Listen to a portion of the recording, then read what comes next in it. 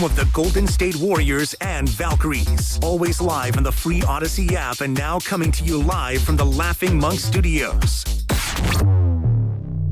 Hey, it's Willard and Dibs for Safeway. Enjoy these amazing deals for members. And as always, save up to 20% weekly on hundreds of exclusive offers from Safeway. Just clip the highlighted deals from the weekly mailer or click the deals in the For You section of the Safeway app to breeze through checkout. Get ready to grill some tasty USDA choice boneless beef tri-tip roast untrimmed twin packs for $6.99 per pound when you clip or click the coupon. Limit 2 packages. And before we eat that, I'm thinking maybe some charcuterie. Yeah, take a picture and say cheese because you can enjoy Sargento shredded or sliced cheese, 5 to 8 ounce selected varieties for $1.99 each when you clip or click the coupon. Limit 4 items, juicy 1 pound packages of strawberries, 1 pint packages of blueberries, or 6 ounce packages of raspberries or blackberries for just $2.99 each. Safeway makes it easy for you to save money on the items you already buy. Go to Safeway.com for more details, and we'll see you in the aisles. Injured at work? Don't wait. Every day you delay can mean lost wages, delayed medical care, and more stress for your family. At Boxer & Gerson, we fight for people just like you. Construction workers, delivery drivers, factory workers, restaurant staff, hardworking folks who get hurt just trying to earn a living. We won't back down. We get results. You work hard, you deserve real help. Call Boxer & Gerson now at 510-835-8870 or visit BoxerLaw.com. The consultation is free, but waiting could cost you. Boxer & Gerson. Justice for workers. Hey, it's Dan Dibley. Baseball season is in full swing, and there's no better place to be than Kalshi, America's #1 prediction market platform. Right now, the team in New York that happens to be in the American League is trading at a 10% chance to win it all, meaning a $100 trade will pay out $927 if they are the last team standing in October. On Kalshi, you're trading against peers in a live market, meaning there's no house. And as the probability changes, you can buy in and out of your position. Download the Kalshi app and use code DIBS, D-I-B-S, to get $10 when you trade 10. K-A-L-S-H-I. Kalshi. You can trade on anything. 18 and over only. Restrictions and eligibility requirements apply. Event contract trading involves risk and may not be suitable for all investors. Kalshi products are not available in all jurisdictions. Prices and values and available markets may differ from those mentioned here. For more information, go online to kalshi.com/regulatory. Ready for a career that matters? Alameda County is hiring now for positions across multiple departments with flexible schedules, unbeatable benefits, and excellent wages. Explore open positions. Apply today at acjobs.org. That's acjobs.org. Alameda County, our community, your purpose. Now through August 31st at Big O Tires, receive $80 to $120 in instant savings on 4 select in-stock Netson, Nitto, or Sumitomo tires with installation purchase. Disposal fees extra, not good with other offers. See your locally owned Big O Tires dealer for pricing. Just hearing the word IRS can make people break out in a cold sweat. No one wants to deal with the IRS, and now you don't have to. The good news is Legal Tax Defense has been successfully negotiating with the IRS for more than 15 years. It doesn't matter how much you owe, whether it's $5,000 or $5 million. You deserve the best in the business on your side, and that is Legal Tax Defense. Even if you're working with someone else and just want a second opinion, there is no cost or obligation to call. They can prevent levies, liens, wage garnishments, even file back tax returns. And the best news about Legal Tax Defense is they won't take your case unless they know they will reduce or eliminate your tax debt. Call Legal Tax Defense right now for a free no-risk consultation. 800-284-1238. 800-284-1238. You have nothing to lose but everything to gain. 800-284-1238. This is the story of the one. As a maintenance engineer at a beverage manufacturing plant, he starts his day knowing every line is ready to run because Grainger delivers the industrial-grade products he needs to keep mixers, conveyors, and packaging equipment moving. With Grainger's vast selection of bearings, belts, and motors, he keeps operations running smoothly, so nothing grinds to a halt. Call 1-800-GRAINGER, click Grainger.com, or just stop by. Grainger, for the ones who get it done. You're still glowing, flirting, grooving. You've still got it. But your immune system weakens as you age, making it harder to fight illnesses like pneumococcal pneumonia and RSV. Vaccines are a key part of any health routine and can help protect you from getting really sick. Ask your doctor or pharmacist which vaccines you need See more at PfizerForAll.com. Sponsored by Pfizer. Well, San Francisco weather, morning clouds bringing off to sunshine, high is 67. Weather brought to you by Duke's Mayo. Welcome to Duke's Mayo Country, where the mayo is so smooth and creamy, it makes every bite better. Duke's Mayo. Look for the yellow lid. Rise. Wake up. It's time to wake on up. Wake up, wake up, wake up. With a nice cup of Joe. What's up, Joe, bro? Featuring Joe Spadoni. He's an Italian. And Joe, the Butcher Boy Shasky. I am slippery. Oh! The best part of waking up is morning roast in your cup. It is the Morning Roast, man, on 95.7 The Game. Hello there, everyone. Good morning and welcome into the Morning Roast on this Monday, August 10th. Sam Lubman filling in for Joe Spadone today. He's got to take his kids to school, so I will be driving your show today. Joining me, of course, is Joe the Butcher Boy Shasky. Shout out to Ken and Chase in the back. They are doing the job that Carter and I usually do, so everyone's out of place today except for, of course, Joe Shasky, as I mentioned. Joe, how you doing this morning? I'm sad. I'm sad today. Understandable. The news of Don Nelson's passing was spreading yesterday morning. Are you okay? Yeah. Okay. Nothing out of the ordinary for me. You know, it's just 86 years old. He's a little younger than my grandfather. He lived a great life. Look, if I can make it to 86, I'll take it right now. But, you know, it's just sad. It's sad. It's another example, as we had Kruko last week talking about retirement. It's another example of we're getting old. And I look at Don Nelson as one of the most important figures in my basketball life. Like, there's no other way around it. The guy's like a Forrest Gump character of the NBA. You think about it, he's done it. He's connected to it. He has unbelievable ties to incredible basketball, going all the way back to the Boston Celtics. And what he has done in terms of his imprint on the game is unbelievably deep. And it's really sad.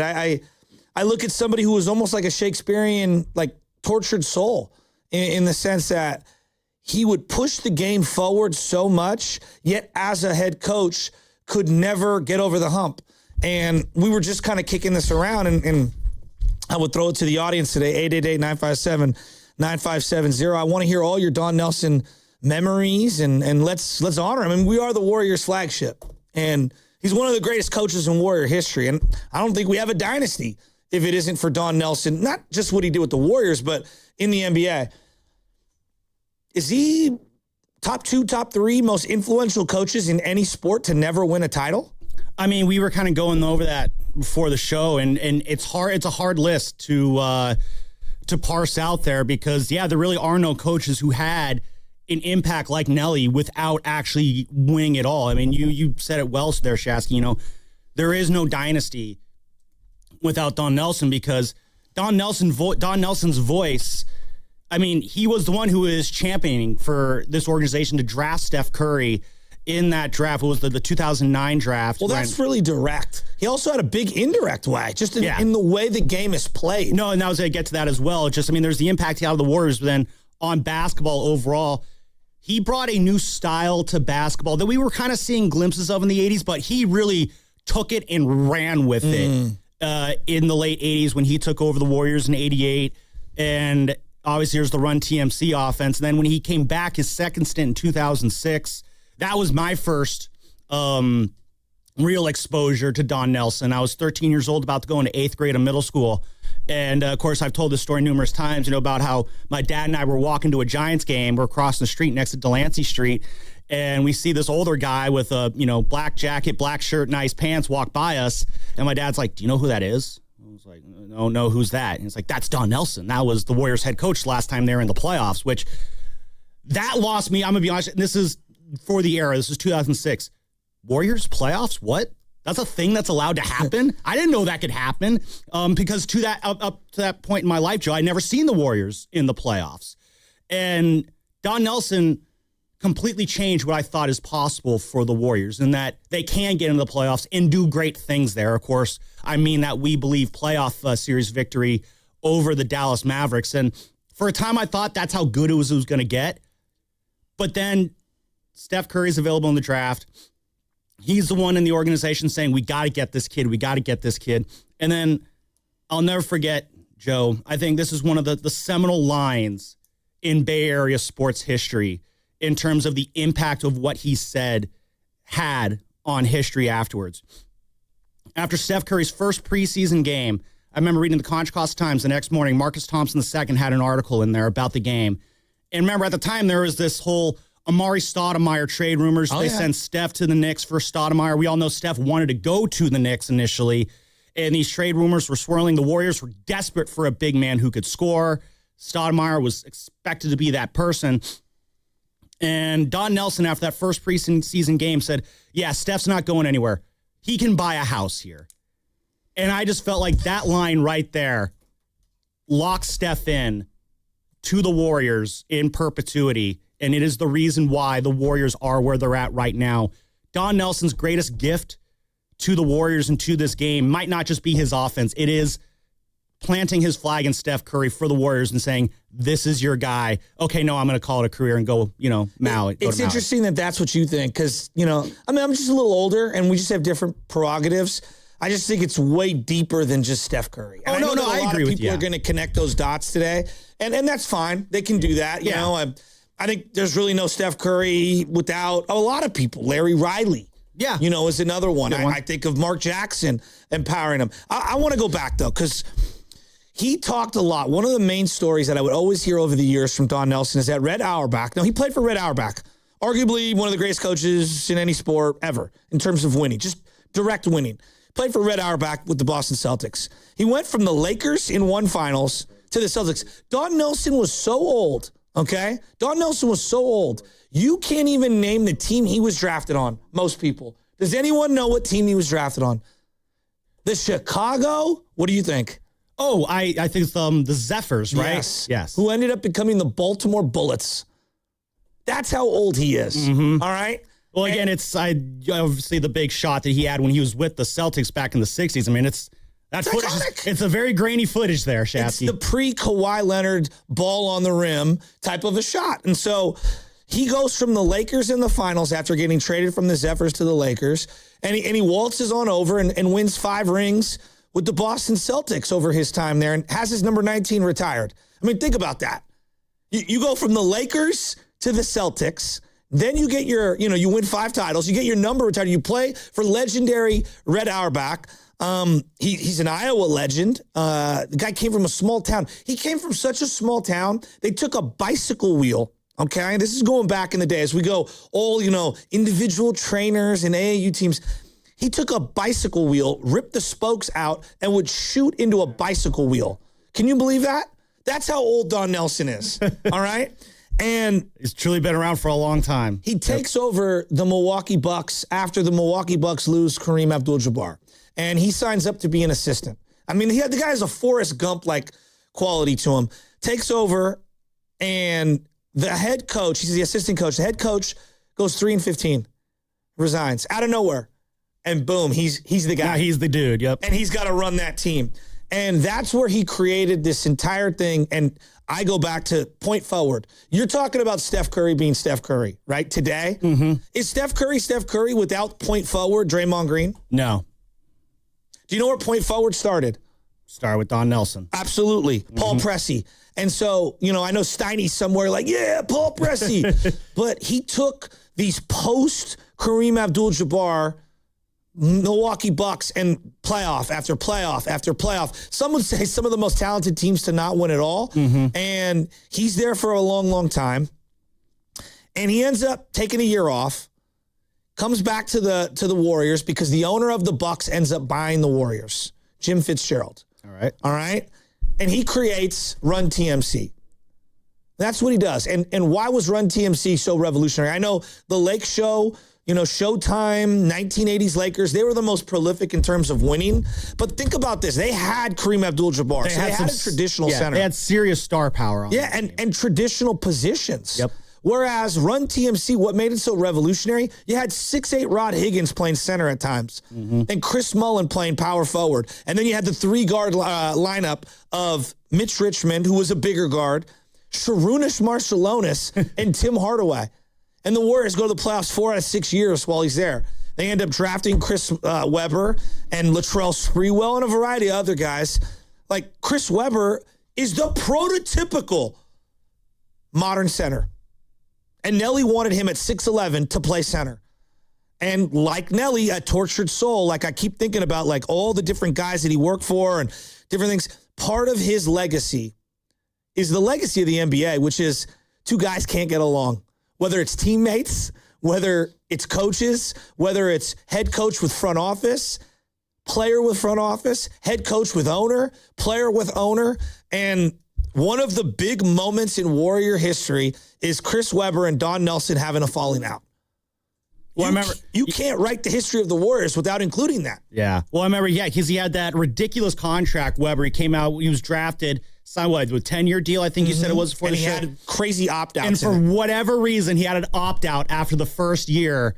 And again, Joe, this is all, before my time. I was, I think, a year old when all this was transpiring, but I've read the history. Sure. And I always go back to the thing I read the most, Bill Simmons years ago. It was after the 88 ways the 60 ways to piss off your franchise. And I read that every year because I think it's important to remember where we once were as a organization fan base here in Dub Nation. And the Don Nelson sections are just so much fun because the basketball stories are so much fun in terms of just the high scoring offense, the run and gun, revolutionizing the game. Those are fun games. And of course, we saw the redux of that in Nelly's second stint.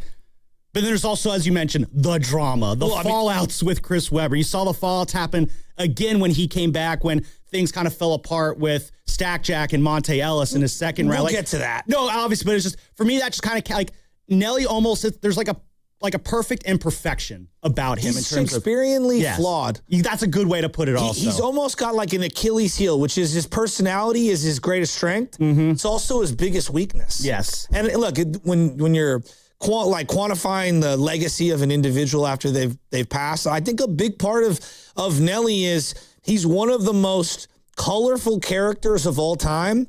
Who, like, his light was so bright it would sometimes burn himself.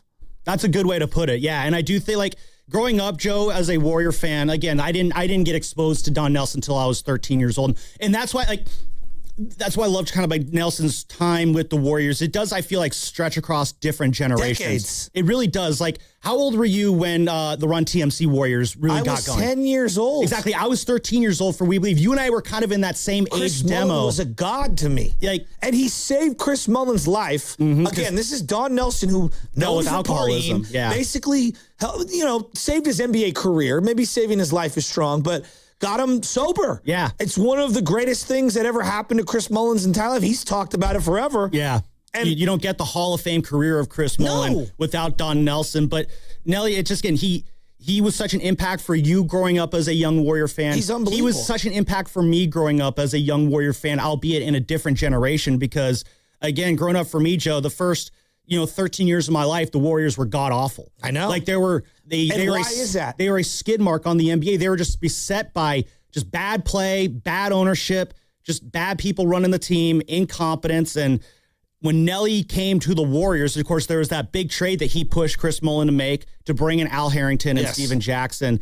And I forget who in the Chronicle wrote it. Maybe it was Ratto, maybe it was Bruce Jenkins, maybe it was Scott Ostler. Bless you, Joe.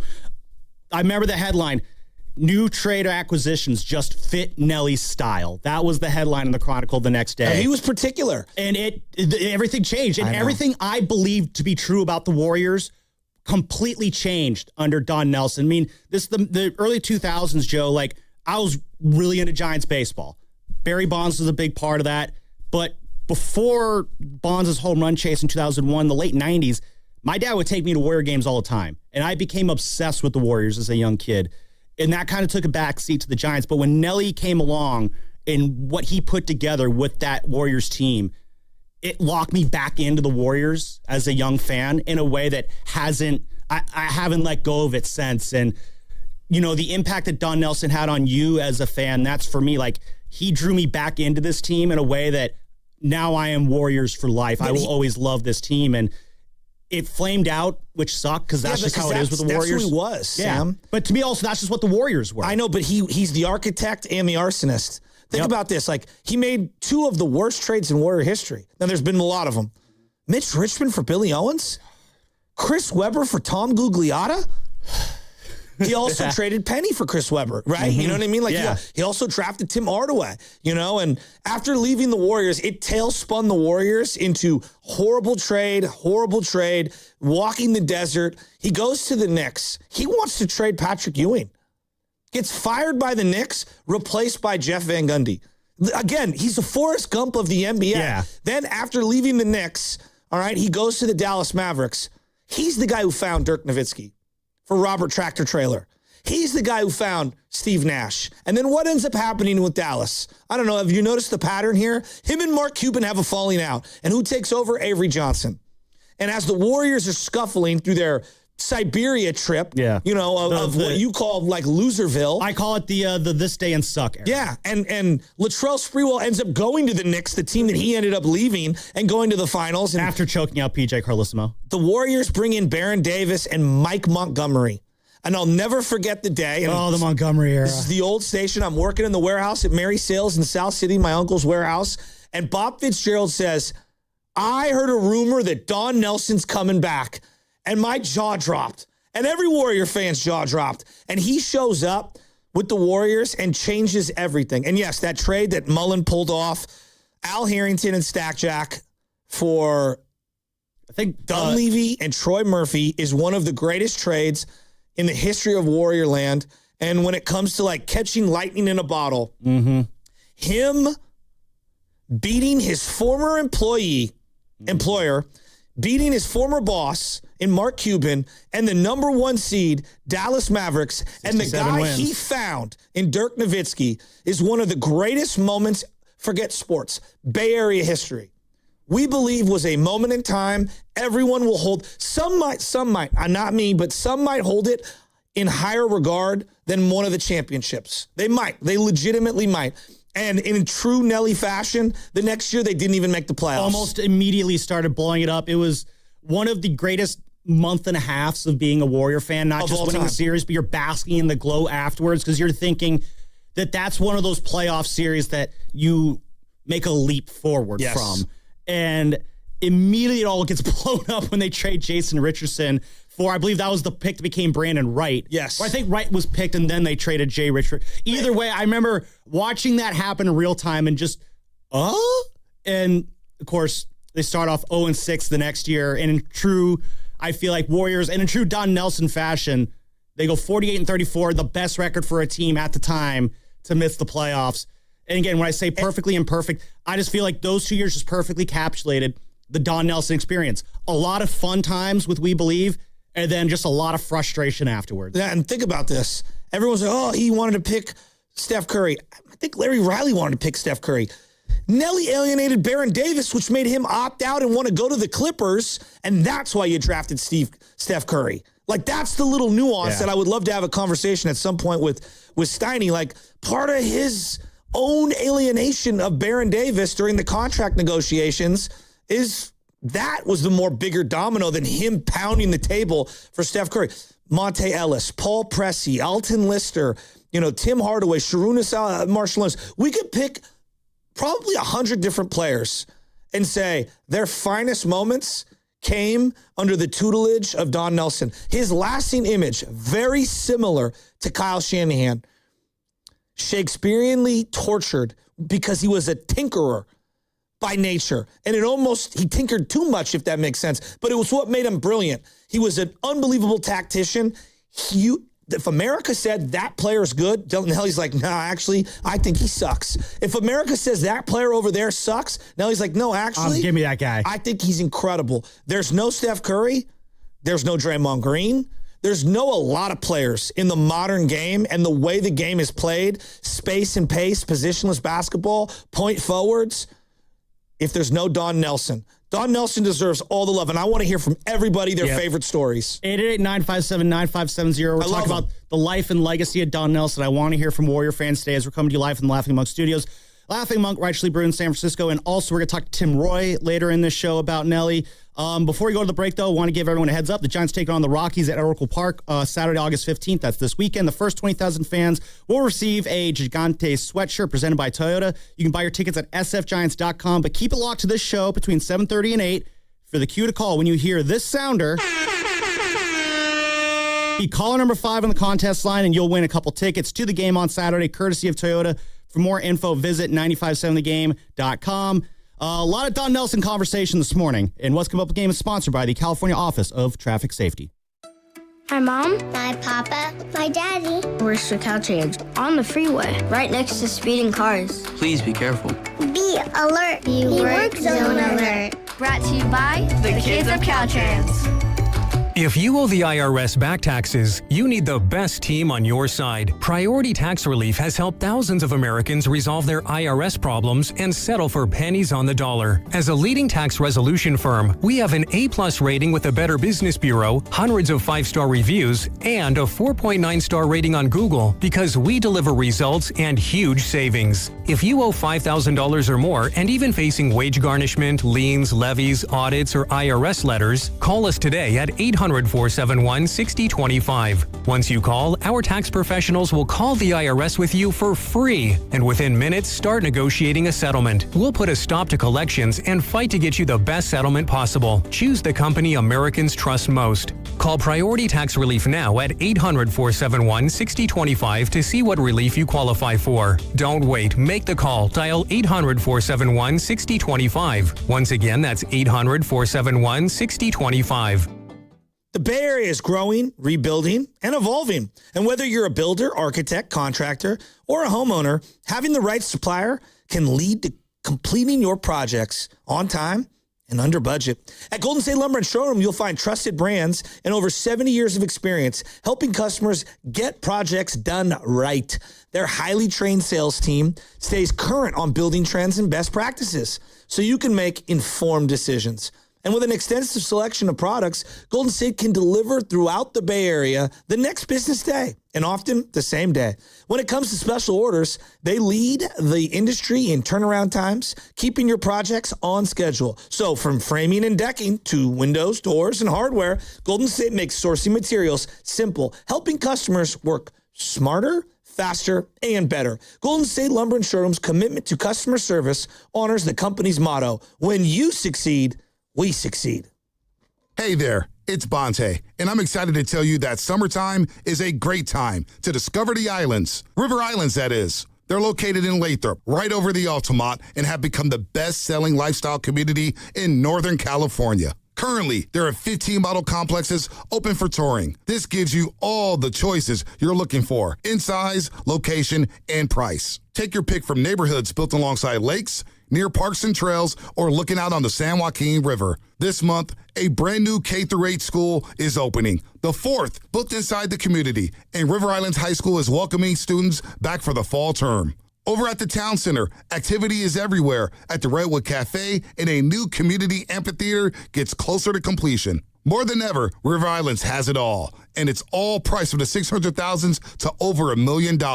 Start your tour on riverislands.com and see for yourself how the good life can be your life. Isn't it time for you to discover the islands? Hey, it's Willard. At Habas Law, it's never been about attention, never about applause, never about goofy smiles on candy-colored billboards. For more than 40 years, Habas Law is focused on one thing, fighting relentlessly for injured Californians, because behind every catastrophic injury case is a human life forever changed. That's why Habas fights with preparation, intensity, and relentless commitment. No fluff, no distractions, just real advocacy for injured Californians. Habas Law, relentless for justice. Visit habaslaw.com. Omar Habas is a California licensed attorney. Offices in Northern California, including San Jose. Past results do not guarantee future outcomes. Don't miss Built Like a Baller every Friday as the Morning Roast breaks down the standout performance of the week. Burton a heave at the horn from 28. Banks it in! Brought to you by Baylord, wealth management for the Bay and the people who've built it.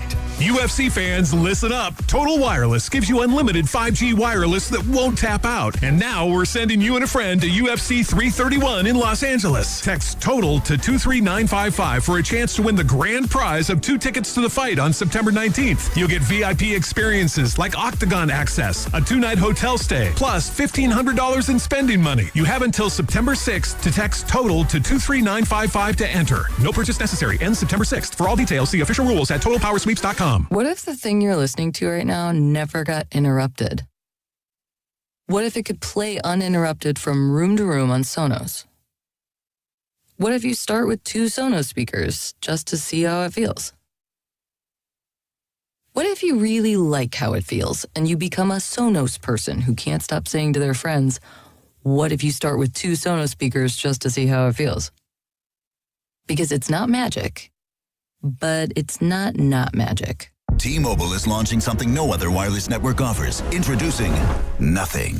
Pay nothing today and walk out of the store with a new phone. What did he say? Nothing. You definitely said something about nothing. Exactly. Go to T-Mobile, pay nothing up front, and leave with a new phone. Wait, nothing rules. She gets it. Hey, thanks for nothing. For the first time ever, switch to T-Mobile, pay nothing. No taxes, no fees, no money down. And walk out with a new phone. There are 250 reasons to choose T-Mobile, and now nothing is holding you back. On eligible devices with qualifying credit plan and 36-month finance agreement. America's favorite car show, the Good Guys 39th West Coast Nationals, returns to the Bay August 21st through 23rd in Pleasanton. Check out the coolest hot rods, muscle cars, customs, and more. For info and a chance to win tickets courtesy of Good Guys Car Show, visit 957thegame.com.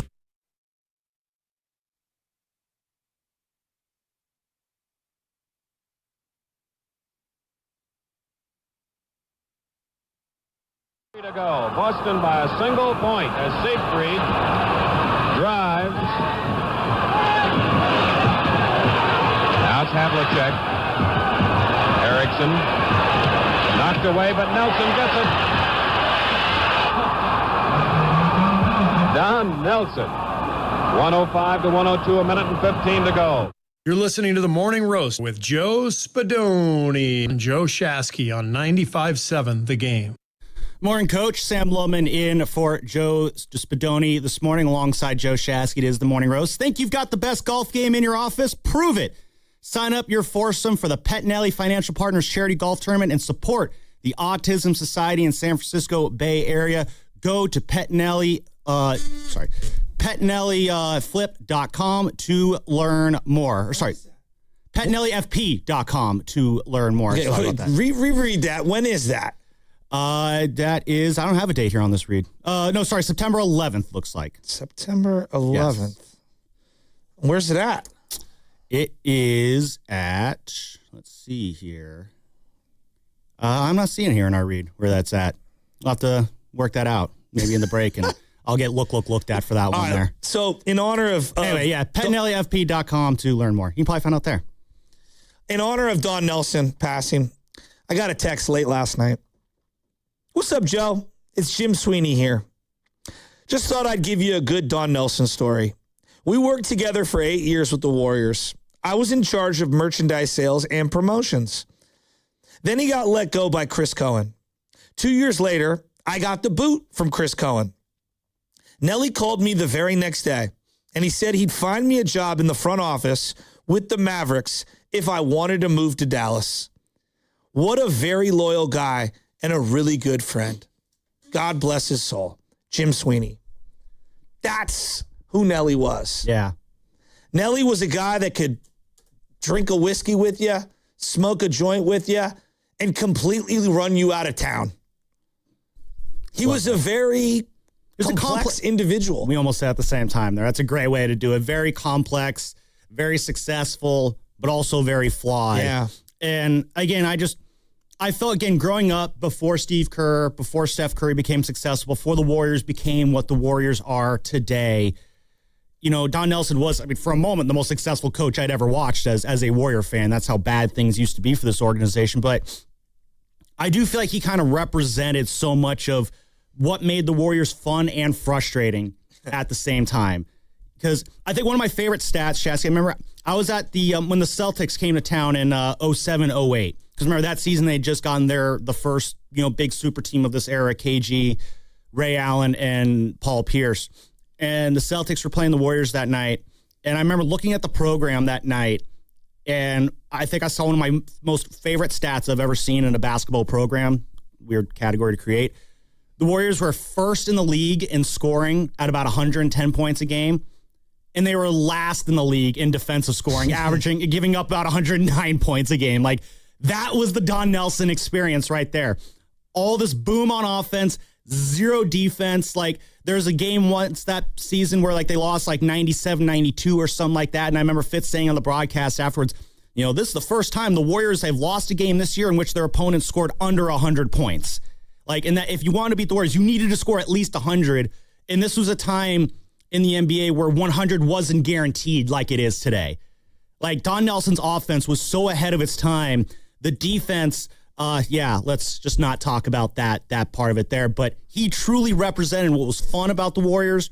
And then the way things ended, like, I was just so frustrated with how those last 2 years went when they were bad. There was squabbling. I remember there was a story of, after Monta Ellis crashed his moped, there's this whole back and forth he had with Nelson where he's like, Coach, why is everyone always mad at me about everything? Never mind that, you're essentially the face of the franchise at the time. You got this $66 million deal, and you're asking Don Nelson why there's so much scrutiny on you. That might have something to do with it. But that was just the kind of nonsense that would transpire with this organization at the time. And then the game would start, and they go out and drop 115 in the first three quarters, and you forget all about it for a few hours. I mean, that was the Don Nelson experience, for me at least, in that second stint with him. He was very much a doghouse or complete empowerment guy. And it's got a lot of Shanahan vibes to it. That's a good combo, especially with him and rookies. It was Anthony Randolph. You remember the Anthony Randolph saga? Of course. I mean, that guy was one of the few. I think he was drafted the year before Steph, if I recall, right? Like maybe 2 years prior. Yeah, but he was, again, one of those things where Baron Davis left. I think Ekpe Udoh might have been mashed in there somewhere. That's right. Okay, Udoh. Oh, jeez. Oh, we're going to say so many names today that are like, oh, yeah, well, that guy. I was thinking about guys that, like, he just found. Like, if you just go, like, Nelly's gems, guys that only he could find. C.J. Watson is the first one that comes to mind. They brought him on because they needed someone to. Thought of? Well, I mean, they brought him on because they wanted him to be a backup for Monta Ellis. Okay. And he ended up playing so well, they started playing him with Monta a bunch of times. And C.J. Watson, he came up. I mean, Nelly loved the G League guys. I wrote down some of them. He loved the 10-day. Anthony Morrow. Man, that was the other one. Anthony Morrow. How about Matt Barnes? Yep, that's a good one, too. Matt Barnes had some of his best times here. How about, let me throw some other ones at you. Sharunas Marciulionis. Now, that's a name really only Warrior fans are going to remember and diehard NBA fans. Well, his son was just at St. Mary's in the last year or two. One of the strongest guards I've ever seen play. And I love Sharunas Marciulionis. And look, European white guy, he was one of the, he was a very evolutionary step in the chain. You don't get to Dirk if you don't find a Sharunas Marciulionis. Now, Dirk, obviously 7 foot tall and very different in terms of game, but that's where Nelly's brain was. Yeah. No one had Dirk on their radar. Nelly did. Steve Nash. No one had Nash, even though he was a first rounder. Nobody was thinking Steve Nash would be Steve Nash. Yeah. Nelly did. Some point guard out of Santa Clara rising into Hall of Fame stardom. Yeah. The Mississippi Missile. Anybody remember Monta Ellis? Now, I know Monte said some weird things over the weekend. We don't have to get to that right now. Yeah, it was not today. But his best years were under Nelly. Yep. How about Andres Biedrins?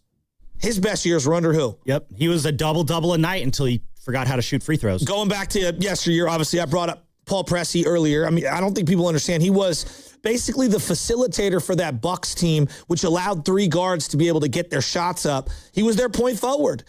He was their guy that kind of created the offense. Stack Jack, there's an argument Stack Jack's best years came with the Warriors. Al Harrington, another one. I mean, all those guys from that team, Monte, Barron, Al Harrington, Jay Rich, Sprewell, Stack Jack. Nobody had Latrell Sprewell on their radar when he was drafted out of Bama and was empowered. Look, I know you said the name Latrell Sprewell, and it's very loaded with a lot of things. Spree for three was a thing. I thought he was a top 5-6 shooting guard at one point when the Warriors had him. There's so many names that Nelly himself, the mad scientist, found who had their best years under him. Yep. We'll keep this conversation going on the other side again all morning long. I want to hear from Warrior fans. 888-957-9570. Don Nelson, the legendary coach, passing away at the age of 86 yesterday. What did Don Nelson mean to you as a Warrior fan? Because in some way, shape, or form, he probably is a big reason why you are a Warrior fan. What did Don Nelson mean to you, Warrior fans? I want to hear from you guys all morning long. 888-957-9570 is the number to call or text. But now it is time for the Teamwork Play of the Game, brought to you by El Camino Health. And get that head going. There it is. And last night, the Valkyries held off a furious late charge by the Los Angeles Sparks, but ended up holding on to win 84-78. Veronica Burton had only 7 points, but she had a big bucket in the fourth to slow down the Sparks' late rally.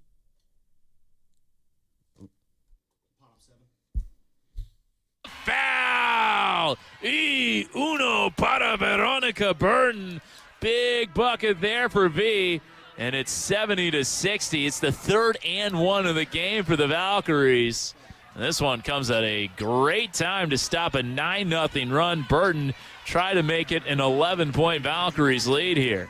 That was Kevin Dana on the call here last night on 95.7 The Game. Again, the Valkyries hold off the Los Angeles Sparks 84-78. Almost lost a 19-point lead down in L.A. last night. That would not have been fun, but Natalie Nakase's crew, they held in there. So that was the Teamwork Play of the Game, brought to you by El Camino Health. El Camino Health, where togethering heals. Don Nelson, 86 years old. He is no longer with us. I want to hear from Warrior fans. 888-957-9570 is the number to call or text. Don Nelson conversation all morning long. We'll be talking to Tim Roy about that as well at 8:20. And what's coming up the game is sponsored by Fremont Bank. Here for you, here for good. Looking for something fun for everyone? Join the Autism Society San Francisco Bay Area for its third annual Family Festival on Saturday, August 15th from 11 a.m. to 2 p.m. at Sunnyvale Baylands Park. Enjoy live music featuring JD and the Shout, arts and crafts, carnival games, a scavenger hunt with prizes, and special barnyard animal visits. Explore community resources and grab lunch, popcorn, or a snow cone. Admission is free. Bring your family, friends, and neighbors for a welcoming celebration of community and inclusion. Info at sfasa.org. Sponsored by Pettinelli Financial. Need plumbing, heating, or HVACR work done right that very first time?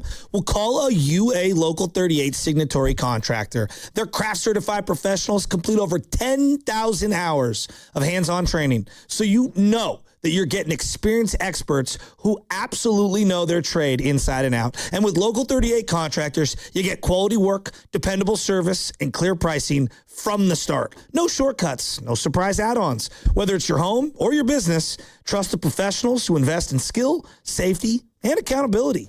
Visit UALocal38.org to learn more. Think you've got baseball figured out? Put your predictions to work on Polymarket, the world's largest prediction market and official partner of Major League Baseball. Trade on who's winning the division or taking home the Cy Young or MVP and who wins it all in October. As every game changes the season, the markets move too, creating new opportunities to trade. You're trading against other fans, not the house. Download the Polymarket app today and use promo code BLAZE to unlock $20 free for your first trade. That's promo code BLAZE. Trading not available in all jurisdictions. Check local regulations before trading. Restrictions and eligibility apply. Hey, it's Joe Spadoni. Bay Area homeowners, when you're improving your home, a strong lineup matters. This fall, Ashby Lumber and Milgard Windows and Doors are helping you buy more and get more. From September 1st through October 31st, order qualifying Milgard windows through Ashby Lumber and receive a gift card code by email. Buy 5 qualifying windows and receive $200. Buy 10 and receive $600. Buy 15 or more and receive $1,000. This offer applies to V400 Tuscany Series and V300 Trinsic Series windows. Add a qualifying V400 Tuscany or V300 Trinsic patio door and receive $350 per door. Or receive $750 per qualifying VX350, AX450, or AX650 moving glass wall. Lock in rewards while you seal in comfort. Visit Ashby Lumber's Berkeley or Concord showroom for complete promotion details. Ashby Lumber, your local Milgard certified dealer. Ready to get rid of that old car? Donate it today to carsforkids.org. Call 1-877-CARS-FOR-KIDS. Donation is super easy, and your car can be picked up as soon as tomorrow. Call 1-877-CARS-FOR-KIDS to donate your car today. That's CARS with a K. 45% of new members are referred to Stanford Federal Credit Union by friends and family. Experience that trust with a limited-time 8-month certificate at 4.10 annual percentage yield. Open yours with as little as $100. Hurry, this special offer ends September 14th. Visit sfcu.org to open online today. New money required. Early withdrawal penalties and additional terms apply. Federally insured by NCUA. sfcu.org. You listen to 95.7 The Game for the best sports insights. Now, use that same power to grow your business. When you advertise with us, you're reaching a massive audience of local consumers and business decision makers every day. Let our team help you build a game plan that delivers results. Scale your business and win the market. To get started, visit Advertise with 957 The Game at Odyssey.com. That's Advertise with 957 The Game at AUDACY.com. Finding great candidates to hire can be like, well, trying to find a needle in a haystack, but not with ZipRecruiter. Its powerful technology actively finds and invites qualified candidates to apply to your job. So while other companies might deliver a lot of hay, ZipRecruiter finds you the needle in the haystack. See why 4 out of 5 employers who post a job on ZipRecruiter get a quality candidate within the first day. Try ZipRecruiter for free at ZipRecruiter.com/team. That's ZipRecruiter.com/team. ZipRecruiter. DQ presents the Blizzard Double Flip Deal. For a limited time, when you buy one Blizzard treat, you get a second for just 99 cents. That's 2 Blizzards, 2 spoons, 2 flavors, and 2 flips. So don't miss out on the Blizzard Double Flip Deal, available only for a limited time and happening now at DQ. Because the only thing better than a Blizzard treat is a second Blizzard treat for just 99 cents. It's a deal to flip for. The Blizzard Double Flip Deal. Get it in the app. Participation may vary. This is the story of the one who keeps multiple buildings running smoothly day after day. Plumbing that flows, HVAC that hums, cleaning supplies that keep surfaces sparkling. That's why she counts on Grainger. With easy reordering online and 24/7 support, Grainger helps her keep the products she needs on hand. So shelves stay stocked and buildings stay ready. Call 1-800-GRAINGER, click Grainger.com, or just stop by. Grainger, for the ones who get it done. Skechers elite athlete OG Anunoby has been making history on the basketball court. Anunoby tips it in. Unbelievable. What a shot. He's been balling out in Skechers high-performance basketball sneakers, and the world is noticed. But how does OG train off the court to keep in peak physical condition? Hands-free Skechers Slip-ins Aeroburst. They help prepare OG for the physical demands of playing at a championship level. Get your pair of Aeroburst for only $165 at a Skechers store, Skechers.com, or wherever high-performance running shoes are sold.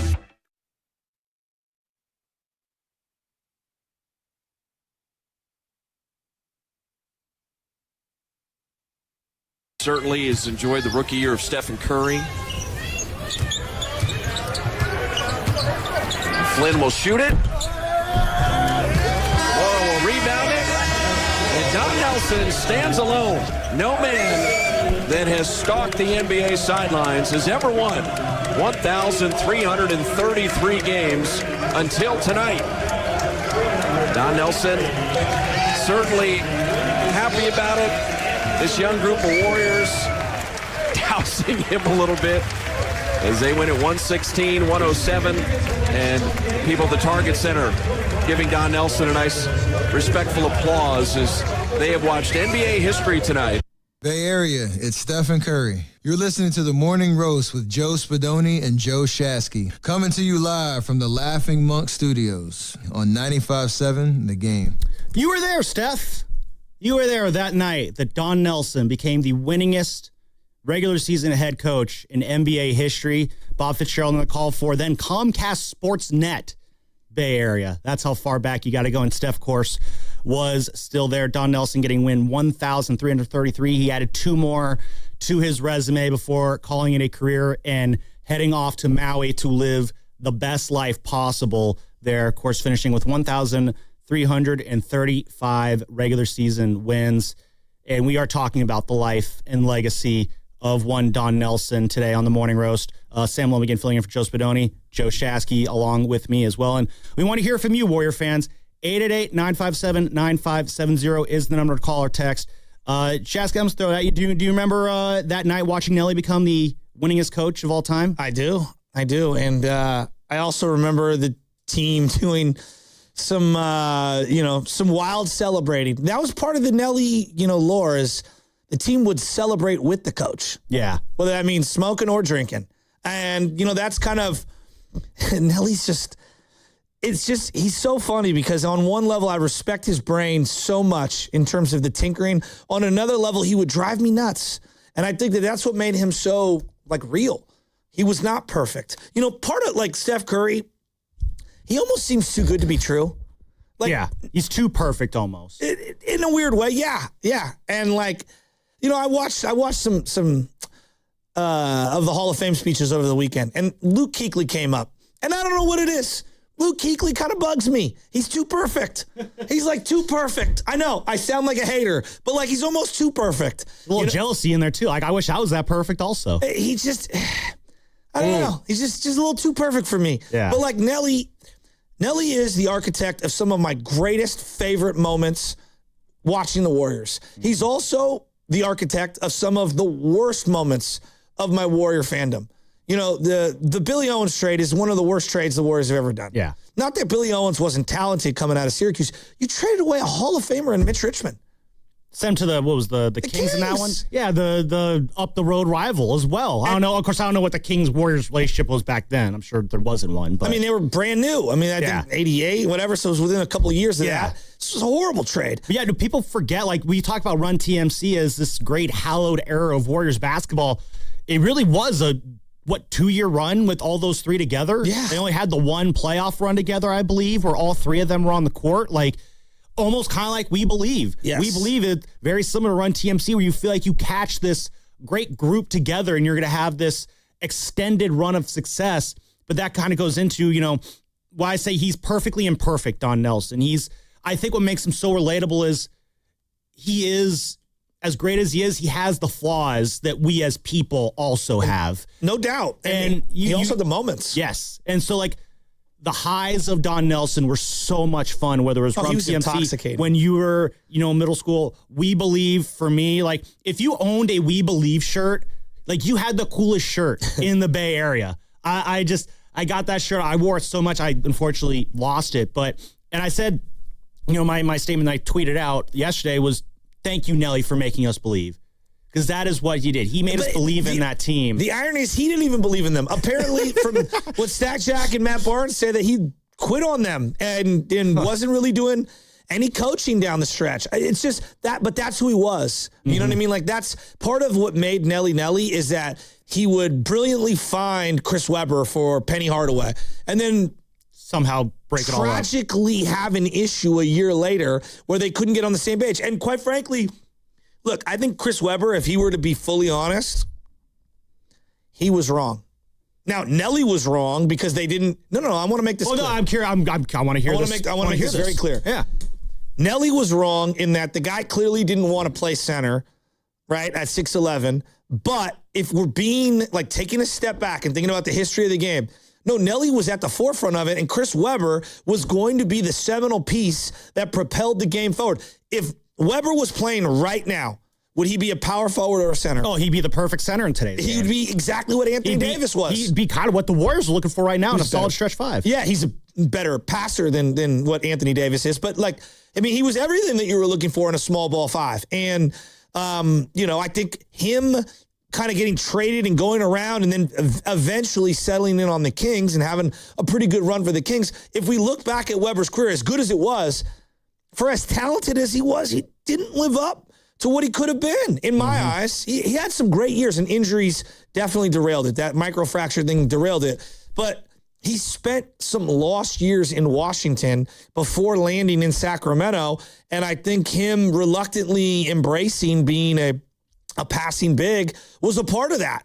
And that's kind of the tragedy of Don Nelson. And then him stepping down on the Warriors after obviously having the fallout with him and Webber. Like, not only did we lose the player, we lost the coach. It's almost like he comes in as great everything is, then when he leaves, he leaves a pile of wreckage. Yeah, that's a good one. He's a vortex, a storm. He comes in, there's greats, and then there's lows, and the lows are just so low that it took so long for the Warriors to dig themselves out of that Chris Webber hole. Like, again, Joe, I talk about how when I grew up watching Warriors basketball, like, I grew up, the first players I rooted for were Muggsy Bogues, Mookie Blaylock, Donald Foyle, Speedy Claxton was there, Nick Van Exel was there.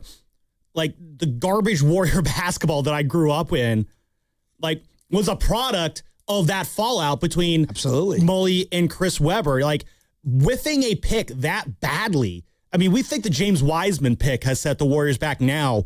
That Webber, pick and fallout, that was what kicked off 14, 15 years of just abject misery for this organization. I mean, could you imagine if you had the Rookie of the Year and then 1 year later you trade him away and then the coach resigns and because the coach and him have a problem? No, imagine if the other year, go nuts. The Mavericks traded Cooper Flagg after his first year. And then that's an unfathomable thing to consider in today's NBA, 'cause especially when, number one picks or top picks, so much value is placed on them in terms of their importance for the organization. The idea of driving away a top pick like that is unheard of in today's NBA. 100%. But that was almost what you would expect from the Warriors back in those days. And I want you also to think about this. The Franz Wagners of the world that you see now playing point forward, those guys wouldn't exist without Nelly's entire implementation in the 70s and in the 80s in terms of the point forward position.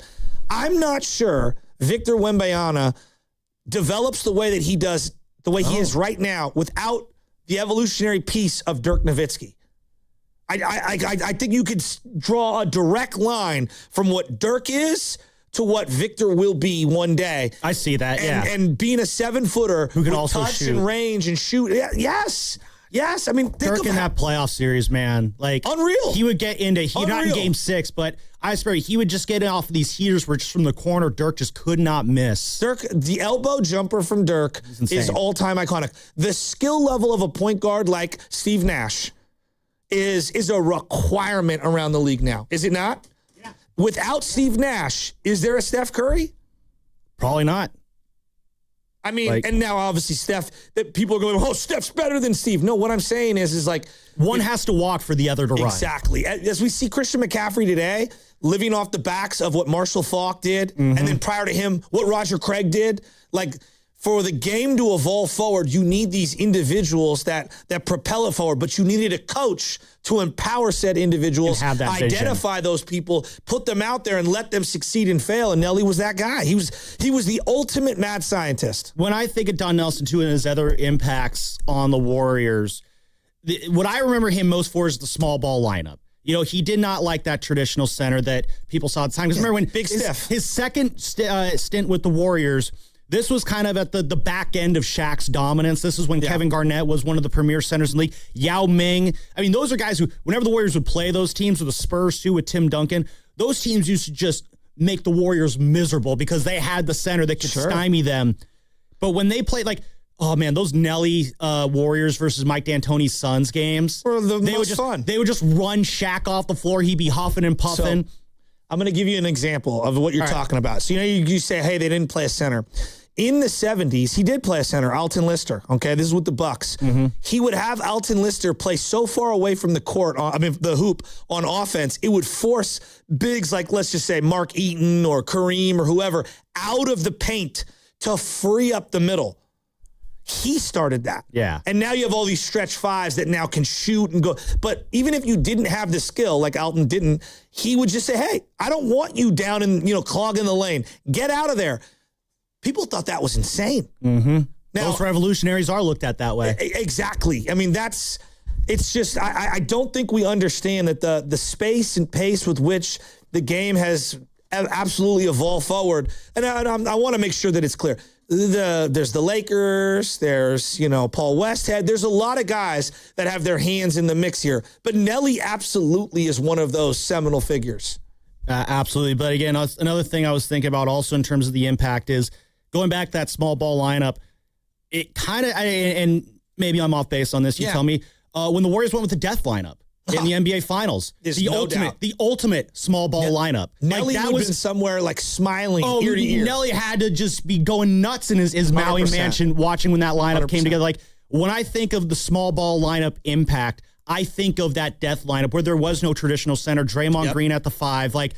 That was Nelly ball put at the highest level in the NBA Finals with the best players possible for it. And, of course, the death lineup hit a whole new level when Kevin Durant came on board, though Durant's, unofficially 7 feet tall, but that's neither here nor there. But that is when I think about the greatest of Don Nelson's impact. You talk about how, the Steve Nash, Steph Curry comp, one begets the other.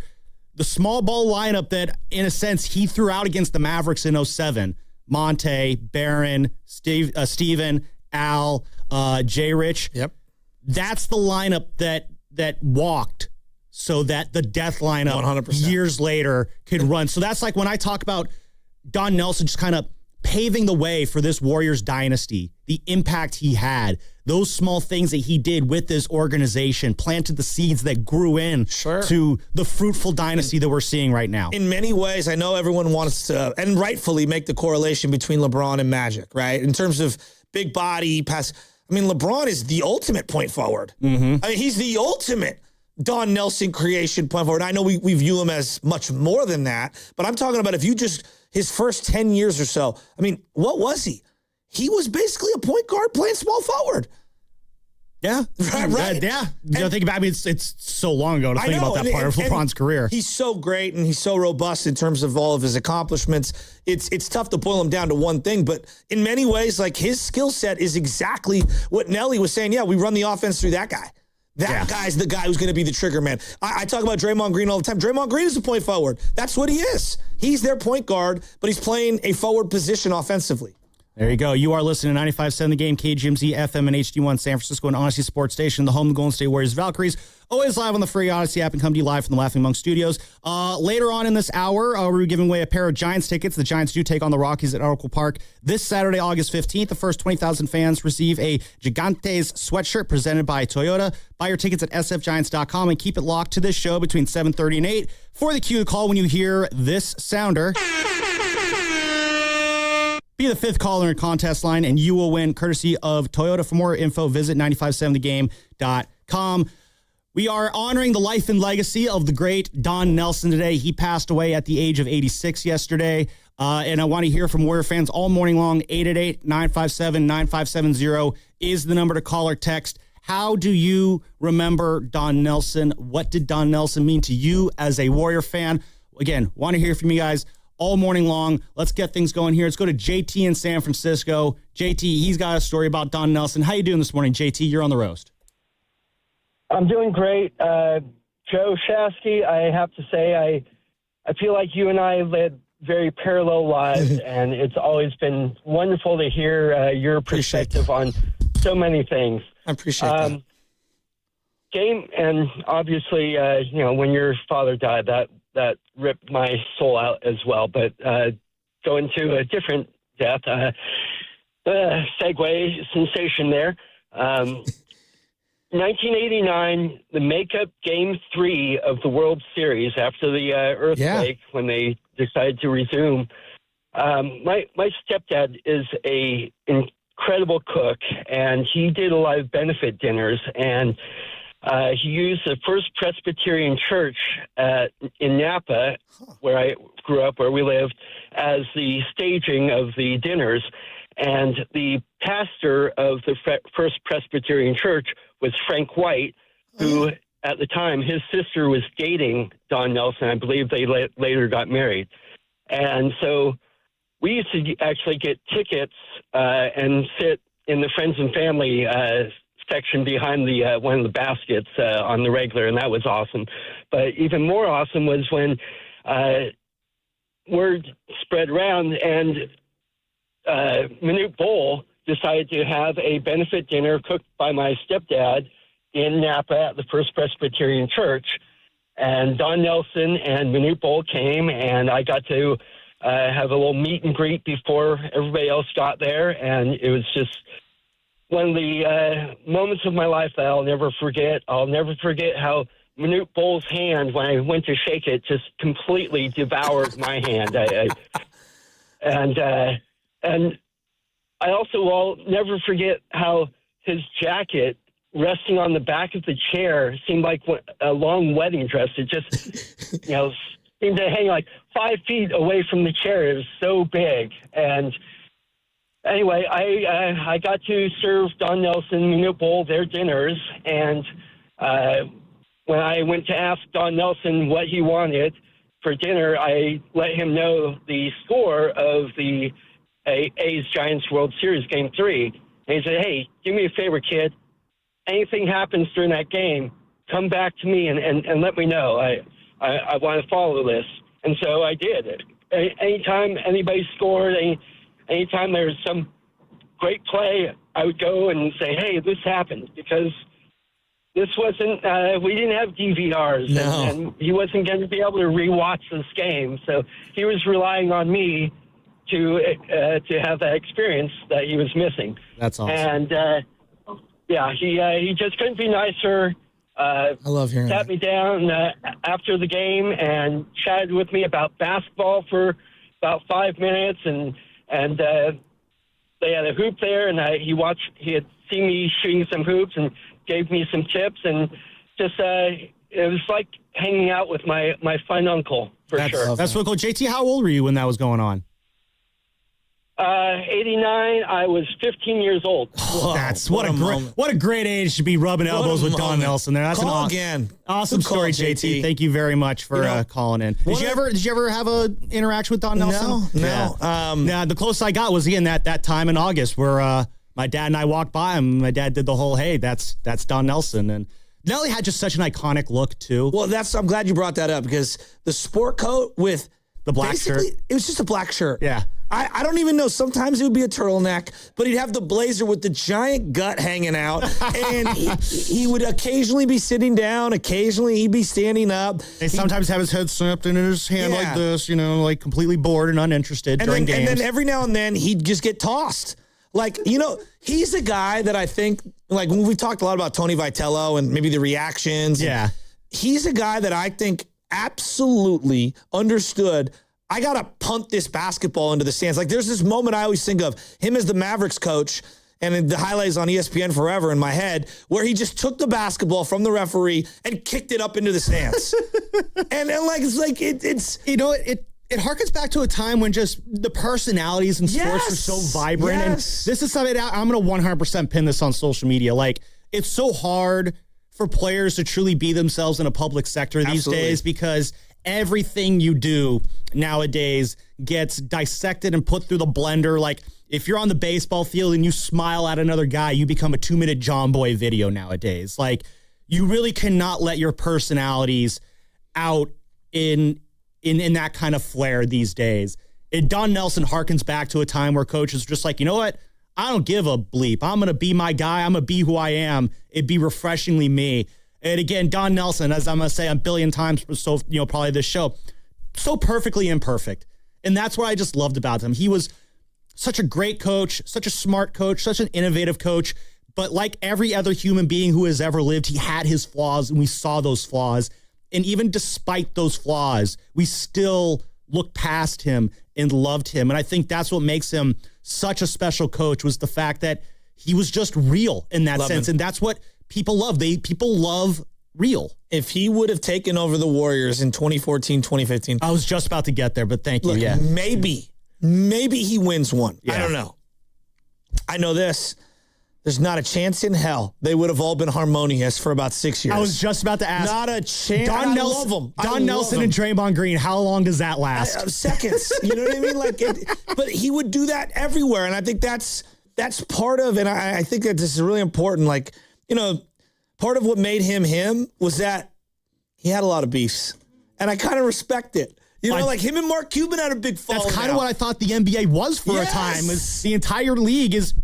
Because again, when I'm growing up, Joe, I'm growing up at the same time that Kobe and Shaq were beefing. And again, this is, the losing of innocence as a kid, learning that, Shaq and Kobe didn't like each other. I was probably like, 3rd, 4th, 5th grade, somewhere around there. I was like, what? But they've been so good together.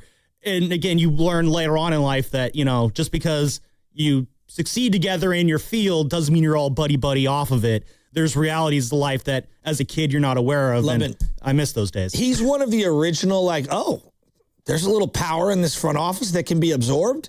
Yeah, I'm gonna take it. I'll be the GM too for the Bucks, right? Yeah.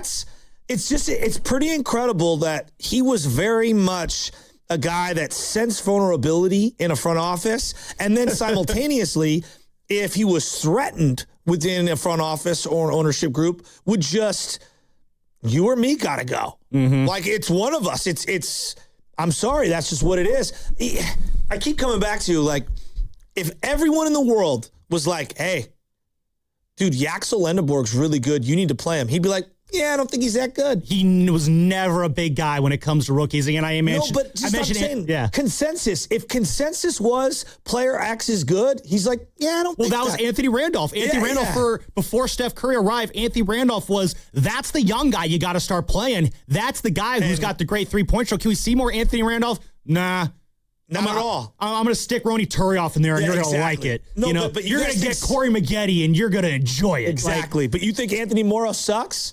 Guess what? I think he's actually there you one go. of the best shooters. This is a great three-point shooter. We're going to get him here. I'll show you a three-point wizard, and that's why the guy was incredible. I want to read this statement. Incredible. I want to read this statement here for Stephen Curry because this is where I think the Nelly Steph connection becomes so special for me.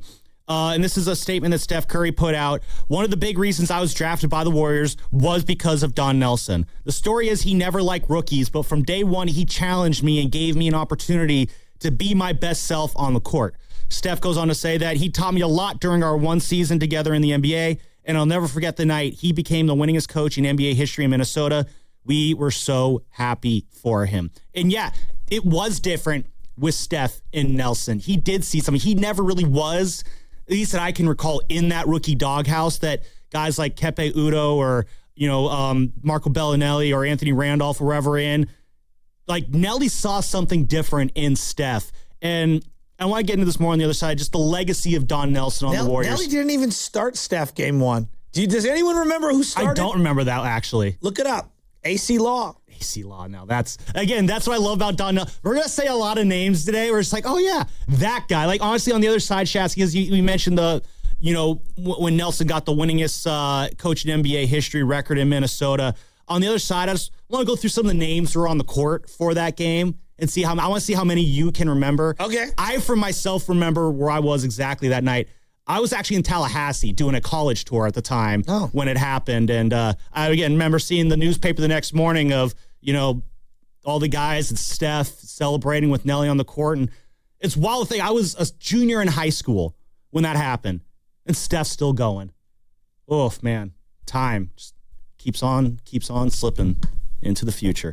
Maria, keep this Don Nelson conversation going on the other side. 888-957-9570 is the number to call or text. Warrior fans, I want to hear your thoughts, memories. Don Nelson, what did he mean to you? What is his legacy in the NBA? What's his legacy in Bay Area sports, too? Maybe we'll get into that a little bit as well. We are remembering Don Nelson all morning long. Plus, you got a chance to win some Giants tickets on the other side. Be on the alert. Listen for that air horn. You'll hear it sometime between 7:30 and 8. What's coming up in the game is sponsored by Safeway. Head to Safeway this week for 1 pound packages of strawberries, 1 pint packages of blueberries, or 6-ounce packages of raspberries or blackberries for $2.99 each. Clip coupons from the weekly mailer or download them from the Safeway app. See you in the aisles. What if you could have the most reliable fiber-powered Wi-Fi? And get this, what if you could keep it at the same price for 5 years guaranteed? Now through August 24th, new Xfinity customers can get our best price on gig Wi-Fi this summer before it disappears. Just $50 a month for 5 years. No annual contracts, no hidden fees, and our best equipment included. Plus, get online in minutes with same-day Wi-Fi. It's Wi-Fi that finds and fixes problems before you even notice them. Like super intelligent Wi-Fi with a 6th sense. Plus, it keeps you protected from online threats. And get Peacock Premium included for 2 years. Lock in your price and unlock the possibilities. Get it now at Xfinity.com. Xfinity. Imagine that. Restrictions apply. Requires paperless billing and autopay with stored bank account. Taxes and fees extra. Speeds vary. Use of fiber coaxial cable. Learn more at Xfinity.com/same-day Wi-Fi. Hey, Bay Area sports fans, get ready for game day with Laughing Monk Brewing. Whether you're watching with friends or heading out after the final whistle, Laughing Monk has the perfect beer for the moment. With locations in Sunnyvale, Scotts Valley, and Bayview in San Francisco, there's always a monk nearby. And now, check out their newest San Francisco location in Nopa.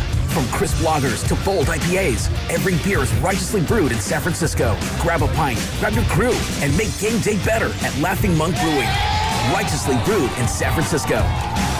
Car salesmen are annoying. Sign here, please. Never talk to one again with FlexCar, the first and only month-to-month car lease. Oh, no. Get a great car, switch anytime. FlexCar. You drive everything. Boxer and Gerson, Northern California's premier workers' compensation law firm, helping injured workers get their lives back for over 40 years.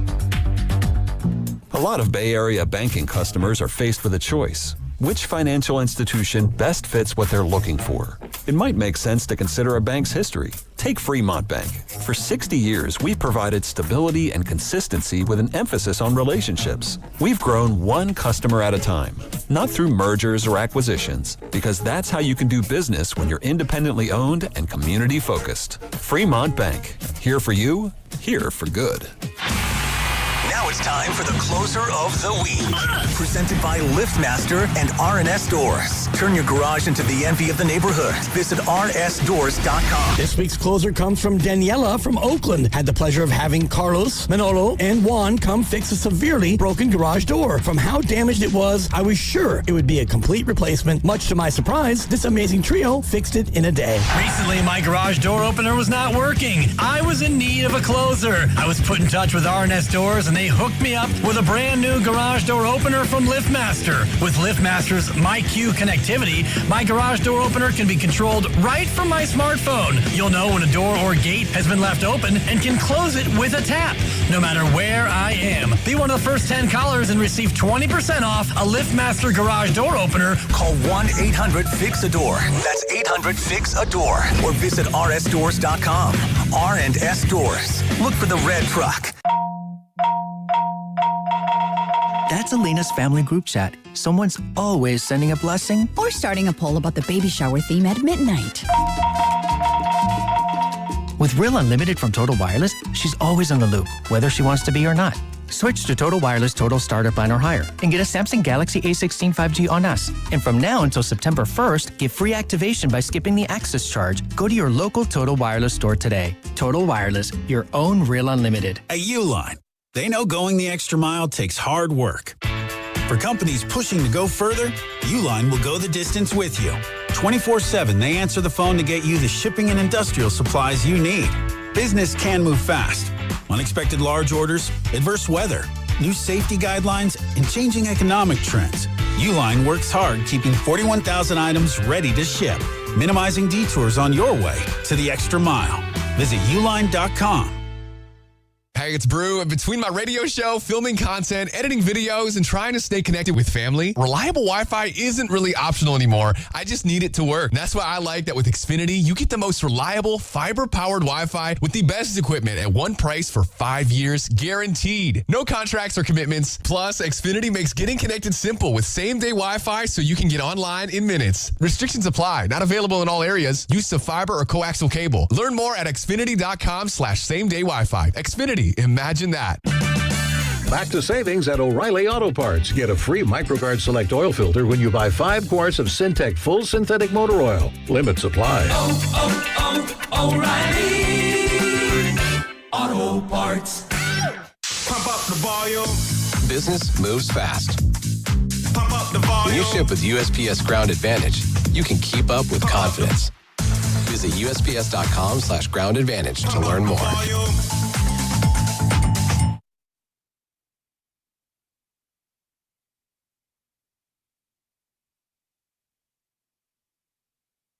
Can each of you talk briefly about what you've been doing after basketball? Coach, I know you live in Hawaii, right? So. Yeah, I've been smoking some pot, actually. It's legal now. Yeah, but I never smoked when I played or coached, so it's new to me. But anyway, I'm doing that, and I'm having a pretty good time. It's more legal now than it's ever been, and so I'm enjoying that.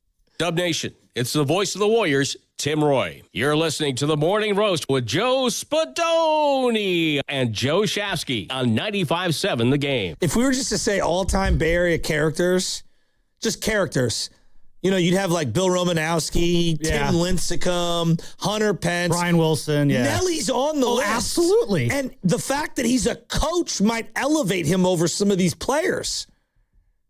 I mean, as far as coach characters go, I mean Billy Martin. Yeah, Billy Martin. That's up there. Sports in general. Yeah. Oh, okay. Just sports in general. Yeah, Billy Martin is up there. I mean, Nelly's as goofy as they get.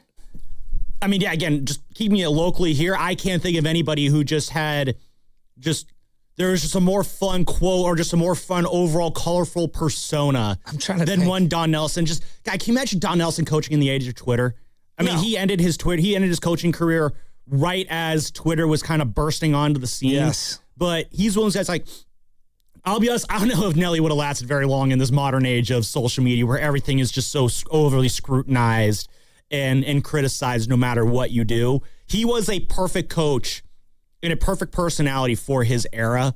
And again, it just makes it all the more special of just who he was. And, you know, now again, he retires. Of course, the story is so famous. Obviously, he retires to Maui. And, you know, I was watching this thing on the Warriors YouTube channel. They have this, you know, Warriors Ground, the life and legacy of Don Nelson. I've been watching it the last day. And it starts off with him at his Maui estate. And it just looks like the coolest place to go hang out. Of course, there's the famous poker games with him. I think Woody Harrelson was there. Owen Wilson Willie was Nelson. Woody Harrelson, Willie Nelson was there. Owen Wilson was there. Neighbor. Yeah, it was just Famously. like the coolest group that you could possibly think of. And, oh, man, to be at that poker table smoking weed with Nelly and with the Nelly Kush all late into the night, the conversations that must have been had at that table, what a place to have been. What a place that one could have been sitting around the table with Nelly in Maui.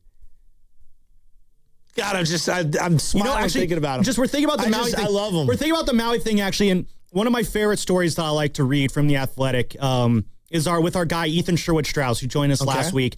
I encourage everyone to go read this article in The Athletic. Just Google Don Nelson, Ethan Sherwood-Strauss, and it should take you to a story of Strauss went on vacation to Maui. Might have to have him on the show later this week to talk about this. And Ethan, you went out to Maui for vacation. You heard that Don Nelson was living out there. So he reached out to Nelly and said, hey, can I get an interview with you? And the whole story is about how he didn't really know what he wanted to interview Nelly about. So he made it about, you know, weed in the NBA.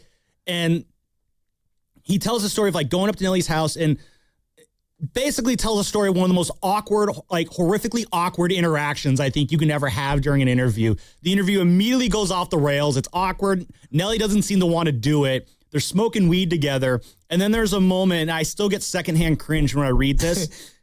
Strauss left, forgot his backpack. Oh, no. Had to come back, get his backpack, gets his backpack. And as he's leaving, Nelson's like, so did you find what you're looking for? And Ethan's like, yeah, I think I got my backpack. Nelson's like, no, I'm not talking to you. I'm talking to my housekeeper here. We're looking for a new field to, you know, plant weed in. It's just like, that line still, I get secondhand cringe. So I think we're going to have to hit Ethan up later this week to get on and talk about it. But again, when I think about Don Nelson and Maui, I think about that poker table and I think about Ethan Sherwood-Strauss having like the most awkward moment on his vacation. He brought his wife with him too, to add to like, hey honey, come have this awkward experience with me. God, Nelly is just such a beaut. I used to start, it was like probably 89, 90, 91, around that time. I would collect cards. Okay, and the 1988 NBA hoops were being sold at the liquor store down the street from us. And at the time, times have changed a lot. At the time, my mom would give me, a couple bucks and say, ride your bike to Cordova, which would be on the other side of Geneva. And it was like a little, it was like a deli, neighborhood grocery, small meat market, liquor store. It's the only way I can describe it. We used to have them all over. Now everything's like Safeway or Whole Foods or... it used to be more like these little neighborhood corner store. Yeah, no, living in Oakland, there's still a few, throughout neighborhoods. Not a bodega. That's different. That's a pure liquor store. This was like a little bit of everything. And so they had cards, and I would go and I would get the bread or I'd get the milk or whatever to put in my backpack and then ride my bike back. And I'd usually have a little left over to get a pack of cards. And the amount of times I collected a 1988 NBA hoops, Don Nelson, coaching the first year of the Warriors, coaching that team card where he's wearing like a gray blazer with like a various shade of gray shirt tucked in, just a shirt, just a regular collared shirt. Yep. And he's holding his arms back like this with the silver NBA hoops card thing around it. It's just No, that is one of those moments, like it's etched in my head, like that shot of him on the sideline. No, that is, I think, the iconic, the iconic Don Nelson pose right there. Standing, hands hip, jacket back a little bit. No, I'm with you. Like, that's the image I think of as well. Or I think of him yelling at Avery Johnson during that playoff series against the Mavericks. And again, 888-957-9570 is the number to call or text. We're talking about Don Nelson, his life, his legacy. And by the way, this hour is also brought to you by Fremont Bank, here for you, here for good. So, I want to hear from Warrior fans. What did Don Nelson mean to you? For me, he was the guy who reignited my passion in Warriors basketball. And he got me hooked on the Dubs again. And, you go back and you watch the highlights and clips from that We Believe run, Joe, and you remember how loud Oracle Arena was. I think it was just called the Arena in Oakland back then. I don't think Oracle was on it yet. No, it was, Oakland Arena, and then I just called it Oakland Arena. Yeah, the Oakland Arena. It was that for so long. Yeah, that's what I grew up on it as. And I was fortunate enough, my dad was able to get tickets to Game 3 of that series. Oh. And I'll never get the half-court shot that Baron Davis had right before halftime, amazing. How loud it got. I believe that game was like 103-99 or something was the final score. They had to eke it out at the end, but I'm going to be honest, Joe, never once in that game that I think the Warriors were going to lose. Like, I had no way to prove this, unfortunately, so sources trust me, bro. I was in 8th grade. I remember the Warriors because they went 4-0 against the Mavericks that year. I know. And they ended a 17-game. The Mavs laid down at the end of the year. And the Warriors had won whatever it was, 8 in a row to get into the playoffs. They laid down. Yeah, like their second or third to last game of the year. Yeah, on purpose. And let the Warriors get in. Let the Warriors, because they beat out the Clippers, I believe, by 1 game. But what made that so unique, Sam, this is really important. He worked for Cuban. Mm-hmm. He found Dirk. He was the one. And then he went back and essentially got his revenge. They had a falling out. But I just remember the Warriors went 4-0 against the Mavericks that year. They ended that 17-game winning streak that the Mavericks had at one point. And I remember when they got matched up there, Mavericks, Warriors, I remember thinking, we've had their number all year long. I believe in what Nelly's doing right now. I think we could pull this off. And, of course, Chuck does his whole, they have no shot. They might win a game. Warriors are terrible. And that's when Chuck became public villain number 1 for the Warriors. Yes. And a jump shooting team. Exactly. And the Warriors were really playing a brand of basketball. It was space, pace, 3-and-D. Yeah, you never seen it really to that level before. And Stack Jack. We have that Game 3. They show Chuck up on the jumbotron between the first and second quarter of Chuck saying, Warriors got no chance. And they have Thunder come out on this because it's back when Thunder was still alive in the mascot of the Warriors.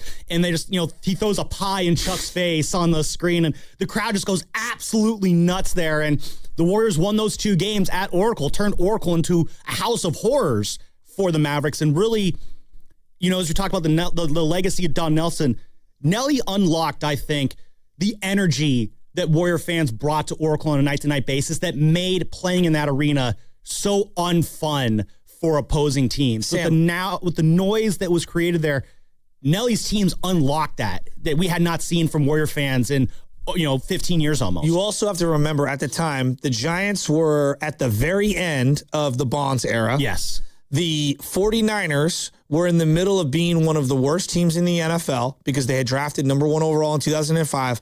There was like a moment in time where the other teams weren't good and the Warriors came out of nowhere and it was like a vortex. I truly believe this, and I might be alone. I think that's like a top 10 Bay Area moment in the last 50 years. I don't think Forget sports. I don't think that's a controversial statement at all. I think that's just accurate. Yeah, like it was a moment in time that we will never, ever, ever, ever be able to replicate because it was so improbable. It came out of left field, and it was incredible. And the way that those guys fully represented the Bay, it was a bunch of cast-offs. Yeah. And Captain Jack,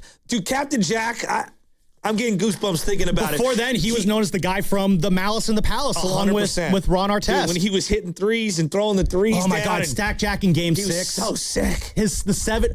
Again, I'm Monte, Biedrins, Barron. Did you ever get the shirt? They had the T-shirt that just had those 5 guys on it. The yellow shirt was iconic. The ones that they were giving out. It was the coolest shirt you could possibly have owned at the time. Let's go back to November 5th, 1988. He takes over for George Karl. You were how old? I was -4 years old. Okay. Can you name any player on the 1988 Golden State Warriors? Bimbo Coles. Not even close. Okay. Then no, I'm not even going to try. Anybody? I think I went a little too far back on that one. All right. Mully. Oh, Sleepy was still on that team, right? No. 88? Not on this team. Okay. Mullen, Mitch Richmond, Larry Smith, Winston Garland. That name should course. sound familiar. Ralph Sampson. I remember that name. That's your starting five for the first game that Nelly had coached. He was an executive and then took over for George Karl. Rod Higgins off the bench, Otis Smith, Manute Bol, Terry Teagle. Somewhere Steiny's like, yeah, Terry Teagle. Steiny's just like bolting up in his bed right now, hearing all these names uttered into the ether right now. Jerome Whitehead, and then Tellis Frank got 4 minutes in that game. Isn't that crazy? So many of those names I've honestly never heard of, Shasky. I'm gonna be Really? honest. There's a lot of, there's a lot of history before I was born that I get it. I'm not ready for. Okay, Giants fans, that is your QB, the fifth caller to the contest line at 415-523-4652. Again, that's 415-523-4652. And you'll score a pair of tickets to see the Giants take on the Rockies at Oracle Park this Saturday, August 15th, courtesy of Toyota. Good luck. And remember, you will have one more chance coming up before the end of this hour. So again, call 415-523-4652. Good luck. So, we brought up Winston Garland. You can understand where that's going, right? Why don't you tell me anyway? You don't know who? Winston Garland, I'll be honest, that's a name that's escaping me, Joe. His son is Darius Garland, who's in the NBA. Oh, okay. Yes. Well, Garland's a kind of a common name, so I wouldn't immediately link those two together. Steve Alford was on that Warrior team. Didn't play in the first game from Indiana. You guys know who Steve Alford is, right? Alford is. He ended up going on to coach at St. John's for a minute, too, didn't he? Coached UCLA. forever. He coached at a lot of college places. Do you know who was a rookie on that 88 team? Who was the rookie on that 88 team? John Starks. Oh, Knicks legend. Exactly. Ralph Sampson is... remembered in a variety of ways. Twin Towers, obviously, with Houston, but Larry Smith, famous Warrior rebounder forever. Rod Higgins, who I referenced earlier, was obviously a very prominent player for Nelly because of what Nelly Ball represented. Mully was in his third year. Mitch Richmond was a rookie as well that year. Manute Bol. It's just, I don't know. I get all the feels when I look at some of these original Nelly teams that he coached. And it's crazy the amount of people he has connective tissue to. I mean, he's really a Forrest Gump-like character in the NBA. No, I love that. I think that's a great comp there. Because, again, it does show how well-traveled he was around this league and how transformative he was to this league.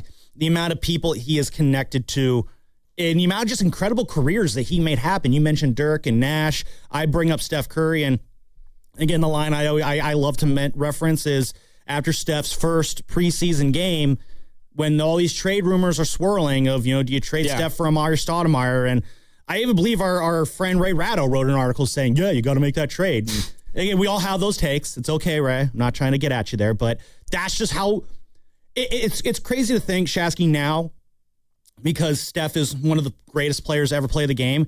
There was a moment in time when Steph was not a guarantee. There was a moment in time where he was not a lock to be what he is now. And Nelly, and you mentioned Larry Riley, a part of it too, they saw something in Steph before really anybody else did. And Nelly, he said after that first preseason game, Steph can buy a house here.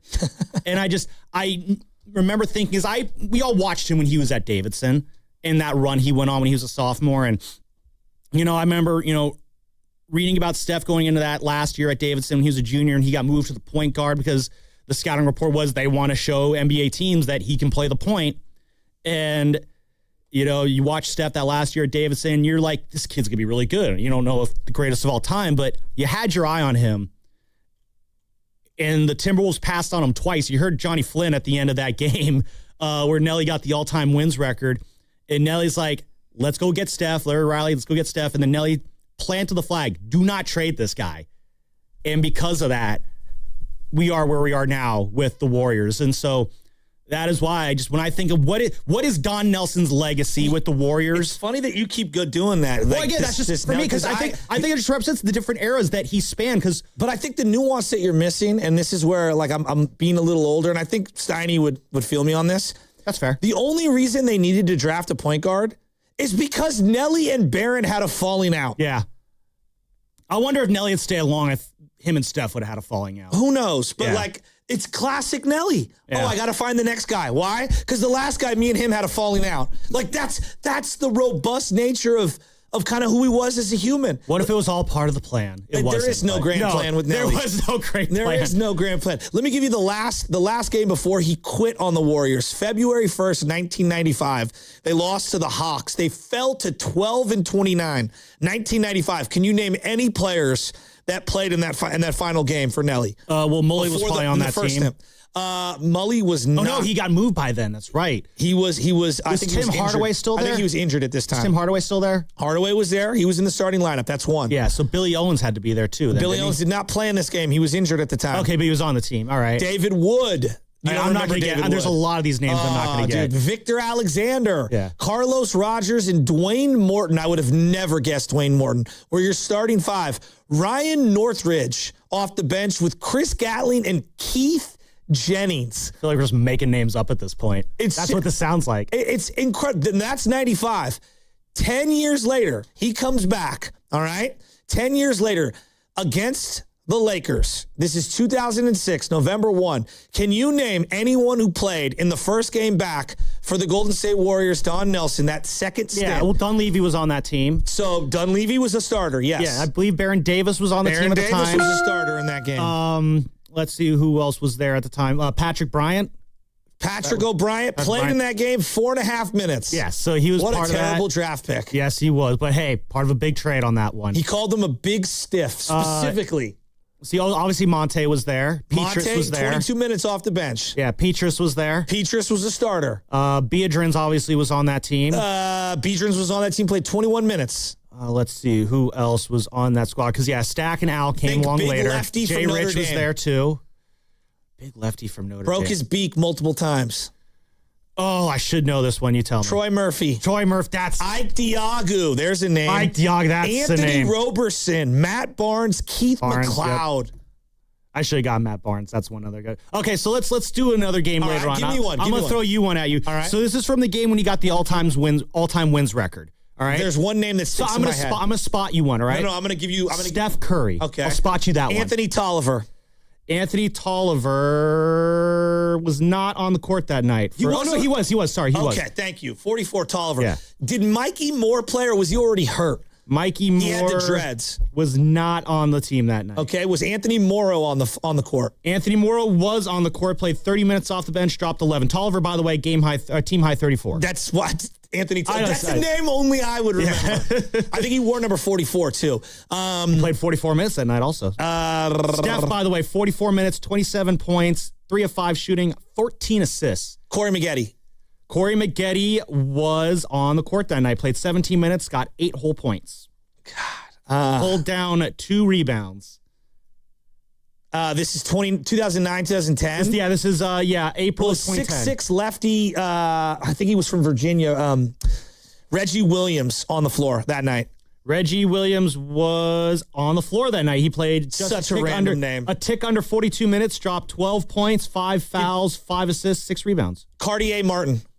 Cartier Martin. I do not see a Cartier Martin on the floor that night. I'm trying to think some of the other bigs that were playing back then and some of the CJ Watson. CJ Watson was a DNP that night. DNP. Okay. Who else is on that squad? So Anthony this is the night they wanted. Anthony Randolph, not with the team. Anthony Randolph, not with the team that night. Okay. Vladimir Radmanovich, not with the team that night. Monte Ellis, not with the team that night.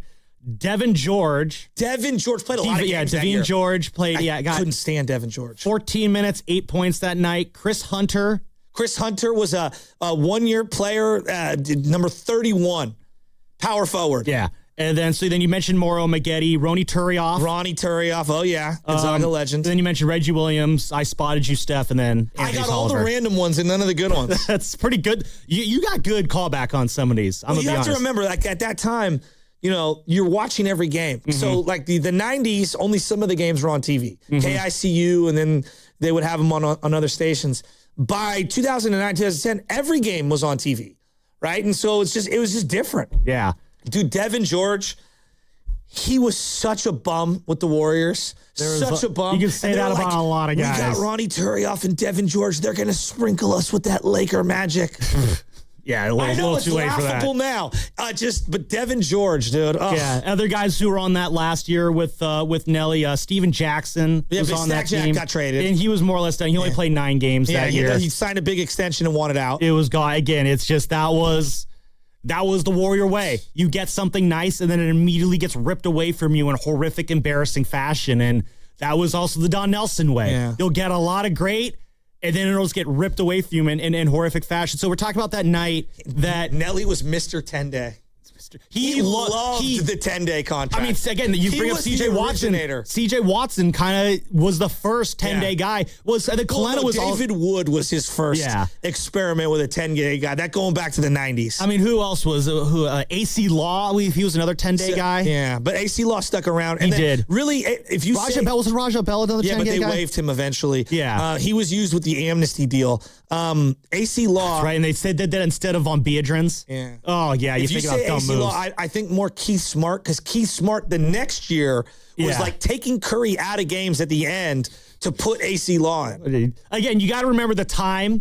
Steph Curry was not Steph Curry yet. They slow played him. So in the preseason, he didn't start games. They were like experimenting different lineups. I believe Kalena started early on in the preseason games when Steph first came out. And then it was like Anthony Morrow. But eventually by the end of preseason that first year, they did start him. And I think in my mind, Curry started game 1. So, but yeah, again, it's just a sign of times early in Steph's career before he became Steph Curry. And just, you think of some of just the lost names that were on some of these French teams. Jordan, Mikhail Petrus. The French, God. Yeah, he was a good swingman, though. He was fun on that 07 team, on that We Believe team. All those guys were fun on that We Believe team that Nelson had. Nelly was just such a mad scientist. He got that all-time wins record in Minnesota, and they were running out of time on the season, too. I think there was only like 3-4 games left in the year when they won that. It was April 7th when they got it done. So they were running out of time for them to get that wins record. And he talked with Jim Barnett on the court afterwards. Here's what he said about getting that all-time wins record. You are the sole leader of games won in the NBA in all of history. Well, actually, I was very happy to be tied. That would have been fine with me, but the boys did it tonight, and I didn't think it would be an easy game for us because it's a back-to-back. And but anyway, we found a way to get it. I told those guys in the huddle that I loved them to death, but sometimes they're a pain in the ass to coach. But most of the time, they give me everything they got, and I love them to death. Especially Turioff. How about Turioff playing ill? Yes. Couldn't hardly do anything in the fourth quarter, but yet was a factor in the game. You know, they win the back-to-back. Think about that in the modern context. It's hard. A team down the stretch not tanking. I mean, yeah, they were going for a top pick that year, basically, at that point. So. God, that's crazy. Actually, I think that 2010 draft, that was the year they got Kepe Udo. That was the draft they got. And then the year after, I believe it was Clay. Yes. And then, so it was Steph that year, and then the year before that was Anthony Randolph. Nelly, dude, such a gem. He's just such a gem. Hey, Nelly, how did Steph play that game? Well, they knew the schedule was coming up and getting a little tougher. They came out tonight, and they really set the tone, and Tolliver gave you a big lift, and Curry played a magnificent game for you tonight. Curry was great. He turned the ball over down the stretch, but he's a young point guard. We understand that. He was sensational most of the game.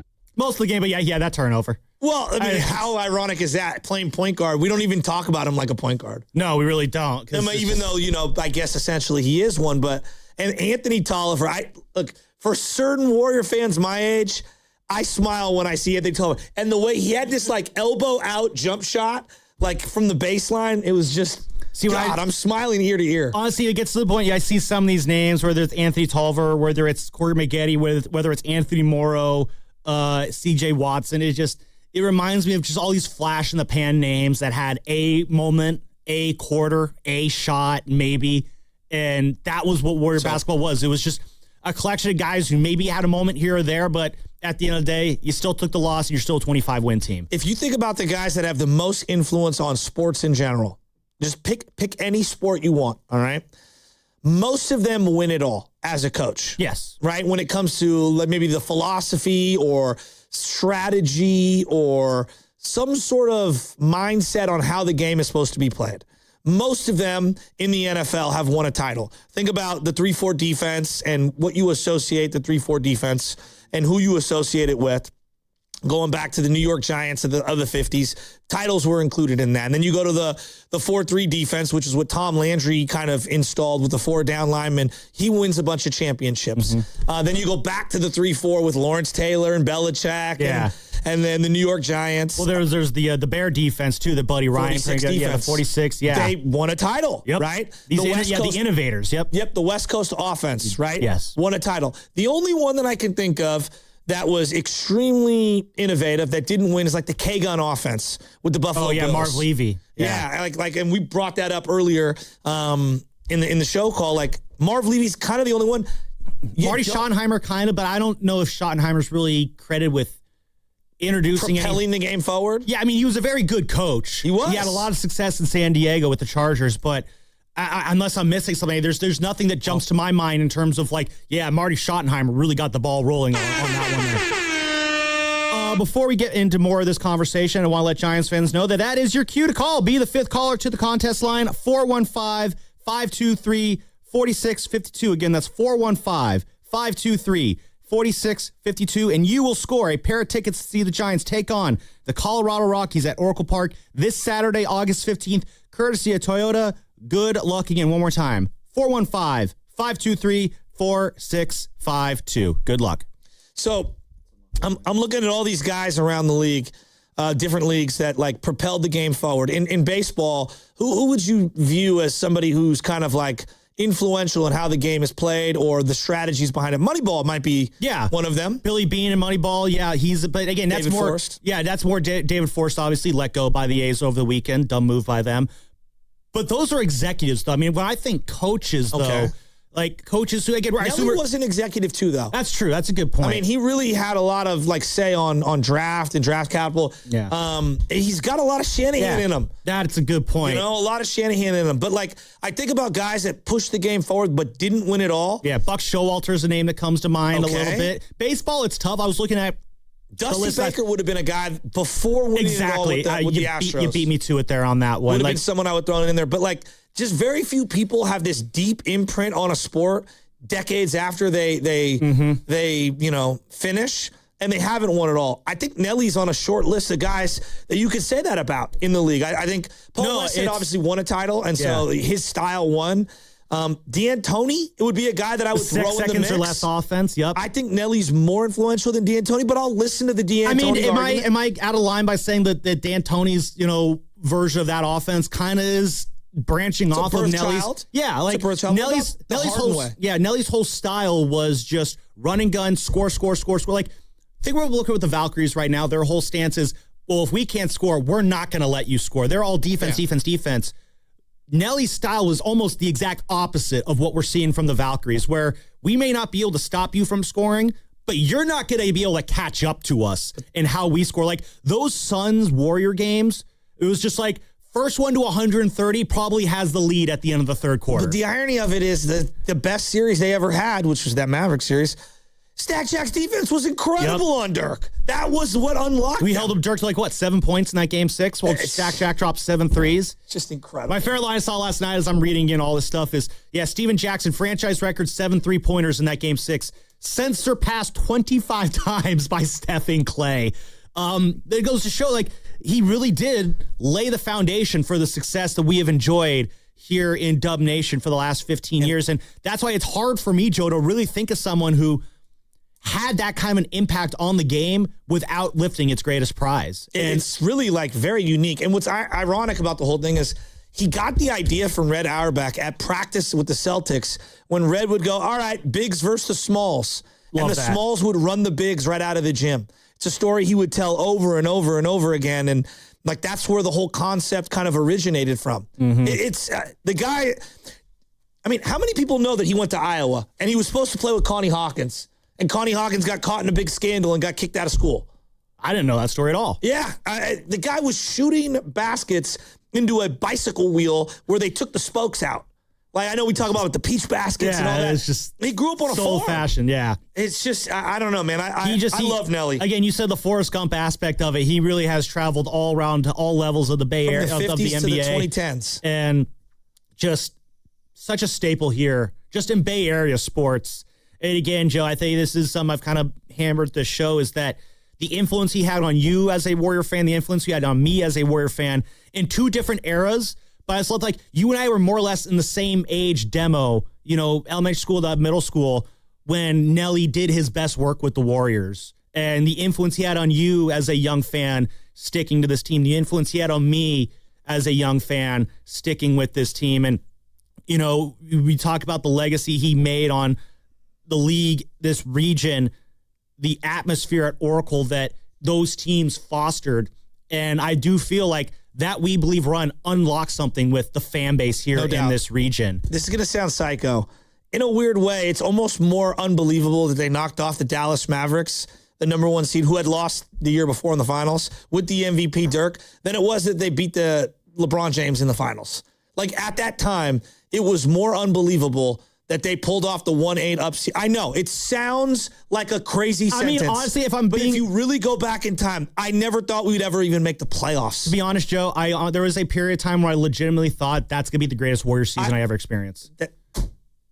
Even it Mark was Jackson, our finals. Yeah. It was. The best I ever thought, I've always said the best I ever thought the Warriors would ever do was get to the West Finals and maybe there'd be like a gentleman's sweep against the Spurs. But, that one game they won.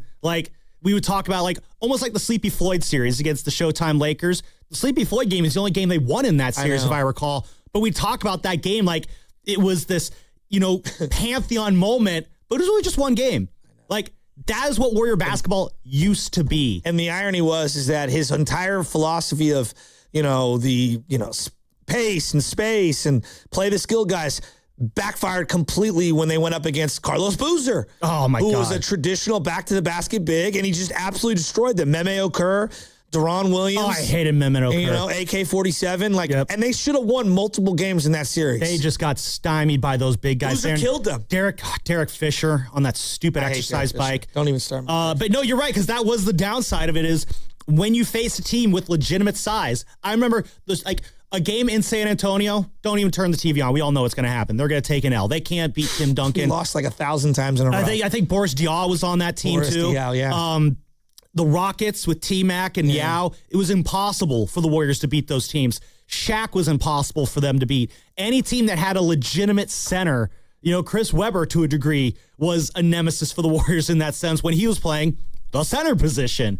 And then, of course, in the 08 season, we ended up getting 9 games of Webber, and that was kind of when Nelly and Webber finally buried the hatchet there on that one and closed that story. I'm going to give you an analogy for a television character that, to me, is the closest that represents Don Nelson.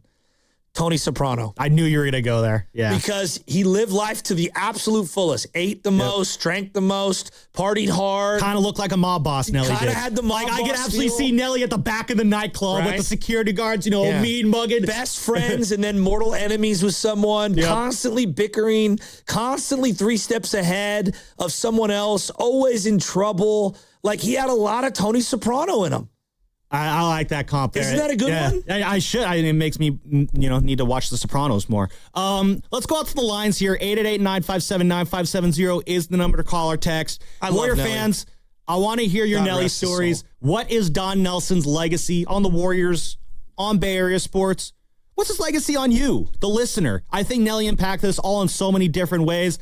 I want to hear from Warrior fans all morning long. Again, 888-957-9570 is the number to call or text. We're also going to talk to Tim Roy at 8:20. He called a lot of those Don Nelson games, so we'll hear from Tim Roy, get his thoughts on the net legacy of Don Nelson. But first, I want to hear from Quinn in Oakland. He's got his thoughts on Don Nelson. Quinn, how you doing today? You are on the roast.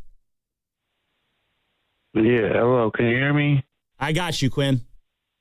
All right, yeah, what's up? Yeah, this is a really sad morning for me because this is the first time one of the coaches, Bay Area coaches I grew up watching actually passed away because Bill Walsh was a little bit ahead of my time because I first started watching football at Super Bowl 24 and he had already left the Niners and stuff. And I remember my first Warriors game when they had run TMC on the out. My friend got those good seats. We was in the front row. I remember the ball hit me in the face, and then like a loose ball, and then Nelly even came up and said, "You all right, kid?" He was like, "Keep your eyes up, keep your head up," or something. I was like, "All right," that was like nice of him. Now I'm looking back on it, but and even going back to like the Mitch Richmond trade, they was like people thinking like if he would have just stuck it out like a few more months or something, if Magic because Magic was retiring, like we was trying to beat the Lakers so bad, then we could have won. We would have kept Richmond. You always want to get that big man so bad. You know what I mean? But we could have won that West. And I remember when we upset the Spurs in that like 90-91 first round. Mm-hmm. You know what I mean? With David Robinson. But in the one heartbreak moment was when we had that good record with Billy O. You feel me? And the Sonics just came and demolished us. That was John Kemp and Gary Payton. They were incredible. Terrible. They were incredible. That was off the. Yeah, that was just terrible. But then that we believe, but when he came back to the town and resurrected the team, is off the hook what we believe. But one more thing I gotta say, it's crazy that did you guys hear what Monte Ellis? He was saying he's like the he's out of his mind. Or something, and he was. Hey, but check this out. He said that he was talking about the Warriors would have done what they would have done if he was on the team. Whoop-de-whoop. But check this out. I don't know. A lot of people don't notice that the trade was actually for Steph Curry, but they turned it down because they didn't trust Steph Curry's ankles. So they picked Monte Ellis, So that's a blessing in disguise, But then Nelly picking Curry and stuff. He just did a lot of great things for the Warriors. Amongst the bad, but just rest in peace to a great guy. And absolutely. I love y'all show, man. Y'all Thank have a you, good man. day. Peace out. I'm glad you brought up that 90-91 Spurs Warriors thing because that was a 2-7. All right. The Spurs were the 2 seed that year. Did you know that? Yes. I believe Popovich was on that. Was he coaching that by that point? Or because I know Pop started under Nelly. He was not the coach for the Spurs he was at that time. Because Pop was under Nelly at one point, wasn't he? Yes, but not at this time. The Warriors at that time, it was a 5-game series in the first round. They won 3-1. This Spurs team, David Robinson, 25 years old, in his prime, Rod Strickland, Terry Cummings, Sean Elliott, Paul Pressey, who I brought up from the 70s in the Bucks, was on the Spurs. Avery Johnson, a young Avery Johnson on the Spurs. That's like one of those seminal moments where Run TMC really catapulted itself. That was a great moment. I'm glad he brought that up. Yeah. And again, I think another thing that Quinn mentioned was, this was the first coach that he grew up watching that passed. Yes. And, we all go through this, and I think this weekend, Joe, it was a somber and sobering weekend, I think, for Bay Area sports fans. Starting on Thursday when Mike Krukow announced that he was retiring at the end of this year. That obviously elicited a lot of feelings. And then Saturday, we see 5 World Series legends getting enshrined into the Hall of Fame, and seeing Pablo, the Brandons, Panic, and Buster, where they're at now, a lot more gray on them than there used to be. And then Don Nelson obviously passing yesterday. And it wasn't just that, Joe. I do want to take a moment here before I get to the injury report. Saturday morning also, we lost another really good one in Michael Wagaman, who is a beat writer for NBC Sports here in the Bay Area, covers Giants, A's, Sharks, Niners, all those. And Wags, he's a guy not out in the public a whole lot, but just such an awesome guy, such an awesome human being. He was one of those guys who he was at a point in life where you get to a certain age, you just don't give a rat about anything. And he's a guy, he had already, fought off a brain tumor once, and that gave him such a new lease on life, and it made him such a refreshingly real person to be around. And the thing about Wags is he'd always have some unhinged to say, but he'd also have something, insightful to say. He's a guy who would take you under his wing and teach you ways on how to cover this game and talk to athletes and get to know them more personally. And he was just a very special man. And learning that he passed on Saturday during this weekend when we were just, again, a somber and sobering weekend, I want to take a minute, just rest in peace, Wags. You're going to be very well missed in that press box. The world got a little bit worse when you left it. But rest in peace to you, Michael Wagaman. You are truly going to be missed by everyone who knew you. And on that note, let's get to our injury report.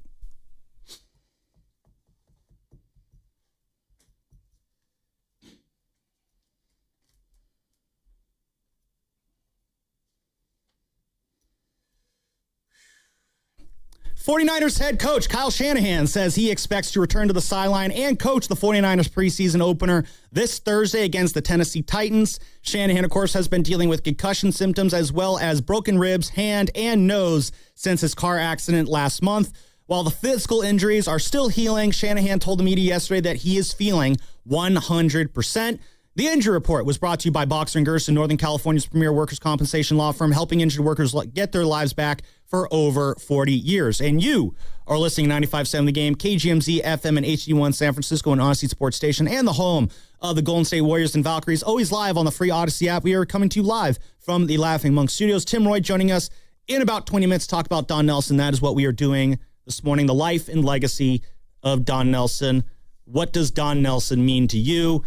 As a sports fan, as a Bay Area sports fan, that is what we're talking about this morning. 888-957-9570 is the number to call or text. And again, Joe, you asked the question, has there ever been a coach who had so much impact on the game despite winning a championship? And I think that's winning a championship. Is that what I said? Despite not winning a championship. And I think this goes into just what makes Nelly so unique is that so many coaches these days are diminished for not winning a championship. Ring culture, as they call it these days, especially in the modern NBA, where rings literally are the only thing that matters. And yet Nelly is still revered as one of the greatest coaches in NBA history without that ultimate prize. And on Thursday, I'm doing my post-producer stuff in the back, and I get a text from my mom at just a little after 11. Steiny and Goo are really going at each other right now. It's like, oh, what's triggering this? And they were having a conversation about Don Nelson versus Kyle Shanahan and how they're in the same boat. And Guru's, Which is a conversation Steiny and I have had off air for probably 2.5 years. Okay, so I wonder maybe that's so Steiny and I told Steiny maybe 2.5 years ago, and he'll admit this. I said they share a lot of the same similarities. They really do, yeah. In that they're arrogant to a fault. They actually are extremely brilliant. At times they're their own worst enemy. Yeah. At times they alienate certain people on the team, certain executives around them. They seem to be Shakespeareanly flawed, almost like tragically, tragically flawed that they can't win it all. And yet at the same time, extremely innovative. When you look at them in game, they're some of the most brilliant to ever do it. No doubt. Like they are some of the most innovative coaches. They are coaches that you get a headache if you're an opposing coach having to prepare for them. They found ways to just flummox their opponents, even though they were maybe shorthanded or, missing guys like we saw Shanahan do last year, Nelly with his undersized lineups. They found ways to win with a cast of guys that, by all accounts, really you should not have won with that group. That's what makes them so special. And then, there's allegations that Shanahan has a little too much fun with some of the players. Same thing was said about Nelly for a long, long, long time. So, I see a lot of similarities. I think Kyle's a little better than Don Nelson, but time will tell. Kyle's had a little bit more success and then he has gotten to the championship round, whereas Don Nelson, I don't think he got maybe to the conference finals. I think a couple the Bucks times. Got to the conference finals. Yeah, so he got to the conference finals. That's bad, and that was part of the discussion that Steiny and Guru were having, where Guru was like, respectfully, Steiny, I disagree. I don't think it goes that way. He didn't say it that way. He was yelling. But yeah, maybe that's kind of a knock on Nelly, the fact he never actually got to the championship round. To be honest, I think that's irrelevant, though, when you're talking about his legacy that nowadays, like the impact that Nelly had on the game, the way the game is played, the success we see with the Warriors and how that was laid by Don Nelson. The fact that he never coached in an NBA Finals, to me, I think becomes irrelevant when you factor in all the other incredible things that Nelly did. It's interesting you said that because I would say to me that's a large part of why he is who he is. The absence of the championship? Yeah, because I think that part of his legacy, and again, we talk about these things, and I'm not trying to diss him in any way. I mean this in like the honest way of presenting it. I was thinking about my dad and what made him for his legacy when I was doing his eulogy, and I was thinking to myself, like, part of who he was that, he got sober. Like, that's part of his legacy. Yeah. Part of who my dad was is that he made immediate friends and enemies. That was the robust part of what made him him. And I think telling that complete story mattered to me. Now, part of what made Nelly was he did have fallouts with a lot of people. Yep. And he was his own worst enemy at times. I think I'm talking about his NBA, not his personal life. I'm just going off the NBA and as a coach. And I think part of his flaws are what made him super charming. Oh, exactly. I think that's what made him so relatable because Joe, he couldn't get out of his own way. We as humans are the exact same way. There are things in my life I can't get out of my own way on. There are things in my life that I'm flawed 100%. at. And in the NBA, you look now in the NBA. I think it's what makes him the most lovable. Exactly. You look at Steph these days, he just seems like such the perfect player. Everything about Steph seems perfect that it makes him have this godlike, presence about him. But then again, I'm comparing a player to a coach, obviously, but with Nelly, he had so much success, obviously. He's a Greek tragedy, though, in many sense. That's the great way to put it. He is a Greek tragedy to see the successes with the flaws mixed in. Yes. That makes him more almost everyman, whereas Steph is this other tier of human. Nelly, through all his greatness, he has all the great traits, but he's not in that, untouchable pantheon tier. He's in the same tier with us commoners here in the real world, because as I said, he's perfectly imperfect.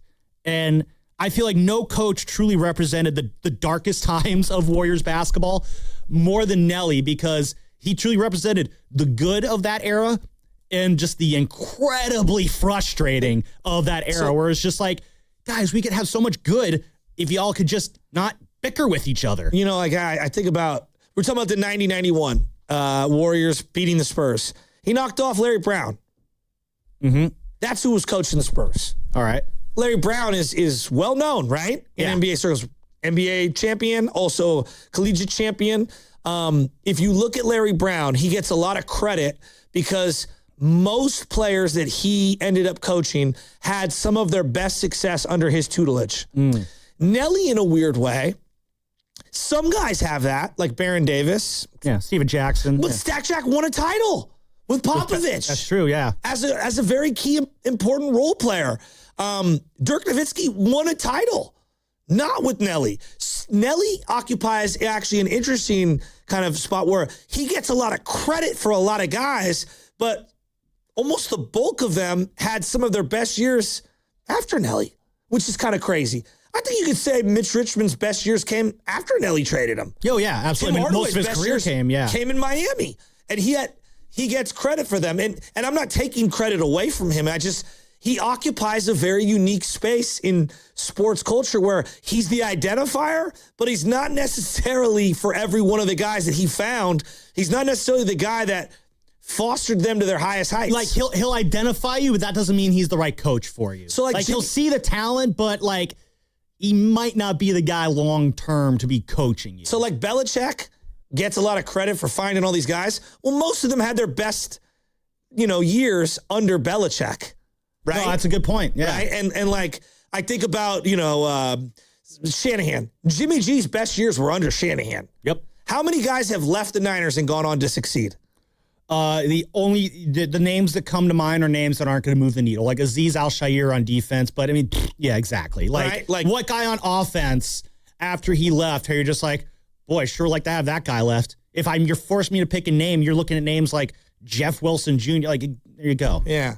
I can't even finish the name. That's how ridiculous it is. So I don't know.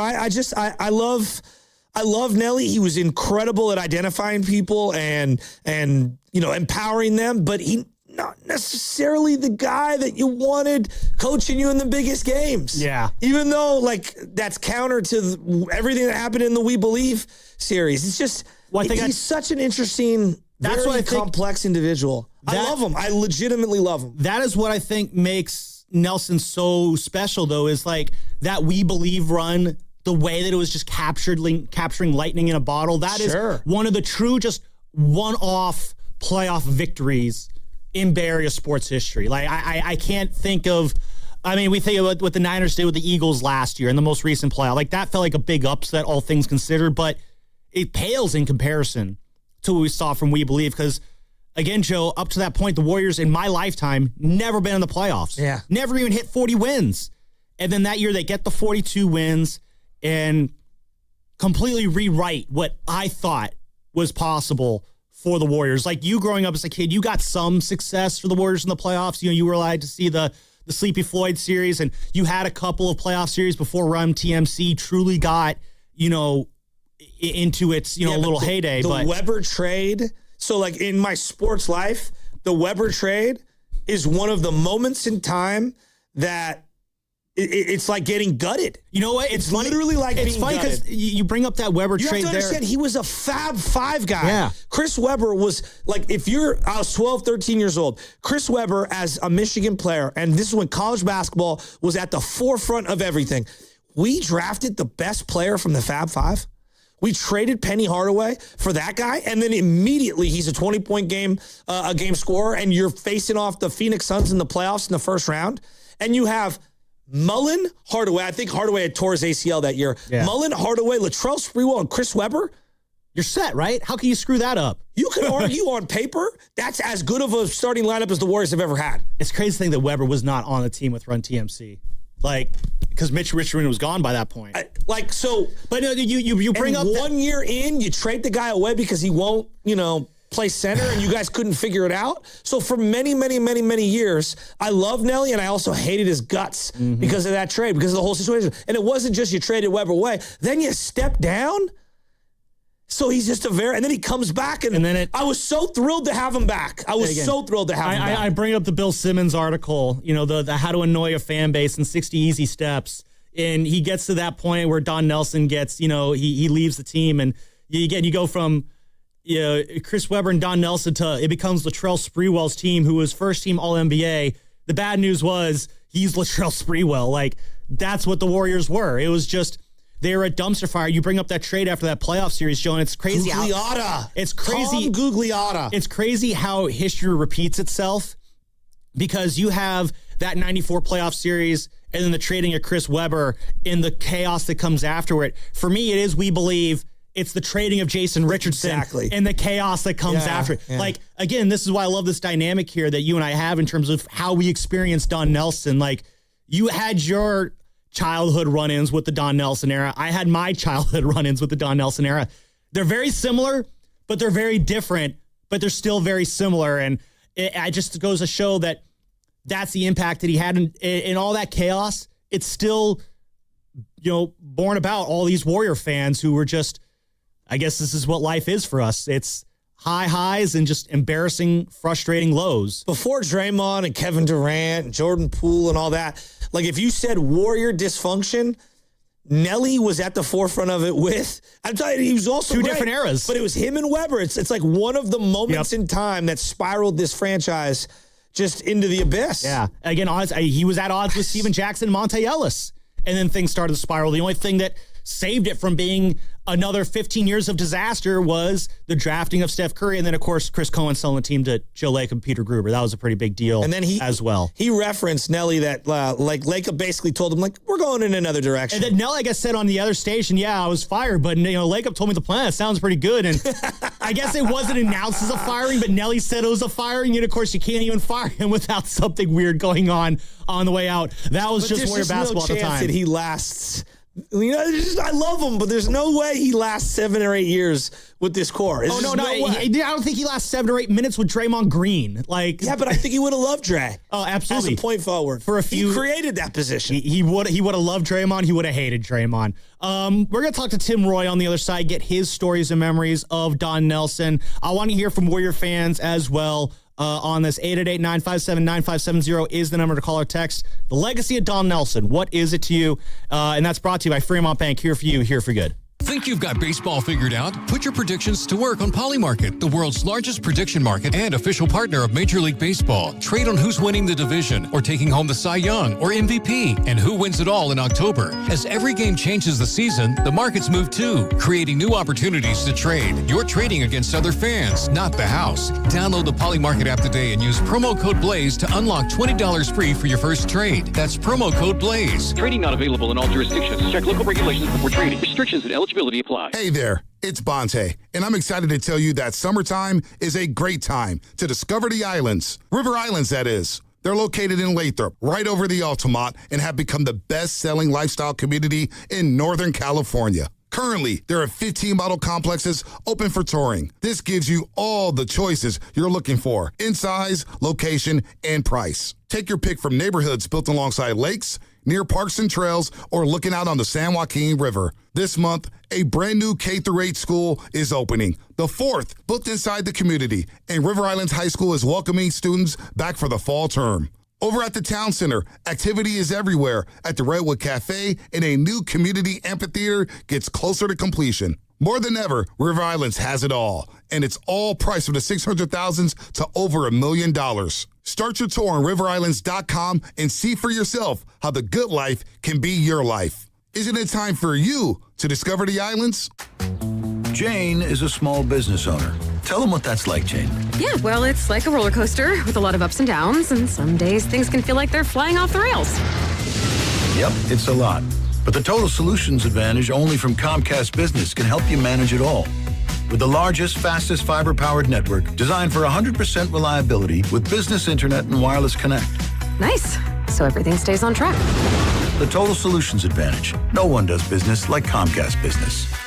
The more solutions you add, the more you save. Get started today with a qualifying internet package for as low as $60 a month when you add an advanced solution. Plus, new customers, ask how to get up to $1,500 in prepaid cards when you add 2 lines of mobile to a qualifying gig bundle. Don't wait. Call today. Limited time offer. Restrictions apply. New customers only. 1-year agreement, paperless billing, and automatic payments with bank account required. $60 offer requires 300 meg internet, security edge, and additional qualifying service. Equipment, taxes, and fees extra. Prepaid card offers end 9/13/2026. Hey, it's Willard. At Habas Law, it's never been about attention, never about applause, never about goofy smiles on candy-colored billboards. For more than 40 years, Habas Law is focused on one thing, fighting relentlessly for injured Californians. Because behind every catastrophic injury case is a human life forever changed. That's why Habas fights with preparation, intensity, and relentless commitment. No fluff, no distractions, just real advocacy for injured Californians. Habas Law, relentless for justice. Visit habaslaw.com. Omar Habas is a California licensed attorney. Offices in Northern California, including San Jose. Past results do not guarantee future outcomes. Are you interested in being an install or service technician?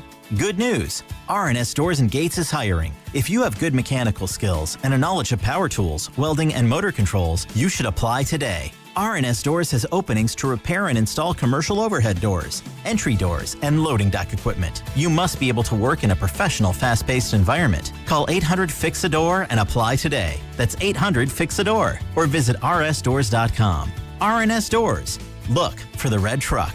Right now is the perfect time to head to Saramonte Ford. Huge selection, big savings, and straight up great deals. They've got a lineup of brand new Fords ready to roll. Trucks, SUVs, and hybrids, all priced to move. Whether you're buying or leasing, Saramonte Ford makes it easy, fast, and stress-free. So don't wait. Stop in person right off 280 in Colma or online 24/7 at SaramonteFord.com. That's SaramonteFord.com. Saramonte Ford, your San Francisco Bay Area Ford dealer. This is the story of the one. As a maintenance engineer at a beverage manufacturing plant, he starts his day knowing every line is ready to run because Grainger delivers the industrial-grade products he needs to keep mixers, conveyors, and packaging equipment moving.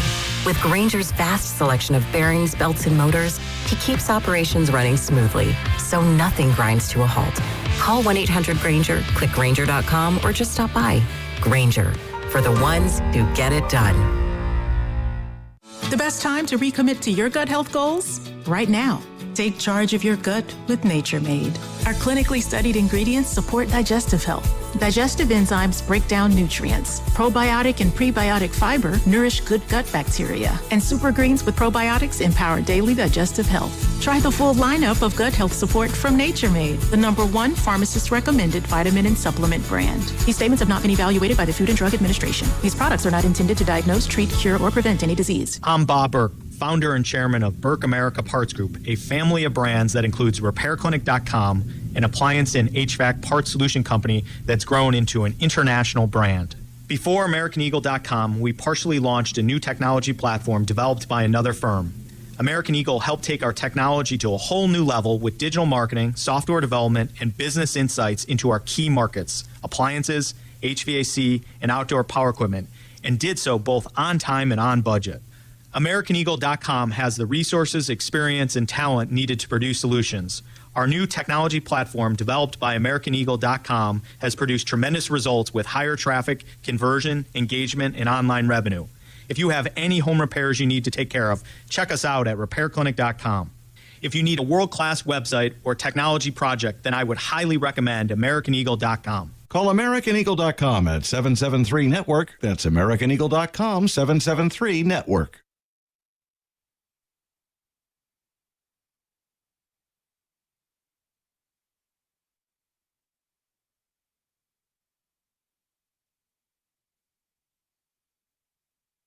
His table is legendary and includes the story of Greg Booth, a friend of Nellie's who came for poker one night and never left. He died right there, right in front of us. And the guy said, "What should we do, Nellie?" I said, "He would want you guys to play." So you played around a dead guy? We did. For the record, they only played until the coroner came. Today, Booth's ashes are a permanent part of Nellie's man cave. They're in a cigar tube, displayed on the wall like a makeshift memorial. That's just a wild story. That's a CBS 60 Minutes story they did with Don Nelson, telling a story about how, because we all know that Don Nelson's well known for his poker games that he has at his house in Maui. As we mentioned, Woody Harrelson, Willie Nelson, Owen Wilson, some of the more notable names that are attending in attendance at those poker games. And tell a story how one of the guys that they were playing with just dropped dead right there on the table, and I guess they just kept playing. I mean, listening to that story, Joe, like that sounds like something out of a sitcom or something, where a guy just dies like, oh, I guess we'll just keep playing. No, that's Nelly. And the stories are, out of this world, and yet you believe every single one of them. Oh, I do believe. And the fact that they go check it out on YouTube if you can. The ashes are kept in a little cigar tin, in a picture frame hanging over the TV. And it's just, again, I had no idea who the guy was that died, but it sounds like that's how he would have wanted to be remembered, is in a little cigar tube in Nellie's man cave. Like, oh man, that you hear the stories of those poker matches. We got Tim Roy coming up. I'm curious if Tim Roy ever got an invite to those poker nights. It just sounds like the greatest time. Just playing poker deep in the night with Don Nelson, smoking weed with that group. Oh, what a dream blunt rotation that would be. That's just, the We Believe team will forever hold a special place in everyone's heart. I mean, they really will. It really was a very Oakland team. No doubt. Well, it was a very Bay team. I mean, Yes. just in general, and just the way that they played, the way that they conducted themselves. But I think when you zoom out, Don Nelson's legacy is significantly deeper than just We Believe. I understand why we're like really focusing on We Believe today. Well, I think for me and my generation of Warrior fans, like that was, like for me, people in my age demo, that was, like I said, the first time we ever experienced good Warrior basketball. Sure. So for me, like the Don Nelson legacy for me is that team and how it ignited, I think, a new generation of Warrior fans that then grew into the fan base that we see today. But I mean, again, I'm a little older than you, and then, I have my dad in my life, and he's telling me, oh, the great USF, Bill Russell, and the Celtics are always in the finals. And so for Nelly to go from the Lakers in the finals to the Celtics and then win 5 titles, he used to shoot free throws one-handed. I don't know if that's been brought up. I don't know if I brought that up at all today. No, it's good to mention it now. He's a very interesting NBA lifer beyond just his time with the We Believe Warriors.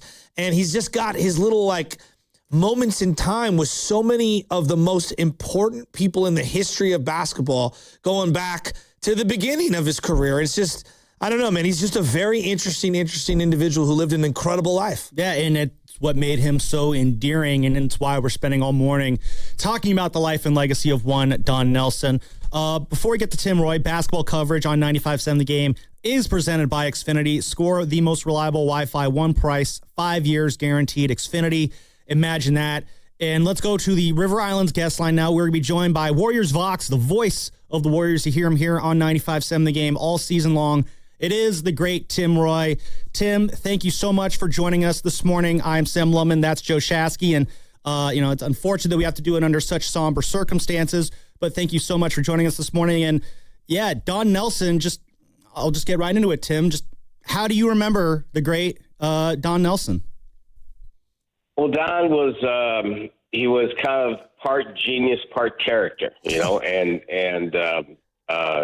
one of, like so many things come to mind, preseason game in Hawaii, and I can't find him. He's in the bowels of the arena in Honolulu, and eventually I smelled cigar smoke, and I followed the cigar smoke, and that's where I got to him to do the interview, but then just watching him work, the radio, when Nelly came back the second time with the Warriors, the first time I was in Sacramento when he had run TMC, and those games were just unbelievable to watch. And a lot of what we see today is that.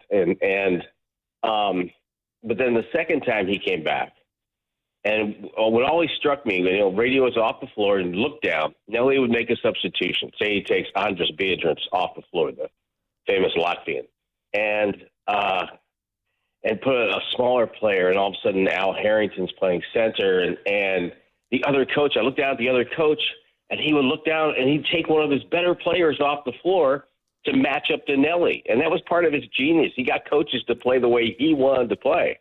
And, he was really, I think, a really clever man, incredible businessman, great guy to be around, and, very generous with his time and everything, and just had nothing but good thoughts for Nelly. I mean, he was, as I said, a character. He was also very competitive, and he could butt heads with anybody. But on the whole, I think he's a guy that was ahead of his time, innovative, and a guy that said, no, we don't have to throw the ball down the box every time down. We can play differently and still win.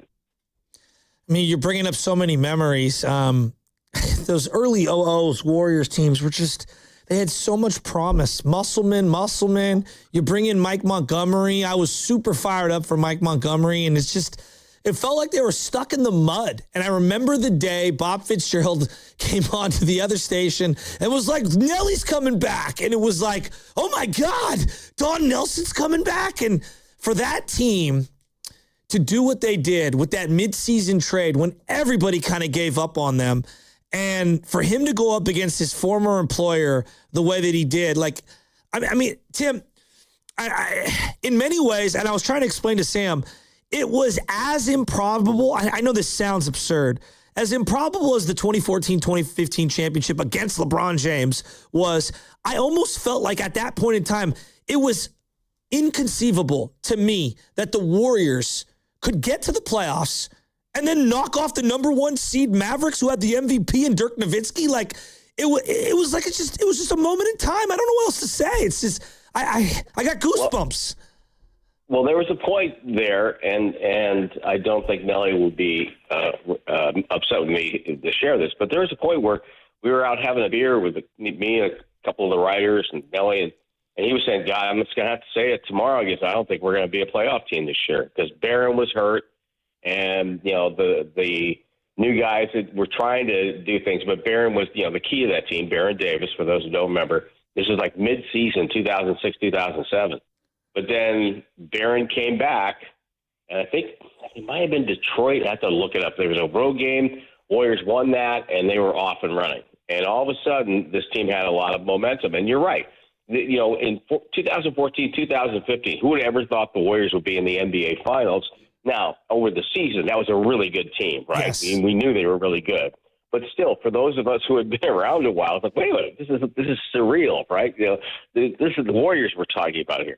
And so in 06, 07, nobody thought you were going to go to the playoffs. You're trailing the Clippers, and the team was going nowhere, and all of a sudden, bang, they won 16 of their last 21, 9 of their last 10.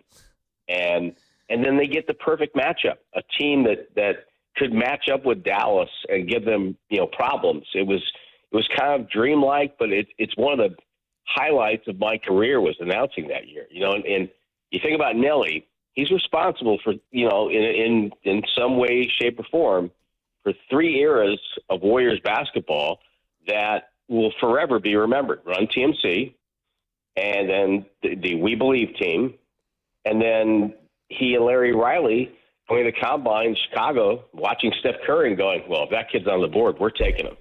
And so they didn't let Phoenix talk him into a trade. They didn't let the Knicks talk him into a trade. They said, no, we're keeping this guy. They saw something in Steph that maybe some of the other teams didn't see. You know, I remember when they drafted Steph. You know, I had to do an interview with Nelly. We're in the hallway waiting for him. He comes out of the war room and he looks at me and goes, "We just got the best passer in the draft." And I'm thinking, we just got the best shooter in the draft. We got the best passer in the draft. You know, I'm thinking, well, we got something here, right? So he's responsible. You know, he laid the groundwork for the era we're in now, and the dynasty the Warriors have by drafting Steph Curry and hanging on to him.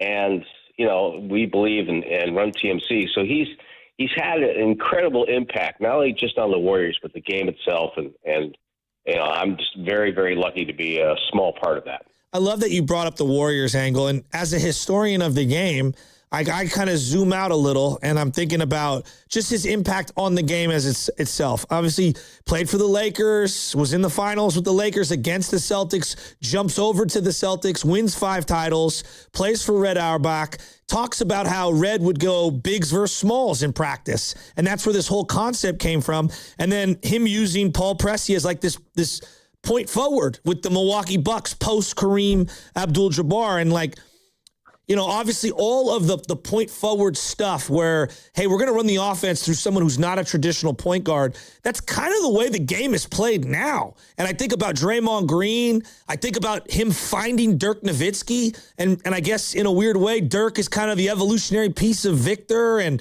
like, his imprint is all over this league. And I can't think of another guy in any sport who has revolutionized the sport this much without winning a title as a coach. I mean, he's got an incredible legacy, Tim. Well, he does, and you know, he's one of these coaches that I think he really loved to build things. He liked to bring a team up. I'm glad you brought up Milwaukee because you know, I look at it from the Warrior angle, but the Milwaukee Bucks teams he coached were very good. But the problem they had was every year they'd run up either to Boston or Philly in the playoffs, and I mean, he had a team, I think, I can't remember exactly how many wins it was, but they won like 57, 58 games or something like that, and they were bounced in the first round because back then there was like, you know, 4 teams from each conference to make the playoffs, and they had to play Boston or Philly, and they lost a quick series. But he was so good with that team, and you mentioned Paul Pressey, and then he finds Sidney Moncrief, okay? He takes Sidney Moncrief and turned him not only into an offensive threat, but utilizing his defensive skills. Sidney told me one time that with Nelly, they would go into a huddle or before the game, and he would go to Sidney and say, "Okay, you're guarding this guy tonight. What can we do to help? How do you want to play him? You know, and get and that empowers a player to when they hear that, because then they go, oh, okay, coach recognizes me. He understands, you know, what I want to do, and so." Yeah, his impact's everywhere on this game because, as you said, now that teams that have no problem with maybe a big bringing the ball up and entering the offense that way, teams have no problem going small, and it's just a fun aspect of the game. And the other part about Nelly, and he's kind of like Bill Fitch, Dick Motta, 2 coaches I really admired, and I got to work with Dick in Sacramento. Is that those guys were never afraid of taking, you know, a team you had to build up from the bottom. You know, there's some coaches, they didn't have the best player. They weren't sure they wanted that job, right? But these guys said, no, that's a challenge. I want to take on that challenge. And probably hurt his 1-loss record a little bit, but he liked to build a team from the ground up, and he did it, 3 or 4 different times. That voice you're hearing is Tim Roye, Warriors Vox, the radio voice of your Golden State Warriors. You will hear a lot of him on 95.7 The Game when the Warriors season starts up. Tim, I know you started with the Warriors in, I believe, 1995, which was right about when Don Nelson was ending his first stint with the Warriors. Was there any overlap there? Or I guess the reason I asked this question is just, do you remember first meeting Nelly? Or do you remember when you first met Nelly and what that moment was like? Boy, I think I met him in Sacramento, and I had to do a pregame interview, and we had a point in our pregame show where it was, look at the other team. I met Nelly, and he was intimidating.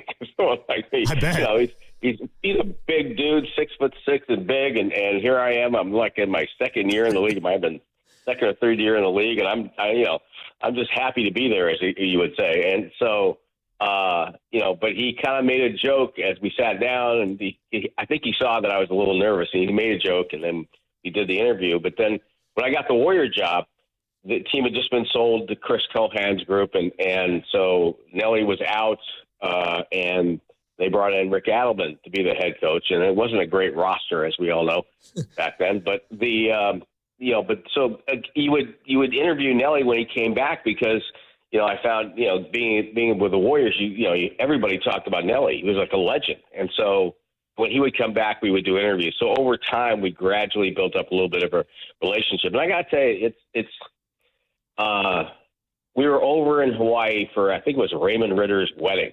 And he hung out at this one house and then went over later with the compound. And my kids were little then, and he was nothing but great with them. He just, he'd bring my son over, just start talking to him and it was, just a really, really a great time. And I got to go, he took us down into his card room there, that's where apparently he and Willie Nelson and Woody Harrelson would hang out. Yeah. Did you ever get an invite to those poker nights? No, I did not. Darn. I did not get invited. And you know what? There's a part of me that says that's a really good thing because I probably would have to work another 10 years, Well, Tim, cover my losses. Tim, that's the fascinating thing about him is he almost had like a rock star quality in the sense of like he was the tinkerer. He was brilliant. I mean, clearly brilliant. Maybe almost too brilliant for his own good, would feud with people at times, would doghouse dudes, would live hard on and off the floor, if that makes sense. And the stories are they're like legendary. I mean, him away from the game is almost as mythical as him on the floor as a tactician. Yeah, he didn't get cheated in life. He led the life he wanted to lead. You think about him, and he was an incredibly smart guy. He bought land in Hawaii when he was a player.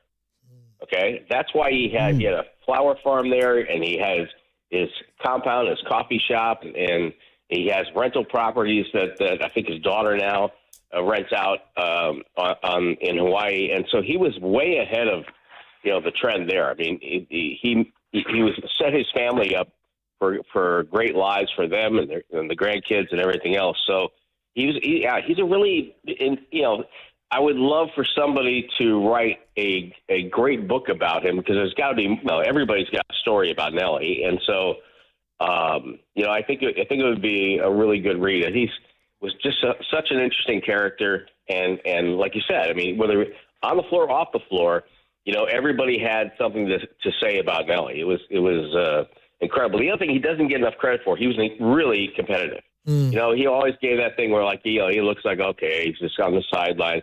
But inside, when he saw things weren't going the Warriors' way or the Mavericks' way, he could light a fire not only into people but to referees and everybody else. When I think about him, obviously the Steve Nashes, the Dirks, the Chris Mullins, all these guys that he found, Steph Curry that he found. I think his legacy is also like the guys that he was like, nope, that guy's no good. Robert Tractor Trailer, can't do it. Nope, not going to do it. Anthony Randolph, nope, not going to do it. And then all the random I call them 10-day guys, like the Anthony Tollivers, the Anthony Moros, like he always found these random guys, Matt Barnes, who fit Matt perfectly. Barnes, yeah, right? Absolutely. And absolutely. I feel like his eye for the game was also extremely underrated from a player personnel aspect. He would look at a player, and if he would see something in that player and say, here's how I can use this guy. I can use him this way. Matt Barnes is a perfect example. Matt had bounced around a little bit. He was going through a tough time. His mom was sick at the time, but Nelly said, no, you can play with us. I see what you can do, and you can bring a little bit of that edge to our team and knock down an open shot every now and then and be a guy who brought some toughness along with Steven Jackson. So, yeah, he saw things in players, but if he saw a player that didn't have a fire or competitive drive or just was not, a player that really wanted it, he would immediately move on from those guys. And that to me was part of his genius was he saw guys that loved the game and loved to play and then nourished them. I mean, yeah, his talent development is unbelievable. Where you go to the guys in the Bucks, and then you go to helping Mully get through a really tough time in his career. I mean, Nelly did a lot that way, and Mario Elie, another guy. His career probably would have had a different arc had Nelly not looked at him and said, this guy can play a little bit. I mean, so I think that's a really important part of his legacy. I think is the fact that he would find players that weren't the top picks of the draft and turn them into NBA players and give them a really nice career. Tim Roye here joining us on the River Islands guest line, the voice of the Warriors here on 95.7 The Game. And Tim, thank you so much for joining us on the show this morning and sharing these Don Nelson memories. And just a great coach who had a great impact on Warrior fans and on the Warriors as a whole. So very much appreciate you taking time out of your morning to come and talk about Nelly with us. And I'm going to do a little plug here, and I apologize for this. Go ahead, do it.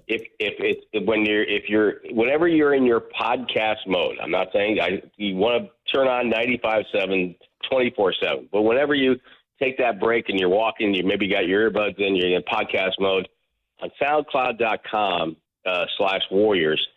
I put together something yesterday on Nelly with a lot of sound bites and highlights. And again, I don't want you to turn the radio off, but whenever you're in your podcast mode, if you could check it out, R.C. Davis edited it for me yesterday. And it was nice to do. I wish I didn't have to do it, but it was nice to do. And I think you might find something in there interesting. So, all right. We'll have to check that out. All right. Thank you very much, Tim. Appreciate your time.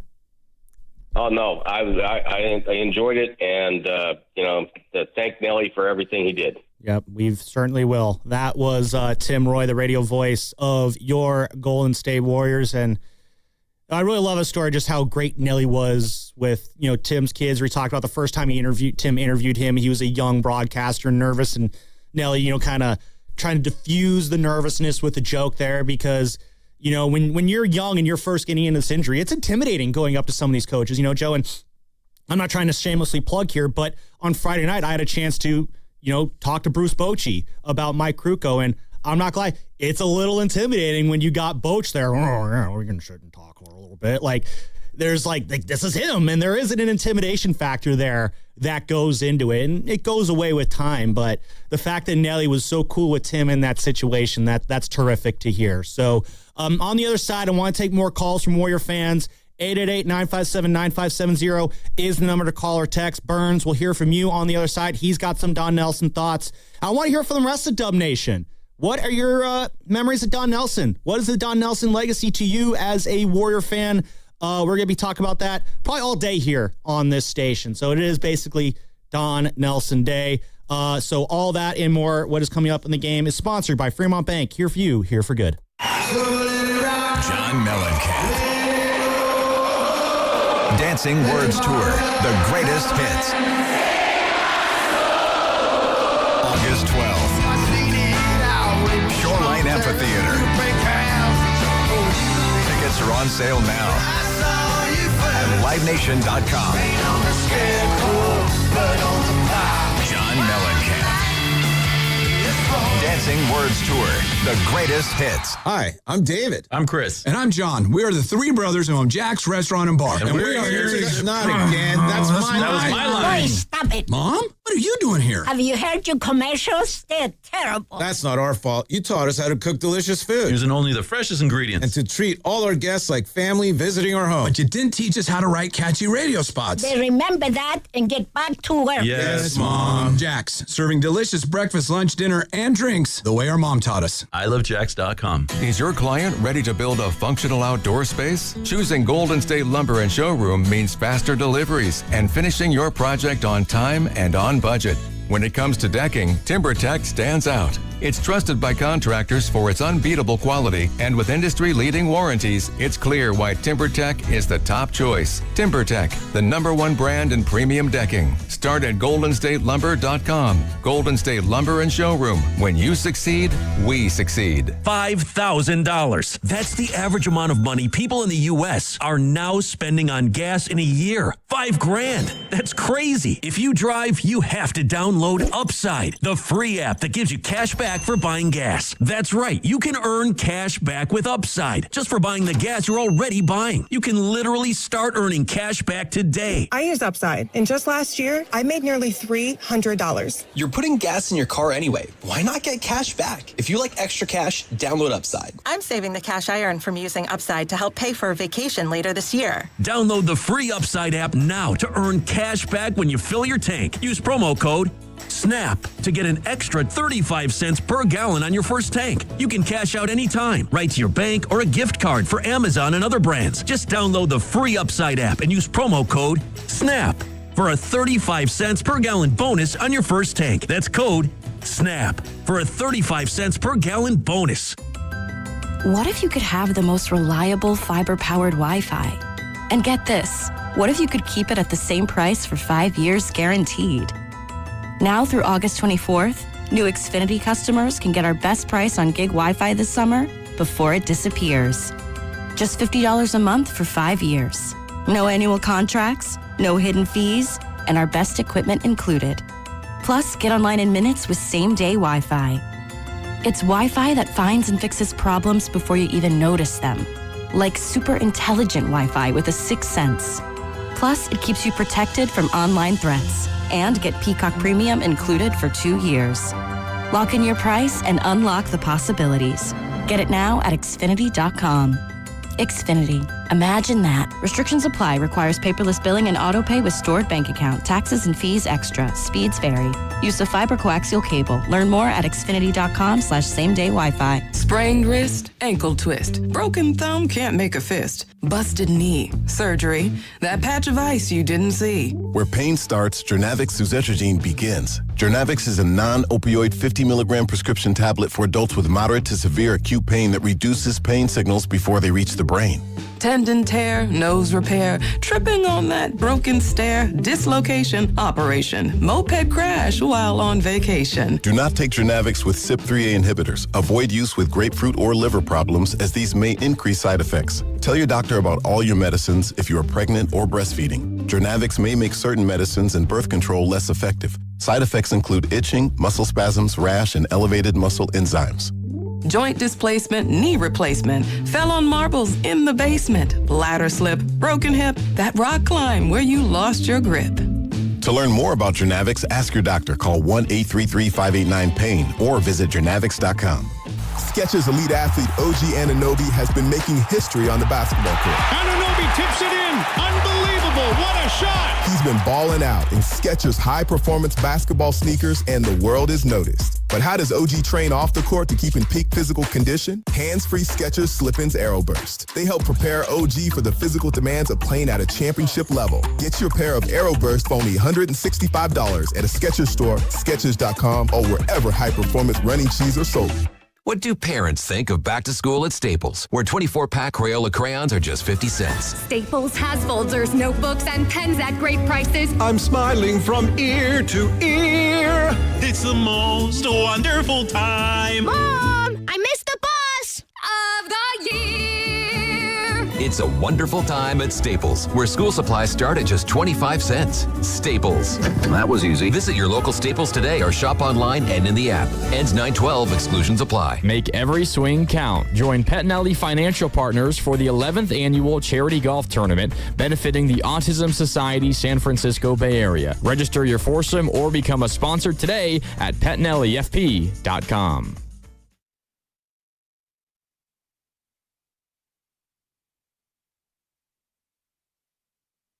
This is Matt Steinmetz, and you're listening to The Morning Show with Spadoni and Shasky. This ought to be good.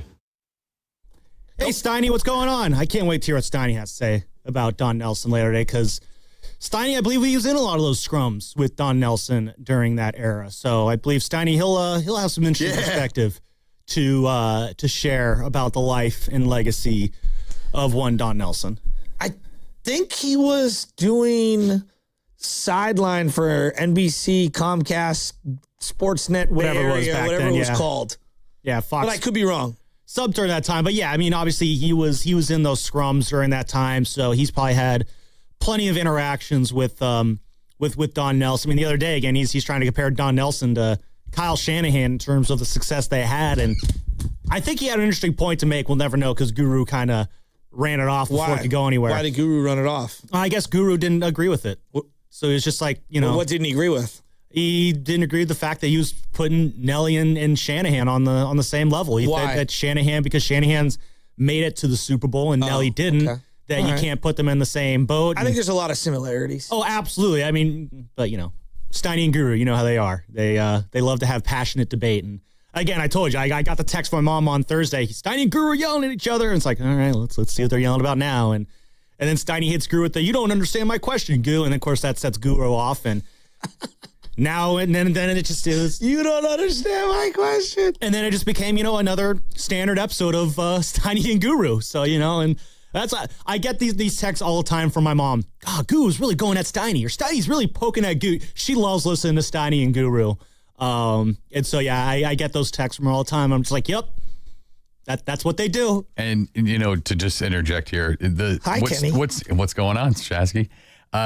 What Steiny was trying to point out was the influence that each of these guys had. I would agree. Not this. And Guru was taking as the literal success, the winning and the success. He's like, he goes, no, that's not what I'm saying. I'm saying what influence, and he's right. And I believe what Steiny's saying was right, because Shanahan has a ton of influence on what's going on with the Niners, just as Don Nelson did with the Warriors. 100%. No, and that's if Nelly didn't like you, you're done.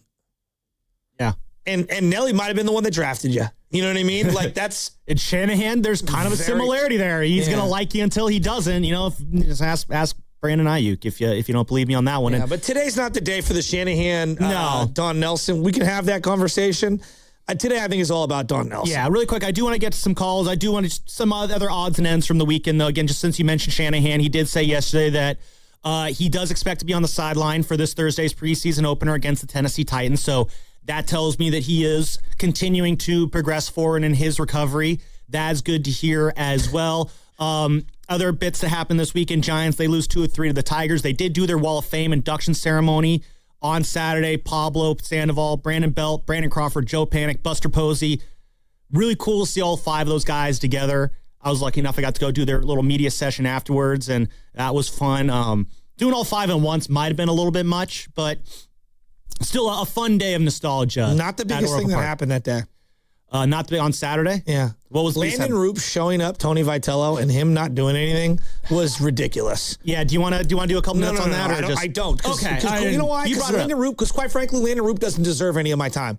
After what he's pulled this year, as far as I'm concerned, you have the 8th worst ERA in baseball. Shut up. You literally threw 8 balls in a row.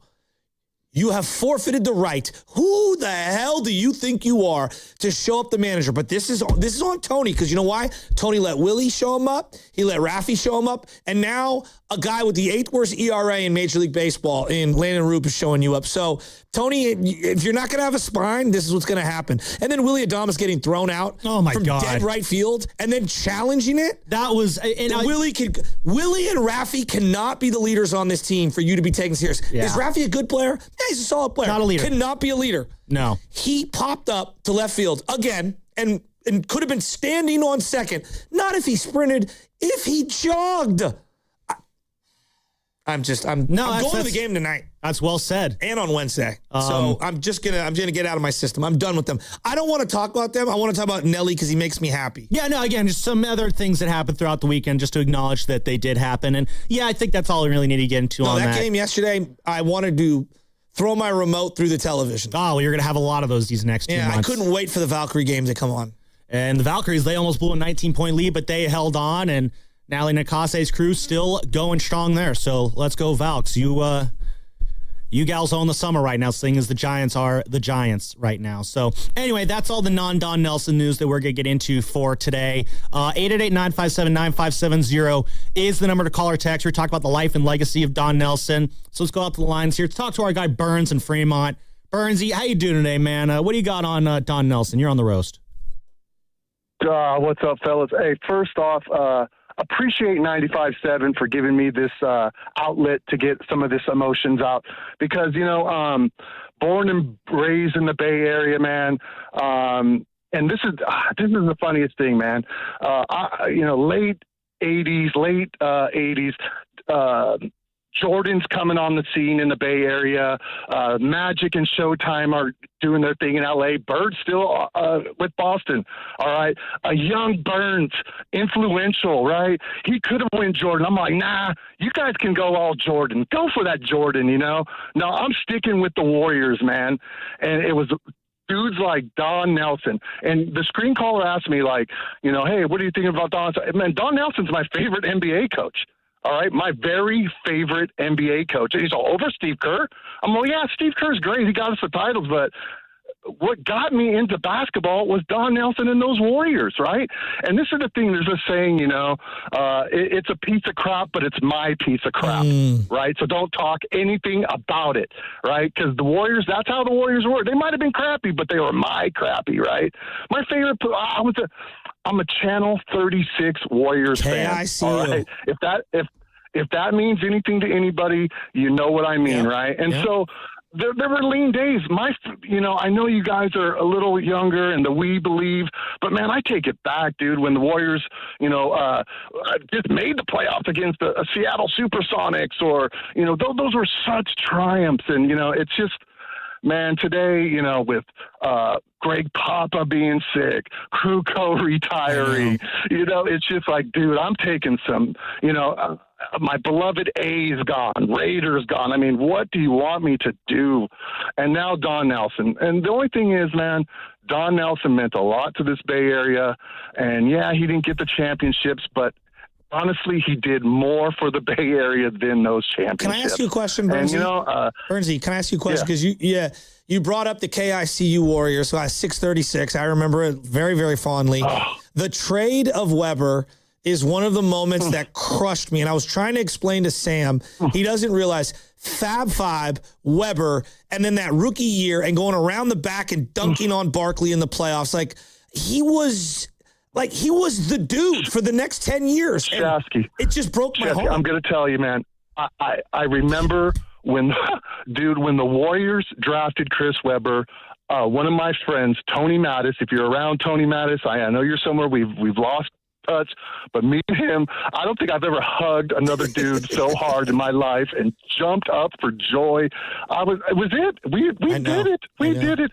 And from that high to the lows, it's just all part of it, man. And that's what it brings us to the championships, right? Yeah. That's why we have to really celebrate those championships. Don't, it's great. We want new ones. We want more. But man, look at those days and really enjoy them, Warrior fans. We have something special. Don Nelson was something so special, and it hurts, man. It hurts. It just makes me feel like I'm getting older, and just love you, Don Nelson. That's it, guys. Good call. You guys have a great day. Good call. Let me just go back in time for just hear me out here. Yeah. They lost to the Phoenix Suns in the first round. They got swept 3-0. But there was a Nike commercial where Weber's getting his hair cut, and it was at the barber shop. It was right down the street on Geneva. And Weber goes around the back and dunks on Barkley.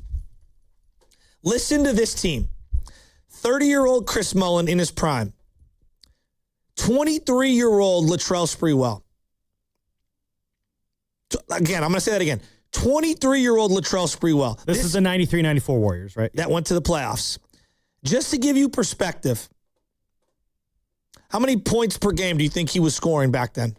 Latrell Sprewell? At 23 years old. I don't know, 20 points a game? 21 a game. That was close. And he had 7 assists per game in that series alone. Just to give you an idea of how good Latrell Sprewell was. Billy Owens, 24. Chris Webber, 20. He was 20. Averaging 17.5 a game.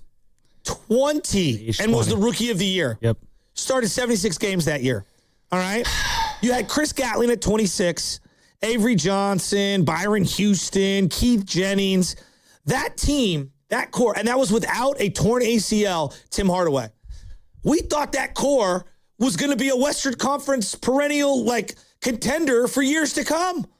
And just a couple months after that, they ended up trading him away. It's one of the seminal moments in Warrior history. No, and again, Joe, it's just that's why I think the Don Nelson legacy is so interesting, is because how it spans multiple generations.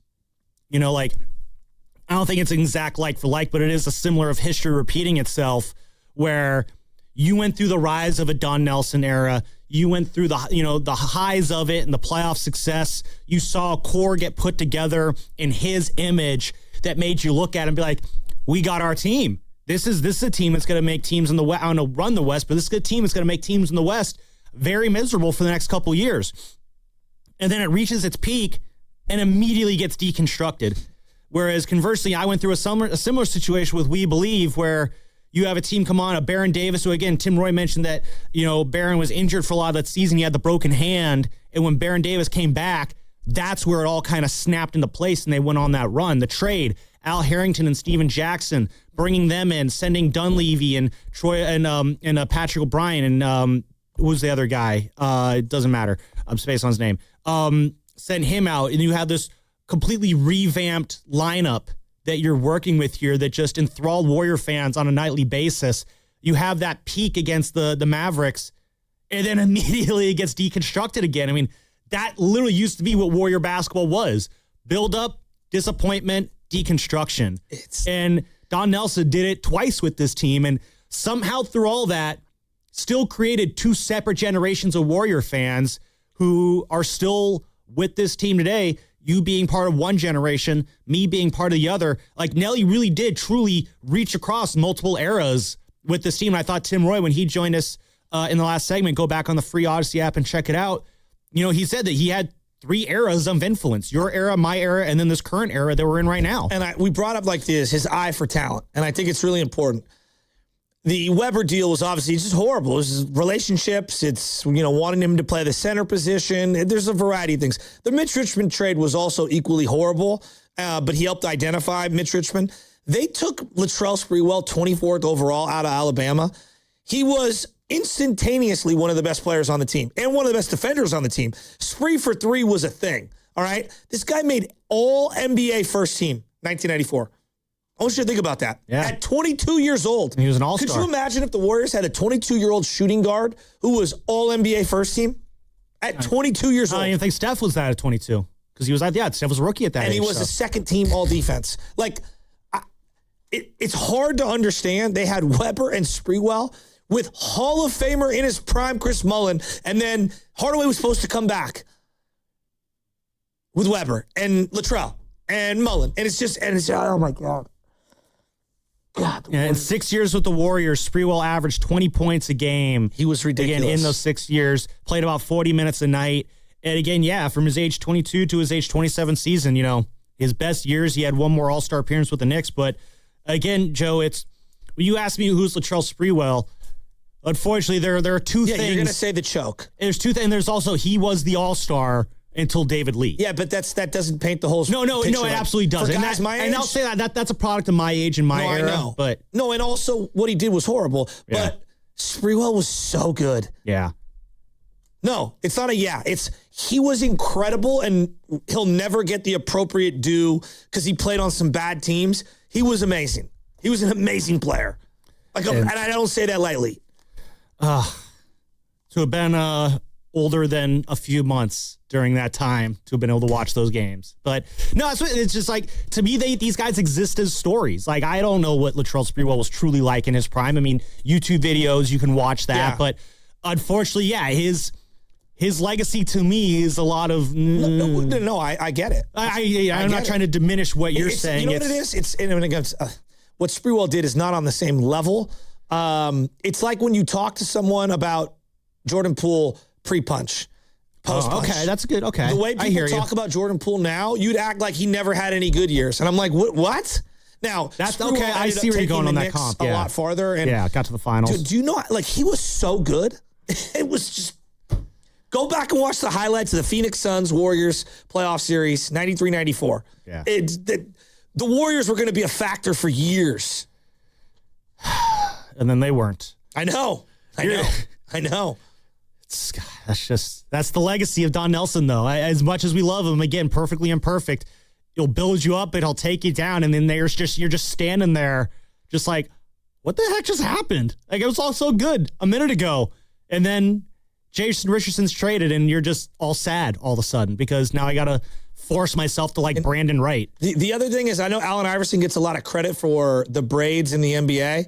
Latrell was the first guy I remember wearing the braids. Oh, really? Yes. Okay. And I could be wrong. There might have been other people, but I remember Latrell had That's the braids. one that you remember first specifically, he was the guy who had all the different hair, the braided hair before anybody. All right, let's get to some of these calls here. 888-957-9570 is the number to call or text. The life and legacy of Don Nelson, what does that mean to you, Warrior fans? I want to hear from you throughout the rest of the show.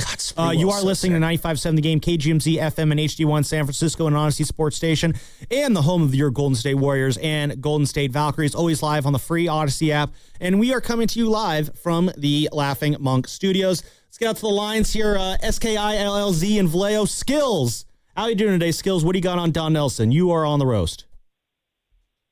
Hey, guys, I would say happy Monday, but these last few days, the sports news that we've been getting has just been awful and I know. Capped off by losing Don Nelson.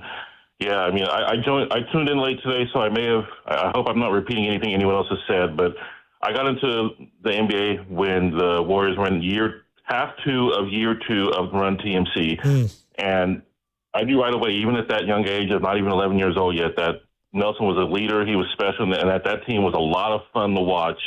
And, you know, I want to say they beat the Spurs in the first round that year, and then they lost to the Lakers, who eventually lost to the Bulls in the finals. If my memory serves, Magic, they had no answer for Magic Johnson. And I may have played a role in why they got Billy Owens. I don't know. So they traded Mitch Richmond to get Billy Owens that summer.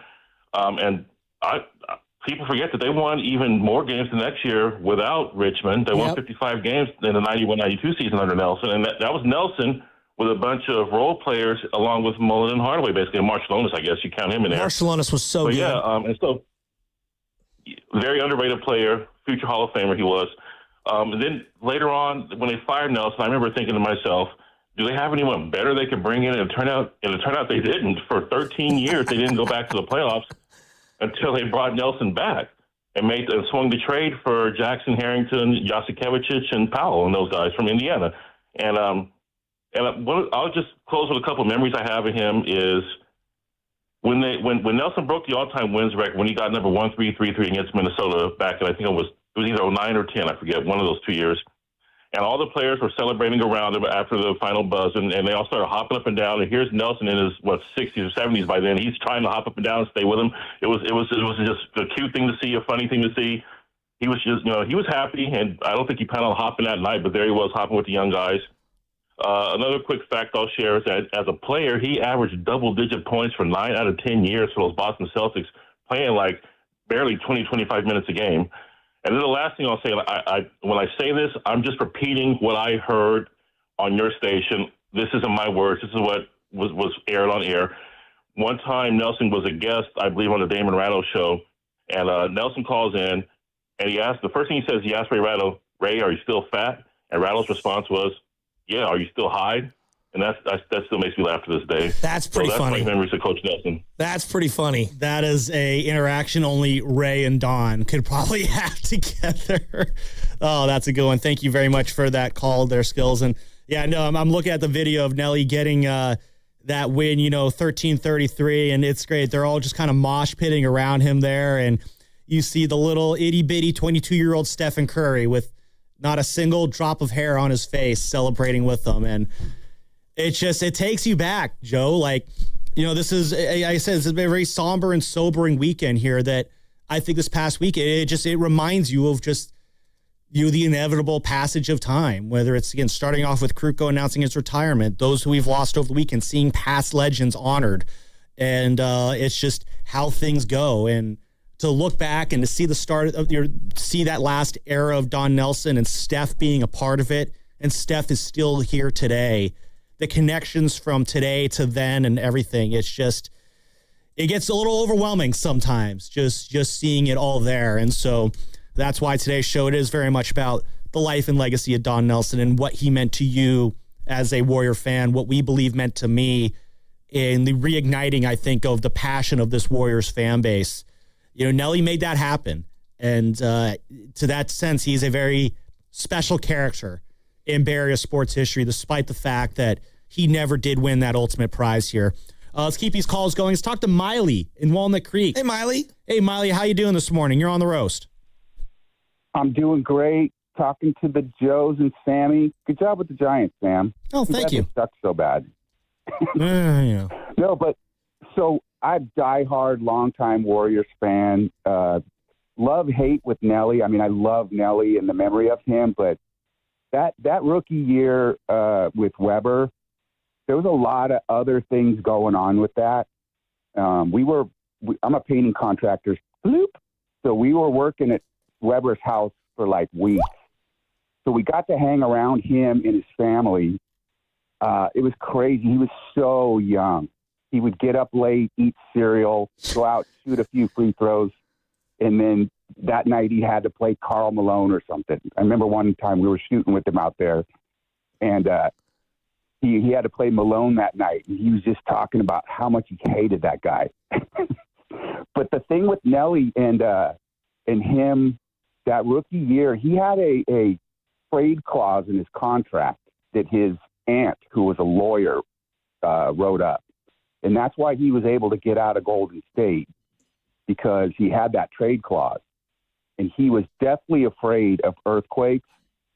And being out on the West Coast was just, he was an East Coast guy. But that year was so fun. And I remember Avery Johnson was balling out for the team because, like you said before, Joe, Hardaway was injured. Yep. And I remember Hardaway was pissed that they had so much success without him. And so that following year when he was coming back, I mean, there was a lot going on behind the scenes between Weber and Nelly. Weber couldn't take Nelly just being hard on. Like, Steph praises him for how hard he was on him. Weber was the total opposite. He was a 20-year-old baby who he couldn't handle it. And so he got his ass out of there, and his dad actually commented to him and told him he needed to toughen up because he was going to Sacramento after the Wizards. And his dad told him, hey, man, suck it up. So, I mean, Nelly was he was next level, but he was also, like, at the end, he was drinking before and after games. All the stuff with Nelly is just so great. But, man, I was mad at him when that happened. When they traded Weber, I wanted to kill the man. And then how about We Believe? Keep it real. After We Believe, it was like only Don Nelson could have pulled this off. Yep. No, he could have. Only he. With that lineup and the way they played that game and that series. And again, what I love about We Believe, it kind of cemented that you can win with small ball and scoring.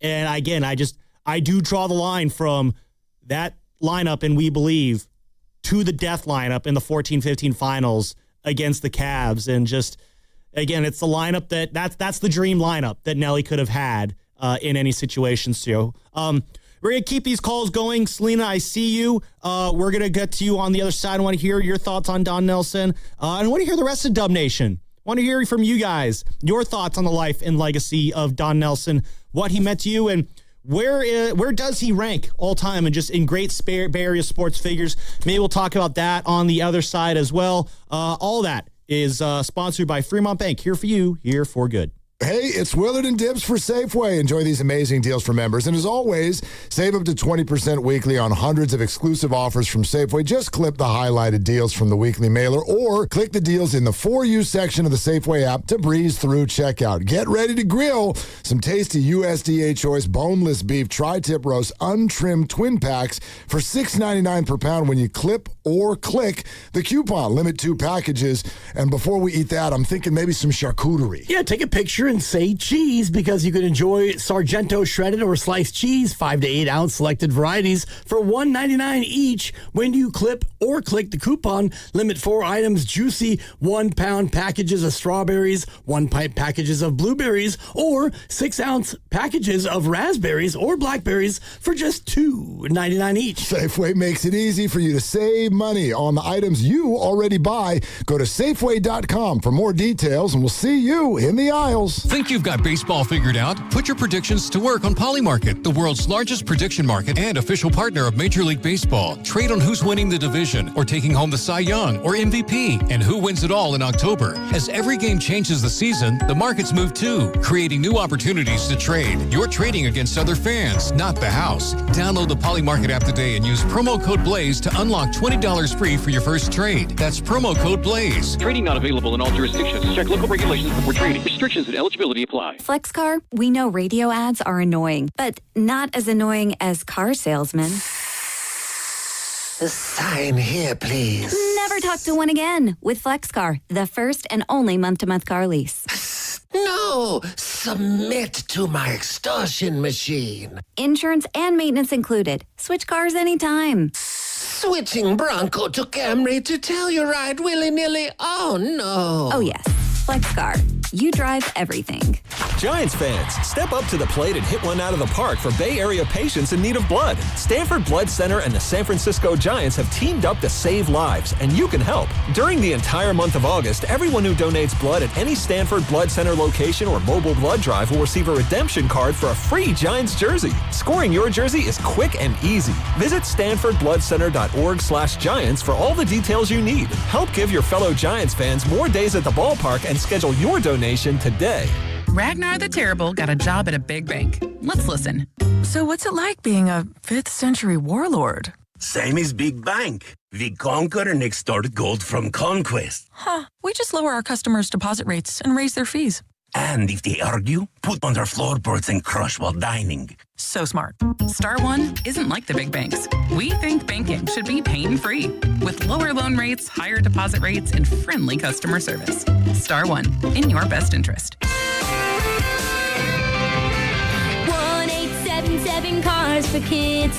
KARS Cars for Kids. 1877 Cars for Kids.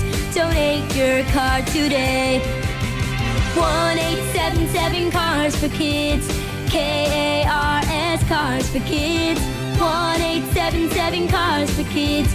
Donate your car today. Ready to get rid of that old car? Donate it to Cars for Kids. Call 877 Cars for Kids to speak to a friendly live agent. Donation is super easy, and your car can be picked up as soon as tomorrow. Go to carsforkids.org now or call 877 Cars for Kids to donate your car today. 1877 Cars for Kids. KARS Cars for Kids. 1877 Cars for Kids. Donate your car today. Did you know you can donate real estate too? Go to carsforkids.org. That's cars with a K. This is the story of the one. As a maintenance engineer at a beverage manufacturing plant, he starts his day knowing every line is ready to run because Grainger delivers the industrial-grade products he needs to keep mixers, conveyors, and packaging equipment moving. With Grainger's vast selection of bearings, belts, and motors, he keeps operations running smoothly, so nothing grinds to a halt. Call 1-800-GRAINGER, click Grainger.com, or just stop by. Grainger, for the ones who get it done. New Game Plus with Oxy makes your laundry smell incredible and fights stubborn smells, like the ones your dog Biscuit brought into your freshly made bed last night. But you wash that all away with Game, and now you're drifting asleep to the scent and sound of waves. Ah, no, that's the dog licking your ear. Biscuit. It just might be our greatest scent ever. Now with odor-fighting power. New Game Plus with Oxy. Sniff the difference. Running a business shouldn't feel like a juggling act. One app for accounting, another for inventory, one more for sales, and somehow they never work together. Or you could use Odoo, one fully integrated platform with all the business applications you need. CRM, inventory, accounting, marketing, and more. All working together seamlessly. Stop juggling software and get back to growing your business. Try Odoo free at odoo.com. That's ODOO.com.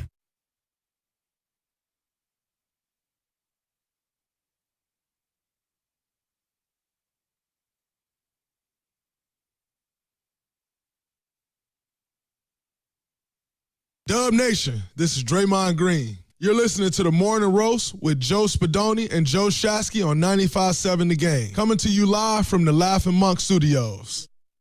What's up, Day-Day? Always a fun game when you're on the court. And, man, imagine Draymond Green and Don Nelson together. How fun would that be for the very brief time that it would have existed? We just don't make characters like Don Nelson anymore. They just don't exist. They really don't. And just the day and age of coaches battling with their players like Nelly did, the fallouts that he had. I mean, we criticize Steve Kerr for so many things these days, Joe. And one of the things that we're very fortunate with Kerr is, for the most part, never any rifts, major rifts, or destructive rifts, I should say, with him and his star players. I mean, yes, there's obviously Kerr and Kuminga over the last few years. That's been very well detailed, but there's never any issue with Kerr and Steph, never any issue with Kerr and Clay. Kerr and Draymond never broke up the team, so to speak, with any of their back and forth that they had. And at the end of the day, I believe that there's still a lot of mutual respect between Kerr and Draymond. Whereas Don Nelson, though, I mean, you talked about the Chris Webber trade. I go to the falling outs that he had with Monte and Steven Jackson at the end of his second tenure here with the Warriors. And, Steve Kerr, whatever flaws you want to point out these days, that's not one of them, is bad relationships with his players.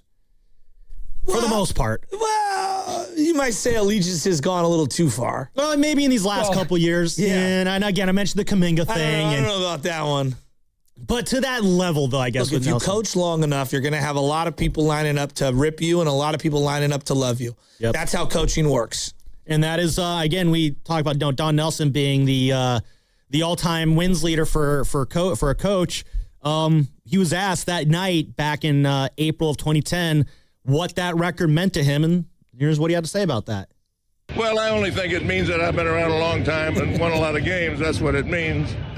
I've been around 31 years. I should have some pretty good numbers, or I wouldn't be around that long. So it's just, hey, whenever somebody gets excited, like Pat Riley wants to come back, he'll have the record in 2 years. That'll be great for me.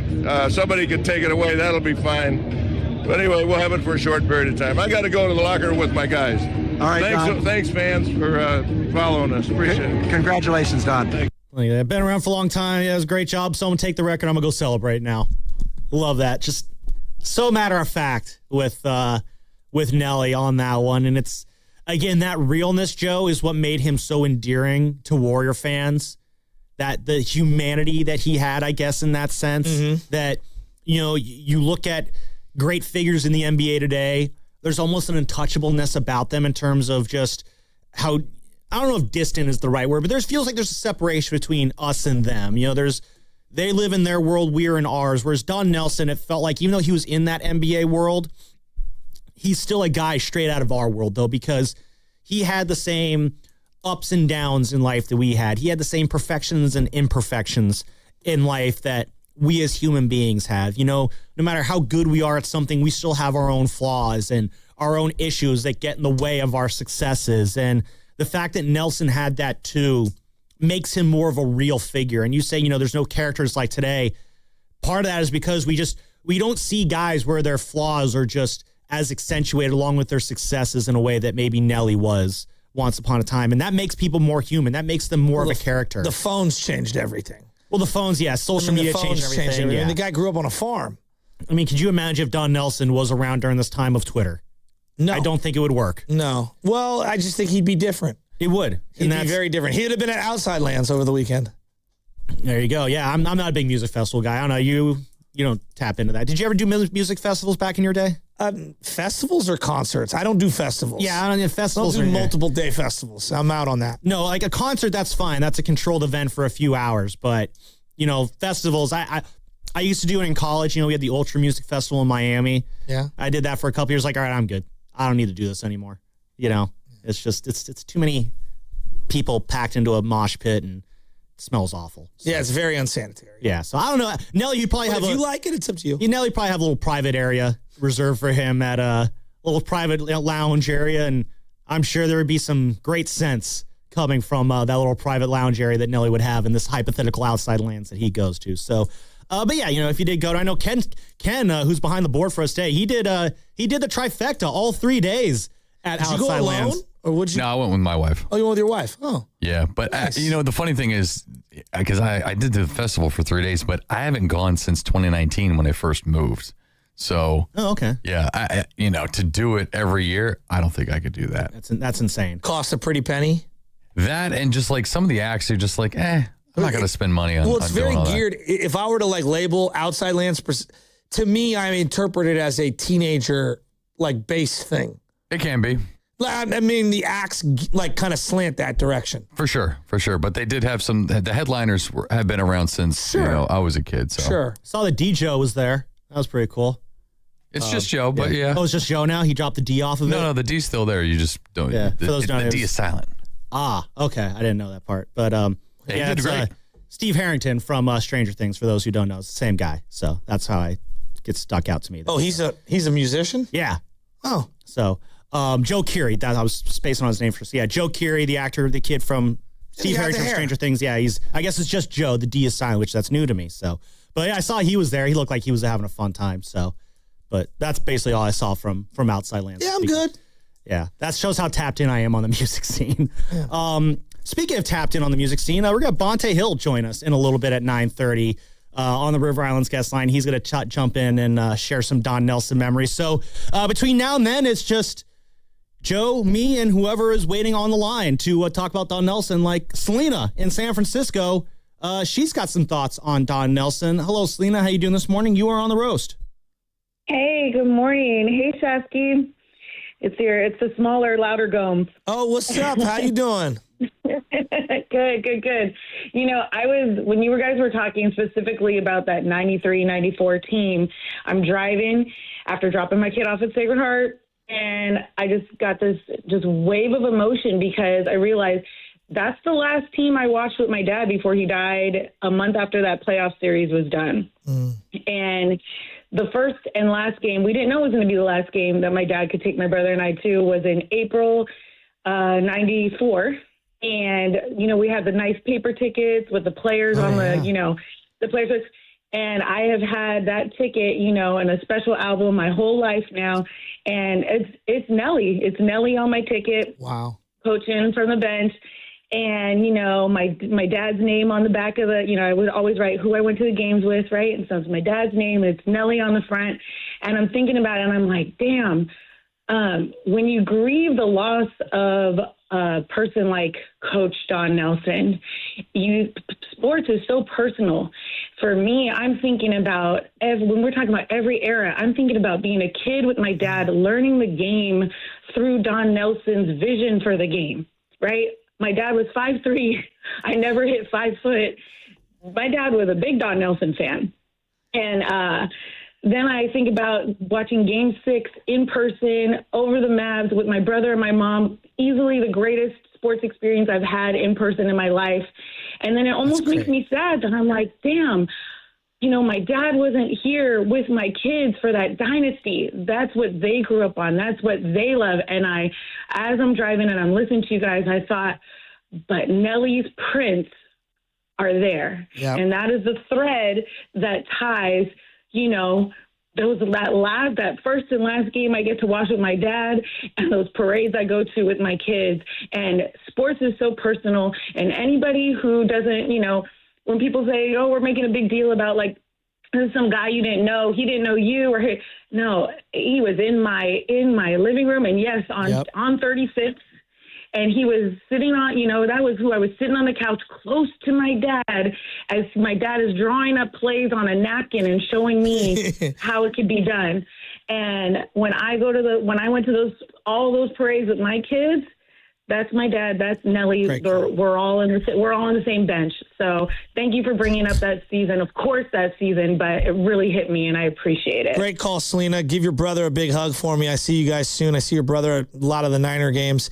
She's nailing it on the head there. Like, if you were to close your eyes and just say Oracle Arena, and you had to boil it down to one moment, I think a lot of people might pick the Baron Davis dunk over AK-47. Yeah, just close your eyes. It might have been it was like the first NBA clip to just blow up on YouTube. Like that's how long. Like YouTube was still like kind of building up onto the scene at that time, he did that dunk. It was like the first dunk that everyone watched over and over and over and over again on YouTube. Hubie Brown. I'm getting goosebumps. We got to play it. If we can find, we have it somewhere in the system, I'm sure, Ken, if you want to dig it out of there.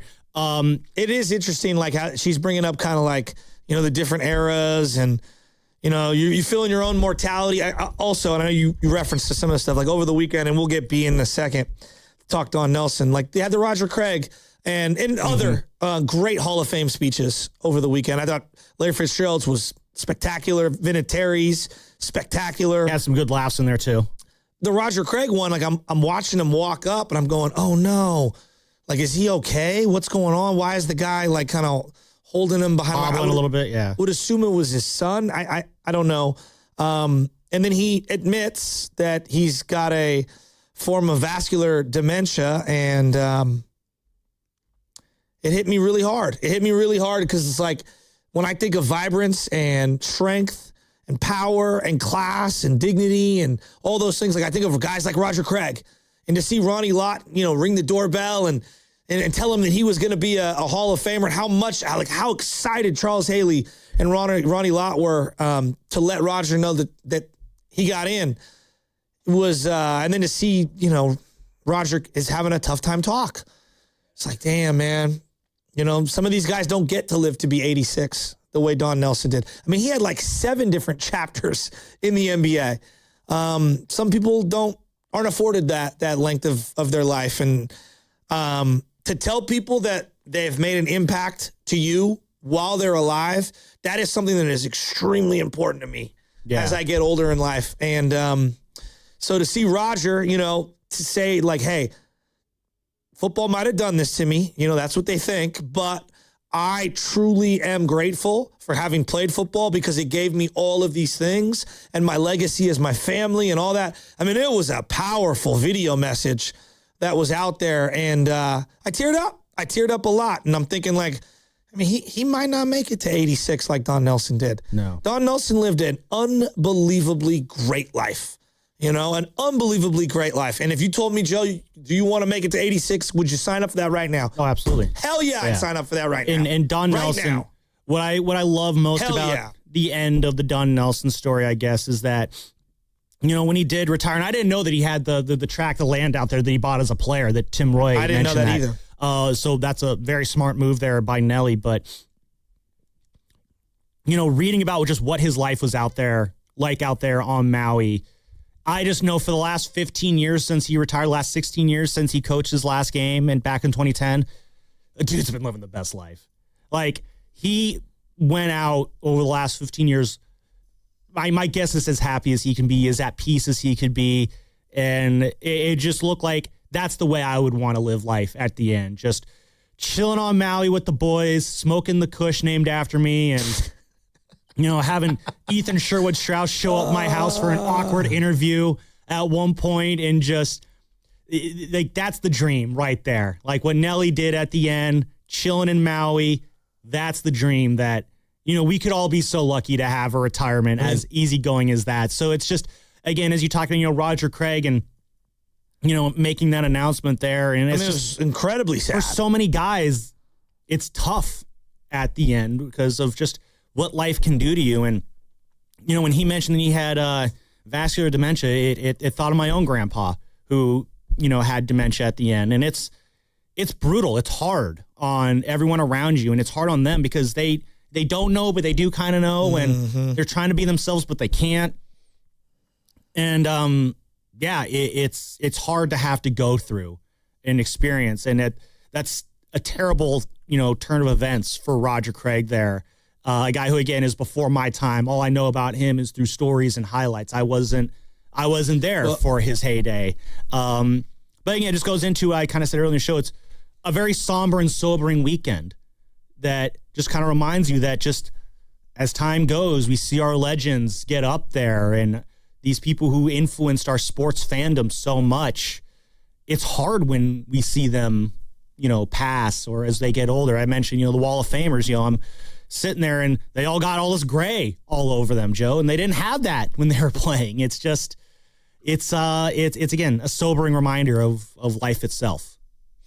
Yeah, the guys like Roger Craig, he's seminal player in terms of the evolution of the way the game is played, and to see him finally get his just due, man, it was awesome. Like, it was legitimately awesome. You know what else is awesome is the guy who's about to be joining us here on the River Islands guest line, also presented by Ceremony Ford, your Bay Area Ford store. And that is one Bonte Hill. You see him occasionally on this show. You also see him on NBC Sports Bay Area Warriors and Giants pre- and post-game live. And you'll also see him chilling in his car with his shades on right now if you're watching on YouTube. B, thanks for hopping on with Shasky and I this morning. And, again, as I said, just a very emotional weekend here with Don Nelson, of course, passing yesterday. When I say the legend and the legacy of Don Nelson, where does your mind go? Offensive innovation ahead of his time. Everybody credits, and good morning, fellas. And sorry, I just did drop off here, so it's very bright in my eyes, so I got to make sure the Ray-Bans are on tight. But offensive innovation, right? Mike D'Antoni gets credit for the 7 seconds or less Phoenix Suns, and, everybody gets credit for small ball, and that was Don Nelson. Don Nelson was doing this in the 80s with the Milwaukee Bucks. Think about the point forward, Marcus Johnson and Presley, and later on with the Golden State Warriors or Run TMC, and the stories that you just keep hearing about them. I've been fortunate to sit next to Bully for 6 years now, and, I've heard so much about Don Nelson. I don't know the guy, and I love the guy. So it just, it kind of capped off what was a tough week. It's just a brutal week in the Bay Area. Colleagues losing jobs, Kruko announcing his retirement, the Roger Craig speech, which really got me in my feels, and just seeing how overjoyed he was to just being in the Hall of Fame. Yeah. I'm so happy the Pro Football Hall of Fame got him in before he passed away. Kenny Stabler didn't get his just due. He was gone by the time he got inducted into the Hall of Fame, and that's just not right. So Roger Craig being there to be able to celebrate that with his family, former teammates, and of course we lost Wags. And Shasky, I know you don't know Wags too much. I know Loveman, you probably know him a lot more than Shasky, but Wags, you see all the outpouring love that he got on Twitter and social media over the weekend. Just shows what type of guy he was. And, the press box and media center is never going to be the same because he always had a joke and he always had a compliment for you. He always had something to say that was uplifting, like, hey, you keep going. You're doing your thing. I'm watching you. You're doing great. Da-da-da-da-da. And you always need somebody like that in your life every now and then, especially in today's negative society. And then you lose Nelly yesterday. It's just like, man, can this week get any worse? Man, I know. It's just been a lot. Nelly, back to Nelly for just a second. It was really well said, B. This guy lived an NBA Forrest Gump-like life. He starts at Iowa, grew up on a farm with a bicycle. I've heard the story a million times. A bicycle wheel that they took the spokes out of that he used to shoot into. He was going to play with Connie Hawkins, and then Connie got some scandal and had to leave. Played for the Zephyrs, who became the Bullets. Played for the Lakers in the finals. Jumped over, and he's like, I'm one of the first Lakers to go to the Celtics. And then wins 5 championships, shot free throws with one hand. His form was super funky. You would never teach it to this day. And then takes over a Kareem Abdul-Jabbar-less Milwaukee Bucks team. You talked about basically taking the center off the floor and moving him away from the basket, creating the point forward, constantly beefing with everybody and trading for guys. Yeah. I think the part that's the most underrated about him is I think his eye for talent as a coach is as good as anyone's ever. Yeah. I was just reading the Dirk Nowitzki story. Mark Medina wrote it, our friend Mark Medina. And during that process, his son, Donnie Jr., was like, we need to go see this Dirk kid in Germany. So they flew to Germany. Dirk's dad's like, hey, Don, you're going to be his American father. I need you because I can't come out there. And so Dirk comes out, and they're in San Antonio, I believe, and they go work out at the YMCA, or they're going to play in San Antonio, or they're going to the YMCA in Texas. And Don's at the top of the bleachers, top of the gym, watching them. And he's telling Dirk, hey, I don't want you to play in that game. I don't want you to play in that game. And then Dirk plays in the game, and everybody found out about Dirk. And so then when it came to interviews with the teams, Don Nelson locked them in the basement, basically. It was like, you're not interviewing with anybody. We're ahead of the Celtics. We know Boston likes you. we're going to move up. We're going to give Milwaukee our pick because we know they love tractor trailer, but we're taking you. And he did this countless times. He loved Paul Pierce in that draft, too. So to your point about eye for talent, he wanted Pierce or Dirk Nowitzki. He ended up taking Dirk, and he walks into the Hall of Fame, one of the greatest players we've ever seen. But he also did that with Tim Hardaway Sr. Like, he told everybody that his knee was shot. Hey, man, don't take this guy. His knee's bad. Like, his knee's going to blow out any moment. And then the Warriors get on the clock, and they select Tim Hardaway Sr. Like, what? What are you doing? So he had a way to manipulate things as well. And you talk about the character that he was. I mean, the shot that he hit against the Lakers where they had the balloons there at the Great Western Forum. His shot goes up in the air, bounces in. They still pop the balloons, and the Celtics win. Russell's last game as a Boston Celtic, as he was a player coach. I mean, the way he left teams, he definitely didn't leave quietly. So it's funny that you bring that up because, like, I was thinking about legacy and, like, when someone passes away, we only remember the good, but part of what makes somebody is like the full experience, like, and I'm not knocking him, but he was the architect and the arsonist on a variety of things. The Mitch Richmond trade, you draft him. He's one of the great Warriors in a very short period of time. It's one of the worst trades ever. You find Weber, you have Weber and Latrell, and you trade Weber away, and then you resign. Like, in many ways, he was his own worst enemy. He was an unbelievably brilliant tinkerer, and yet also just couldn't get along with people. Yeah, it's weird. The Mitch Richmond trade. Richmond tells a story. Bully tells a story. He got traded to Sacramento. Mitch Richmond stayed in Alameda for that entire season. He was distraught, devastated. Like, I can't believe I'm playing for the Sacramento Kings. How could you do this to me, Nelly? The Weber situation, we got Weber for 1 year, boom, he's traded because Don Nelson and Weber can't get along. He leaves the Knicks, so, like, that didn't work out. Yep. Mark Cuban and Don Nelson end up beefing because he wouldn't play Dirk in those Western Conference, I think it was the conference finals against San Antonio, where Dirk's knee was shot. And Don Nelson basically said, I'm not going to risk your career, all right? I'll play you in the Game 7, but your knee's dislocated. You can't run. The Spurs are going to run you all over the floor. Cuban never got over it. They beefed. He ends up firing Don Nelson, which made the We Believe team even special because Don wanted that series. He wanted that series bad, and he wanted to stick it to Mark Cuban. So, but even that exit with the Golden State Warriors wasn't pretty. Not pretty. So that's what made him him. And then you think about his afterlife in basketball, where he's in Hawaii. The only time I've ever been in his presence, fellas, is when he came back with Jay Rich and Steven Jackson, and somebody asked him, they say, what have you been up to, Nelly? And he had the gold chain on, the ponytail, looked like he was straight out of Breaking Bad or something. And he goes, I've just been smoking some pot. And it's like, dude, what a life. You got the island, you're smoking weed, you're playing poker, you've been involved in the NBA for I don't know how long. You got 5 championships. And that's the great thing about Don Nelson. He was such a good coach. I didn't even realize he was a player until I was like 15 years old. Yep. You've worked with Mullen for so long. I mean, Mullen, he put out a beautiful post this morning about him on Instagram. In many ways, he helped salvage his career and his personal life and all that. And so how does Mully talk about Don Nelson? Oh, loves Nelly. We talked to him yesterday. We were doing the Giants game. God, they still have yet to have when a 4-game Adamas winning got streak. thrown out from right, Fonte, and then he challenged the play. I was ready to throw the remote. Well, Susac wasted a challenge on like the second batter of the game. Anyway, Mully, man, look, when Mully was going through his struggles with the bottle, and Donnie, they sent him to rehab, and he got back, and Don Nelson said, Mully, I just want you to shoot. I don't give a damn how many times you shoot. Just shoot. Work on your game. I need to see what you got. Just shoot. And I've heard Nick Van Exel say the same thing. Hey, if you don't shoot the ball, I'm taking you off the floor. Like, shoot. And he resurrected his career. Like, he just basically said, look, we're going to put you in these positions. We're going to handle the ball. We're going to use all your skills.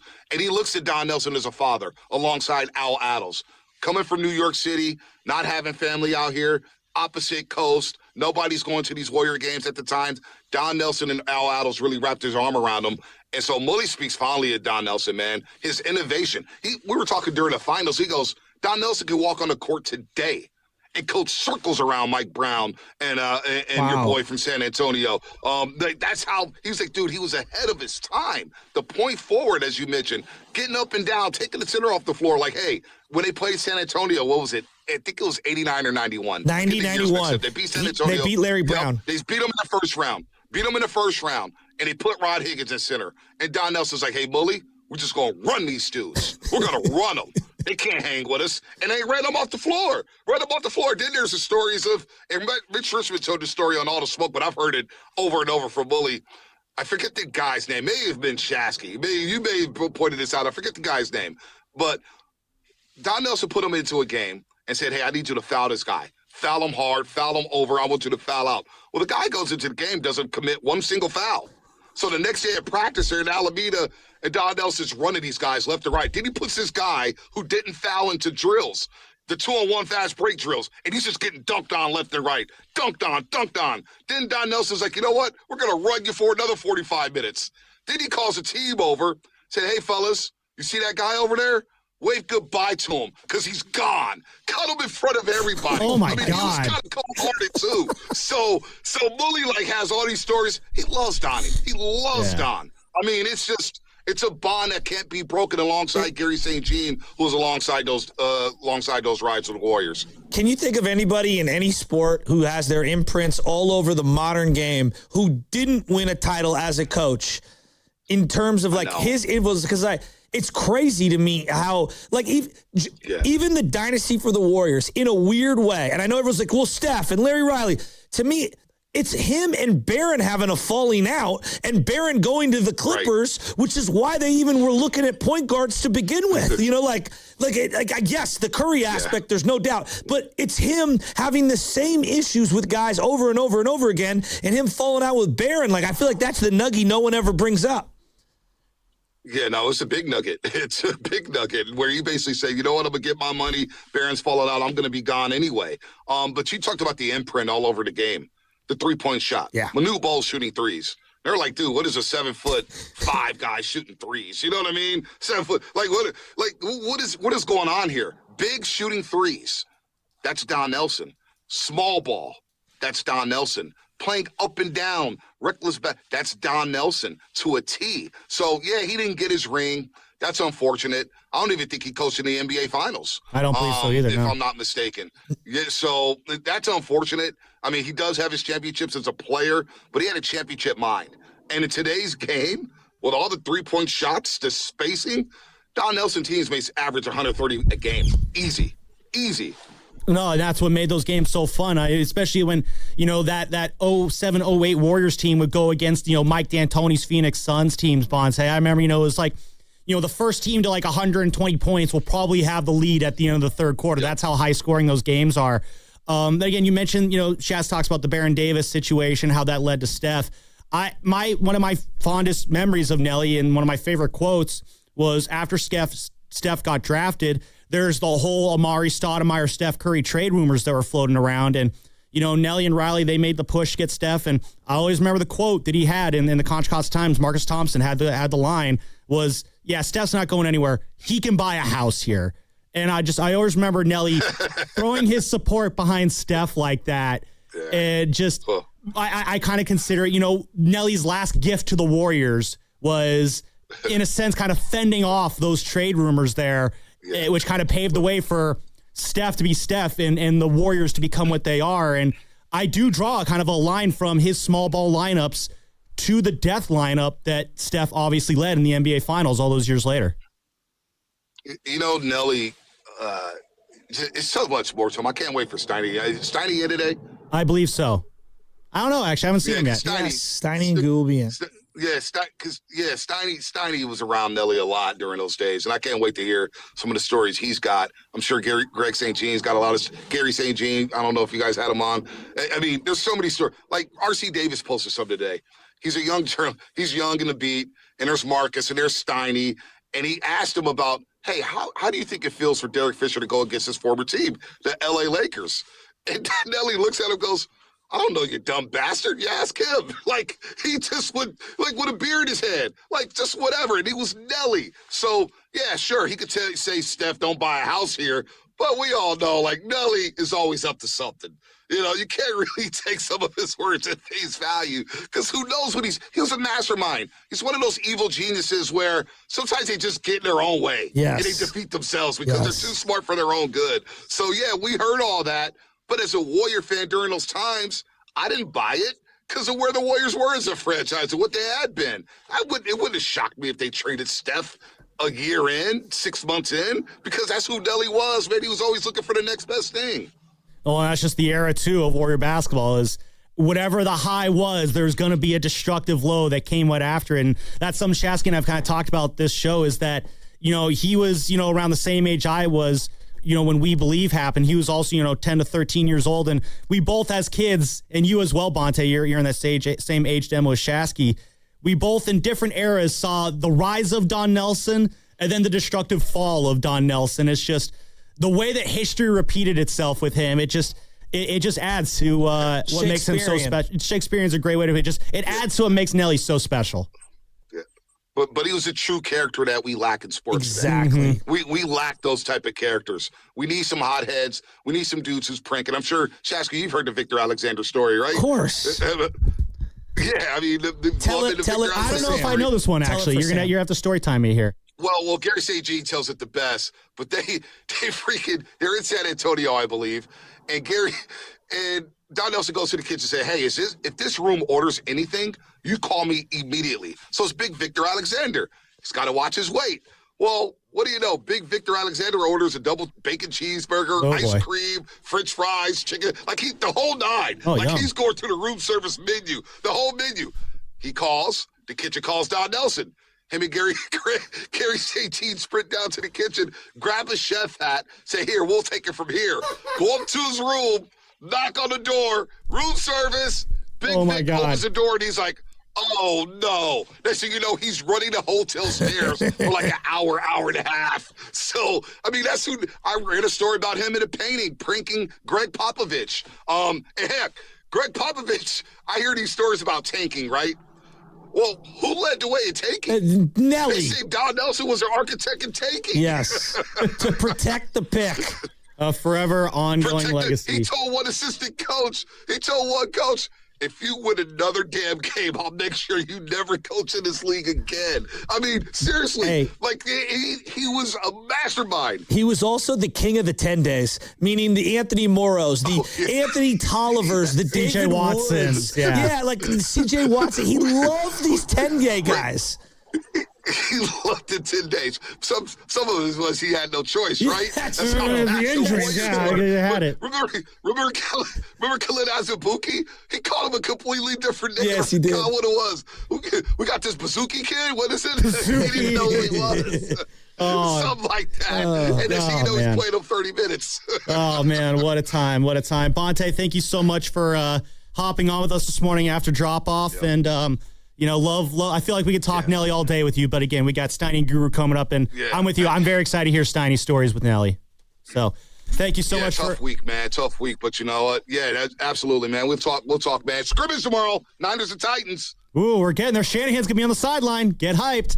All right, thanks, B. All right, go enjoy the rest of your day. Right, that was Bonta Hill there on the River Islands guest line. And before we get the final thoughts, your golf game may not be perfect, but it can still make a difference. Join the Pettinelli Financial Partners for their 11th annual charity tournament at Harding Park, benefiting the Autism Society of San Francisco Bay Area on Friday, September 11th. Go to PettinelliFP.com to learn more. And with that, let's get our final thoughts in.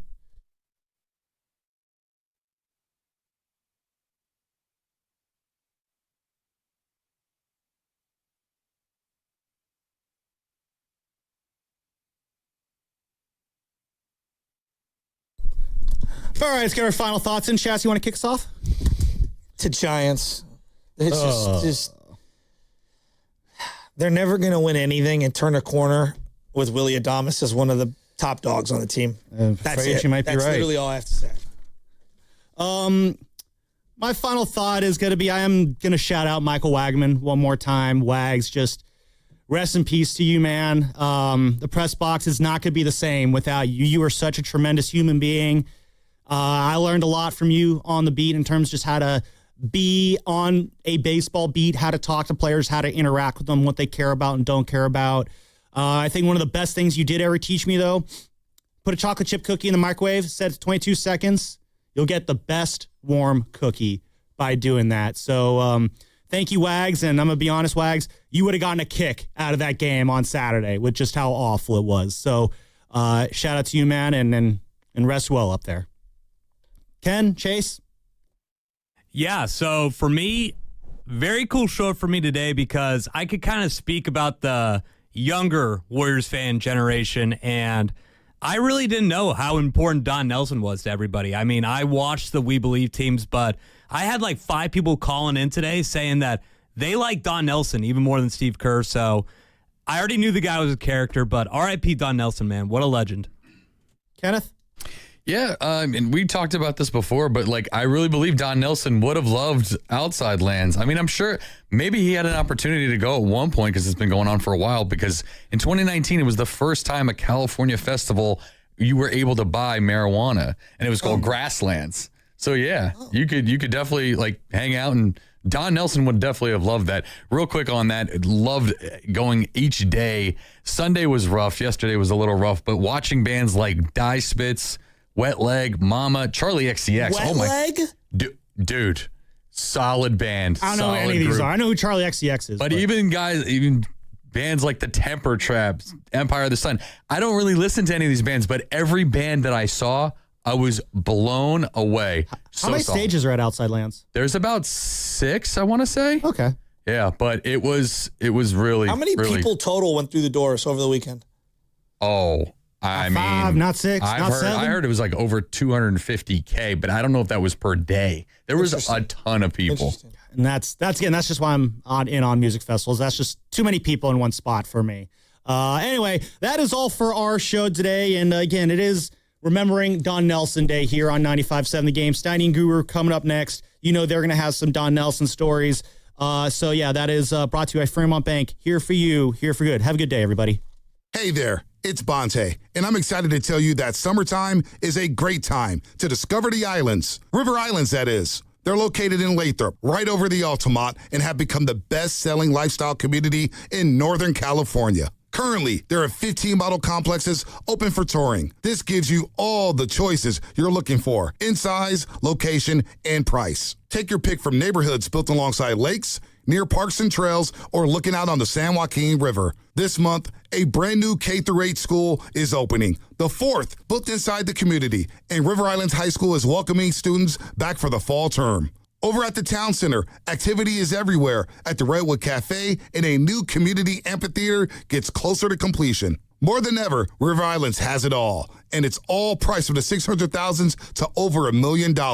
Start your tour on riverislands.com and see for yourself how the good life can be your life. Isn't it time for you to discover the islands? Residents of a Sherman Oaks condo complex say burglars stole tens of thousands of dollars worth of their property while their building was tented for fumigation. Don't put your home or valuables at risk. Pacific Coast Termite Orange Oil and Ultraset treatment means no tent, no move out, and no poisonous gas. With highly effective termite treatment backed by a 2-year warranty. Call today for a free termite inspection. Protect your home without turning your life upside down. Call 800-PACIFIC. That's 800-PACIFIC, or visit PacificCoastTermite.com. Some restrictions apply. $5,000. That's the average amount of money people in the U.S. are now spending on gas in a year. $5,000. That's crazy. If you drive, you have to download Upside, the free app that gives you cash back for buying gas. That's right. You can earn cash back with Upside just for buying the gas you're already buying. You can literally start earning cash back today. I use Upside, and just last year, I made nearly $300. You're putting gas in your car anyway. Why not get cash back? If you like extra cash, download Upside. I'm saving the cash I earn from using Upside to help pay for a vacation later this year. Download the free Upside app now to earn cash back when you fill your tank. Use promo code SNAP to get an extra 35 cents per gallon on your first tank. You can cash out anytime, right to your bank or a gift card for Amazon and other brands. Just download the free Upside app and use promo code SNAP for a 35 cents per gallon bonus on your first tank. That's code Snap for a 35 cents per gallon bonus. This August, American Vision Windows lets you pick any 2 offers. Free expert installation, free sound package, free upgrade to Sun Matrix. We pay your tax, or no interest and no payments for 18 months. Get your project done before fall with your choice of savings. Visit AmericanVisionWindows.com or call 888-347-0711. That's 888-347-0711. New customers only. Restrictions apply. Call or see website for details. Offer ends August 31st, 2026. Hey, it's Willard. At Hobbs Law, it's never been about attention, never about applause, never about goofy smiles on candy-colored billboards. For more than 40 years, Hobbs Law is focused on one thing, fighting relentlessly for injured Californians, because behind every catastrophic injury case is a human life forever changed. That's why Hobbs fights with preparation, intensity, and relentless commitment. No fluff, no distractions, just real advocacy for injured Californians. Hobbs Law, relentless for justice. Visit HabbisLaw.com. Omar Habbis is a California licensed attorney. Offices in Northern California, including San Jose. Past results do not guarantee future outcomes. What if you could have the most reliable fiber-powered Wi-Fi? And get this, what if you could keep it at the same price for 5 years guaranteed? Now through August 24th, new Xfinity customers can get our best price on gig Wi-Fi this summer before it disappears. Just $50 a month for 5 years. No annual contracts, no hidden fees, and our best equipment included. Plus, get online in minutes with same-day Wi-Fi. It's Wi-Fi that finds and fixes problems before you even notice them. Like super intelligent Wi-Fi with a 6th sense. Plus, it keeps you protected from online threats. And get Peacock Premium included for 2 years. Lock in your price and unlock the possibilities. Get it now at Xfinity.com. Xfinity. Imagine that. Restrictions apply. Requires paperless billing and auto pay with stored bank account. Taxes and fees extra. Speeds vary. Use of fiber coaxial cable. Learn more at Xfinity.com/same-day Wi-Fi.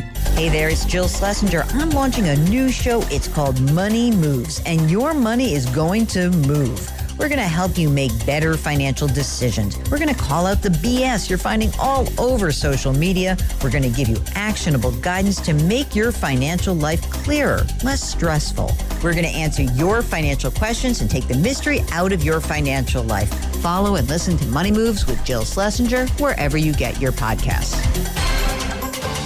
Someone had a birthday. Yep, 50. Can't believe it. 50 years of wisdom. Great segue. We have a health reminder from the CDC. Pneumococcal vaccination is recommended for adults 50 or older. Says here, we're over 6 times more likely to be hospitalized with pneumococcal pneumonia than adults under 50. I don't love those odds. Same. Look what I found. Pfizer's Prevnar 20 is proven to help protect adults against pneumococcal pneumonia and invasive pneumococcal disease in just 1 dose, and millions have already gotten it. Continued approval may depend on a supportive study. Don't get Prevnar 20 if you have a severe allergy to its ingredients. A weakened immune system may lower your response. Common side effects include injection site pain and swelling, fatigue, headache, muscle, and joint pain. For full prescribing information, please call 1-855-213-2138. Visit Prevnar20.com or talk to your doctor or pharmacist. I'm on Prevnar20.com now, scheduling my appointment. Good idea. And happy 50th. You're listening to 95.7 The Game, KGMZ-FM and HD1 San Francisco on Odyssey Sports Station and the home of the Golden State Warriors and Valkyries. Always live on the free Odyssey app and now coming to you live from the Laughing Monk Studios. He brings the passion. For what? I want to know now. I'm mentally invested. Don't tell me to pray and you don't say what for. He brings the perspective. Yeah, I think they both have a great point. Get off me, text line. He's truly one of a kind. That is wow. Oh, my God. Oh. And he's doing a great job. I need you to man up and say what you really want to say. Simon, you're doing a great job. Go Warriors. And together, they're Steiny and Guru. Yeah. On 95.7 The Game. All right. Let's celebrate a great life today. What do you say? Let's do it, Steiny. And what's my motto? And, you know, the older we get and days go by, I always tell you, and I mean this, and I think you'll never know it, tomorrow is not promised. And when you get news, you know, it just hits you in the cardiac muscle and you reflect on that person, which we'll do today, one Don Nelson. And then we got some others, Stoney, that have Bay Area ties that we got some bad news on. That's with one Michael Wagman. So rest in peace to him as well. Yeah. Don Nelson, obviously 2 stints as a coach of the Golden State Warriors, second on the all-time NBA coaches win list. Started in Milwaukee, came to Golden State, was in New York, was in Dallas, came back to the Warriors. Yep. And he passed on Sunday at 86 years old. And we're going to talk a lot about Nelly today. In fact, we got a lot of people who are going to talk about Don Nelson today. Good stuff. We've got Tom Abdenauer is going to join us at 11 o'clock. He was a longtime athletic trainer for the Golden State Warriors and worked very closely with Don Nelson during his first stint here. Timmy Hardaway is going to join us at 11:30. Of course, he was on the Run TMC teams under Don Nelson. Mitch Richmond's going to join us at 1. Mitch! Before that, we're going to have Dave Del Grande. Dave Del Grande covered Don Nelson for the Oakland Tribune back in the 90s and became real good friends with Don Nelson, stayed at his place in Maui frequently. So Dave's got some great stuff about Don Nelson. And then at 1:30, we'll have Rick Bucher join us. Rick Bucher was working for the San Jose Mercury News back in 1995 when Don Nelson was here on his way out that first time. Let me ask you. Oh, go ahead. Sorry. Yeah, no. Stoney, because Mitch. I mean, you know a lot about Don Nelson. I do. Do you mind if I ask, do you remember the last conversation you had with him? Has it been a while? Have you seen him in, just on the fluke or like the last time? Man, I can't remember the last time. All right, I was just curious coming in. Like, I wonder the last time Stoney talked to him. Probably in 2009, I think was his last year here. He did We Believe was 2006, 2007. The next year they won 48. Then he coached the next year, and then that was it. There's so much about his story. You know what? There's so much you've forgotten about Don Nelson. And I'm with you. Go ahead. And these are not in order of importance. But you know what I forgot about? Give it to me. Remember when he said he was offering to coach the Warriors for free in 2009, 2010 as a way to kind of stay on, even when people might have been ready to move on from him. And they didn't take him up on that offer, but that was one of the things. But, 888-957-9570 is the number. Don Nelson brought the Warriors a lot of good times and just simply put, one of the great innovators in basketball, Goo. Yeah, and I owe you, I'm watching Norm's car over the weekend, Stoney, and he told him his son got it wrong. And just coming in, when I heard this news, I got your parallel that I didn't get Friday in regard to geniuses, because that's what I said Don Nelson was and is. It wasn't about what transpired at the end with his teams. It's the Run TMC concoctions, small ball. That's who I think and give credit to when I hear Don Nelson. So I owe you an apology on that one. But can I just bring up a moment that I had forgot about? He's in Dallas now. He's coaching and got into the grill after Karl Malone elbowed Sean Bradley. It started. He's 6'6". So yeah. I'm looking at the footage yesterday like, I know Malone was like, I might need to slow down. This is a ball coach, but he was a big dude and had big personality, Stoney. But Nelly, man, will be missed. And how do I say this? Who knows this better than you?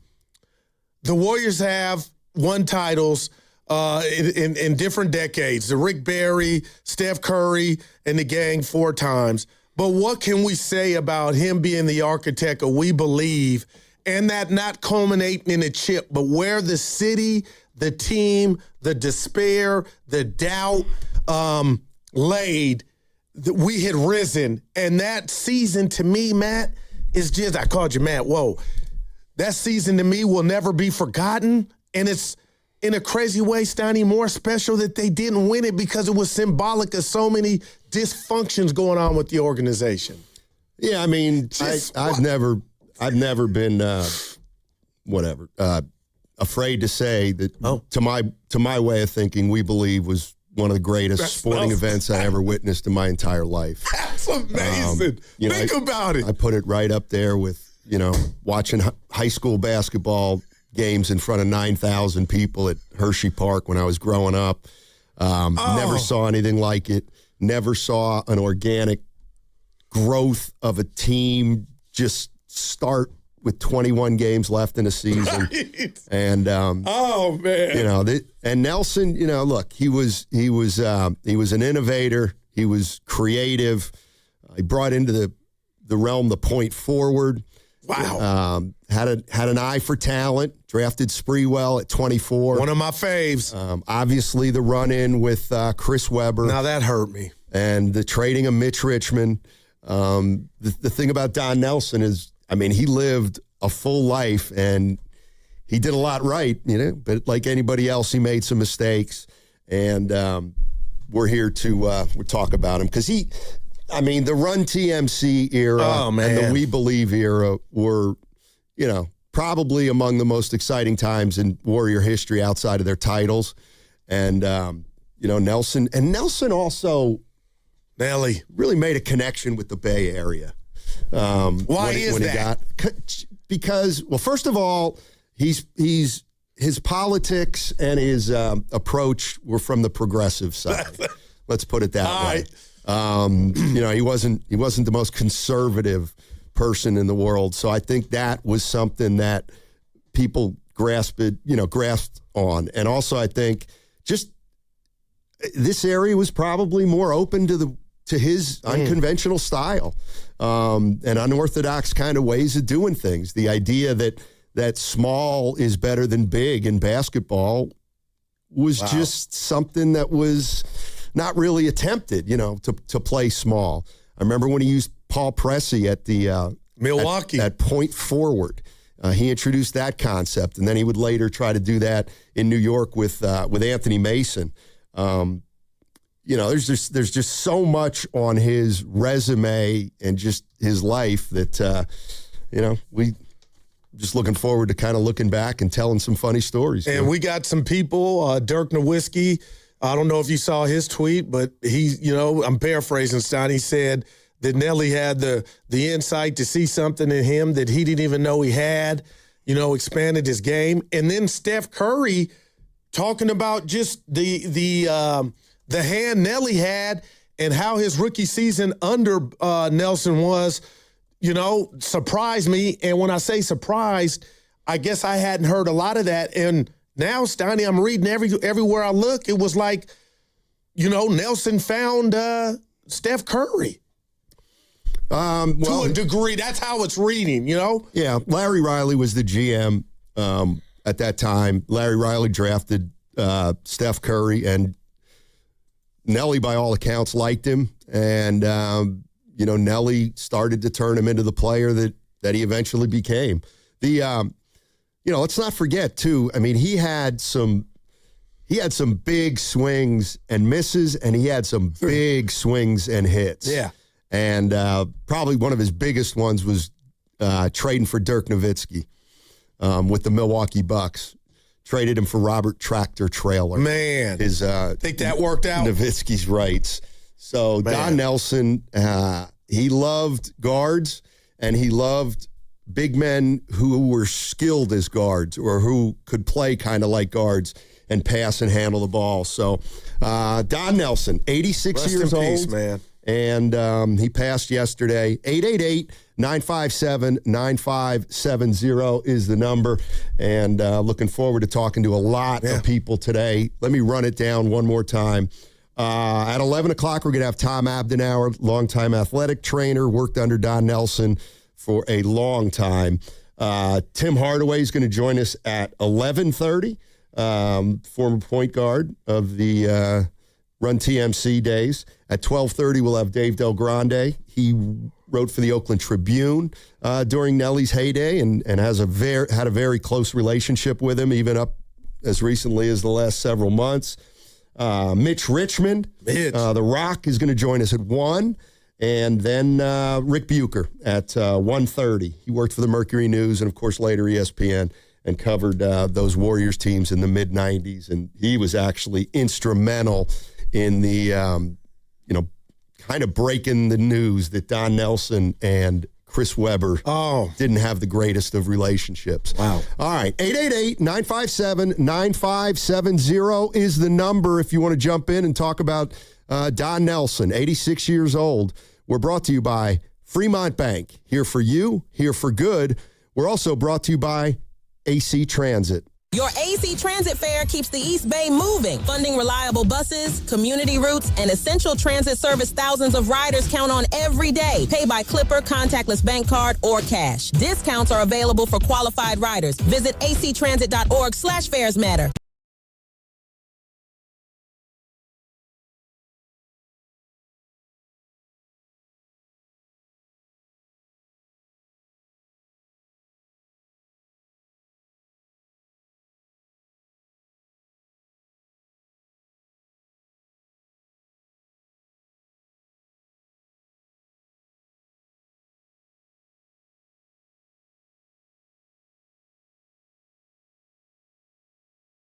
Ready to build a functional outdoor space? Choosing Golden State Lumber and Showroom means faster deliveries and finishing your project on time and on budget.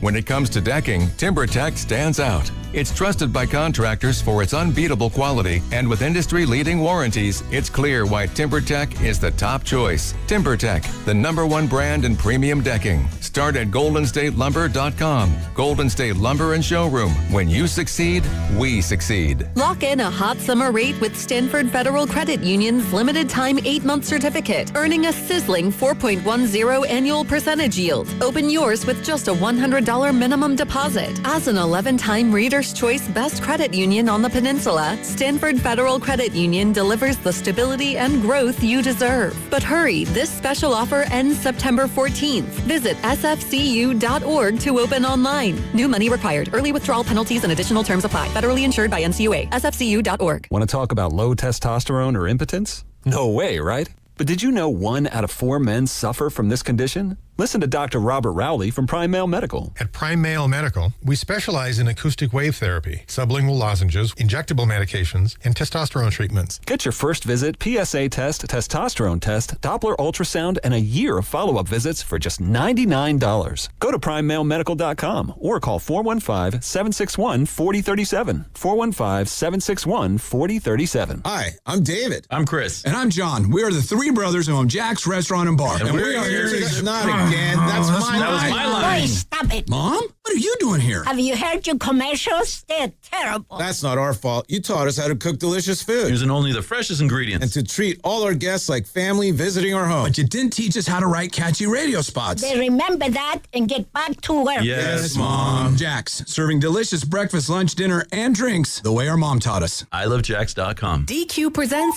the Blizzard Double Flip Deal. For a limited time, when you buy one Blizzard treat, you get a second for just 99 cents. That's 2 Blizzards, 2 spoons, 2 flavors, and 2 flips. So don't miss out on the Blizzard Double Flip Deal, available only for a limited time and happening now at DQ. Because the only thing better than a Blizzard treat is a second Blizzard treat for just 99 cents. It's a deal to flip for. The Blizzard Double Flip Deal. Get it in the app. Participation may vary. This is the story of the one who keeps multiple buildings running smoothly day after day. Plumbing that flows, HVAC that hums, cleaning supplies that keep surfaces sparkling. That's why she counts on Grainger. With easy reordering online and 24/7 support, Grainger helps her keep the products she needs on hand. So shelves stay stocked and buildings stay ready. Call 1-800-GRAINGER, click Grainger.com, or just stop by. Grainger, for the ones who get it done. T-Mobile has an exclusive bundle for customers 55 and up. I'm Sarah Bowl. Yeah, I'm Frank Bowl. A reliable network is key for us. And with T-Mobile, it's been wonderful. And going to the 55 plus plan saved us so much money. A lot. And that's important. Trying to keep costs down. The home internet's been perfect. It's fast, it's quick. The setup was so easy, it took less than 15 minutes. It was like, ta-da! If you want simplicity, coverage, reliability, you want the whole package, T-Mobile has it. Right now, T-Mobile customers 55 and up can get 2 phone lines on America's best network, plus America's fastest 5G home internet for just $30 each. $30 per month each line with autopay plus taxes and fees. Minimum age 55. Pricing for home internet. Rely on 2 lines of Essentials. Choice 55. $35 connection charge per line required. Best mobile network and fastest 5G home internet based on analysis by Ookla of Speed Test Intelligence data 2H 2025. All rights reserved.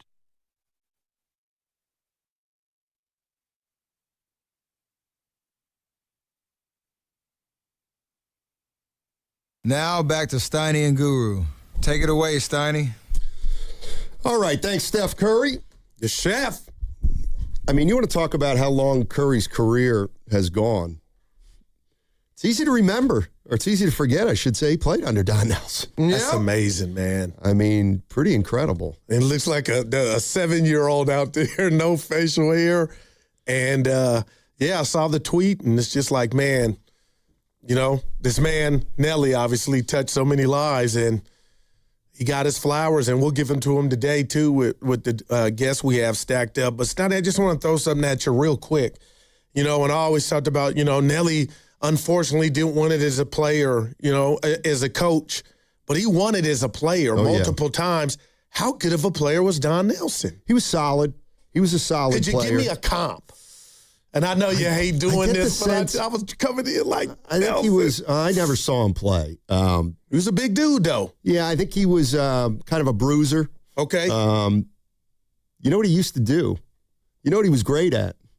Head fakes. Wow. He could get guys up in the air. You know why? Because he said he used to stick them. So he could Lester head Hayes, fake. He could head fake, and the ball wouldn't. And the ball would just kind of stick in his hand. Of course, he made, you know, one of the most memorable shots in the NBA Finals against the Lakers. The ball that bounced up in the air and then came down through. God, I can't remember what year that was. Another year where Jerry West got beat. Wow. But yeah, Don Nelson passes yesterday at 86, and good run, Stoney. Yeah, great run, and you know, lived a very full life. We all know he liked to have fun off the court too, and that's why I love him. Never had the pleasure of meeting him, and I want to ask some of the guests what that was like. But you know, you made the parallels, and our personalities are our personalities. But there's nothing more than when a guy or a gal can be the same person on and off the court or field or what have you. And Nelson just seemed like, Stoney, tell me if I'm doing too much here, but from afar, my vantage point, the life of the party. Yeah, he could like be. He was that, like Kyle's reserved, right? And he's got his genius and nobody gets in. And I'm sure, you know, when you're in private with Kyle, he opens up. But Nelly was one of those guys that he just like, if you had a party, you wanted him to be there, and he'd probably come. Yeah. This was from, I don't know, maybe 7-8 years ago.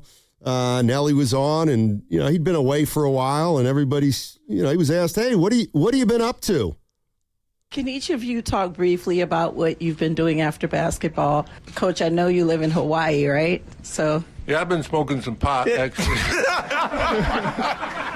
It's legal now. Yeah, but I never smoked when I played or coached, so it's new to me. But anyway, I'm doing that, and I'm having a pretty good time. It's more legal now than it's ever been, and so I'm enjoying that. All right, so that was, I think that was when he was back at Dallas. Look at him, chill wheel. No, I mean, look, Nelly, he never smoked when he was active in the NBA. Now, he liked to have a few beers. There's no doubt about that. After the games, I think you would tell me he would hold court, right? Yeah. That's awesome to me. I just remember, you know, what would happen is during the We Believe years, you know, the Warriors would play on the road, and let's say they won. It didn't matter if they won or lost. There was always beer in the locker room, and so he always greeted the media with a beer, and old school, you know, held court. And then what he would do is he would reach in and take one beer and put it in his right jacket pocket. Then he would take another beer and put it in his left jacket pocket. Then he would take another beer and put it in his upper breast pocket. Then he would take another beer and put it in his pants pocket. And he would leave the arena with about 5 beers on his person. So he was the real comedian. And he would, you know, have a few on the way back to the hotel or on the way to the plane. no doubt. And he also, let me take a call or two, and then we can get into some fun stuff. Dennis is in San Francisco. Hey, Dennis, how you doing, man? Good morning, guys. How are you? Yeah, how's it going? I remember Nelly as a player, in the 60s and watching him play. Back then we'd get like the Sunday morning or afternoon game, and we didn't get many games. Hell, we didn't have many channels. But exactly. But I remember him, as a player, and he wasn't the most athletic guy, but he was good. He was, he was tough. He hustled, and he was fundamentally sound and just a good all around player. And I used to he had kind of an awkward foul shot. He'd bring the two hands over, and then he'd bring the two hands over. Then he'd let the left hand, and he shot it with one hand. That's right. What I remember. And he bent his leg. Yeah.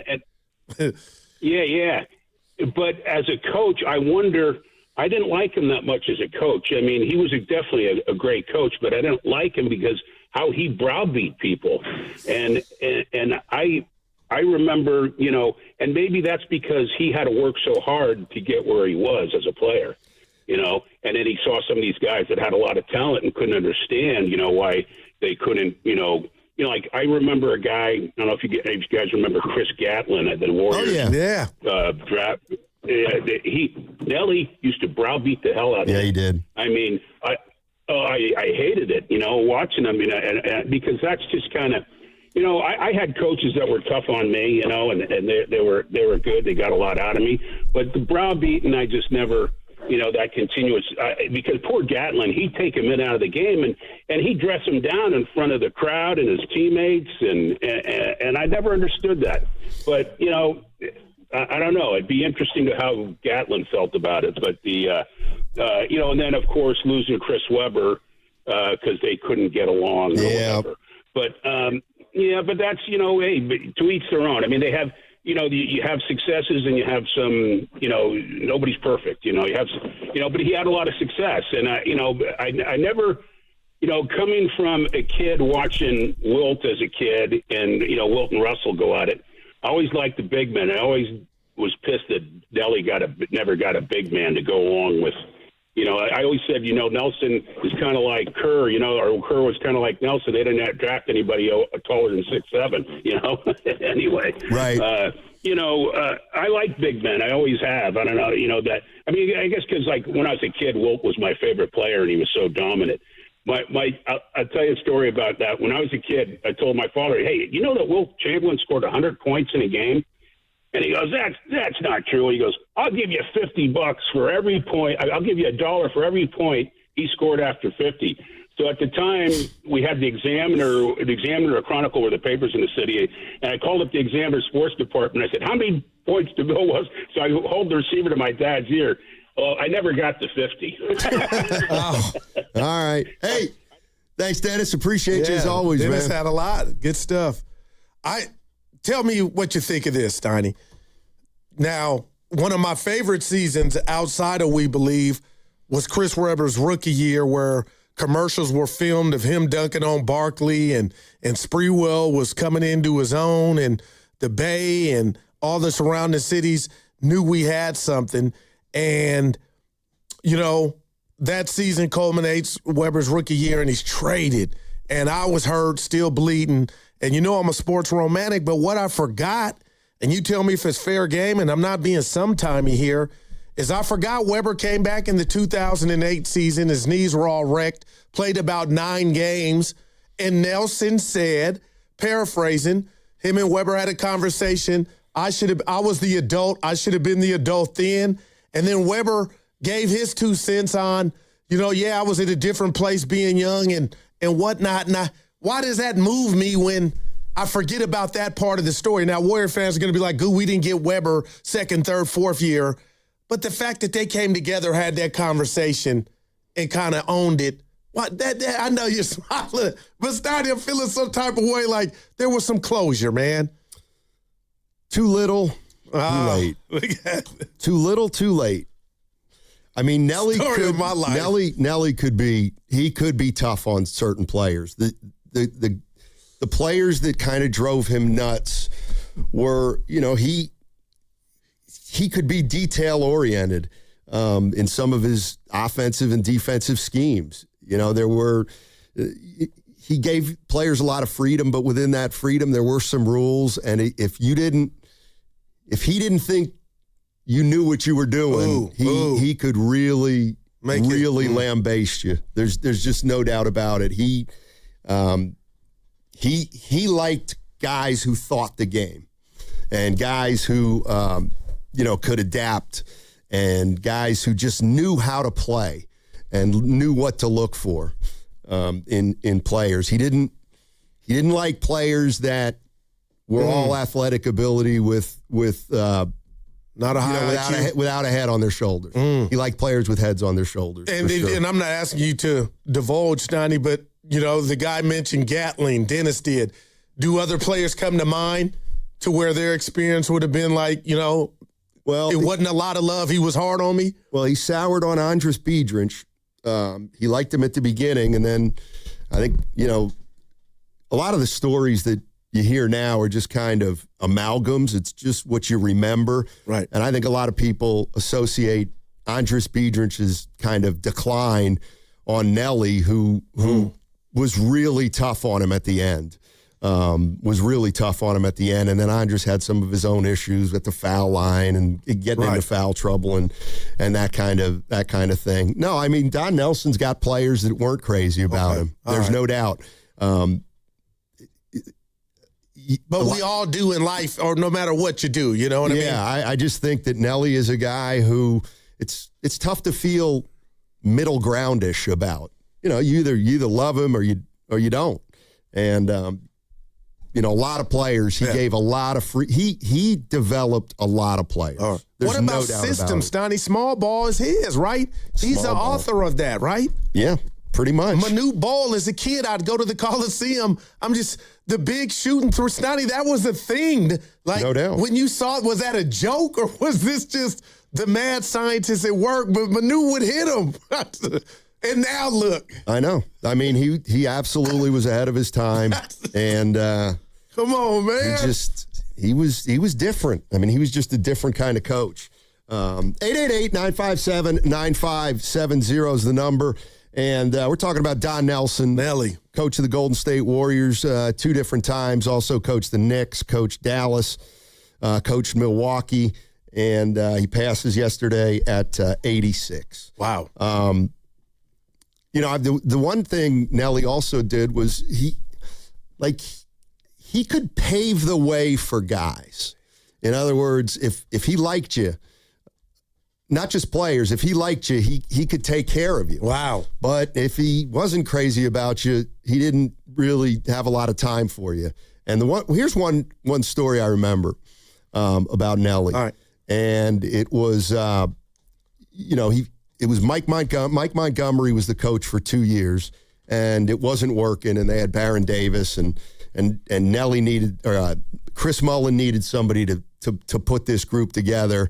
And during the latter part of the previous season, you could kind of see that the Warriors had some pieces, and Mullin just thought, you know what, Don Nelson would be a great coach for this team. Yeah. So he hires Don Nelson, and now keep in mind, Mike Montgomery had a staff. Mike Montgomery had a staff of assistant coaches. Right. And usually, their coaching change, and there's going to be, then everybody's fired, and Don Nelson hires his own staff. When Don Nelson took over for the Warriors, they said, you obviously want to fire, get rid of Mike's old staff. All day. And he goes, no, I don't care. No, let him stay. Why not? He said, all I want Larry Riley to be my right-hand man. I need, if you give me Larry Riley, who he had at other places, then everybody on the staff can stay. I'll work with them, see what they're all about. And how many times does that happen? You know what I mean? I don't think a lot. Because of ego, Steiny, or well, it's not like he didn't have an ego. Okay, but he was able to put it in the refrigerator to go into a new job and not be so insecure on, You know, like I like that. I like keep in hearing mind that. he was. I would have fired him. You know. Well, this was his second stint, so Yeah, he'd been I around got for you. a long All right. time. And I'm trying to think. I think Steven Silas was on the staff. Okay. Travis Schlenk was on the staff. Russ Turner was on the staff, and they all stayed. So they how all much stayed. gratitude did they have toward Nelly for that? Yeah, they like I would always remember that if I'm one of those guys, you know? Yeah, I mean, Travis Schlenk right now, who's the Atlanta Hawks GM a few years back and now works for Washington. Nelly gave him his start. And, I know I talked to Travis, last night, and he's going to the funeral. It's in Dallas. It was funny because, Travis Schlenk was an assistant coach for the Warriors. And Nelson was hired. And so Travis was an assistant for Don Nelson with Larry Riley for a while. Yeah. And Don Nelson says to Travis one day, "You ever think about front office instead of a coach?" And Travis was like, "Yeah, no, not really, but yeah." He said, "I think you got a pretty good eye for talent. You should move up to the front office." Come on. And the very next day, Schlenk comes in with a jacket and tie on. After a year or two of coming in shorts and a polo shirt to work out, he just started wearing a jacket and tie. And the next thing you know, he was Larry Riley's assistant. And then he gets hired by the Atlanta Hawks. But yeah, no, if Nelly knew that he had a lot of power over a lot of different people because there were times during his career where he was the personnel guy too. He made all the decisions. I love it, and I'm just letting all this out unfiltered, Steiny. So you just tell me what you think. But Run TMC, if we can just briefly touch on Mullen was the first, if I'm correct, right? What do you mean? Mullen was a Warrior. They drafted him in the Ewing draft, I believe. Yeah, 85. Okay, and then I know Timmy was last, Mitch next. But talk to me about that concoction that, didn't go win an NBA Finals. But, I mean, how special do you think that was, Dinelli, doing what he did with those three? Or would any other coach have known I could turn these three into Run TMC and what they meant to the region? No, I don't think they could have turned Run TMC into what Nelly did because nobody was playing that way at that point. I want to say, what was the year they opened up? I want to say they opened up one year against Denver, opening night of the season, and it was like 164, 158. Oh, Doug Moe had to be something around. like that. I'll go check that specifically, but wow. Yeah, he let it Run TMC. Although what's funny is he gave his players a lot of freedom, but he hated when he was criticized for quote unquote just rolling the ball out. Well, he didn't do that in Dallas. They were a factor battling Minnesota and Garnett. Yeah. I remember those series, man. So one of the games, or one day back in Dave Del Grande, who's going to join us later, longtime writer for the Tribune, he tells this story about the Warriors were playing the Rockets, and it was right around when 162, 158. They were playing the Rockets, but it was when the Houston Cougars were really good too in college basketball. And they had a coach named Guy Lewis, and Houston had just lost, I think, to North Carolina in that game or something. And Dave wrote a line in the story about, Don Nelson did his best Guy Lewis imitation last night. Just rolled the ball out and apparently Don was not happy with Dave about being compared to Guy Lewis, who, in his own right, a really good coach. So Don heard. Dave heard the wrath from the horse's mouth. Yeah. Okay, that wasn't through the paper or the media. No, he got with him. Yeah. Leroy's in Oakland. Lee, what's going on, Leroy? How you doing? Hey, what's up? Good morning, guys. Hey. How y'all feeling, man? Doing How well. y'all feeling, Just man? thinking about life, up, Lee. Man, me too, man. That one hit me. I saw it scroll across the screen. I'm an old couch potato, and I saw it scroll across the screen, man. And I was one of those, lifelong Warrior fans, and I loved Don Nelson. I took to him And maybe it was just, you know, how when I played ball, whether I was, you know, out on the cement or whether I was on the hardwood, you know, just playing recreational ball, or when I played in these little lightweight leagues, I liked it a coach like that. I always liked it a coach that would coach me like that had that demeanor. So I just took to Don Nelson. I loved him as a Warriors coach, and he kind of reminded me of the Bill Cowher of the NBA, just without the ring, right? But I loved Bill Cowher, and a lot of people didn't like Bill Cowher. But I just wanted to say, you know, the only time that I had a problem with Don Nelson was that 92 season, Steiny Goo, when we went, what was that, 55 and like 27. And Steiny, you're going to find this funny, man. When Billy Owens came to the team, I don't know if you remember this, he always wanted to play guard. Yes.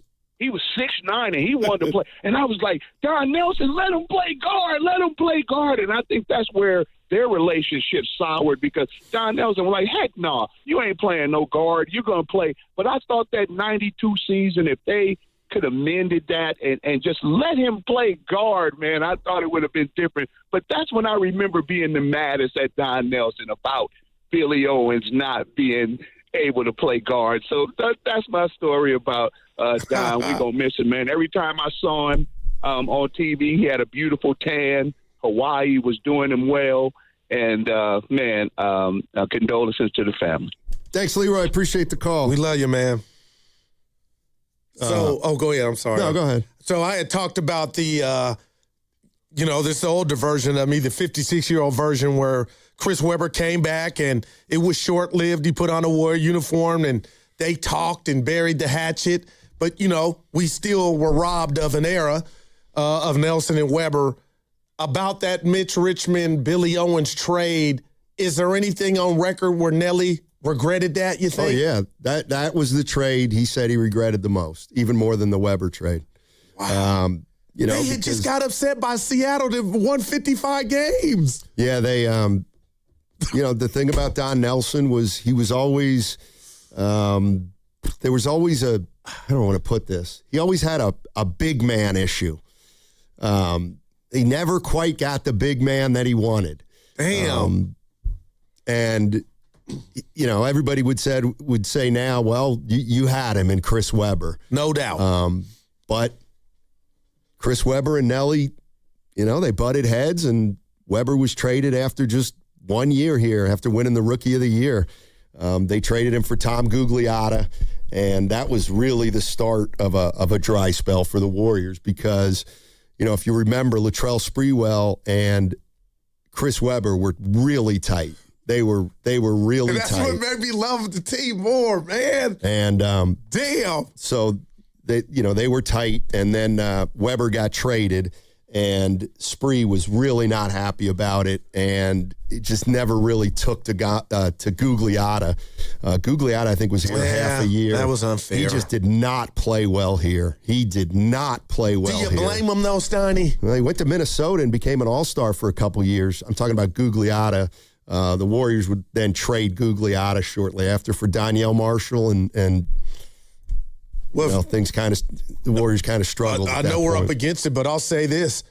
I don't think Chris Webber would lose that battle. Obviously, Nelson had other powers outside of being the coach, but how many times, now I was thinking that driving in, how many times does a coach, general manager win that battle?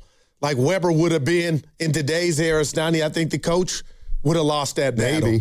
Maybe, but Don Nelson was a different kind of coach. No. He had a lot of juice. This from the 415. He's dead on. Chris Webber did not want to play center, and that's where Don Nelson wanted to play. Wow, man. And, it's too bad because Nelson was creative enough that he probably could have made it feel like he wasn't a traditional center, but he had his big man, Snotty. That's the way that one went. Yeah. All right, 888-957-9570 is the number. Don Nelson passes yesterday at 86, one of the greatest coaches in NBA history, and 2 runs here with the Golden State Warriors. Both had some success, but never ultimately, got the big prize. 888-957-9570. We've got Tom Abdenauer, longtime athletic trainer for the Golden State Warriors, coming up at 11. We got Tim Hardaway. We got Mitch Richmond. So don't go anywhere. We're going to talk a lot about Don Nelson. If you want to jump in, again, 888-957-9570. That segment was brought to you by Safeway. Head to Safeway this week for 1 pound packages of strawberries, 1 pint packages of blueberries, or 6 ounce packages of raspberries or blackberries for $2.99 each. Clip coupons from the weekly mailer or download them from the Safeway app. See you in the aisles. Hey, there are things the insurance company hopes you never find out, like how quickly they try to close your case, how they look for anything you say to use against you, and how the first offer is almost never the full value of your claim. Because the faster they settle, the less they have to pay. That's not a coincidence. That's their strategy. So before you call them back, call Beam Law. From the first call, they take over. They handle the pressure, the negotiations, and the legal fight so you don't get pushed into a decision that you can't undo. Beam Law has recovered millions for clients across the Bay Area and has been named Best of the Bay by SF Weekly 4 times. So if you've been injured or lost someone due to someone else's negligence, don't wait. Call Beam Law at 415-523-5555. That's 415-523-5555. Or visit hurtinthebay.com. That's hurtinthebay.com, because it's not whether you get knocked down, it's whether you get back up. Beam Law, they've got your back, Bay Area. When I hit my 50s, I felt like things were slowing down. This is Sandra's Metamucil story. I started taking Metamucil for digestion, but had no idea it would impact so much more. Not only did Metamucil help me feel more regular, but my heart health saw the benefits too. Metamucil. One simple routine, 4 health benefits. Digestive health starts here. Go to Metamucil.com for more details. Hey, it's Brew, and I feel like everything in my life depends on being connected. Whether I'm uploading a video, hopping on a call before my show, or video chatting with my family back in Michigan, I never have to think about my Wi-Fi. And that's why Xfinity stands out. You get the most reliable, fiber-powered Wi-Fi with the best equipment at one price for 5 years guaranteed. No contracts or commitments. Plus, you can get online in minutes with same-day Wi-Fi. Restrictions apply. Not available in all areas. Use of fiber or coaxial cable. Learn more at Xfinity.com/same-day Wi-Fi. Xfinity, imagine that. What if you could have the most reliable fiber-powered Wi-Fi? And get this, what if you could keep it at the same price for 5 years guaranteed? Now through August 24th, new Xfinity customers can get our best price on gig Wi-Fi this summer before it disappears. Just $50 a month for 5 years. No annual contracts, no hidden fees, and our best equipment included. Plus, get online in minutes with same-day Wi-Fi.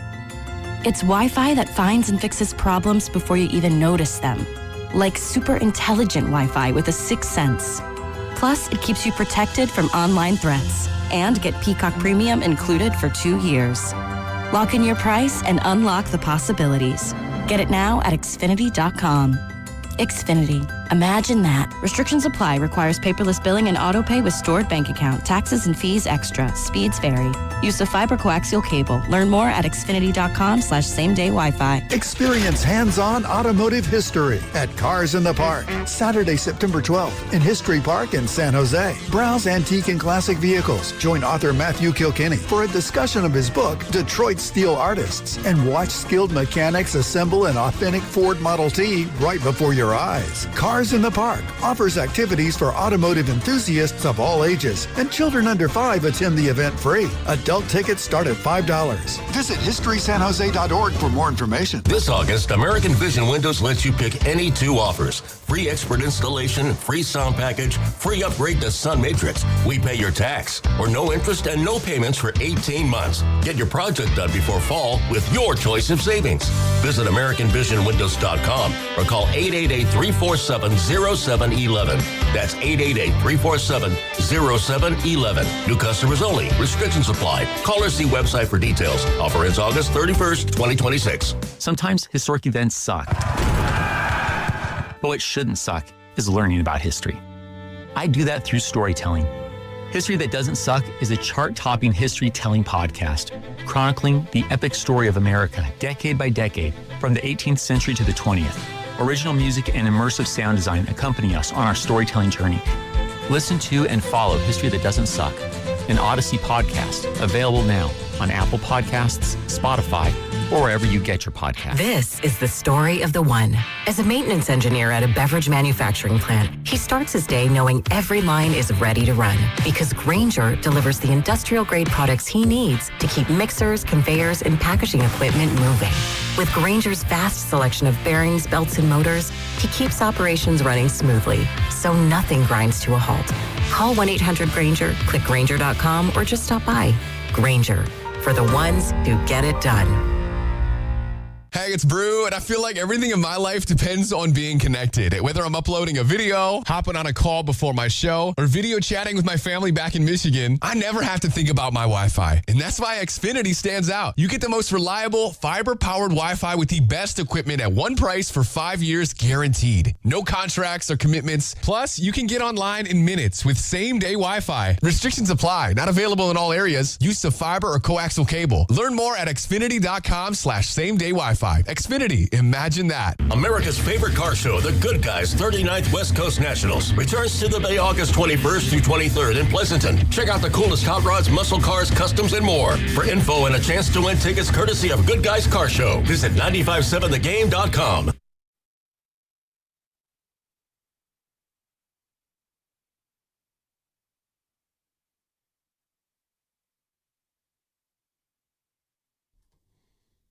Coming to you live from the Laughing Monk Studios. You're listening to Steiny and Guru on 95.7 The Game. All right, thank you, Steve Kerr. Coming up in 10 minutes, we're going to start line up a guest with former Warriors athletic trainer Tom Abdenauer. Okay.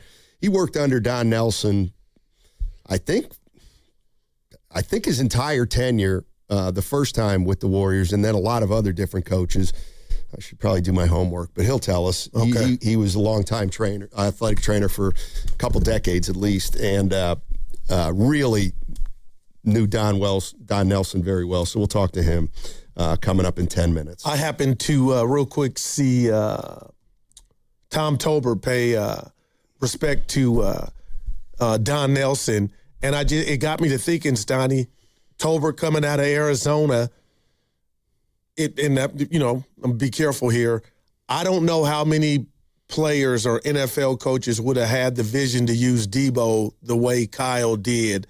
But do you think what Tom Tolbert ended up being for the Warriors, he could have been that on any other team, or how much of that was Nelson? I think Tom would tell you most of it was Nelson, but Tom's a very modest type of guy. But yeah, he played Tom Tolbert at center. Yeah. He sometimes would play Rod Higgins, I believe, at center too.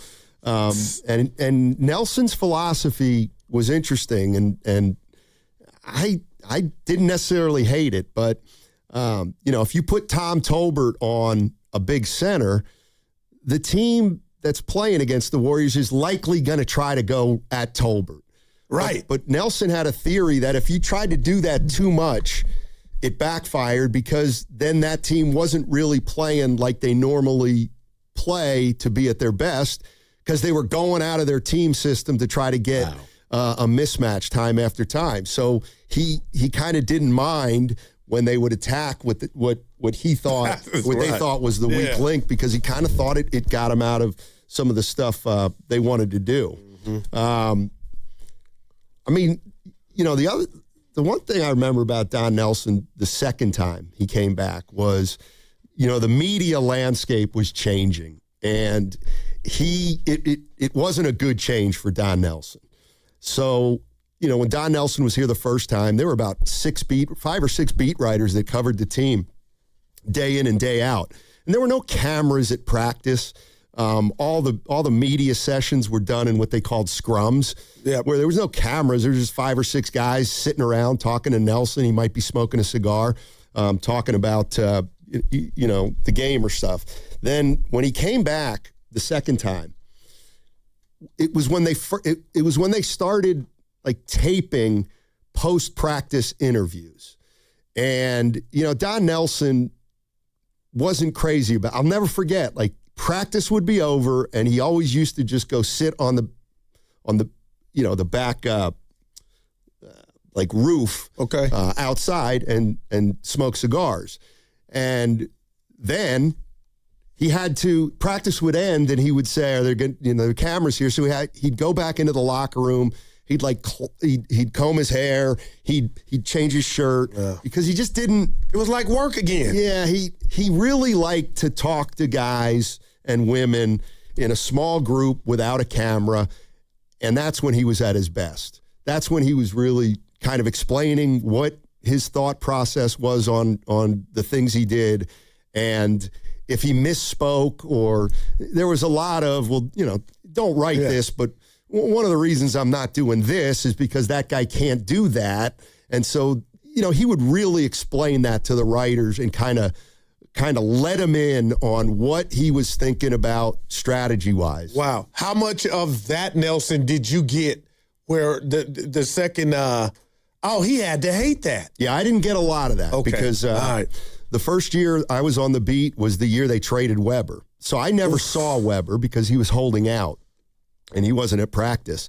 But that was my first year. Sonny. That was my first year covering Nelly. And I mean, that year they started out, I believe, 7-1, even without Weber. And then they ended up trading Weber, and the entire season kind of went downhill from there. But, here's I'd forgotten about this one. Like, I'm going to play this sound, and it has nothing to do with basketball. Well, let's do it. But I'll also tell you kind of a story about Nelly and some of these guys.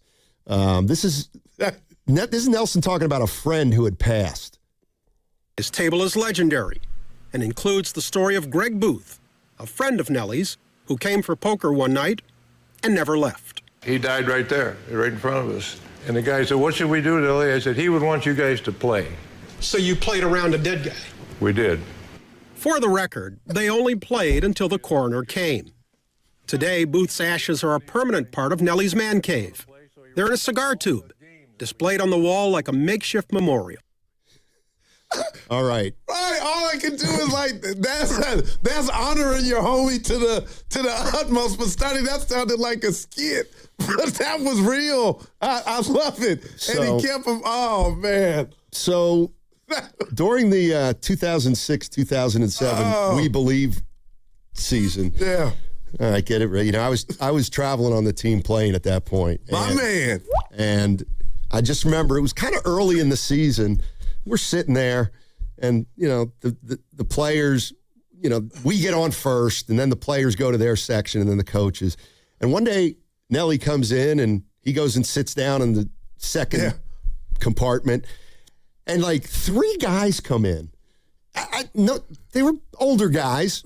One guy was kind of disheveled, like dark hair, I remember. And then there was this guy, Boothie, who he's talking about. And Nelly would take guys on the road with him. He would let like his buddies fly on the team plane so that he'd have playing card partners when the plane was in the air and when after games. So that We Believe season, by the end of the year, we were like, "Hey, Boothie, what's up, buddy?" Because Boothie was always around. And nobody, Rutherford, a 49er Frankie or Dana. I remember I would say to like Travis Schlenk, "So does Boothie, does he do anything?" He plays games. He plays cards. He plays cards with Nelly. Oh, so man, Nelly would bring guys on the plane and would that fly today? Probably. I don't know. I don't know. Yeah. I don't You got to win, right? I don't even think they had to get their passports or anything. They just walked onto the plane. That's pretty good. Big red flag. And I remember one, just real quick here, our 15-year anniversary. Do you remember he called in to Rattle and Damon in the afternoon and asked Ray, was he still fat? He goes, "You still smoking?" Like that happened. That's pretty cool, man. Trying to think what else. Just little stuff. Oh, I'll tell you what he introduced. Not just small ball, not just point forward. I'm trying to think. The fish tie. Now look at you. Don Nelson popularized the fish tie. Yeah, good. That's Remember good stuff. That's good stuff, Stoney. He also was one of the first coaches that stopped wearing a tie. He would have like a sweat, a polo under his jacket. And I'll tell you a couple more stories. No, it's great, man, all day. He also knew exactly how good or bad his team was. Now he just knew. What's that mean, though? It means like we believe. Well, that did he? No, that happened at the end, and he'd be like, yeah, we're about a 32 win team. We're about a 38 win team. Things go well, we could be 5. Like, he was always realistic about his teams. But, the we believe year was, they were 25 and 36. They were 11 under 500, and then they ended up winning 16 of their last 21. They made the playoffs, and then they knocked off Dallas. And that, that may have been his finest coaching job ever. And not just from the offensive standpoint, it's what he was doing to Dirk, Stoney.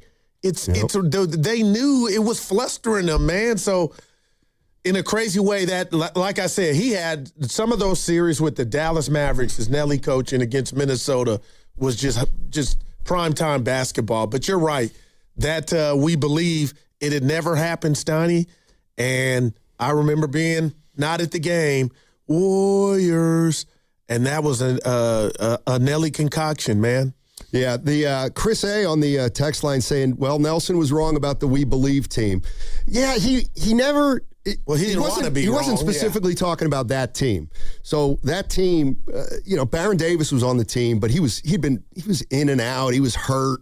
The season wasn't going well, and he was, not available. And then they made the trade for Jackson and Harrington, and everything changed. Just everything changed very quickly. And the next thing you know, Baron got healthy, and the Warriors went on that incredible run. Let me ask you this, because him going small when everybody was playing through the big man and the game being different then, let me ask you, do you think it's harder for a coach now with this 3-ball era to get that moniker or that offensive creativity to where we look at coaches now like a Nelly?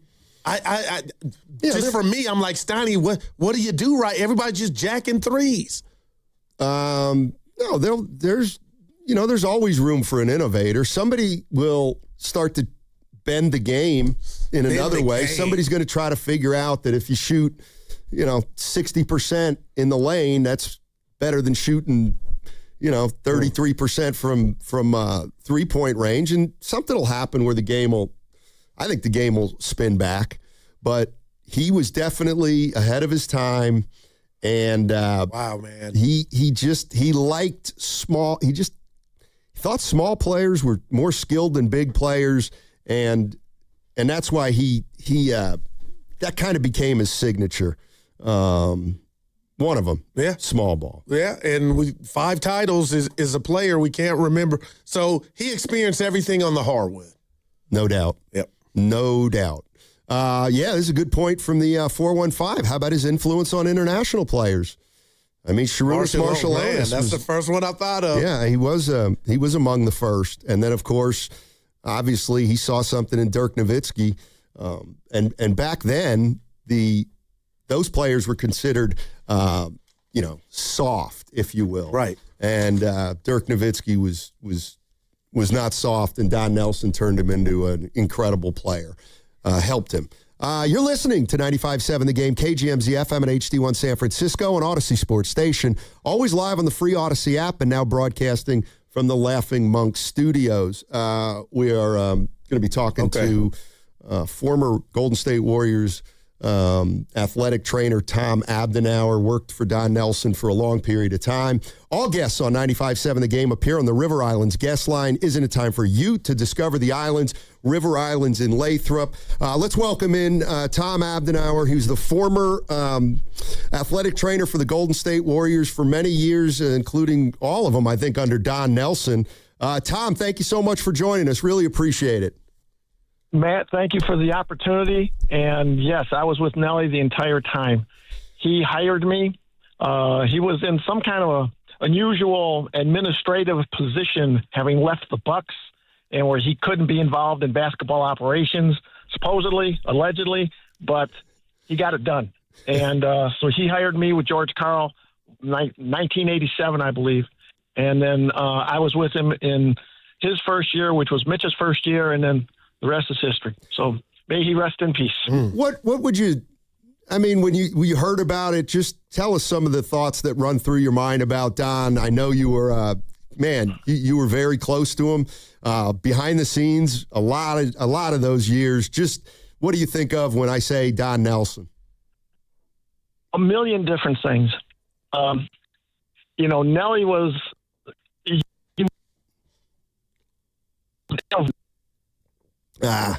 Hey, Tom. Tom, you're breaking up. So see if you can hit us. Good to hear his voice, man. Yeah.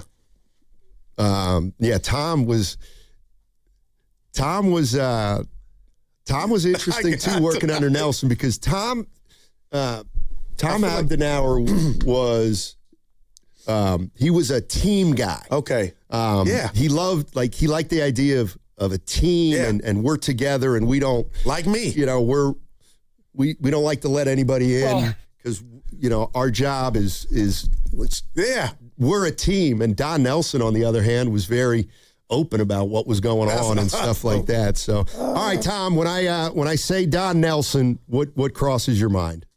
A million different things, Matt. I mean, innovator, friend for life, point forward, baseline drive, baseline drift. Just all of those things that came into the game. And Nelly was very much a family man. He wanted the staff to be like a family. Back in the day, especially in the TMC era, it definitely was. And with the coaching staff, the administrative staff, all of us, Mark Grabo and me and Eric Hausen and everyone else, it really was family oriented. And those are the special days. Oh, Tom, it's awesome, especially those stories and just to hear your voice. And, we were all taken aback when we got the news. And I didn't have the pleasure to meet Nelly, but I'm hearing all the stories from my partner and all the people that he touched like yourself. I guess my question would be, Tom, not to put you on the spot, if you had one more chance to sit down with Nelson, what would you tell him? It would be a great conversation. Nelly, every once in a while, I would text Nelly along the way, and I wasn't sure which number worked. He had an 808 number, he had a 214 number, so I text them both. And it was like I was watching a playoff game and say, can you believe they're playing Rudy Gobert at the 3? I mean, you keep your bigs down and your smalls out, right? And he just got back. Yeah, absolutely. So, although on many, many, many occasions between he and Gary St. Jean, they told me that I would never make a good NBA general manager. So we had some fun with that. Other things that we did. Nelly was really trying to keep his weight managed and exercise. So we would go on long walks after shoot-arounds or after practices and things like that. For example, when we were in Houston, we would stay at the Stouffer's Hotel, and that's down in the River Oaks area of Houston. So it's big, beautiful mansions. So we would walk all the way through there and say, oh, yeah, this house costs, X hundreds of thousands of dollars here. It costs like X millions of dollars by us. And, things like that. And there was just some special times. I remember there were a couple of times it was just him and I that would go for the walk. We walked through Central Park one time. We walked from UCLA back to the hotel that we stayed at in L.A. It was just him and me, and talking about life, talking about basketball, talking about family, whatever. It was great. Tom Abdenauer joining us on 95.7 The Game, former athletic trainer for the Golden State Warriors, and worked under Don Nelson and with Don Nelson. Let me ask you about the We Believe year, because what I remember about the year was Barron was on the team, but he wasn't quite healthy.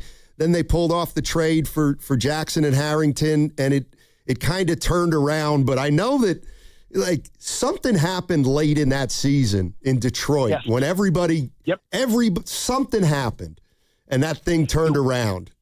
Without sharing too much. Go ahead. It wasn't, Matt, it wasn't so much in Detroit. It was the night before in Washington. Okay. When we were playing the Wizards in D.C. and lost an overtime game on a controversial call that sent the game to overtime. That's a bad call. and we ended up losing that game. And that kind of was the impetus to turn things around. So we get to Detroit, which is my hometown, always special to go back there, and I believe we won. And that kind of kicked in where it was a fan in social media that said, "We believe," and that launched it. And then one thing led to another, and then it became that belief that we could win. I remember in the TMC era where we won 8 straight home games, and that was like a miracle. But it was a great feeling going to the arena knowing that we were going to win. And we kind of had that same sense going down the stretch with We Believe. And then beating the Mavs down there when Nelly went small at the start of the game, Jason Richardson being absolutely incredible, and the rest is history. Wow. Tom, let me ask you this, because, I just think Nelson's a genius, right? And we see the euphoria of being the first team to knock off a 1 seed at 8, and We Believe.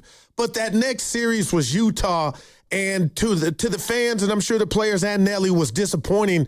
But how did a guy like Nelly take the losses, if you kind of catch my drift? Sure. You know what?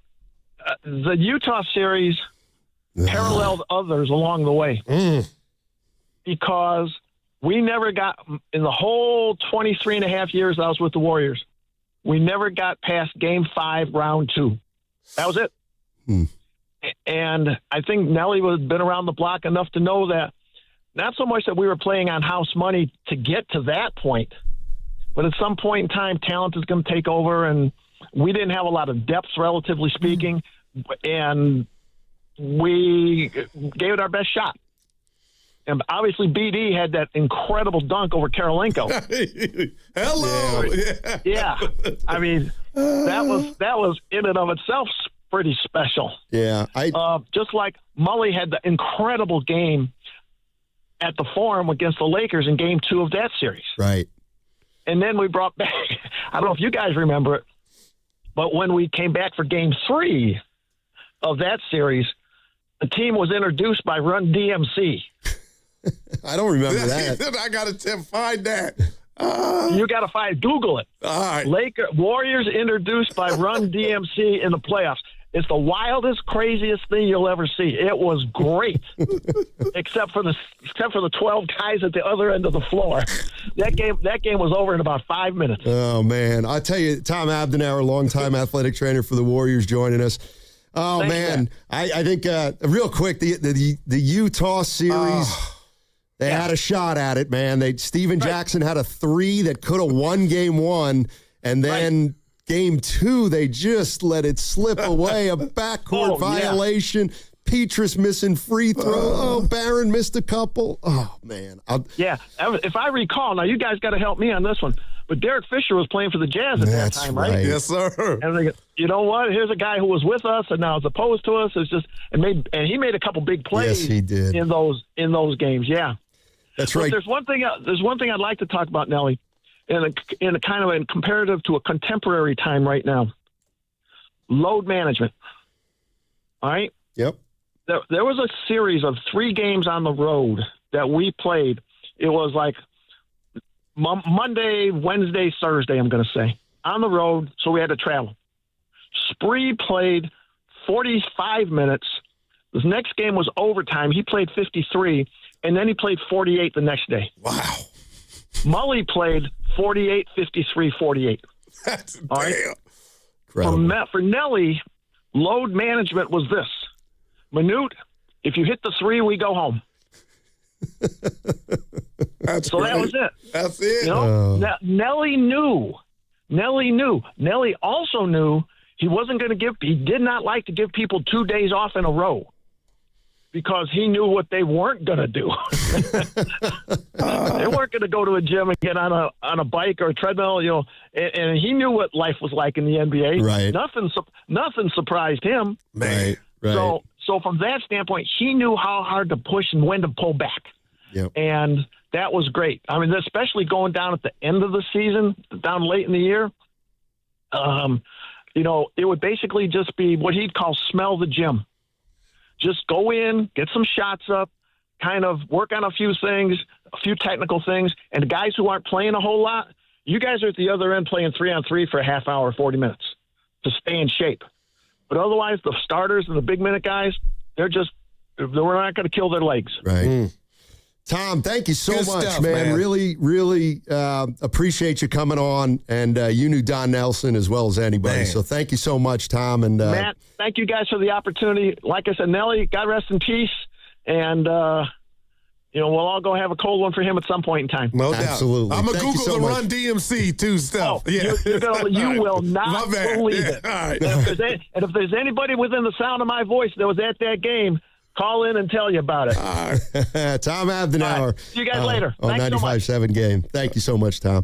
That's just the start of it. Tim Hardaway going to join us in 20 minutes at 11:30. We're brought to you by Fremont Bank. Here for you, here for good. Also, think you've got the best golf game in your office? Prove it. Sign up your foursome for the Pettinelli Financial Partners Charity Golf Tournament and support the Autism Society, San Francisco Bay Area. All you have to do is go to PettinelliFP.com. That's PettinelliFP.com to learn more.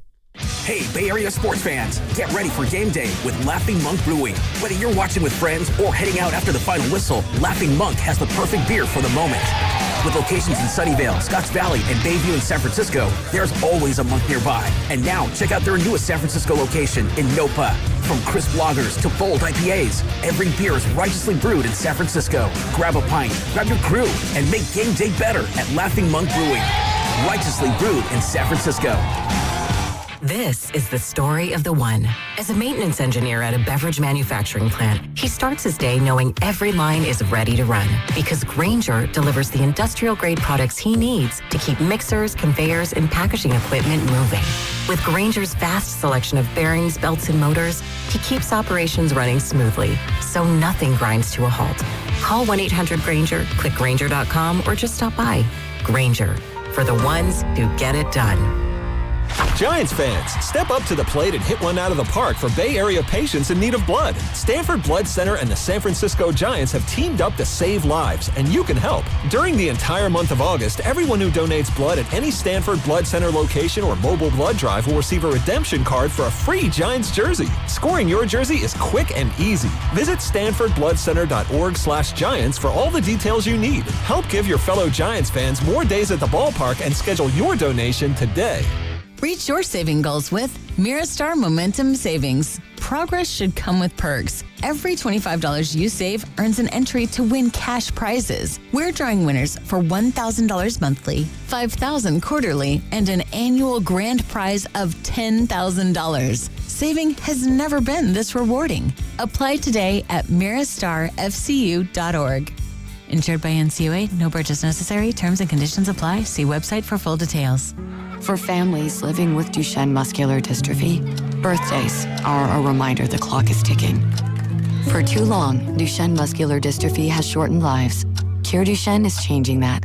Visit acurecan'twait.org. Neuropathy is a debilitating condition that is sometimes misdiagnosed. Symptoms can include pain, numbness, and tingling in your hands, legs, and feet. Neuropathy is a progressive condition that only worsens unless you get effective treatment. SF Bay Wellness is a leader in neuropathy reversal and uses FDA-cleared, non-invasive electric cell therapy to restore nerve function with no injections, no drugs, and no surgery. The treatments have a 95% success rate. If distance is a factor, ask about our virtual consultation option. Call SF Bay Wellness at 844-94-NERVE for the $99 neuropathy evaluation and receive a personal treatment plan that is tailored to your needs. Don't wait another day. Call 844-94-NERVE. That's 844-94-NERVE. Why keep suffering with the painful symptoms of neuropathy? You deserve to live a pain-free life. Start getting the treatment you need for your neuropathy symptoms. Call today.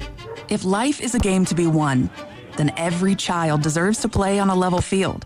Children International is empowering young people in poverty on their journey by giving them the tools, the training, and the skills to shape their own futures. From the early days of development through all stages of growth and into employment. This is how, together, we can help end poverty for good. Learn more at children.org.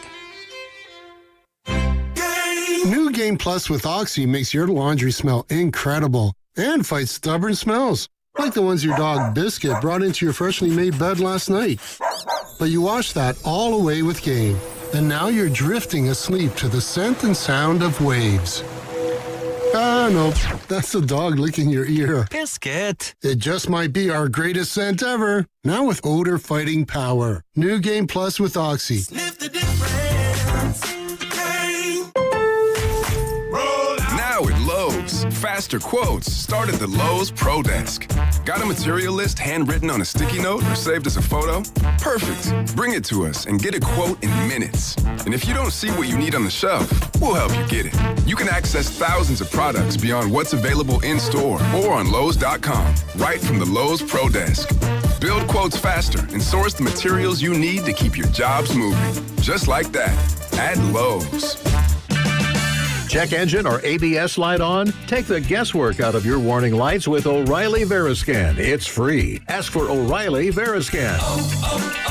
O'Reilly Auto Parts. How do airplanes fly? What's in this box? What does this thing do? Kids are curious about everything, including guns. Learn how to store your gun securely and make your home safer at endfamilyfire.org. Brought to you by End Family Fire, Brady, and the Ad Council. Make every swing count. Join Pettinelli Financial Partners for the 11th Annual Charity Golf Tournament, benefiting the Autism Society San Francisco Bay Area. Register your foursome or become a sponsor today at PettinelliFP.com.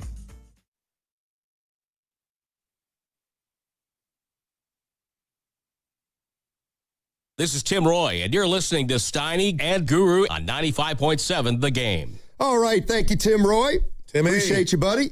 He was on this morning with the Joes. Yep. And I know he remembers this game that I'm looking at. We're trying to celebrate the life of Don Nelson. He passed yesterday at 86. What a career. 31 years as a coach. Won 5 titles as a player for the Celtics. And just one of the Three-time Coach of the Year. Yeah, one of the brightest basketball minds the NBA's ever known. And we just had Tom Abdenauer on, longtime athletic trainer for the Warriors, who worked with Nelly. And he brought up the Utah series of the We Believe. Oh, my God. Well, I asked him. I shouldn't have brought Steven it up. Jackson misses a 3 in game 1 that could have won it. This is in Utah. This is so painful. 20 years later. Give it to us. So the Warriors are up 108-107 with a minute and a half left. Andris Biedrins gets fouled. He makes them both. We're up 3. Biedrins made them both on the road. So now Warriors are up 110-107 with a minute 31. Carlos Boozer gets called for an offensive foul with 1:13 left. Come on. Warriors take control. Matt Barnes knocks down a 19-footer off an assist from Baron Davis, and the Warriors are up 112-107 with 52 seconds left. Come on. Warriors are up 5 with 52 seconds in game 2. Kirilenko misses a three-pointer with 43 seconds. Team rebound, and Andris Biedrins ends up okay, so then they take the ball out of bounds, and Boozer scores with 35 to make it 112-109. All right, we got 3-point lead. Baron Davis, backcourt violation with 27 seconds left. All right, we're still okay. We're okay. But we're up that's 3. a killer, not a shot on. No shot is a killer, partner. Go ahead. We're still okay, though. Yeah. 27 seconds, we're up 3. Yeah. Mehmet Okur, remember him? Man. He misses a 3. Petrus gets the rebound. Let's go, Miguel. With 16 seconds to go, Warriors up 3. They're up 3 with 16 seconds. Let's go. And Petrus misses them both. I'll never forget it. He misses them both. Utah gets the rebound, calls timeout. Okur scores with 9 seconds left to cut it to 1. They foul Baron Davis with 6 seconds to go. He makes only 1 of 2. And then Darren Williams hits a little 12-footer with 2 seconds left to tie the game, and they win it. The Jazz go on to win it in overtime. Wow. Which is the worst? The two missed the backcourt to me. Petrus got him. If Petrus makes one free throw. No, that part. Just one free throw, then they're up 4. We were rolling. We had just shocked the world, so I thought that and it was starting up 5 with 90 seconds. Oh, damn. That game. I do wonder. That's why I asked, how much did that haunt them, Just that series, because I get it, Utah, the better team, right? But Steiny, we had it. And you talked about the Jackson 3. Yeah. Man. Let's go to Devon. Devon's in the Uber. Hey. What's up, Devon? How you doing, buddy? Hey, my God. Long time, Steiny. Scotland was good? What's that? Scotland was good? Oh, man, it was incredible. It was incredible. Thank you. There we go. And then, Goo, my guy, man, how you doing? I'm hanging in, baby. Really quick, before I get to the nitty-gritty, right, I want to say that I'd be honored and, when I listen to you guys all day, every day, right? But when there's people that come in and they be like, is that 95.7? I'm like, yeah. And then they be like, they always ask what my favorite show is.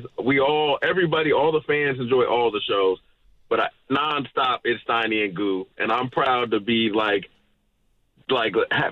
it for people, man. So it makes my day that you guys make other people's day. Right so on, I want D. to give you guys kudos on that. Thank you, man. But, Appreciate it. The thing, of course.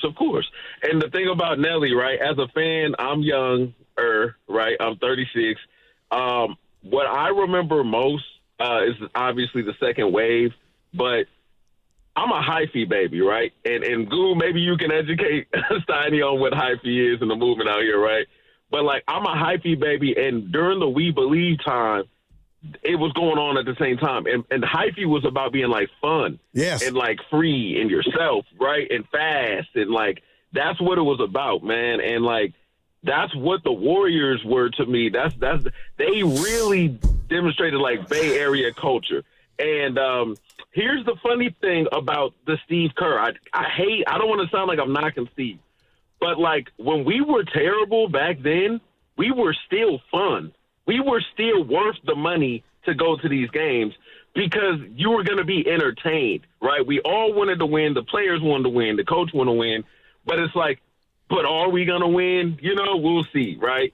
And it was but the games were still fun. You'd walk away we almost had them, Yep. And it's when we're losing nowadays, it's not fun. It's brutal, it's torture. And it's Nelly had a way of, I need to copyright this, but I'm gonna piece you guys in when the money come in, right? Nelly was not only a player's coach, he was a fan's coach. You see what I'm saying? Yeah. He gave the fans what they want, and he knew how to interact with the fandom. So I just wanted to say that, man. He's a fans coach. But I love you guys as always, and continue to have a great show. That was a bar, Steiny, the fans coach. He also, I don't think I've heard that. The thing about Nelson is when you, if you hear somebody's a player's coach, you don't necessarily equate that with old school. But he kind of had them both. He was definitely old school, but he also was a player's coach to a lot of players. Yeah. I mean, he ushered in the best possible careers for a lot of players that he ended up coaching. No doubt. For sure. Here's a Nelly. Ready for a Nelly story? Give me one. All right, here's a little Nelly story. Give us a few, yeah. All right, so it's I think this was it's the year after the We Believe season. I've told this story before. It's 2007, 2008, and the Warriors drafted a guy named Kosta Perovic. He was from, where was he from? He was from Croatia. Okay. And they also had a player on the team at that point who didn't play very much named Patrick O'Brien. Yeah, I remember. So one night we're in Milwaukee, more specific, January 19th. We're in Milwaukee, and Perovic had not played all year long. And Don Nelson always used to rely on his assistant coach, Larry Riley, to make subs.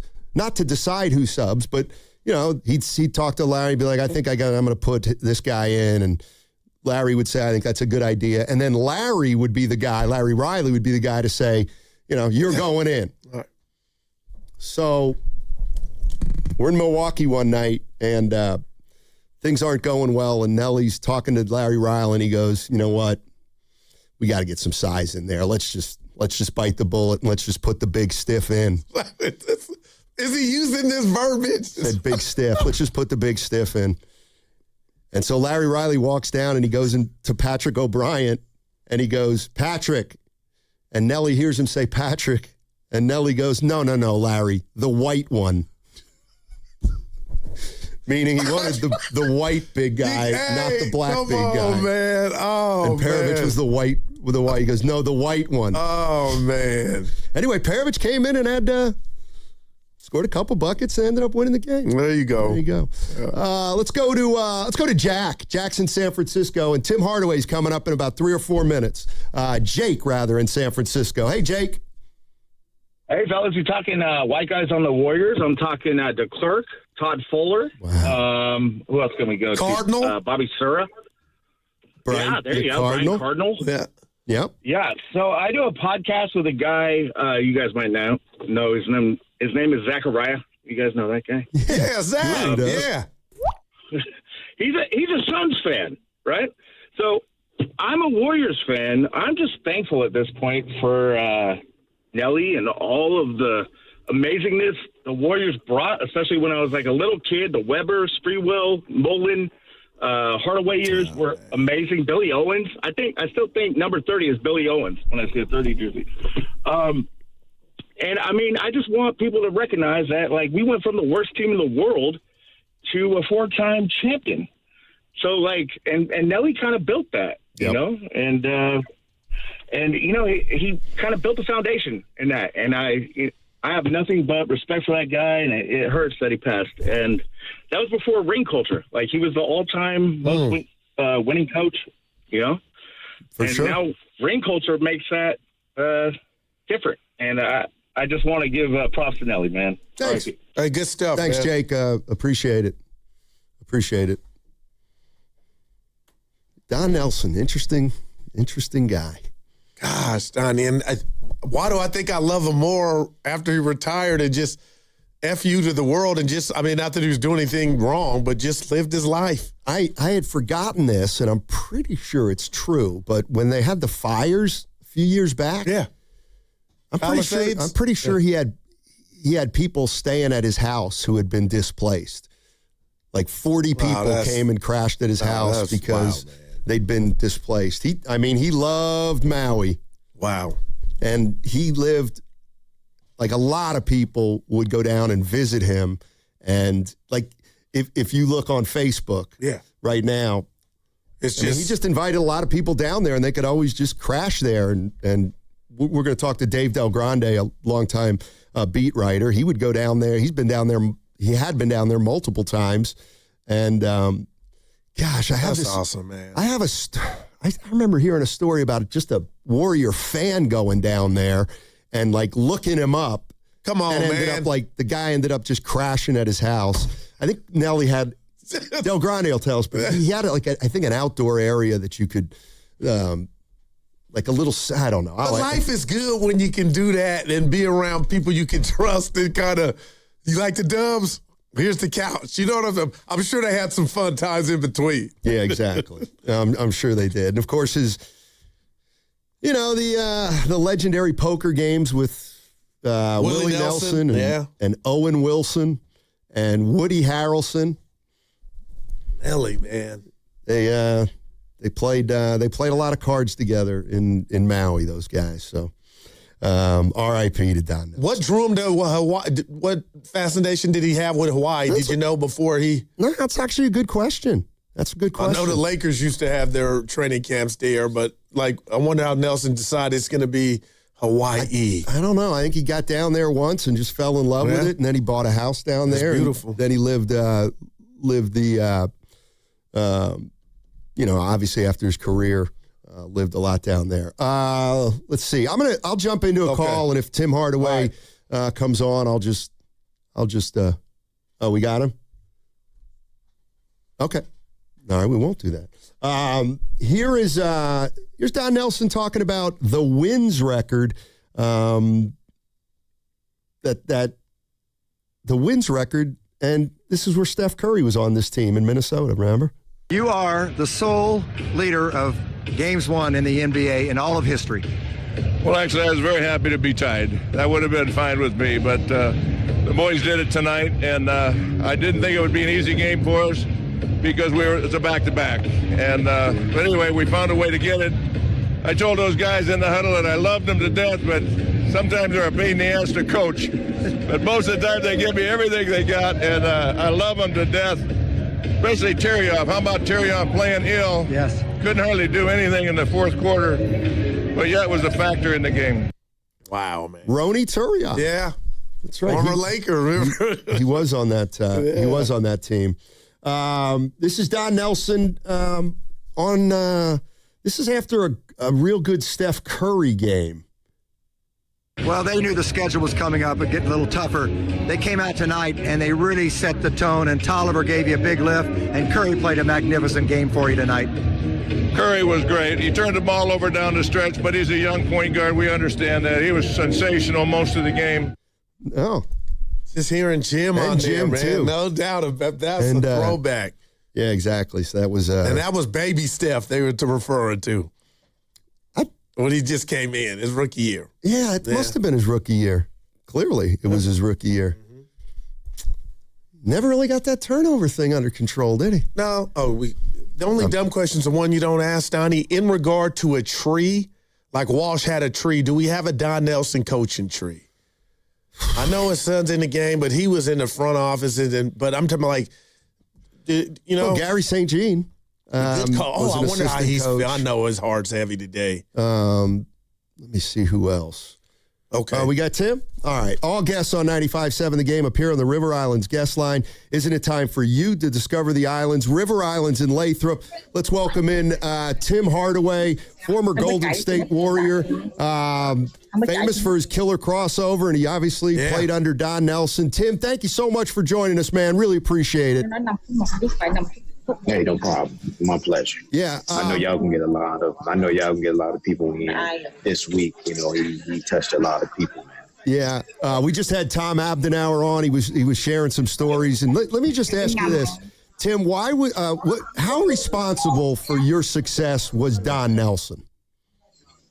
Very responsible. All right, first of all, not supposed to win lottery, right? He picked me at 13, 14, and I was supposed to win lottery to Indiana or the Timberwolves. And he kept telling them that I had bad knees. All right, and I wouldn't be able to play more than 3 years, and 3 or 4 years. And he ended up drafting me, and and both of those coaches got fired like 2 years later. So he was very instrumental in my, in drafting me, me coming to play for him.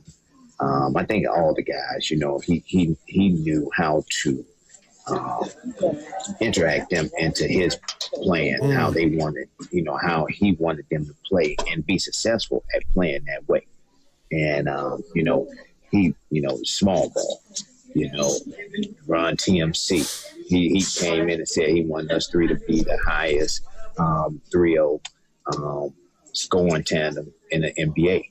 And he said, you go out there and just make it happen, but play the right way, make it happen. We always played the right way. We knew how to play the right way. We knew how to, expedite a game plan. My basketball IQ was very high, but, he just put it in us that, and trusted in us that we go out there and play that way. And, I like all the guys that you all gonna have on, I look at their Instagram, I look at, what they said to me, and we all say the same thing, man. He is a guy that just believed in his ball players. He put you in situations, and he put the team in situations where the person and the team can excel. And he made, us have confidence in ourselves and confidence in the team that we had, that we go out there and play and win games. all the time. So, everybody can be saying the same thing, how they love Nelly and how Nelly helped them out in their career and, some shape or form. But, man, it's tough to deal with right now. Oh, that's beautiful, Tim. I thank you for sharing. Let me know if I'm prying, but when you got the news of Nelly's passing, if you don't mind, what was the first memory that came to mind? Well, I'm going to tell you this. We knew it's Saturday, something on Saturday, that he was, probably wasn't going to make it through the night or doing it, Sunday. And, a lot of things just started going through my mind, a lot of memories and everything about Nelly, his coaching style, off the court, just talking to him. It's just a lot of things, just fun memories, the tough memories, how he coached us, how he got on me. And when he first saw me, I first came to not training camp, but we had this little camp out. Him and Seth Sanders had this boys and girls camp somewhere in Boston, Massachusetts. And we used to go out there and work out. And he got on me the very first day, got right on me. And just talked about me. Oh, we're not going to bring you here for this and so this. You got to get better at that, this and that, and this and that, and this and that, and blah, blah, blah. I mean, the very first day. And this was like the first workout, like the early morning workout. He was on me. I was like, okay, well, all right, I know how to deal with this. I just got to come out here and just show him every day that, he can trust me. He trusts me to go out here and play the way he needs for me to play. And, so yeah, man. When I first heard it, I was like, oh wow, And, wow. And yeah. Tim Hardaway joining us on 95.7 The Game. Obviously played under Don Nelson here in Golden State, and he was part of Run TMC, those high scoring teams. Let me ask you this, Tim. Like when you were when the Run TMC thing was just starting, I mean, did he make it known, look, we're going to try something this year that's maybe never been done, but we are going to play at a pace faster than any of you've ever played. We're going to try to score more points than you've ever scored in games before. I mean, like, how did he install that strategy or that philosophy? He said, this is what he said. He came in, he Timmy, we're losing you. Yeah. Timmy, we're losing you. We got to see if we can get a better connection. Yeah. Oh, he was great. All right. Well, we'll call us back. Yeah. We'll give it. His stuff, man. A shot. All right. Nelly. I think Tim's still telling a story, but we can't hear him. What a shoot. So I think I've done that many times. Been off the phone. How long? Good stuff. No, I mean, the other thing was people forget that Tim was hurt during the Phoenix year where they lost to the Suns 3-0. But I kept saying, wait till Timmy next Timmy. Yeah. Yeah, and I don't know. And it never happened. I don't know if I want to. Oh, you got some intel? No, it was just,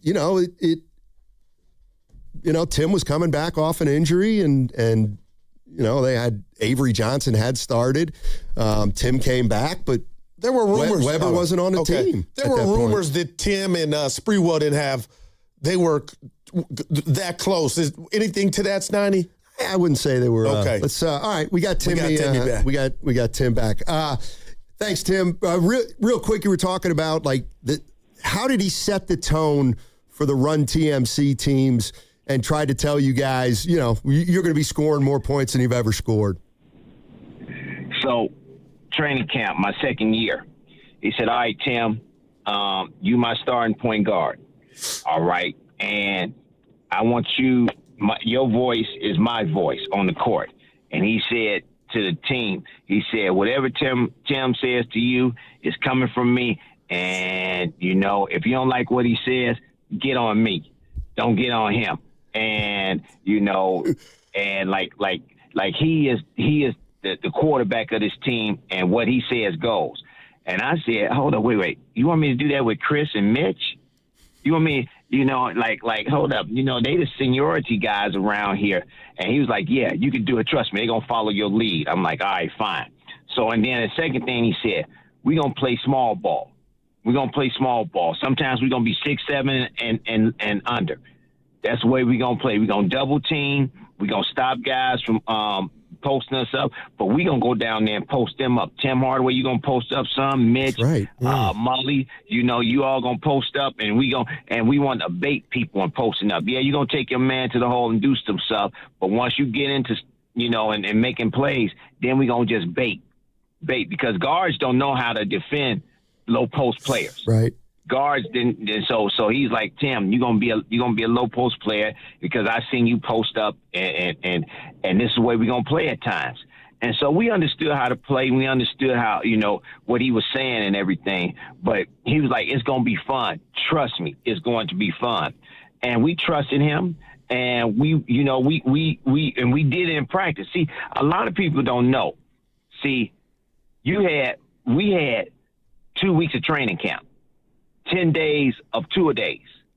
10 days of two-a-days. So that means that you worked on your game, you worked on your defense, everything was repetition, and you was getting ready for 82 games. Unlike these guys today, they got 1 2-a-day or maybe 2 2-a-days, and then they ready to play games. And yeah, I'm getting on them. I can talk back. But yes, sir. That's why I think a lot of these players are hurt, because they not in a 10-day, 2-a-days where they can have their bodies ready for the long grind of 82 games. Yes, I'd said that, and yes, I believe in that. If they had more 2-a-days, these guys wouldn't have calf injuries. These guys wouldn't have those many injuries that we've been having in the league. But getting back to Nelly, we practiced that each and every day. So we knew everybody was online. Every game we knew what we was going to do, and if we wanted to do it, we could do it. If we didn't want to do it, we didn't do it. But Nelly had made the game fun for us, man. He made it fun for everybody else.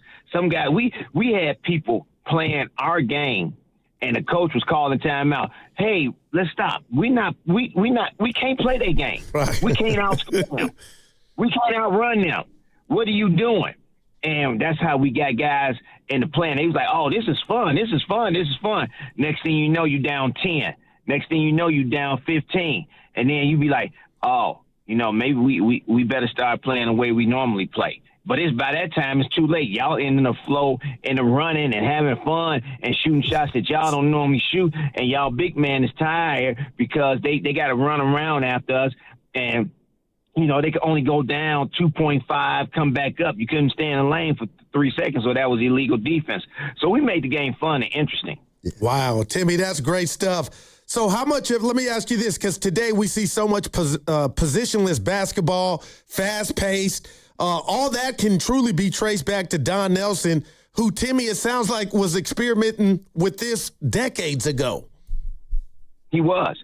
I tell folks, it wasn't, these other people that they think came up with this small ball. It was Don Nelson that did it first, and everybody fell in love with it. And, Popovich went to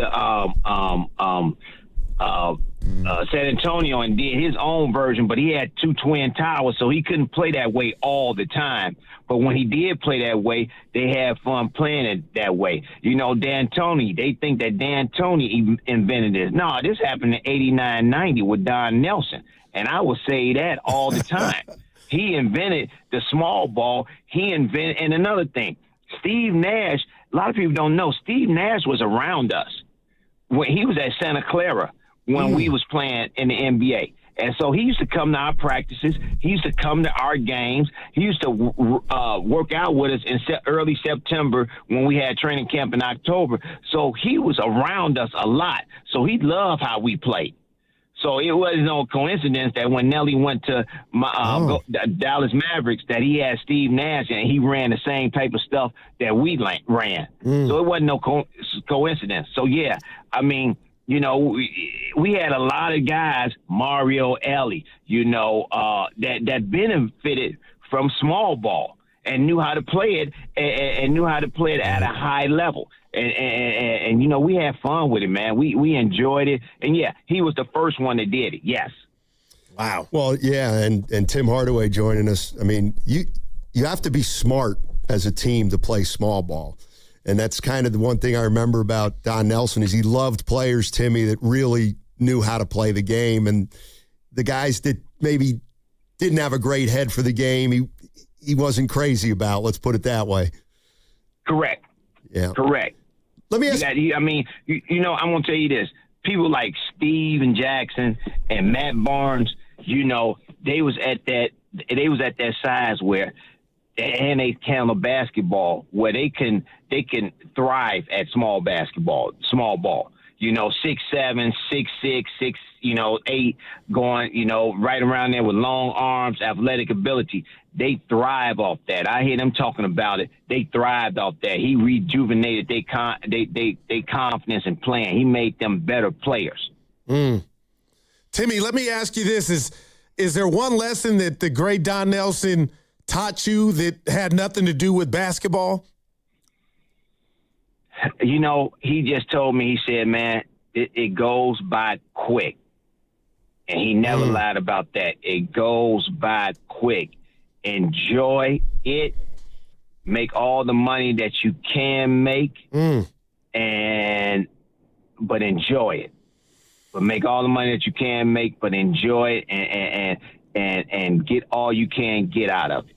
That's what he said. And I think everybody he told that to everybody, but everybody he told that to, it resonated in them. It stuck with everybody. And he would tell you if you going off or you challenge somebody, you talking too much, he'll let you go, and then he'd be like, "All right, Tim, that's enough." And you'd be like, "Okay." That's enough. Just calm down, tone it down a little bit. You'd be like, "Okay, Nelly," because he'll let you go. Right. And he knows that you're right. And he knows that, but he'll be like, "All right, that's enough. You gave it to him. All right, let it go. Be cool." And that's what was good with him. He understood ball players. And he understood how to manage them and they mind in the basketball game. So he truly gonna be missed, and he was truly a great man, a great basketball mind, and we gonna miss him. Tim Hardaway. Well last one. I don't want to put you on the spot. What would you say your best year in the NBA was? Was it as a Warrior, or do you think it was his second year with Miami? Well, I had great years with the Warriors, with Nelly. But I will say this. I guess my best year was 96, 97 when I made all first team all NBA. Yep. And I was like fourth in MVP voting. Wow. Fourth, Timmy. Yeah. You were in MVP voting, and then sixth the following year. Look at Tim. Right. Yeah, you get. Yep. We missed you during those years. I know that. Hey, I'm gonna tell you this, and hey, circumstances happen, but I'm gonna tell you this, man. A lot of people didn't think that I could go to Miami and play Pat Riley style. I remember, and they was like, "How do you do that?" I said, "Well, I grew up in a way where I could play both ways, and I had coaches and Don Haskins. I had three Hall of Fame coaches that I played for: Don Haskins, Don Nelson, and Pat Riley.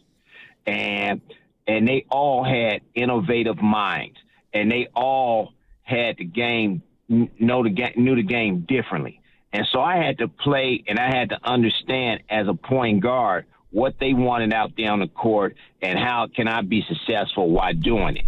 And they gravitated to me because they saw that I was a real point guard and I knew how to run their team the way they wanted to be ran, but I also knew how to get my shot off and do the things I needed to do in their offense. Yep. And then they started gravitating to me and was like, okay, you go ahead and run the team. Go ahead and do what you need to do. Go ahead and play the way you need to play. So that's how you got to go out there and show the coaches, I could do what you want me to do, but I could also incorporate my game into your how you want this team to play. And that's what I did with all 3 Hall of Fame coaches. Yeah. Hey, Tim, before we go, Sonny, I got to tell him we got a producer. We love him. He's family. But, Tim, he's one of these young punks, 30. I came in here, I said, man, Timmy Hardaway is the creator, inventor of the killer crossover. And Steiny let me know. Just real quick, you had no problem with me giving you that stamp, huh? No problem giving me that stamp. None. Texas two-step. I am the originator. I am the man of the killer crossover. Yes, you There are. it is. Oh, Hey, you're a bad dude. Tim, thank you so much, man. Really appreciate your time. In my heyday, he would have had to tape them ankles up 3 or 4 times. I love it. Hey, Tim, have a great rest of the day. And again, thank you for your time, man. Really appreciate it. Thank you. Appreciate y'all. Y'all man, take care. take it easy. Tim Hardaway. Yeah. I said that there's it was crossover. 30. I will say this. I think it was. I mean, Iverson But he was crossed after. over. He was after. But like Hardaway crossed over. Like Iverson crossed over like from far out here to far out here. One would go ahead. You're right. But Hardaway was like boom boom. Dude, Texas two-step, you called it. I said Evan was 30. I think he thought 30 was Curry because he said he would have had to tape those ankles a few times. Well, especially early in his career. Right. But also, my question, you guys, was not I know, I whether was having some fun. Iverson came after, but if there was a guy before Hardaway who doubt. did it, because that's the definition of innovation. If they didn't, Steiny, if they did, I didn't remember it like that. I mean, growing up, we had the crossover, we had the behind the back, we had through the legs. Yeah. We had what we called an inside hand change where it looked like you were going to cross it over, but you didn't. But he did it so fast. He did, man. Like he's proud of it, too. He's the toughest guy. I'll tell you what. When I think of guys, the toughest guys to stay in front of, obviously Iverson's one. Yeah. But Tim's up there. There's Tim no Hardaway doubt. is up there. Hey, that year in Miami, good God, 4th in MVP vote. I'm like, people forget that. Boy, yeah. The Warriors, if you remember at that time, the Toronto Raptors. How was it? Oh, I know. The Warriors traded for B.J. Armstrong. Toronto was in an expansion draft. They took B.J. Armstrong from the Bulls, and then the Warriors traded for B.J. Armstrong. But that was kind of like the beginning of the end because B.J. took some of because then Rick Adelman was the coach, and Rick didn't love Tim Hardaway as much as Nelly did. Wow. And B.J. Armstrong started playing a little bit, and Tim wanted to play more, and kind of the rest is history. He ended up in Miami. All right. 888-957-9570 is the number. We're obviously honoring great coach Don Nelson today. He passed yesterday at 86 years old and longtime NBA coach for 31 years. One of the best innovators the game's ever seen. And we thank Tim Hardaway for coming on. We thank Tom Abdenauer for coming on. And on the other side, next guest we're gonna have is 12:30, Dave Del Grande. He may know Don Nelson better than anybody. Right. Over the years, so that'll be at 12:30. I'm sure he's gonna got some great stories. Our basketball coverage on 95.7 The Game is presented by Xfinity. Score the most reliable Wi-Fi, one price, 5 years guaranteed. Xfinity, imagine that. Hey, it's Willard. At Hobbs Law, it's never been about attention, never about applause, never about goofy smiles on candy-colored billboards. For more than 40 years, Hobbs Law is focused on one thing, fighting relentlessly for injured Californians, because behind every catastrophic injury case is a human life forever changed. That's why Hobbs fights with preparation, intensity, and relentless commitment. No fluff, no distractions, just real advocacy for injured Californians. Hobbs Law, relentless for justice. Visit HabbisLaw.com. Omar Habbis is a California licensed attorney. Offices in Northern California, including San Jose. Past results do not guarantee future outcomes. What if you could have the most reliable fiber-powered Wi-Fi? And get this, what if you could keep it at the same price for 5 years guaranteed? Now through August 24th, new Xfinity customers can get our best price on gig Wi-Fi this summer before it disappears. Just $50 a month for 5 years. No annual contracts, no hidden fees, and our best equipment included. Plus, get online in minutes with same-day Wi-Fi. It's Wi-Fi that finds and fixes problems before you even notice them. Like super intelligent Wi-Fi with a sixth sense. Plus, it keeps you protected from online threats. And get Peacock Premium included for 2 years. Lock in your price and unlock the possibilities. Get it now at Xfinity.com. Xfinity. Imagine that. Restrictions apply. Requires paperless billing and autopay with stored bank account. Taxes and fees extra. Speeds vary. Use of fiber coaxial cable. Learn more at Xfinity.com/same-day Wi-Fi. Looking to get your next project done right without running all over town? At Ashby Lumber, everything you need is in one place. From premium lumber and building materials to doors, windows, decking, and hardware, we've got it all, ready when you are. Whether you're a contractor on a deadline or a homeowner starting something new, our team knows the products and helps you get it done right the first time. 2 locations, Berkeley and Concord. Ashby Lumber, one stop, done right. Want to talk about low testosterone or impotence? No way, right? But did you know 1 out of 4 men suffer from this condition? Listen to Dr. Robert Rowley from Prime Male Medical. At Prime Male Medical, we specialize in acoustic wave therapy, sublingual lozenges, injectable medications, and testosterone treatments. Get your first visit, PSA test, testosterone test, Doppler ultrasound, and a year of follow-up visits for just $99. Go to PrimeMaleMedical.com or call 415-761-4037. 415-761-4037. Yeah, Dan Dibley here for Fremont Bank, which, as you know by now, it's my bank, and it has been for more than 6 years, and I love this bank because it's a family-owned bank with the family-owned feel. They started back in 1964, and when they did that, it was just 1 branch, but now they have 21 branches. So if you go around in your Bay Area, you're going to find a Fremont Bank branch, and you're going to see it, and you're going to think, you know what? I want that full-service banking with no compromises, and you should.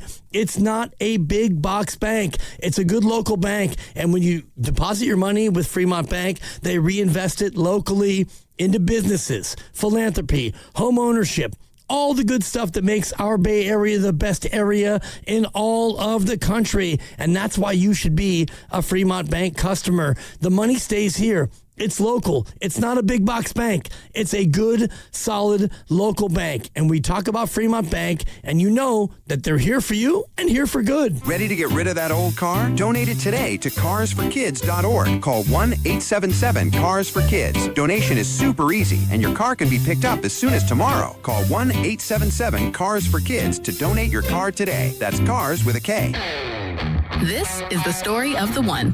The one who keeps multiple buildings running smoothly day after day. Plumbing that flows, HVAC that hums, cleaning supplies that keep surfaces sparkling. That's why she counts on Grainger. With easy reordering online and 24/7 support, Grainger helps her keep the products she needs on hand. So shelves stay stocked and buildings stay ready.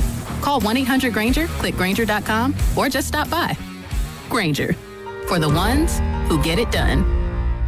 Finding great candidates to hire can be like, well, trying to find a needle in a haystack, but not with ZipRecruiter. Its powerful technology actively finds and invites qualified candidates to apply to your job. So while other companies might deliver a lot of hay, ZipRecruiter finds you the needle in the haystack. See why 4 out of 5 employers who post a job on ZipRecruiter get a quality candidate within the first day. Try ZipRecruiter for free at ZipRecruiter.com/team. That's ZipRecruiter.com/team. ZipRecruiter. San Francisco, partly cloudy, high of 66 this afternoon. Weather brought to you by Staples. It's the most wonderful time of the year at Staples. They've got back-to-school supplies as low as 25 cents, up to 40% off select tech and more at staples.com/back-to-school. Staples, that was easy. You're listening to 95.7 The Game, KGMZ-FM and HD1 San Francisco on Odyssey Sports Station and the home of the Golden State Warriors and Valkyries. Always live on the free Odyssey app and now coming to you live from the Laughing Monk Studios.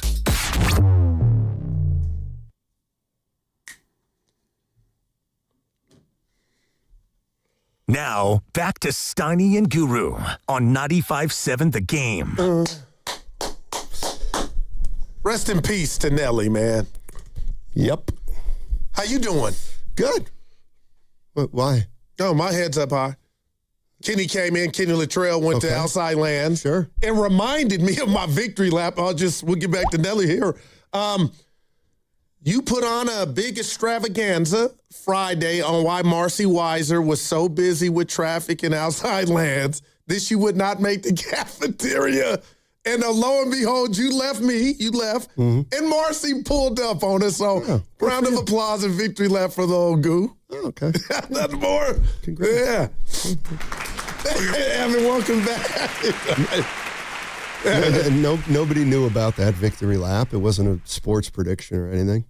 No, you went on the air and Kitty described how you said it. She's not this and that has to happen. And it happened. Well, I was right. I knew I wouldn't be out when she got there. Well, so. there it is. Still victory lap.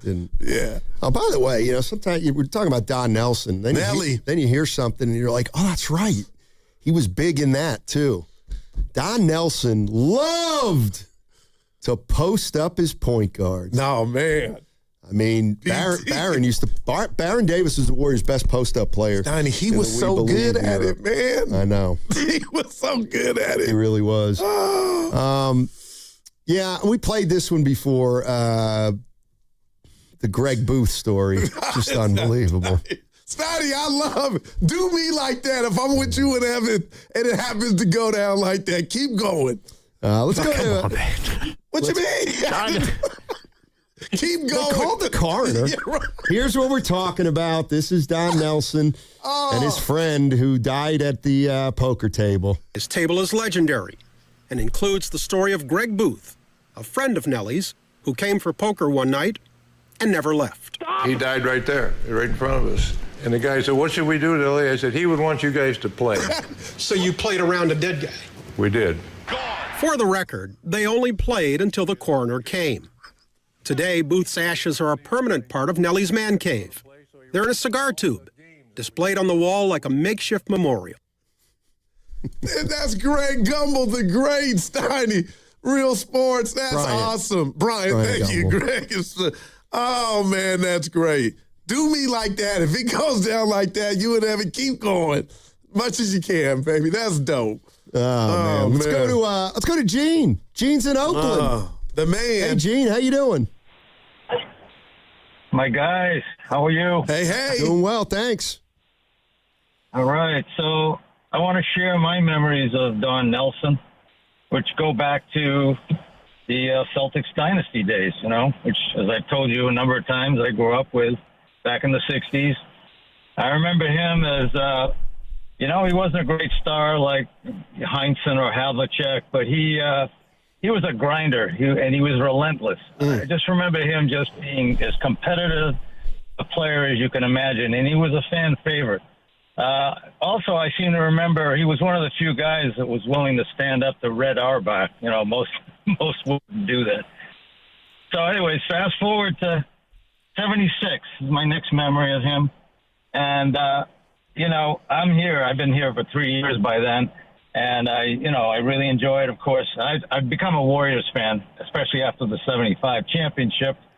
76 comes along. I think we even had a better record. And looked like we were on our way to the finals. And then Don Nelson killed us. I think he got the winning shot that knocked us out of the playoffs. You may have to check me on that, but I know he was instrumental in knocking us out. And, of course, he went on to win his fifth ring.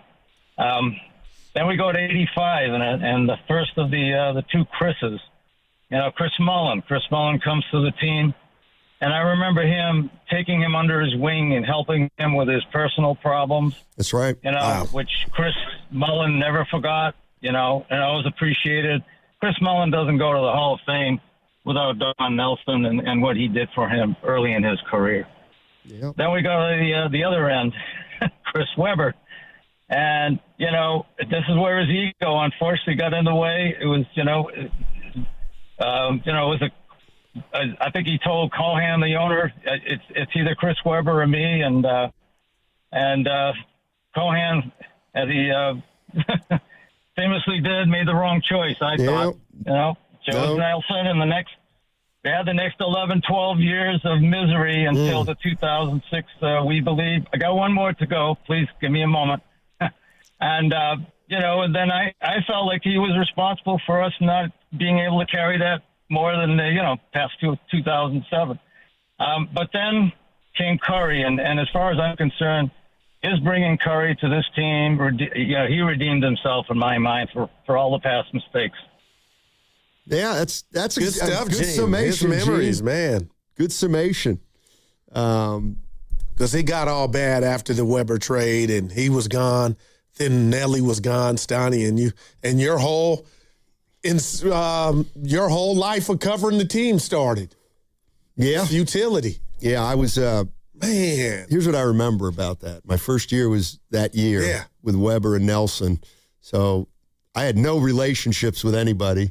Weber wasn't there, so I had no way to get in touch with him. Yeah.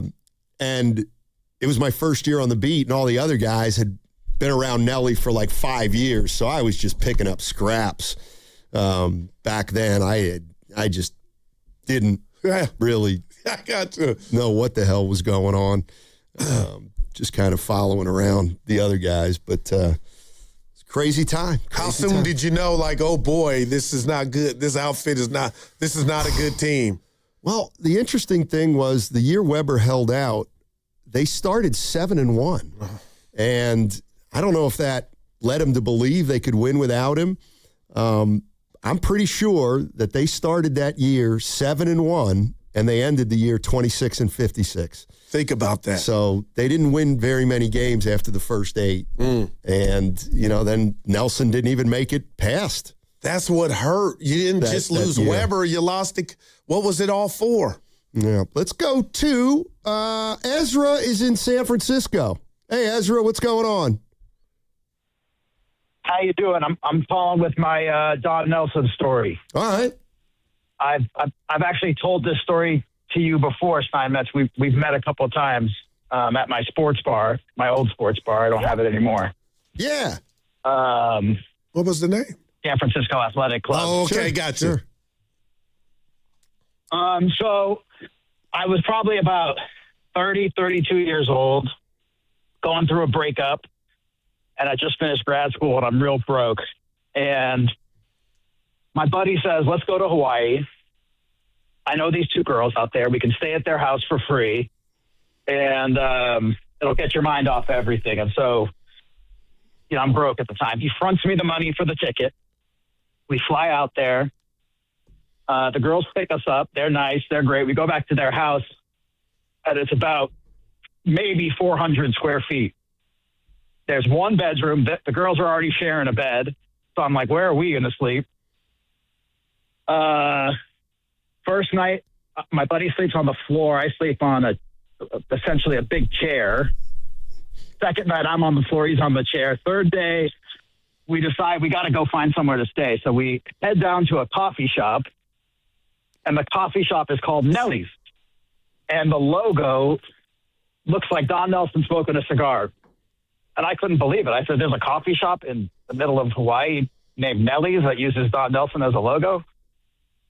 Go into the coffee shop, ask the barista. I'm like, are you named after Don Nelson? And the barista says that Don Nelson owns the place and that I just missed him. And so I tell him I'm a big Warriors fan. What a shame. But I missed him. And we go sit and we're looking at hotels. Everything's like, last minute hotels in Maui, $3,000. I got no money. The barista comes out and he says, hey, Don Nelson says you're welcome to come hang out with him in his poker room. And I didn't know. This is a coffee shop. I didn't even know there was a poker room. And I'm walking through the coffee shop and I see this painting on the wall that has one of his famous games with Woody Harrelson and Willie Nelson and Luke Wilson.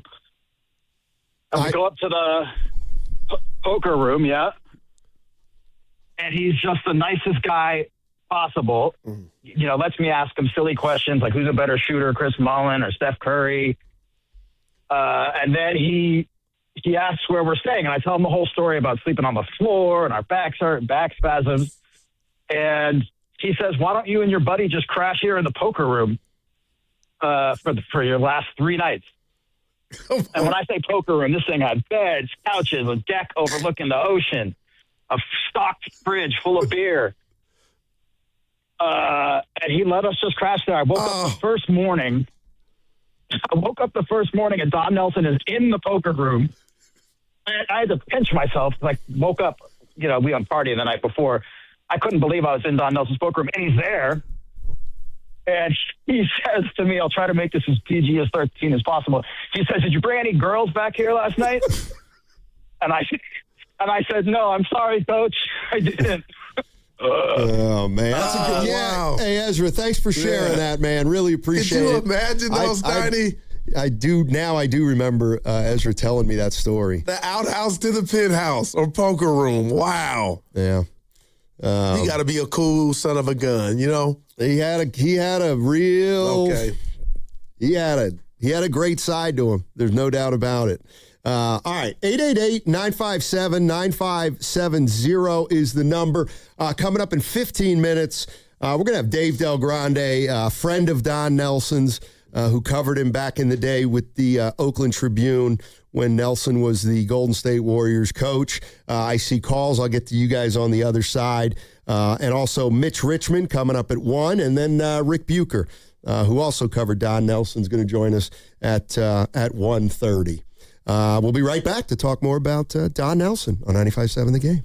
Hey, it's Willard and Dibbs for Safeway. Enjoy these amazing deals for members. And as always, save up to 20% weekly on hundreds of exclusive offers from Safeway. Just clip the highlighted deals from the weekly mailer or click the deals in the For You section of the Safeway app to breeze through checkout. Get ready to grill some tasty USDA choice boneless beef tri-tip roast untrimmed twin packs for $6.99 per pound when you clip or click the coupon. Limit 2 packages. And before we eat that, I'm thinking maybe some charcuterie. Yeah, take a picture and say cheese, because you can enjoy Sargento shredded or sliced cheese, 5 to 8 ounce selected varieties for $1.99 each when you clip or click the coupon. Limit 4 items, juicy 1 pound packages of strawberries, 1 pint packages of blueberries, or 6 ounce packages of raspberries or blackberries for just $2.99 each. Safeway makes it easy for you to save money on the items you already buy. Go to Safeway.com for more details, and we'll see you in the aisles. John Mellencamp. Dancing Words Tour, the greatest hits. August 12th. Shoreline Amphitheater. Tickets are on sale now at LiveNation.com. John Mellencamp. Dancing Words Tour, the greatest hits. Do you owe $10,000 or more to the IRS like Mark? I've been doing home remodeling for 30 plus years, but the economy crashed. I wound up losing my home, losing my job, and on top of that, owing the IRS a ton of money. I owed the IRS $114,000. It really, truly was the worst part of my life. Then Mark found Tax Relief Advocates. On news radio, I heard about TRA, and I thought, what's the worst that could happen? So I picked up the phone and I called them. When it was all said and done, TRA settled my $114,000 debt for $100, and I'm telling you, I was ecstatic. Could not believe it. Would recommend TRA to anyone. If you owe 10 or even hundreds of thousands of dollars to the IRS, don't lose hope. Do what Mark did and call TRA for a consultation. But TRA did. They gave me a second chance, and I'm forever grateful. Visit TRA.com or call 800-491-9914. 800-491-9914. That's 800-491-9914. Administrator Dan Daly at Lawton Skilled Nursing and Rehabilitation Center would like to thank his staff, residents, and family members for helping us become both Newsweek Magazine and U.S. News and World Report's top-ranked California nursing facility. Lawton continues to be a 5-star facility conveniently located in San Francisco's Sunset District. Please don't hesitate to contact our admissions team of Dab Sterling or Christopher Lord at 415-566-1200. That's 415-566-1200. Hi, I'm David. I'm Chris. And I'm John. We are the three brothers who own Jack's Restaurant and Bar. And we are here to... Not again. That's my line. That was my line. Boy, stop it. Mom? What are you doing here? Have you heard your commercials? They're terrible. That's not our fault. You taught us how to cook delicious food. Using only the freshest ingredients. And to treat all our guests like family visiting our home. But you didn't teach us how to write catchy radio spots. They remember that and get back to work. Yes, Mom. Jack's, serving delicious breakfast, lunch, dinner, and drinks the way our mom taught us. ILoveJax.com. Residents of a Sherman Oaks condo complex say burglars stole tens of thousands of dollars worth of their property while their building was tented for fumigation. Don't put your home or valuable valuables at risk. Pacific Coast Termite's Orange Oil and Ultraset treatment means no tent, no move out, and no poisonous gas. With highly effective termite treatment backed by a 2-year warranty. Call today for a free termite inspection. Protect your home without turning your life upside down. Call 800-PACIFIC. That's 800-PACIFIC or visit PacificCoastTermite.com. Some restrictions apply. I scream. You scream. We all scream. Because Wendy's famous small classic Frosty is just $1 for a limited time. More screaming, happy screaming, summer screaming, dollar small classic Frosty screaming! But please don't scream in the drive-thru. It hurts the employees' ears. Get a $1 small classic Frosty for a limited time, only at Wendy's. U.S. price and participation may vary. A la carte only, not valid for delivery. Limit 10 per transaction. Price may be higher in Alaska and Hawaii. Straight Talk Wireless presents Pickup Truck Wisdom. Trust is earned. That's why I've stuck with Straight Talk. Same price since 2009 on Verizon's 5G network. Cause shoot, anyone can make a promise. Keeping it for years, that means something. Now plans starting at $25 a month with 4 lines. Find us at straighttalk.com and Walmart. Straight Talk Wireless. Straightforward. Always. Same price claim applies only to the base monthly price of our $45 plan from October 2009 to present. I checked Allstate first and saved hundreds on my car insurance. Really smart. Unfortunately, I didn't check if I left the pizza box on top of my car before driving home. Not smart. Oh, and a semi just turned my deep dish into a thin crust. Yeah, checking first is smart. So check Allstate first for a quote that could save you hundreds. Potential savings vary, subject to terms, conditions, and availability. Allstate North American Insurance Company and affiliates, Northbrook, Illinois. I scream. You scream. We all scream. Because Wendy's famous small classic Frosty is just $1 for a limited time. More screaming, happy screaming, summer screaming, dollar small classic Frosty screaming!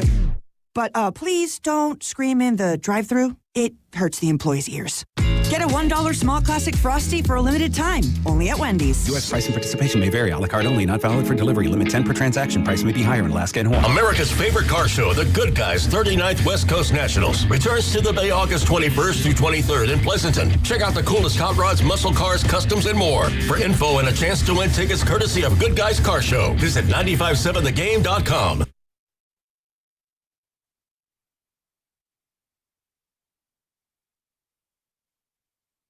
Friends will help you move, but real friends will help you move a body. Go Warriors! Now, back to Steiny and Guru on 95.7 The Game. All right, we're talking about Don Nelson, passed away yesterday at 86. Yep. One of the greatest coaches in NBA history.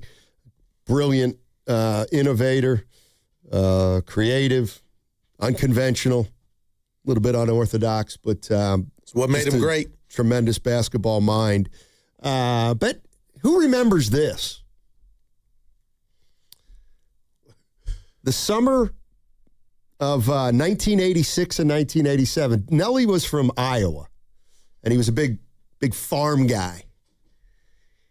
He drove a tractor across Wisconsin to raise money for farmers, and the tractor pulled a giant piggy bank where people could put their donations in as he drove across Wisconsin. I like the concept. The piggy bank was named Barkley because of Charles. All right.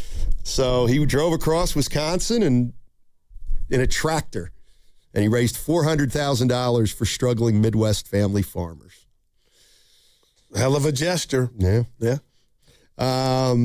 Let's go to Jeremiah. He's in Fremont. Jeremiah, what's going on, man?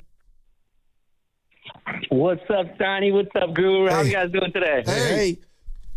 So I'm calling because I was a ball boy back in the day for the Warriors, and that was when you were a beat writer, Steiny.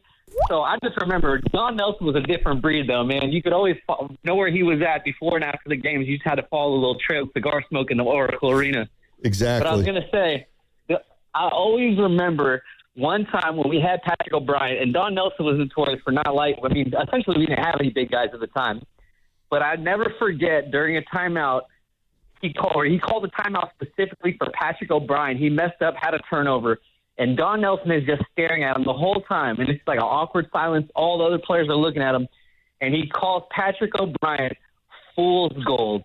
He said, just when I thought I had something, he said, you know what you are, Patrick? You're nothing but fool's gold. And I've never heard that insult ever before, ever again.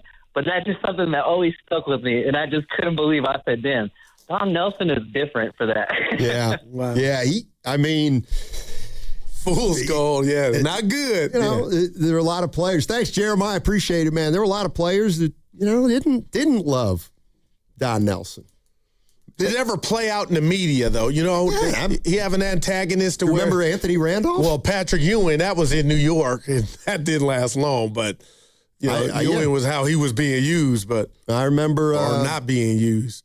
I remember Anthony Randolph was drafted by Nelly, and Nelly loved him and thought he was going to be this 6'10" athletic guy who could do all these things, and just Nelly never ended up liking him. And I'll never forget, it was early in one season where Nelson was trying to shoehorn some minutes for Anthony Randolph, and a lot of people thought Anthony Randolph was going to be a really good player. I thought he had a chance to be a really good player, but he never did. Yeah. And then I just remember, midway through Randolph's rookie year, Nelson comes out and he goes, well, I don't think you're going to see much more Anthony Randolph anymore.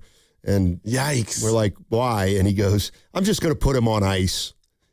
I'm going to put him on ice for a while. And sure enough, Randolph didn't play for, Nelson would lose guys for weeks at a time. Okay. If he lost confidence. But he saw something in Curry, huh? For Curry to. Apparently so. Yeah, no, that's beautiful. Let's go to Big Smoothies in Oakland. Smooth. What's up, Smooth? Hey, gentlemen. Rest in peace, Don Nelson. But listen, we're reflecting, so let's reflect. I thought he really set our franchise back, man. I was holding this against him. I thought he really set us back, man, because Weber comes out and says, I didn't want to leave. It came to a pissing contest, and it's sad it happened that way, because we were really on the rise. And because these guys could, again, Weber will go on the record. He said he did not want to leave. And I don't know what you guys think, but I believe Don Nelson, when he went back and signed Weber, I think I think he was just trying to make it full circle. I agree. Because Weber couldn't play. I think that move was purely a conscious move on Don Nelson. But let me also add this, because I was a huge Milwaukee Bucks fan. Point forward, that was Don Nelson. Paul Pressey, long arms, wingspan, 6'6", 6'7". That was all Don Nelson. Is innovative. I don't think he gets enough credit for those Milwaukee Bucks teams, only because of the Celtics and the 76ers. Did he not win chips? Man, they were stacked. Marcus Johnson. And one of my favorite players was Marcus Johnson. In fact, little story, I changed the name of the spelling of my name because of him. And I went to the press in college and I used that spelling. Look at this movie. Oh, nice. But I was a big Johnson, Junior Bridgman, Randy Brewer, even Jack Sigma when he came from the Supersonics. Yep. And those teams were stacked. And my favorite on that team was, other than Marcus, was Sidney Moncrief, defensive specialist out of Arkansas. And I'm just curious what Weber has to say on the record today. I haven't heard him yet, but I'd be curious to know his reflections of Don Nelson. Yeah, me too. Hey, thanks, Smoothie. Appreciate it. The one thing that we'll never really find out is how that team could have been, obviously. Oh, man. But here's the thing. And I'm good at that stuff. Well, this gets lost a little bit. So, Tim Hardaway got hurt and he missed that entire season, 93-94, and that's the year that was Weber's rookie year. So Weber's rookie year, he didn't play with Tim Hardaway. Avery Johnson. It was Avery Johnson who was a pass-first point guard. He was like the complete opposite of Tim Hardaway. And so they really liked Sprewell, and Weber loved playing with Avery Johnson. Because Avery Johnson, all he did was pass. Yeah. He didn't score. And so, the Warriors were getting back a 20-point-per-game score in Hardaway. They were gonna have to incorporate a scoring point guard, and Tim wasn't all the way recovered from his injury, and that's why the Warriors went out and got B.J. Armstrong. And so when Tim came back that year, it just never, like he never played with Weber because Weber got traded. So I don't. Couldn't we have waited? Well, you know what I mean? I'm not convinced. I don't know. I'll ask Rick Bucher this, Okay. or even Del Grande in a minute about the dynamic between Tim and Sprewell. Yeah, I always heard it wasn't the best, Donnie, and that had a lot to do with what went down. But again, Smoothie's right. What makes it, and again, this is a day to give Nelson his flowers, but we're just talking about the facts here. What made it worse, the whole Weber debacle, is Steiny 24 months later, less than Nelly was gone. He was actually gone that year. And how many times does the coach win that battle? Like today, Weber would have been with his team all day, every day, damn near. Probably. Oh, my gosh. Let's go to Pat. Pat's in Foster City. Hey, Pat, how you doing?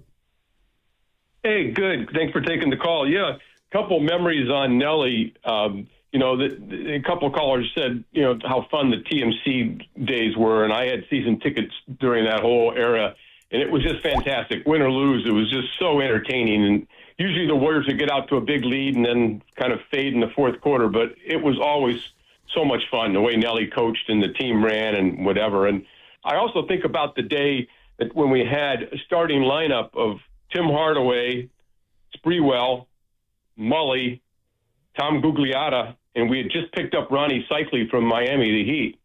And that's when we had Weber, but Weber wasn't playing. He was kind of holding out or whatever, but he was sort of on the team. But Gugliotta kind of replaced him. But you had like 5 guys that were close to an all-star level playing at that time.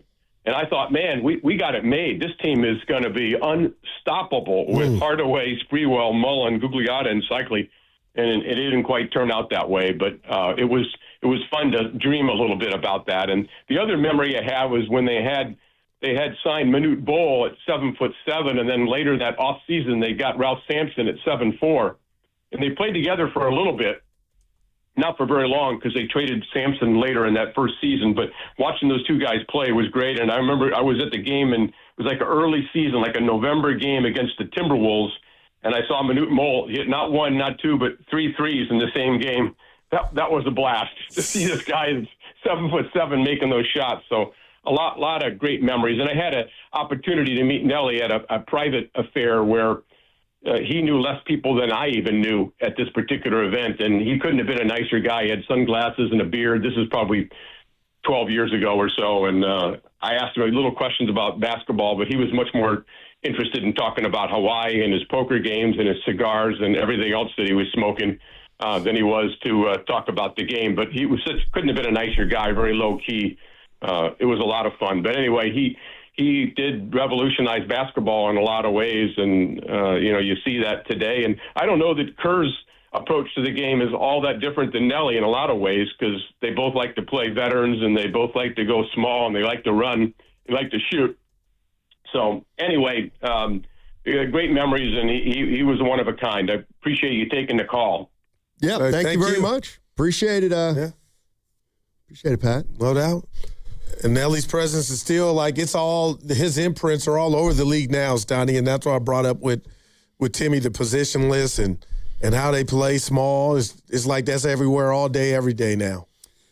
I want to play this quick highlight before we get Dave Del Grande. This is actually, I'm going to wait. I've never heard this one. This is the big shot he hit in 1969 during Game 7 of the NBA Finals. Late in the game. So I'll play that for you guys after we get Dave in here. Right. But Dave Del Grande going to join us momentarily. Let me tell you a little bit about Dave. He worked for the Oakland Tribune and he covered the Golden State Warriors for quite some time, a lot of it under Don Nelson.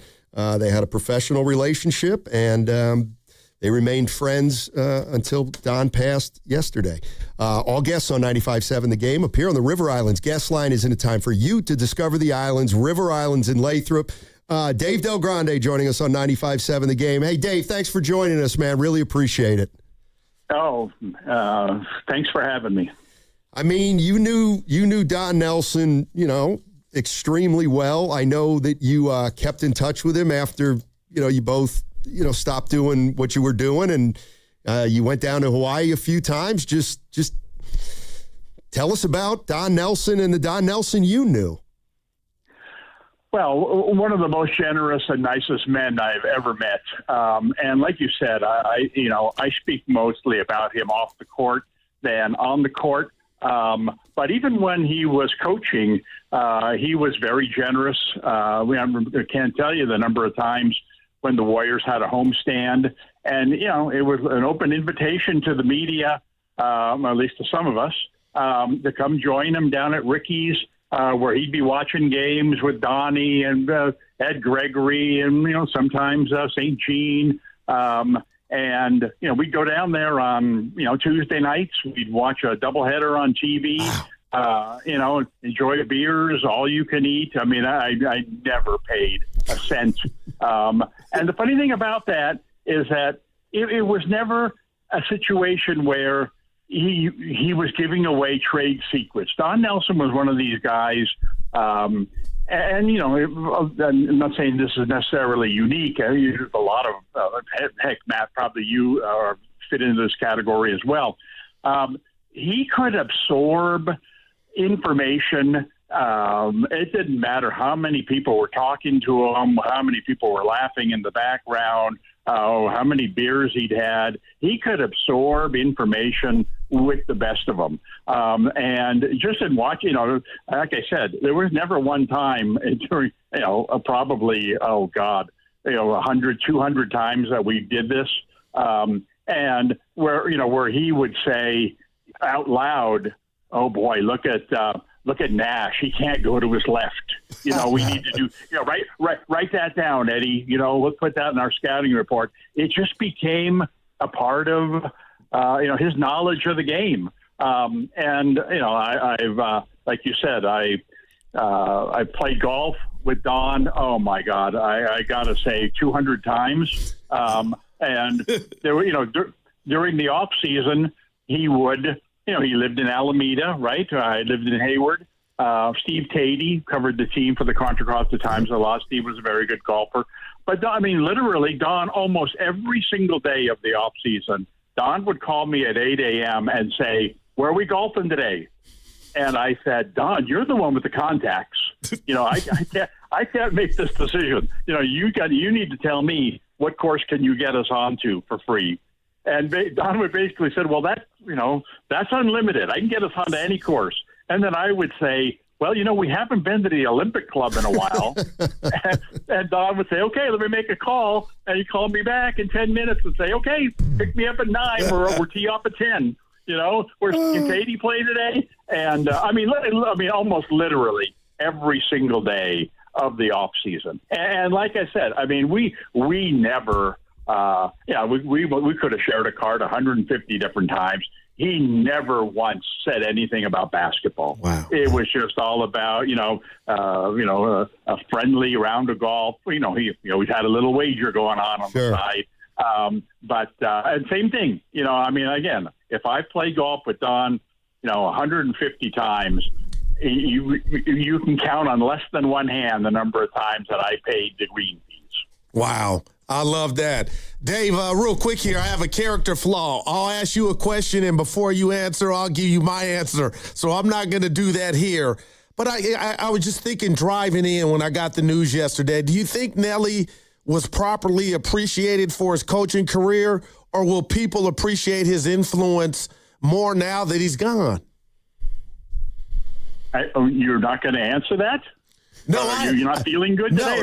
No, I have the answer. I don't want to give it to you before you answer. To be honest with you, I think he's gotten probably too much credit over the years. Because not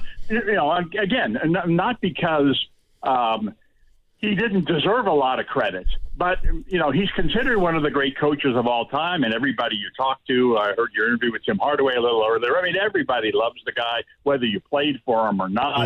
Even guys who played for him for 1 year, maybe just an Olympic, Olympic thing, whatever it might have been. Everybody who played for him loved him, for the most part. But let's be honest, he never won a championship. and he, his teams, he coached the Warriors 10 years and they made the playoffs 5. I mean, don't quote me on those exact numbers, but, half the time they made it, half the time they didn't. You don't, to be considered a great coach or baseball manager or whatever you want, batting 50-50 like that, making the playoffs when, basically half the league's making it. You don't see a whole lot of those guys getting the accolades that Nelson has gotten. But, that said, I compare the Warriors situation when I covered the team to the Utah Jazz. The Utah Jazz at that time had Stockton and Malone, and Jerry Sloan was the coach. And they made the playoffs every year. They made the finals twice. They dominated the Warriors. They overpowered the Warriors a lot, except for one playoff series. And yet, Jerry Sloan has a far better winning percentage than Don. Has far better playoff, numbers than Don. And yet you ask anybody in the NBA world, who is the better coach? There's just no comparison. Don Nelson gets far greater accolades than Jerry Sloan. And so to me, I got no problem with that because, I think I've said this back then, and I still would stand by it. Man, I wouldn't trade those 10 Nelson years for any 10 Sloan years. I don't care how many times Utah made the playoffs. They bored people to death. Whereas the Warriors, the great thing about the Warriors is, you say, well, geez, Nelson, he basically had a 500 record here or whatever. But because of their style of play, the Warriors dictated, even against the best teams, whether they won or lost. Because if the Warriors came out and they were hitting all their shots and running up and down the court, it didn't matter how good the opponent was. The Warriors, were going to beat you. Now, unfortunately, because they played no defense, the nights when they weren't shooting 55%, which was half the time. Well, guess what? They had very little chance of winning those games.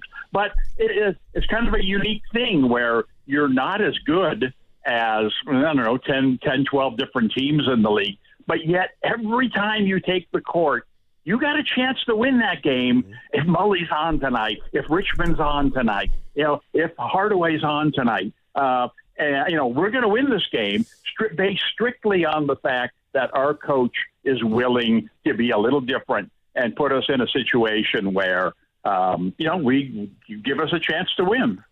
Dave Del Grande joining us on 95.7 The Game, longtime beat writer for the Oakland Tribune, covered Don Nelson during his career, and also became friends with Don Nelson over the years. When I came on in the mid-'90s, Nelson had a great relationship with a big core of the writers. I know you guys talked off the record frequently. I mean, were there ever any instances where Don got mad at you for what you wrote? Yes. One in particular, it didn't happen a whole lot, right? But one in particular, I never really appreciated how much he denigrated his big men. Now, granted, they weren't great, right? They weren't great players, but you know what? Chris Gatling and Victor Alexander, Tyrone Hill, these guys poured their heart and soul into being the best possible big man they could, knowing that they were going up against David Robinson and Duncan and Shaq, and having very little chance in those matchups. Well, I remember on one road trip that I took, the Warriors had played, I want to say, against the Nets and lost. And after the game, Don just ripped into Gatling and Alexander about how poorly we need to rebound better. These guys were terrible, and it's like, they're, you're expecting Gatling to out-rebound Derek Coleman? No, that's not going to happen. He's guarding the wrong guy. Should be guarding a smaller guy, and so it bothered me. And then the next night they played in Atlanta, and game went into overtime, and Don just sat there and let, Tim Hardaway dictate, whether they were going to win or lose. They didn't run any plays, and they took terrible shots in the overtime, and they lost.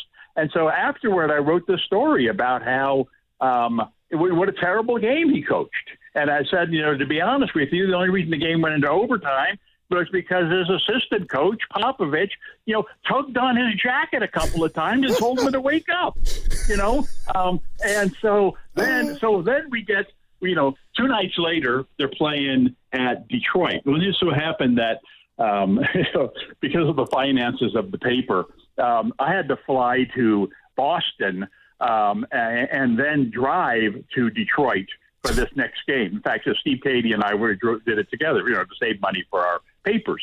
And so I got to Detroit pretty late. I mean, like an hour before the game. And as soon as I got there,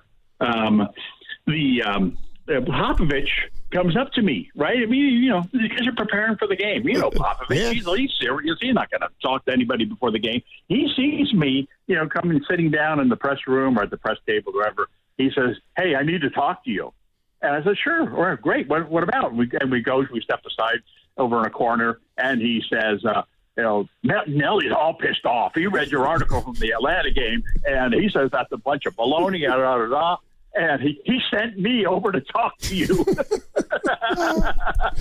Popovich, and this is some flunky that he sent over there. And I said, "Hey," I said, "tell me you didn't pull on his jacket a couple of times during that game." And he laughed, and then, Nelson always forgotten, the next day. So, yeah, he did every once in a while get a little angry, even with guys like me who, didn't, but let's be honest, I wasn't the one out there breaking, big stories like Bucher and Steinmetz and these enterprising guys who were really the guys causing trouble.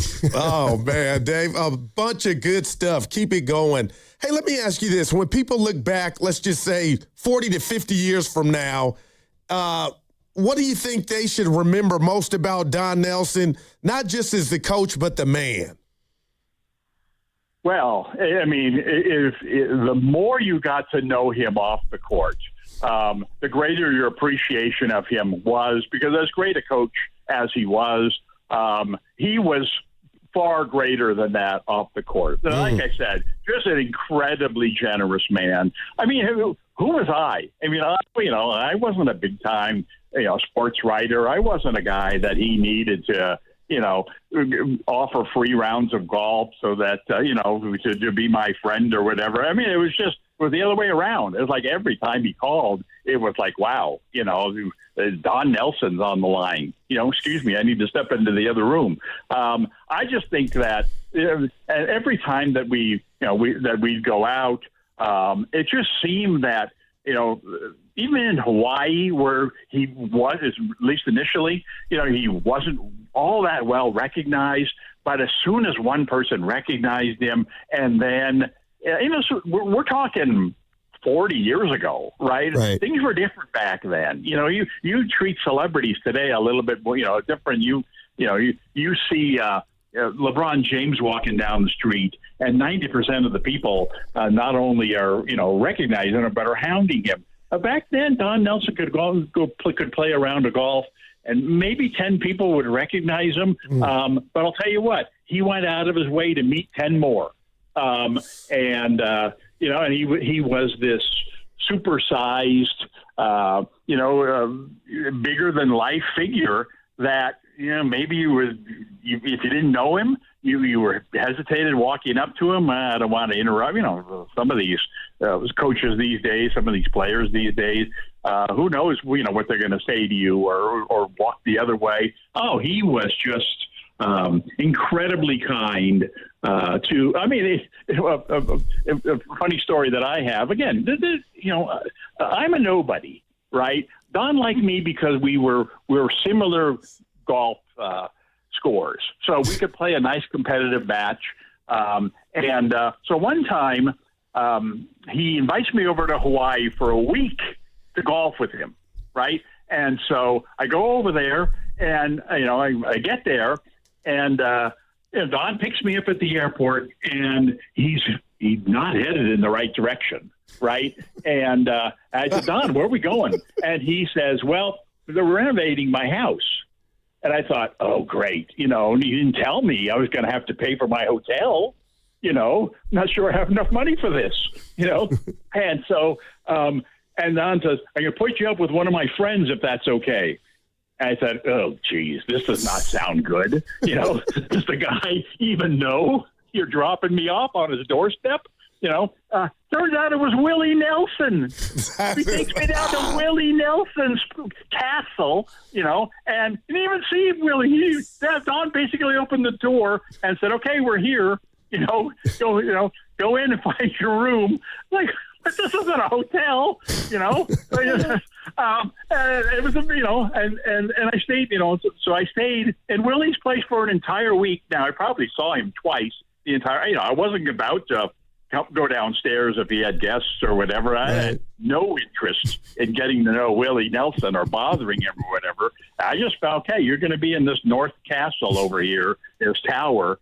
Okay. And then 8 a.m., Don called and said, okay, I'm outside picking you up. Let's go golf. And then 10 p.m. after 2 rounds of golf and free lunch and free dinner, you know, drink everything we could, you know, I could drink. He dropped me off on Willie's doorstep again and said, okay, I'll call you tomorrow at 8. But just, you know, my point is he probably could have done that with 15 other friends, you know, that he had. And this was just, like I said, this isn't Milwaukee where, you know, he probably everybody in town knew him. This was on an island where 95% of the people had no idea who he was. Right. Hey, Dave, I have a vague recollection of him getting mad at you once because you said something like you compared him to Guy Lewis, who was the Houston Cougars coach. They must have. You said something about he just rolled the ball out, and I think he got mad at you. Yes, that is true. I didn't necessarily think that was a bad thing. I mean, crying out loud, you know, Guy Lewis, you know, Coach Fieslam at JAMA, you know, to their greatness.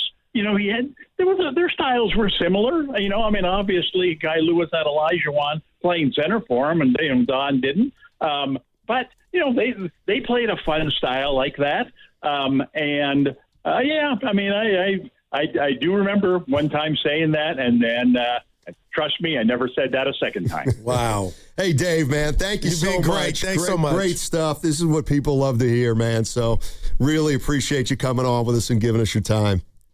Well, man, I've got a million Nelson stories, and, you know, unfortunately, he's not with us anymore, but I'll tell you what, he's going to be with me the rest of my life. Because, awesome. People love hearing his stories, and it's not because they love the way I tell stories. It's all about Don. So, beautiful.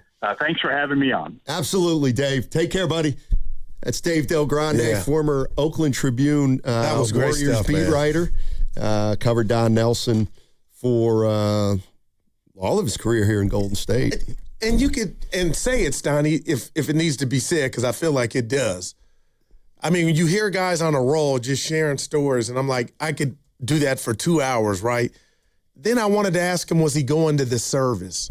That's where who was that? Is that any of my business?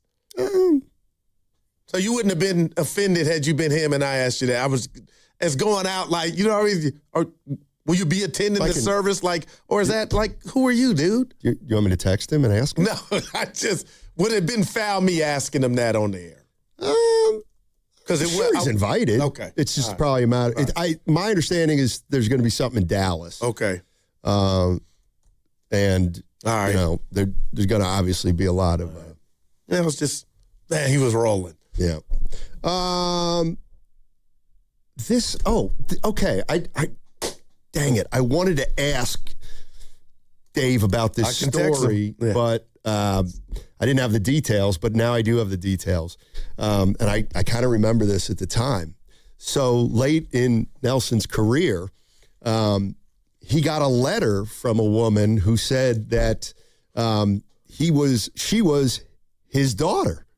That, you know, he had a, he had an affair, I guess, or he was with a woman. She got pregnant, had the daughter, and when the daughter turned like 30 years old, Don didn't know anything about her. Apparently she wrote him a letter and said, hey, I'm your daughter. This is my mom, blah, blah, blah, blah, blah. And Don Nelson was like, oh, my God, that's great. Let's meet. Come join the family. And from the day he found that out, he was just like, okay, yeah, I was their best friends. Whatever, but no, like she's in his life now.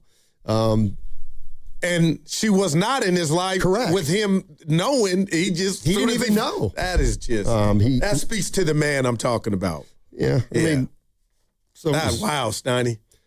But yeah, I do kind of remember that. Like I remember him telling a story. And he's like, "Oh, I found out I had a daughter." Could you imagine picking up? It's like, your seed. I thought great, but you missed 30 years. Yeah, I know. But you move and cherish it. But man, yeah, life, man. I remember one time having a conversation with Travis Schlenk, who Nelly started in this business, and I said to him, we were talking about coaches, and I said, "What do you think's the biggest, the most important thing a coach can have?" And I'll never forget his answer. I can't wait to hear it. He said, presence. I got to have a coach that has presence. That's heavy. And like Don Nelson had a presence. There's just no doubt about it. He was a big guy. I don't know, 6'6", 6'7". Yeah.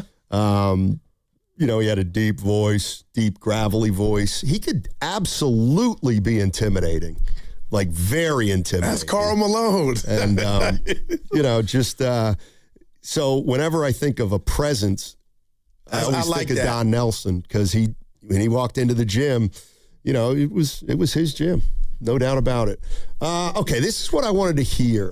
By the way, coming up in about 10 minutes, we got Mitch Richmond. The Rock, going to join us. So Don Nelson made one of the biggest shots in Celtics history, 69 playoffs. I don't think I've ever heard this audio, so I want to play it. Is this our guy Most? I don't know who it is. Okay. To go. Boston by a single point as Siegfried drives. Now it's Havlicek. Erickson knocked away, but Nelson gets it. Don Nelson. 105 to 102, a minute and 15 to go. Oh, what happened? I think that was Chris Schenkel. Evan, what happened? Well, it sounds like a television broadcast. For sure. Oh, okay. You could hear the ball bouncing on the parquet. But dead spots. Yeah, Scotty, a little more excitement there. The ball, literally popped I didn't know we shot higher than the backboard. Yeah. And dropped right in. Evan missed Friday's show where we had callers call in and go for theirs on the play-by-play. Oh, that's right. Yeah. That's right. It might sound strange to you guys, but as someone who knows a lot of the more current broadcasters, a lot of the guys you grew up on, to me, sound kind of flatline and deadpan. Not in a bad way, but you just called the action. It wasn't about you. You know what I mean? It was about the play. I also think there must have been something. It wasn't about you. Coming out of radio, the radio era where you had to describe every single thing that you wanted to convey. I'll bet you some of the early TV announcers didn't feel like they had to talk over everything because we were. Yeah, that left a little. I didn't know. Did he shoot it? We heard Nelson. It says, wait, that was 76? No, 69. Oh, 69. 69. 1969. I'm sure that was Chris Schenkel. Yeah, Chris Schenkel, Jack Twyman, and Ed McCauley. Okay. Easy, Ed McCauley. All right. 888. We got Mitch coming up on the other side.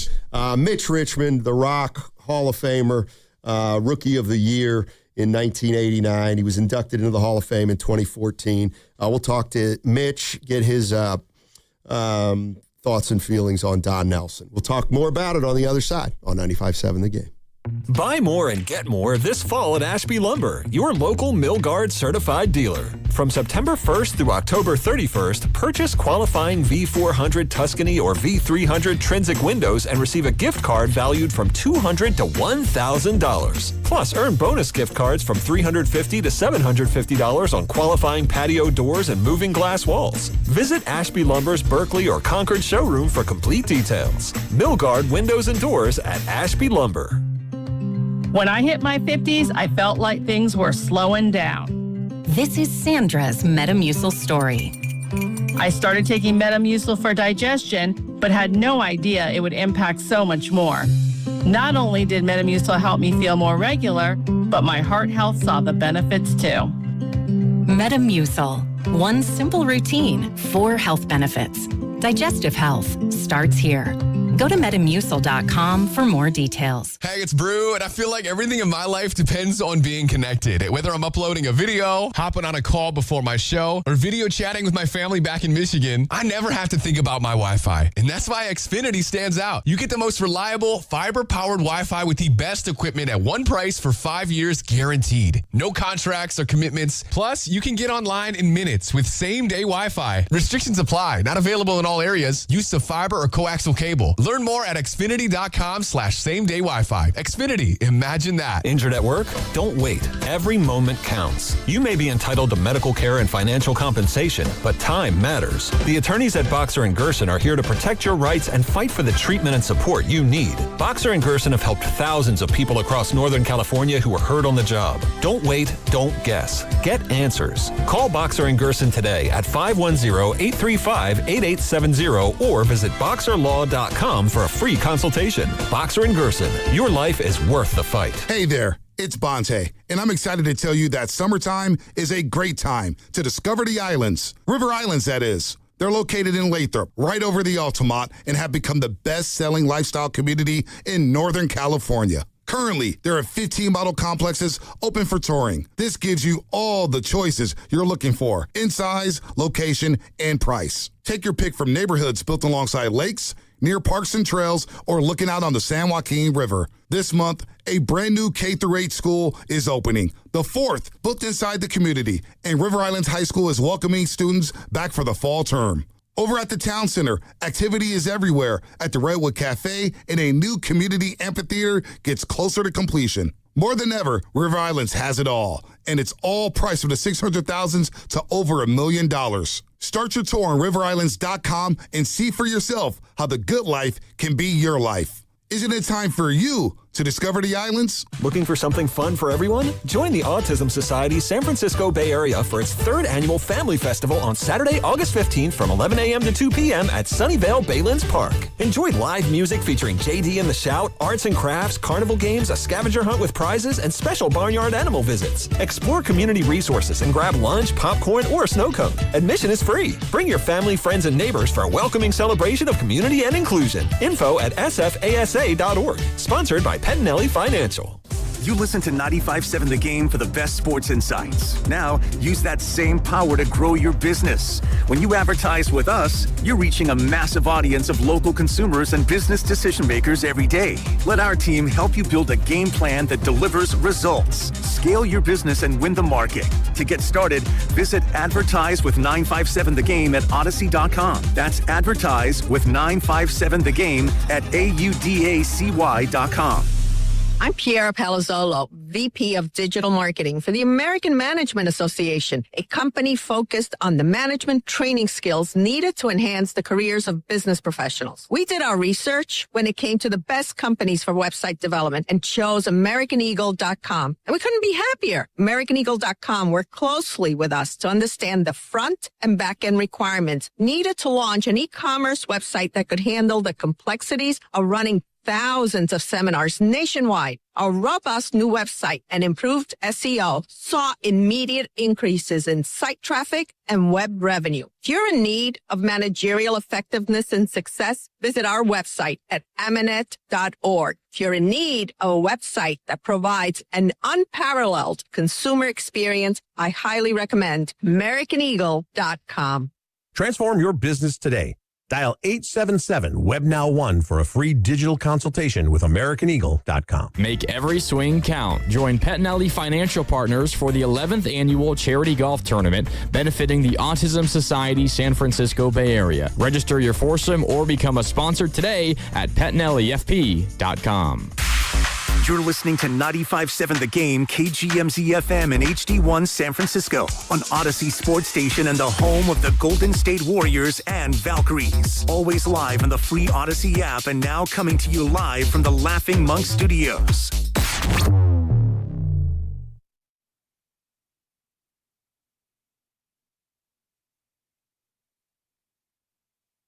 Dub Nation, this is Brandon Pajemski, coming to you live from the Laughing Monk Studios. You're listening to Steiny and Guru on 95.7 The Game.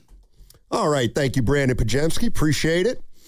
If you're just joining us, we're talking about Don Nelson, the longtime NBA coach, spent 2 stints with the Warriors.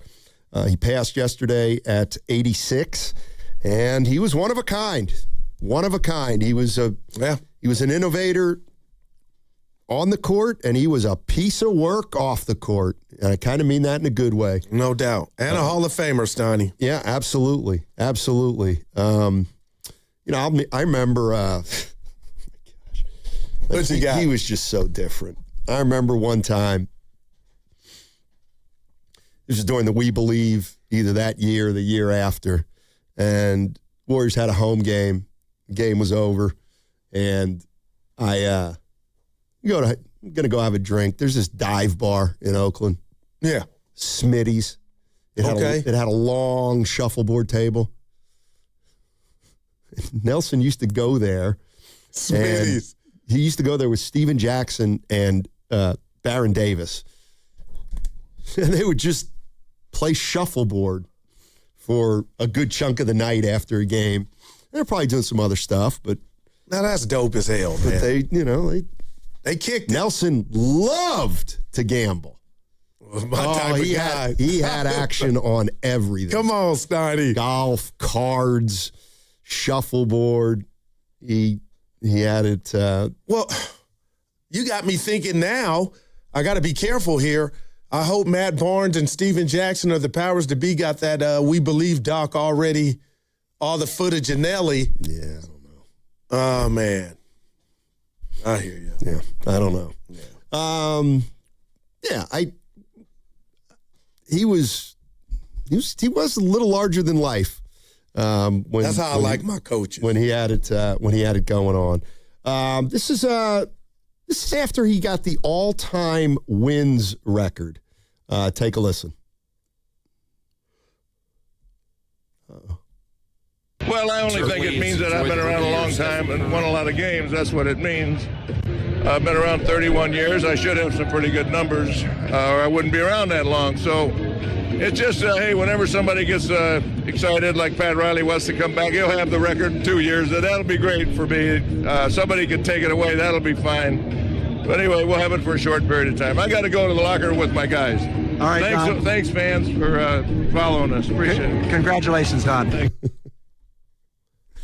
That's pretty good. Two legends on that call right there. And then one more on Don Nelson. Certainly has enjoyed the rookie year of Stephen Curry. Flynn will shoot it. Whoa, will rebound it. And Don Nelson stands alone. No man that has stalked the NBA sidelines has ever won 1,333 games until tonight. Don Nelson certainly happy about it. This young group of Warriors dousing him a little bit as they win at 116-107. And people at the Target Center giving Don Nelson a nice respectful applause as they have watched NBA history tonight. Wow, Fitz. I remember that. I wonder how he's fit. Everybody in Warrior World's down. You know what they were that night in Minnesota, even though they were probably a 30-win team? Okay. Oh, they were champions for a night. Oh, yeah. And so it's come full circle. Yeah. Because we had one of those moments for the Warriors this year. Don Nelson. Man. A legend. Been kind of a tough week. No doubt, man. You got Mike Wagaman. No, dude. Longtime Bay Area media guy. Worked for the Associated Press. Always was down to earth, man. He was always full of life. Man. We got the Roger Craig induction over the weekend, but bittersweet. We found out that he's dealing with dementia. Yes. And not quite as serious as all this, but Mike Krukow, retiring from the Giants broadcast booth. So a lot of things going on in the last 5 or 6 days. And I tell you what, I'll say this. Oh, here goes Madero with preaching. I'm not. But again, Stoney, when I ask you and Evan to do things, I take nothing for granted, and I just want people to know, enjoy all the time you have left, because we don't know how much time that is. And if you got anything going on relationship-wise that needs to be remedied or fixed, be the bigger person, pick that phone up and call. But just look around. Time waits for no one. And it's just, man, that question I asked Dave, I feel like, how would you answer it, Stoney? I think Nelly got his flowers in regard to being the innovator on the offensive side of the ball, or just coach. However, for offense, I think he got those flowers. Yeah, I mean, I think, like Dave, one of the reasons I think Dave is great to talk to about Don Nelson is not just because he was his really good friend, but because Dave would tell Don, you shouldn't get as much credit as Jerry Sloan. But, whoa. Jerry Sloan's done more than you, Don. And so Dave had that kind of relationship with Don Nelson. And so when Dave says, no, he got enough credit. Yeah. Then that means Don wasn't starving for attention. He got a lot of friends like that, Stoney. Yeah, he got a lot of accolades during his time with the Warriors and beyond. Yeah. I got to imagine, and no shade at the King, LeBron don't have a lot of friends like that in his cast. I wouldn't think so. Right. I mean, what you say, sucker? I agree with you. I mean, that's a 5. The interesting thing might be that, his best teams probably were in Milwaukee. They went to the conference finals, right? Yeah. One of them, I believe. But I mean, they were going up against Moses Malone and Julius Erving and the Sixers, and they were going up against Bird and the Celtics, and they just couldn't get over the top. Like the one year, I think it was 83. Milwaukee swept the Celtics. Man, they swept them. That was my squad starting. Of course, Bird was banged up, but nevertheless, they swept him. Thanks. And but Marcus Nelson's team took those Celtics teams to deep in some series, but just I don't know that he ever had the best team. Yeah. I can't believe he came back for the second tour here. That was perfect coach Weber at the came. perfect time. Yeah. So, Brett's in Walnut Creek. Hey, Brett, what's going on, man? What's going on, boys? Yeah, I had the distinct pleasure of playing with him in Kaanapali in Maui. My parents got a place there at the Whaler, and I played at the North Course with him. I won out as a single, and he came out as a single. Couldn't have had a better time. Great stories. He was puffing the Magic Dragon pretty much every other hole. Really nice guy, and he bet me $100 that I couldn't get the cart girl's phone number on that was out there. And I said, bet. And I went up to her and I said, look, I'll give you $50 right now. I'll split it with you if you give me your phone number. And she goes, oh, no, you don't have to do that. I'll just give it to you. And then Don's like, I saw what you did. And I'm like, I didn't do anything, man. She gave me her number. And then he goes, well, did you ask her if she had a friend? Anyway, that's my story, guys. All right. No, that sounds. I love that. That sounds like. Oh shoot, that's up our alley. I wanted to ask him. My understanding was when he plays golf in Hawaii, he plays barefoot. What? Now, I've never heard. I heard he played barefoot. Gosh, I guess he could do it, but yeah. My question would be to Nelly, why? Because he was in Hawaii, feeling free, huh? I think he played barefoot. And I don't think he was great. I think he was okay. That's okay, Stein. I don't It's not think he like was he great. tells us he was great. But he played a lot of golf. Yeah. You know, those. I know he had memberships at some golf clubs around the bay. My guy called in and said my family had a place at the. It must be nice, man. What do you mean? You know, the caller was like, my parents got a place such and such. Yeah. I'm just like, that's what you want. No, I got it. And the more I'm learning, don't take this the wrong way. There's no way to take it wrong. I'm starting to think like when I hoop, I hoop. What does that mean? Golf's a privilege. Like if you earned and bust your tail and you got bread, you golf. You know what I mean? It's like you earned something to a degree. Well, I have. Well, not you. Well, this is you're talking to somebody else? No, golf. It's like a privilege. Yeah. Kind of symbolic. I handle my business. Things are going well. Sure. Sure. Now I can be at the local 24-hour fitness, unemployment. You know, I've been there. All right, a little change. On the other side, we're going to have Rick Bucher, and then Mitch Richmond's going to join us at 1:30. So we're going to cram two guys in this last segment just to kind of finish off the day. Hey, you only get one shot at this. One chance to handle your injury case the right way. One chance to get the compensation you actually need.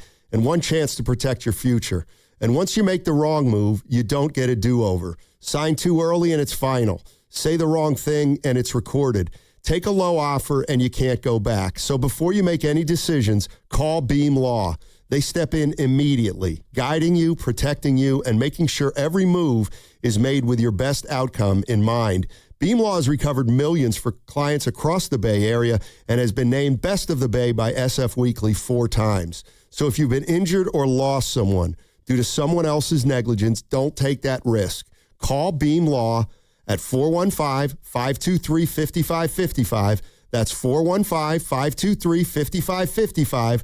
Or visit hurtinthebay.com. That's hurtinthebay.com, because it's not whether you get knocked down, it's whether you get back up. Beam Law, they've got your back, Bay Area. At Alameda County Health, we don't just work, we serve. We provide essential behavioral health, public health, and homelessness services. We protect the environment and stand with our communities. Every day, we make a difference in people's lives. Here, you'll do more than just work. You'll support and uplift communities across the county. Take it from Sierra. It's a lifeline for so many families. I'm proud to give back to the community that shaped me. If you're ready to help others, apply today at acjobs.org. That's acjobs.org. What if you could have the most reliable fiber-powered Wi-Fi? And get this, what if you could keep it at the same price for 5 years guaranteed? Now through August 24th, new Xfinity customers can get our best price on gig Wi-Fi this summer before it disappears. Just $50 a month for 5 years. No annual contracts, no hidden fees, and our best equipment included. Plus, get online in minutes with same-day Wi-Fi. It's Wi-Fi that finds and fixes problems before you even notice them. Like super intelligent Wi-Fi with a 6th sense. Plus, it keeps you protected from online threats. And get Peacock Premium included for 2 years. Lock in your price and unlock the possibilities. Get it now at Xfinity.com. Xfinity. Imagine that. Restrictions apply. Requires paperless billing and autopay with stored bank account. Taxes and fees extra. Speeds vary. Use of fiber coaxial cable. Learn more at Xfinity.com/same-day Wi-Fi. I think we should have an open relationship. Yeah, I was thinking the same thing. Let's definitely do that. With our cars. Oh, FlexCar. Yeah, that's what I meant too. FlexCar is the first and only month-to-month car lease. Swing from a Wrangler 1 month to a Prius the next. FlexCar. You drive everything. When selecting a financial institution, how do you know you're making the right choice? As Bay Area Bank customers find themselves at a crossroads, maybe it's good to consider if you want your bank to be community-oriented or corporate-minded. Fremont Bank has grown by providing stable, consistent service to the region, its families, and its businesses for 60 years, all without a single merger. And we intend for more of the same for the next 60. Fremont Bank. Here for you, here for good. This is the story of the one. As a maintenance engineer at a beverage manufacturing plant, he starts his day knowing every line is ready to run because Grainger delivers the industrial-grade products he needs to keep mixers, conveyors, and packaging equipment moving. With Grainger's vast selection of bearings, belts, and motors, he keeps operations running smoothly, so nothing grinds to a halt. Call 1-800-GRANGER, click Grainger.com, or just stop by. Grainger, for the ones who get it done.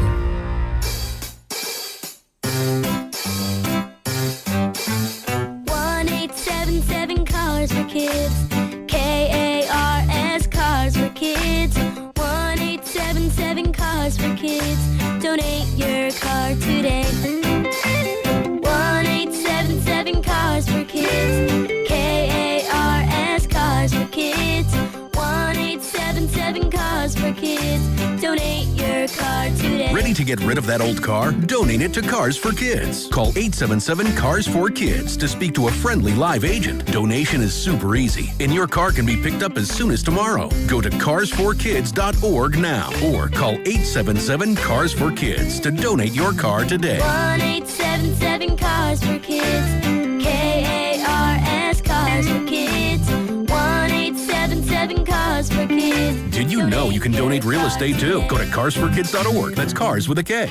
If life is a game to be won, then every child deserves to play on a level field. Children International is empowering young people in poverty on their journey by giving them the tools, the training, and the skills to shape their own futures. From the early days of development through all stages of growth and into employment. This is how, together, we can help end poverty for good. Learn more at children.org.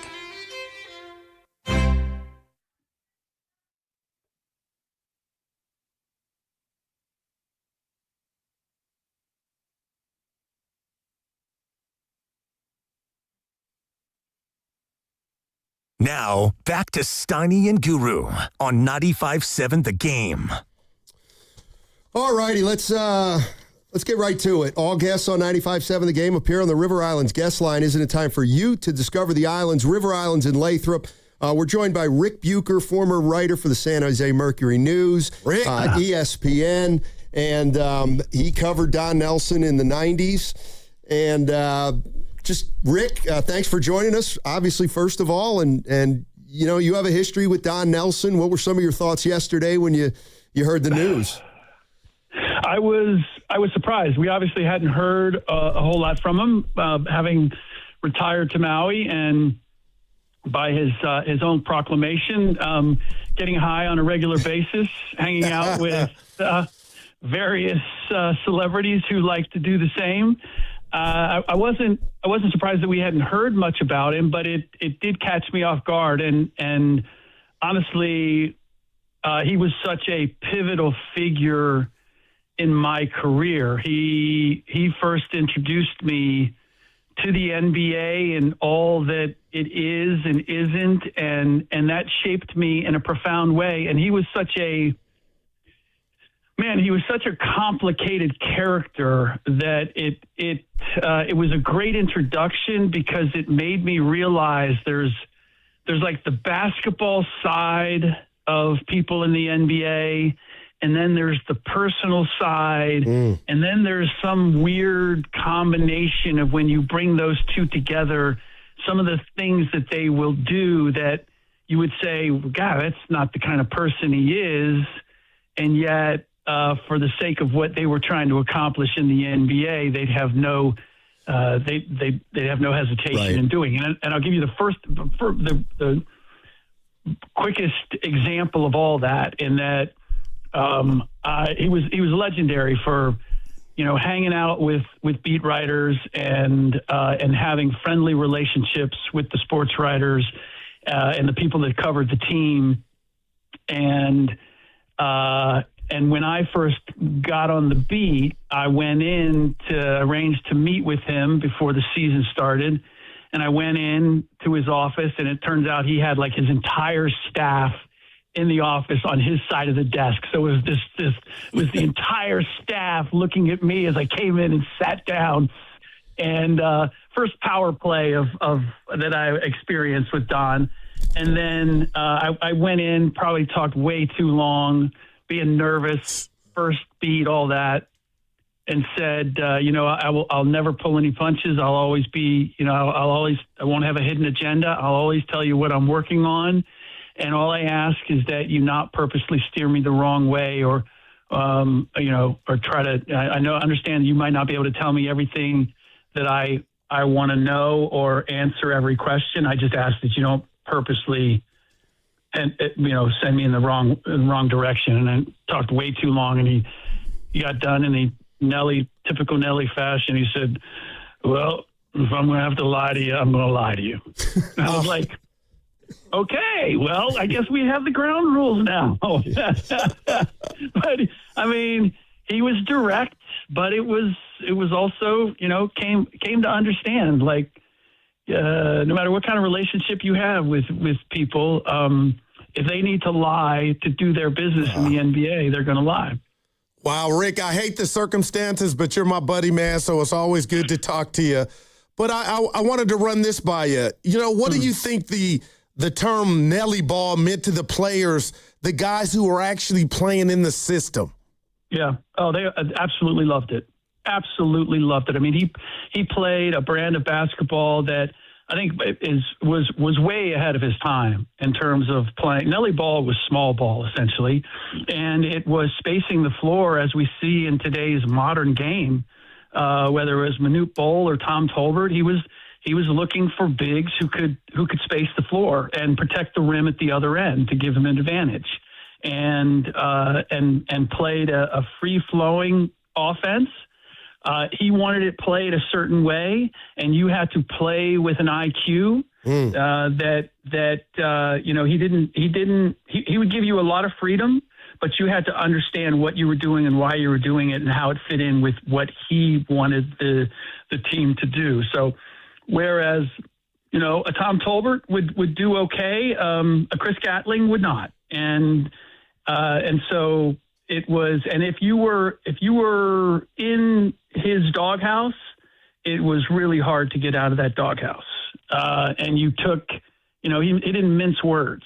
He let you know. And, that at the time that I came onto the beat, things were changing in a major way. He didn't have the power. He wasn't anointed the way he was when he first got to the Warriors and sort of turned them around and made them exciting. He had a young new generation coming in that they wanted to be handled in a different way as professionals. Yeah, Rick Bucher joining us on 95.7 The Game, former San Jose Mercury beat writer, covered Don Nelson and the Warriors, moved on to ESPN, author. Let me ask you this, because let's kind of not bury the lead. You were right in the middle of the Weber Nelson situation, and you mentioned that Nelly had great relationship with the beat writers, and you were a new guy. I mean, I don't know. Was there acrimony between you and Don Nelson over this period of time?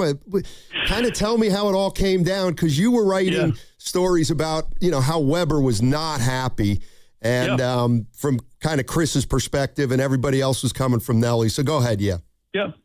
Well, I mean, number one, I was the brand new guy on the beat, and he had established relationships with John Hillier and George Shirk and Dave LeGrande, and I was coming on to compete. So I was like, I'm never going to be closer to Nelly. Nelly's never going to give me preferential treatment over those guys.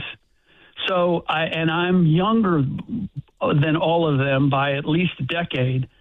So you know what? I'm gonna build my connection with the team through the locker room, through the players who I was, essentially the same age. And so when Weber landed at the airport, it was me and a real estate agent that the Warriors had sent to start showing him houses that met him at the Oakland airport at the gate. And so I got in early, and I also knew that Weber, Nelly planned to play him at center. Yep. Weber didn't want to play center against Akeem Olajuwon and Shaquille O'Neal and all those guys. He wanted to be the next Charles Barkley. And so from the very beginning, and the other part is, Nelly did not want to draft Chris Webber. He wanted Sean Bradley. But Philadelphia 76ers were set on pairing Sean Bradley with Allen Iverson. They were not going to move off of that. So the only way he was going to get a big of any quality, and at that time the pressure was on to like expand Nelly Ball to have a legit big. The only thing close to that was Weber. And so the staff convinced him to trade him. But from the very beginning, you could see that the reluctance that Nelly had with Weber. And Weber was coming in as the Fab Five. He was coming in as a star, not to be made, which is, what Nelly essentially did with most players. Through Nelly Ball, they became bigger than what you might have expected them to be. Weber was coming in with a reputation to protect, not to create. And so from the very beginning, those guys were at odds. And Weber told me a couple weeks into the season, I went to talk to him about, playing center versus power forward. And he said, you can't do anything with this. But if I don't get some protection from Chris Cohan with Nelly, I'm out of here at the end of the year. This is a couple weeks into the season where they traded Penny Hardaway and 3 first-round picks. And I'm a brand new second-year beat writer. I covered the year that they tanked, and Nelly had an issue with that because I was blatant tanking, and I would say it was tanked. Neither he nor the league like that. And so now I got this thing, and I said to Webb, I said, look, I will hold on to that unless it becomes obvious that there is a problem between you and Nelly, and then I got it right. And I had, the rest of the team, I was pretty well connected in terms of guys telling me what was going on in practice and the way Nelly treated him, and so go back to what he first said, like, I'm going to lie to you if I have to lie to you. So I had all this background. There was a game in Charlotte. Weber tried to go behind the back in transition, got picked off, went the other way. Nelly pulled him out. Those guys had words as he came to the bench. Everybody was like, that perked everybody's ears up. And I went, I gotta write this at this point. It's becoming obvious that there's a problem between these guys. And I had all this background in terms of what was going on in practice. And so I asked when we were in Chicago on a trip. I was in Chicago, and I asked Nelly one more time. I said, I know you've answered this a bunch of times, but are there any issues between you and Webb? And he was like, no, I don't know, not at all, da-da-da-da. And I was like, okay, I gave you an opportunity. So I wrote the story. It appeared the next day. All the other beat writers spent the extra night in Chicago and were flying to Cleveland in the morning. I took the flight right after, or whatever it was. I took the earliest flight I could to get to Cleveland. A snowstorm hits Chicago, and none of the other beat writers can get out. And my story hits the paper in the Bay Area about the issues between Nelly and Webb, and it blows up. And I am the only one there to meet with him before the game in the pre-game conversation. Oh man! And I'll never forget. I was walking by Judd Bushler, and Judd Bushler goes, "I don't want to stand next to you. There might be snipers around here." And but anyway, Nelly just ripped me a new one. I didn't even ask a question. He just laid into me, and he was like, "Don't ever call me." Ripped the paper, ripped me, like da-da-da-da-da-da, down the line. And so you said, was it acrimonious? Yes. From that point on, I got it you. was very acrimonious. But I knew I knew what I had. Right. Right. I mean, and I had to carry it through the rest of the season. And what I found later was how many of the players and people in the organization respected that I still just continued to show up, do the job, ask the questions, never back down, never and I didn't know it at the time, but I ended up gaining a lot of respect from people because of the way I handled that situation. But I got to tell you, man, my second year covering the league, having somebody, as legendary as Don Nelson feeling that way about you and talking about you that way, it was tough. But then fast forward, I'm with ESPN, and and I don't know, like Nelly and I have not had any conversations, and I show up with a camera for like a pregame interview or something, And Nelly could not have been as nice. He could have, I mean, you would have not, there was never an issue between us. Hey, what do you need? Come on in. Like, da-da-da-da. It was like, okay. Cool. Yeah. All right. Man. Hey, Rick. You're the man, Rick. Really appreciate you sharing that story. We got Mitch Richmond coming up next. So beautiful. Great insight. And, thanks, man. All the best to you and your family, buddy. Yep. Appreciate it. All Thank right. you. Yes, sir. Rick Bucher. Rick. On the, so, Nelson, bygones be bygones, huh? It was a while ago. There's no hard feelings. I don't know if I should tell this story. I think I told you it. have to. I think I told it on the air. This is funny. It was long after, 1995, and Rick, I think he was working for ESPN or something. I can't remember. But it was like, it wasn't the time he was talking about. The time I'm talking about was at a practice. And I just remember talking to Rick and I haven't seen Nelly in forever. And, Nelly's sitting there and he sees Bucher and Bucher asks a question. And I don't know, it was a little tense. And I just remember he asked Don Nelson a question and Don Nelson goes, "Your fly is open." And it was, but it really broke the ice. Dude. All right. All guests on 95.7 The Game appear on the River Islands guest line. Isn't it time for you to discover the islands, River Islands in Lathrop? Mitch Richmond joining us right now. Hall of Famer. He was inducted in 2014. Also won the Rookie of the Year in '89. Mitch, thanks so much for joining us, man. Really appreciate it. Thanks for having me. Yes, sir. What did Don Nelson, mean to you? What are your memories of him, and kind of some of the thoughts that maybe crossed your mind yesterday when you found out the news? Don Nelson was the coach that drafted me, Golden State, the organization that drafted me when I first came out.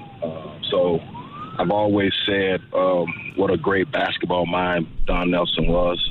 He gave us all the opportunity to play freely, but gave us all the tools to really kind of to better ourselves. But he also gave us the confidence to just go out there and play, and just really rely on your practice.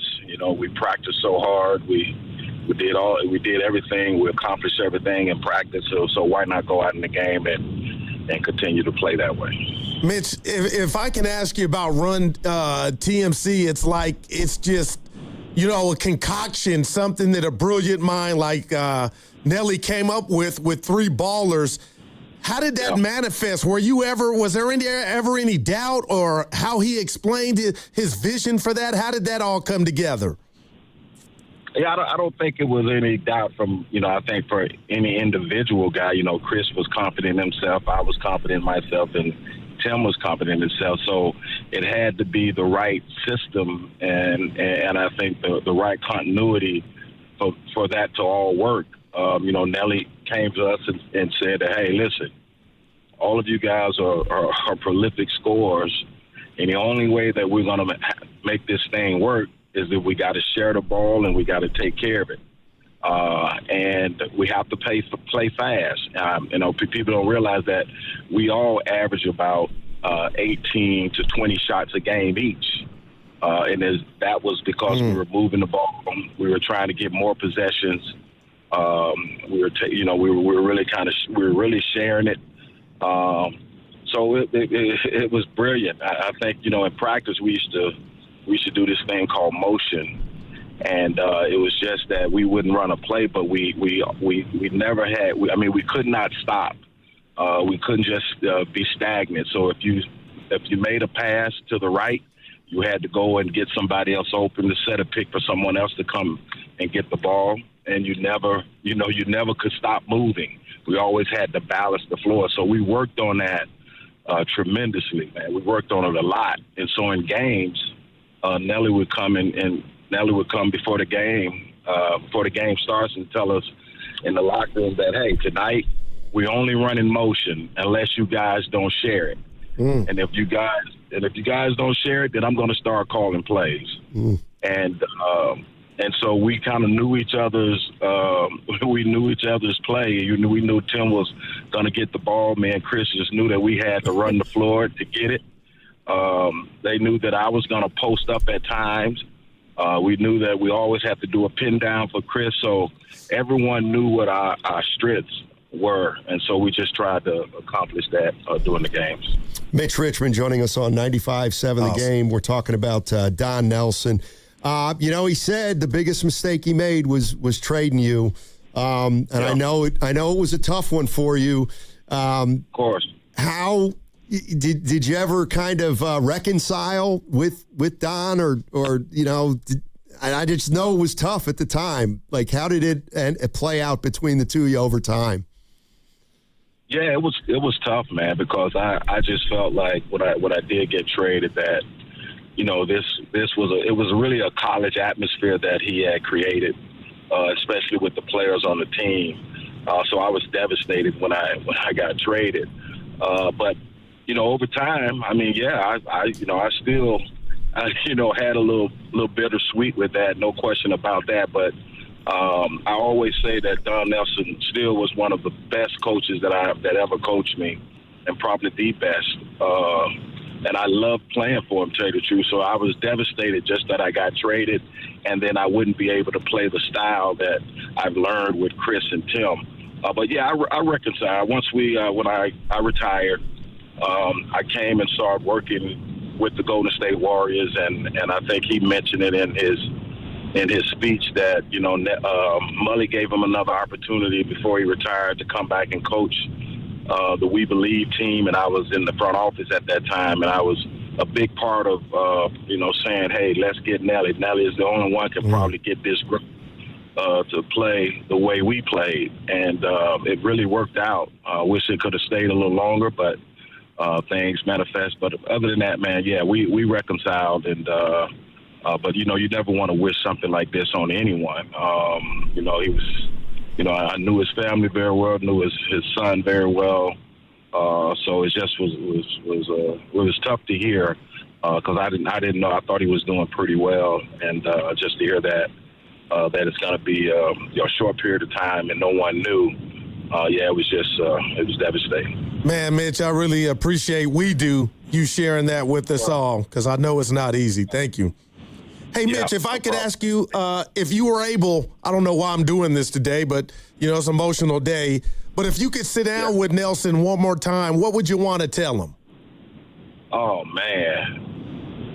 I wish we can go back in time and say, hey, man, just, rescind that trade. Well, there it is. Yeah, but if I had one more time, I think for me, we were going to be reunited with him at some point in time again, because me, Chris, and Tim, we're putting together trying to do the Run TMC documentary, and Don Nelson was a big part of that. Oh.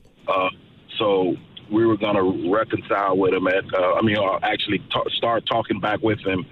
Chris talks to him regularly. I talk to him when I see him, but we were going to definitely reach out to him and get him on the documentary. And so so it was devastating to hear that he was, he left. Yeah. All right, Mitch. Here's my last one, and it's got nothing to do with anything. But I've been like, I asked Mully, I asked Tommy Abdenauer. You know how when the shot clock is running down, everybody yells butter? Yes. What does butter? Where did that come from? Do you have any idea? Why butter? Oh man, that's a good question. Man, I don't believe I can't believe I don't have that answer. Wait, right. What was butter? We know. Hey, we know it was butter time, baby. It's time to put the butter on the bread. You know what I mean? Yeah, baby. When you're toasting your bread and it comes out and it's warm. It's a right time to put that butter on there. Gotcha. Butter. There it is. Butter time. Melts at the perfect time. That's what it was. It was just the perfect time to say, hey, man, you got to get that thing off. All right. You got to go there. That makes sense. That makes sense, man. Hey, Mitch, thank you so much for joining us, man. Thanks. All the best to you, and thanks again for joining us. All right, thank you, man. Thank you. And wish Don Nelson family the best, man.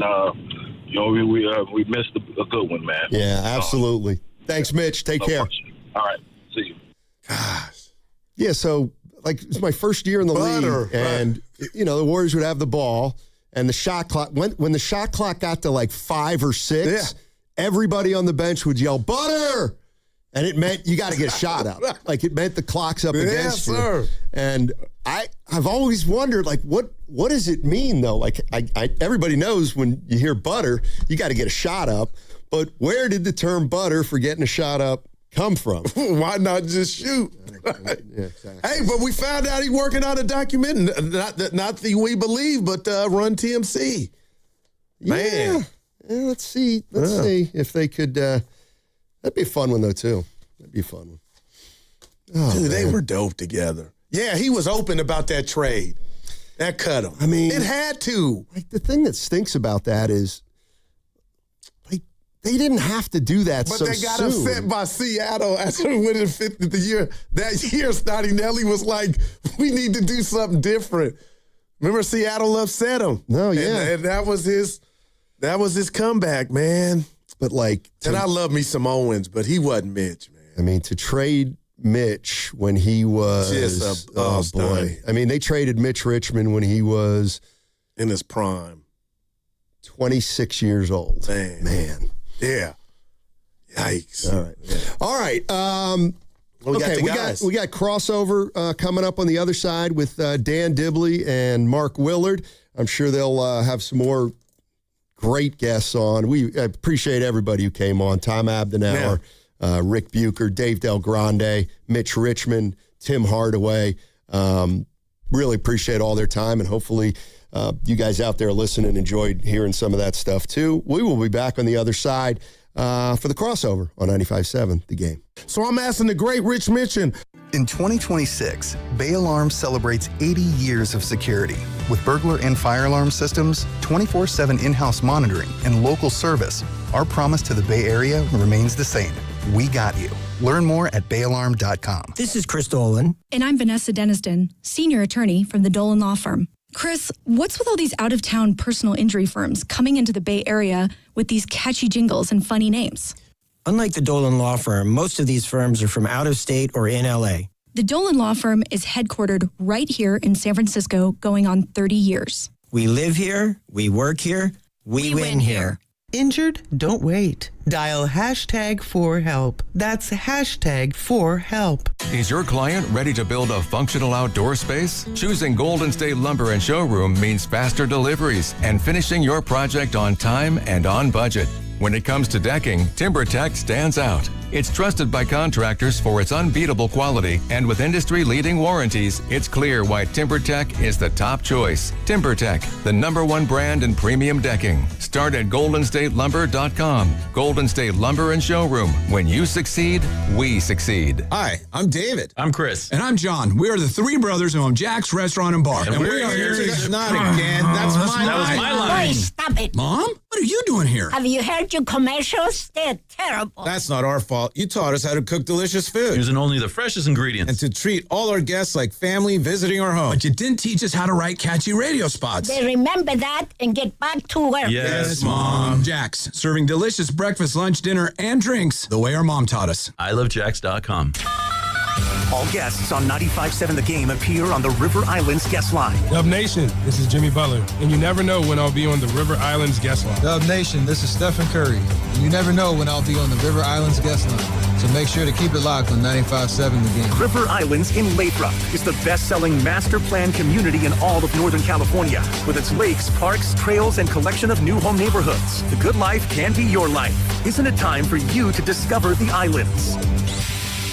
Golf, community, giving back. Join Pettinelli Financial Partners for the 11th Annual Charity Golf Tournament benefiting the Autism Society San Francisco Bay Area. Gather your friends, clients, or colleagues for a memorable day on the course while supporting programs and resources for local individuals and families affected by autism. Whether you're signing up a foursome or becoming an event sponsor, your participation helps make a meaningful impact. Visit PettinelliFP.com today to register and learn more. We look forward to seeing you on the course. Hey, it's your boy boy Guru. When it comes to pest control, don't guess. Go online and get the facts with Atco Pest Control. Atco is a family-owned local company that's been protecting the Bay Area homes for over 40 years. And quality service does not have to come at a crazy price tag. If you're dealing with ants, spiders, rodents, or anything crawling where it should not be, visit AtcoPest.com. That's ATCO Pest.com to learn more and schedule service today. Atco's got you covered.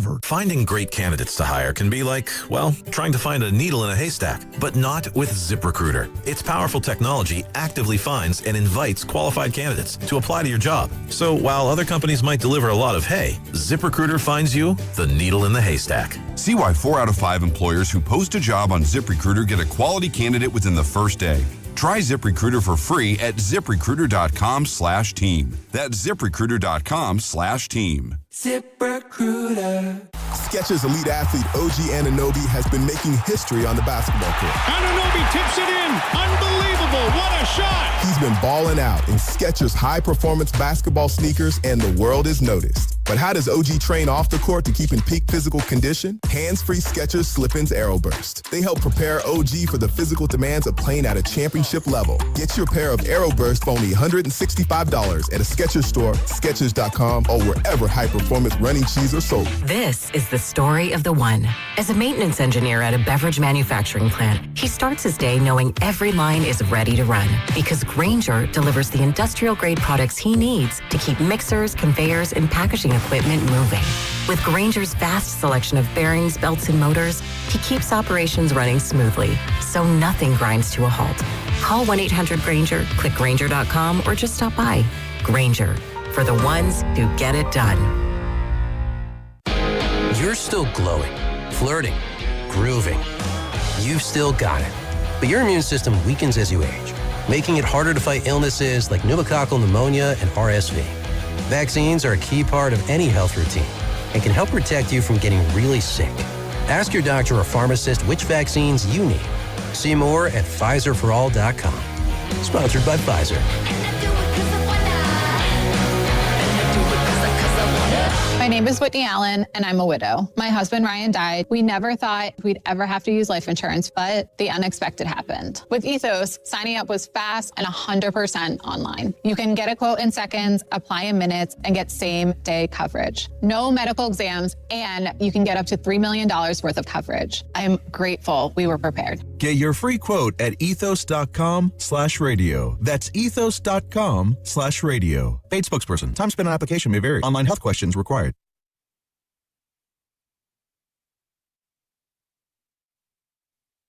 For great talk radio from 10 to 2, Steiny and Guru will get you through. Go Warriors! Now, back to Steiny and Guru on 95.7 The Game. All right. It is time for the crossover brought to you by Bay Alarm. Rest easy. We've got you covered. Bay Alarm. Let's welcome in Mark Willard and Dan Dibley. It is the crossover. The fellas. Hi, boys. How are you guys? Oh, so good. Refreshed. Well, I saw you with the... I was just going to say why. Yeah. You do that. Probably. I'm tired of going Westbrook in this thing. It's probably the same answer. You could say why, and now you can say what you were going to say. I saw a lovely picture of you and the lovely Christy Willard in a golf cart. I was like, I want to be there. Where was that? Beautiful. Eagle Vines. Eagle Vines, which is out in American Canyon, out toward Napa. Just, a few exits past Discovery Kingdom. Wow. We decided to go. See, this is the fun thing of your wife picking up golf. I get to go like every Saturday. We're going to try to go show her another place and another one. And another one. And Eagle Vines is one of my favorites, and they were phenomenal to us. The course is it's excellent. Good people out there. All right, there it is. Transfusions, good transfusions. Yeah. I know what those are now. I didn't. Yeah. I didn't know. Like, this is like a golf course. Really? You really meaning I didn't know what they were? Yes. You know me. I'm not a drinker on the golf course. No, but My I mean, game gets it's like the horrible. #1 golf drink. I know. I had two of them. They're way too easy to drink, and I suck when I drink. Good front nines, bad back nines, but thank you, Eagle Vines. It's just an awesome course, and it was a beautiful day out there. Where were you two when you got the Nelly news? I was on the couch like a bump on the pickle. It was a text from you, right? Or Grandy?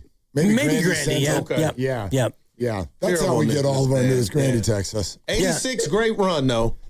Easy for me to It's say. funny because I just was out there with the salespeople and I said, and they're a lot younger. I said, 86.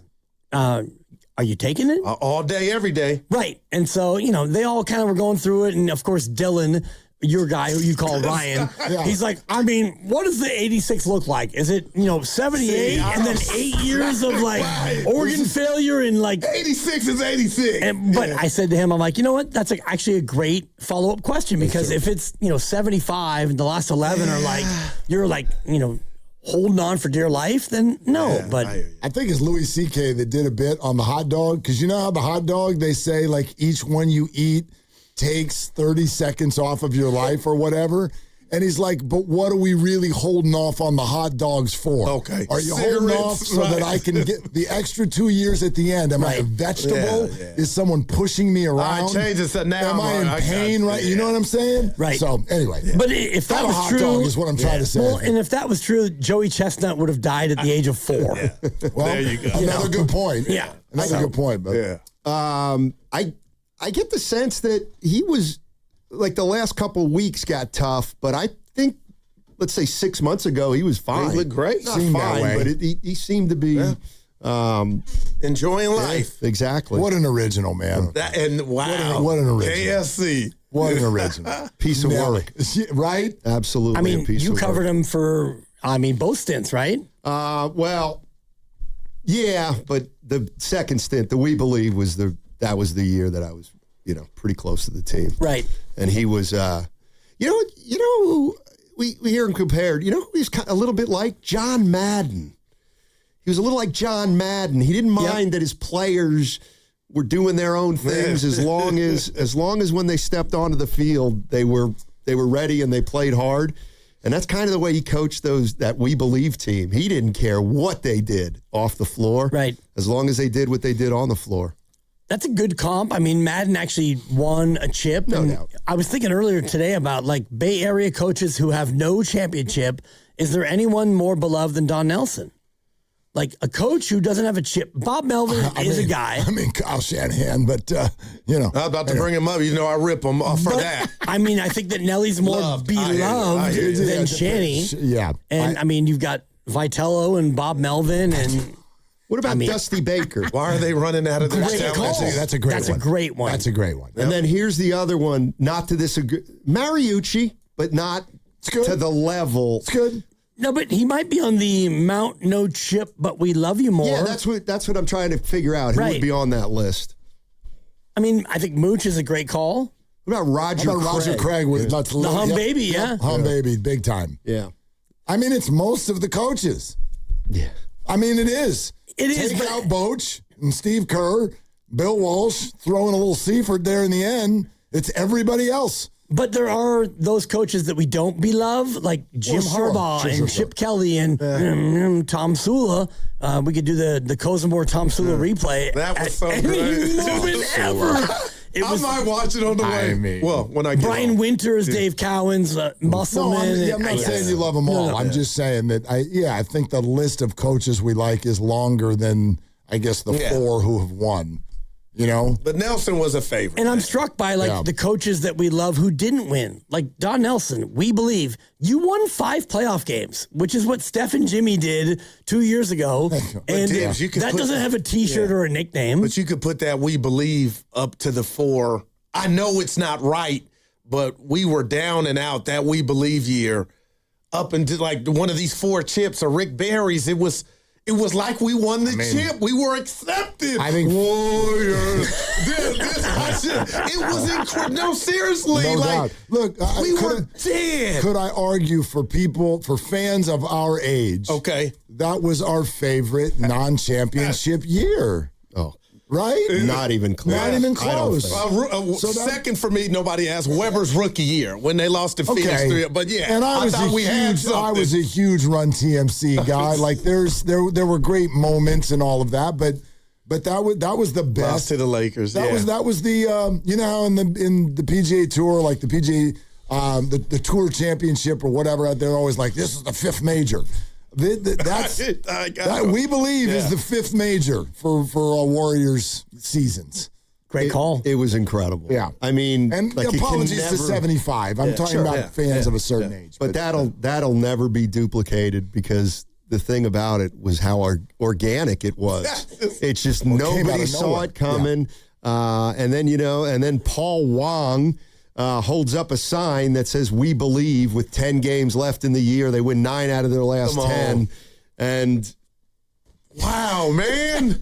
Like, did Nelly see it coming? We believe. I'm just. Oh, I think he saw. He knew they could beat Dallas. Okay, no, that I get. He definitely did. Man, what he did to Dirk. Yeah. Wow. Well, he knew Dallas, and they were 67-15. Like, that's the part that people forget. Dallas was 67-15. They were amazing in the regular year, but Avery Johnson, right. He tried to do. That was a bad moment. He tried to do too much. He tried to counter it, and Nelly knew what they wanted to do, and they went out there and they snatched it. Remember they played the last week of the season, maybe, or with 2 weeks to go. Dallas had everything clinched, but they knew that the Warriors were right there. Like, they could have beaten the Warriors, and the Warriors wouldn't have made the playoffs. But they rested everybody, and the Warriors beat them, and then they ended up getting the Warriors that particular series, and then the Utahs. That's the one. We weren't outclassed. We had it. We just blew it. How was he to you, Nelly? Yeah. The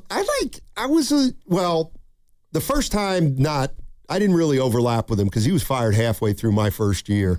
But the We Believe year was great because I was doing sidelines, so I was kind of around him or around the team. He never messed with me. I never messed. I mean, we would talk and had a beer with him. A few different times. Usually in a group of other people, but that's the one thing. He never really made a distinction between the coaching staff and Tim Roy and Barnett and me and even the guys in the truck. That's one thing. He liked to party. And he kept Montgomery's staff the second time, right? Yeah. How many times does that happen, Dibs? Never. And what about Smitty's over there on Grand? There's a bar on Grand Avenue in Oakland that is a true hole in the wall. And up until 2022, you could still fire lung darts inside and they wouldn't care. Smitty's is the name of the place. They've got about 11 bar stools and maybe one table that is teetering on 3 legs. Okay. Don Nelson. That's beautiful. Find him there, 3 or 4 nights a week? They had at Smitty's. They did have the shuffleboard game, though. That's why he was there. True. Well, one of the reasons why he was there. He loved to bet on that. Him and a partner against Barron and Steven Jackson, and they would go there after games and play the long shuffleboard game. The Del Grande Willie Nelson story was incredible. Incredible. I see. That's the kind of stuff I can listen to. Hour. Just turn the mics off. Let him talk. Yeah. Tell me more about the 2 times you passed Willie Nelson during the week you stayed at his house. Just fantastic. Yeah. That's so great.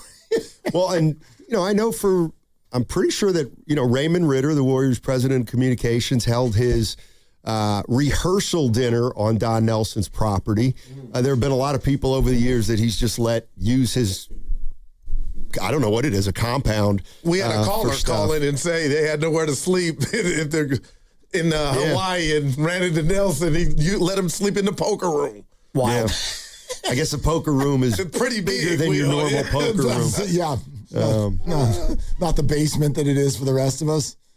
I mean, maybe tomorrow we try to get on Willie Nelson, Owen Wilson, and that would be dope. Man. Woody Harrelson. But don't forget Mr. Ellis. I'm looking for him. Monte. Yep.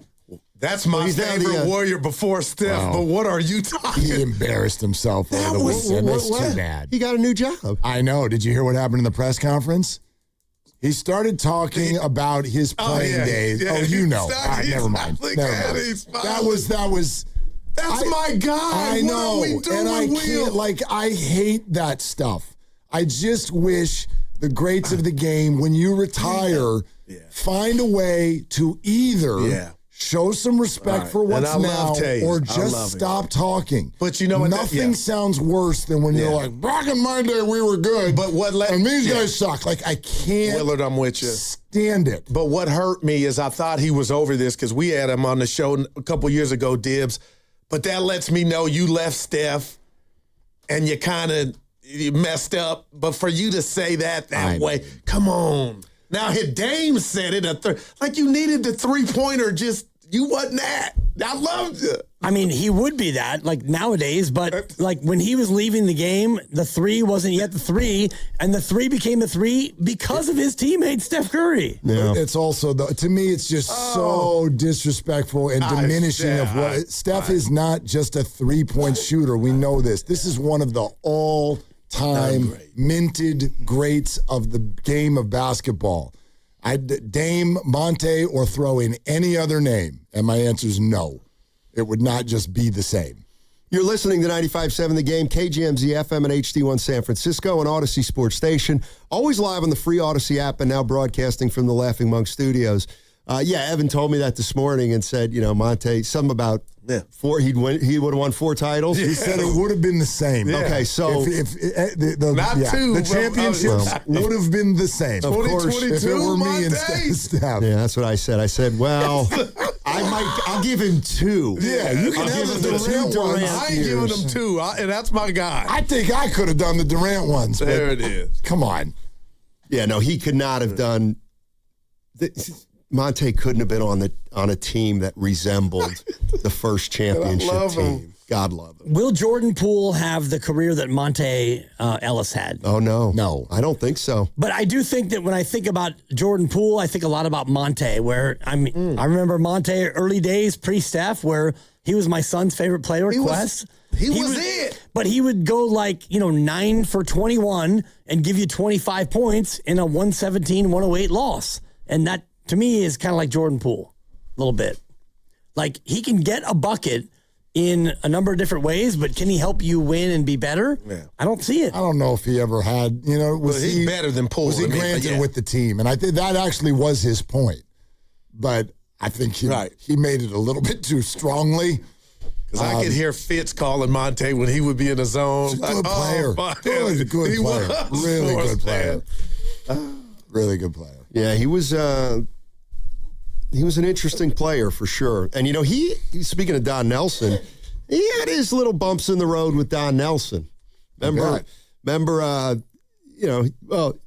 we got Monte Ellis. He's like, well, the only way he's going to be a great player is if he's a point guard. And then they go to Monte and he'd be like, I'm a guard. And then, 3-4 months later, Nelson would be like, well, he doesn't want to be a point guard, so I won't have him be a point guard. And, I also remember, I just remember Monte being kind of exasperated by Don Nelson and vice versa.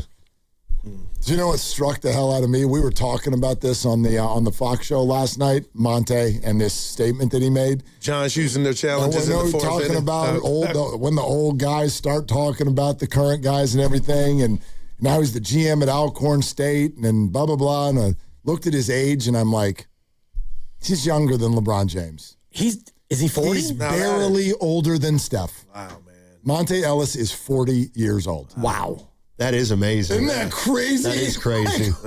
That stopped me in my tracks. And his career ended sooner, faster for these times. Like, man. Yeah. I mean, shout out mopeds. Yeah. I'm sure that didn't help. Yeah. Oh, there you go. I think he had knee problems at the end of his career, and that took away. But remember when he came out of high school, I want to say his junior year, he missed his whole junior year because of a knee injury.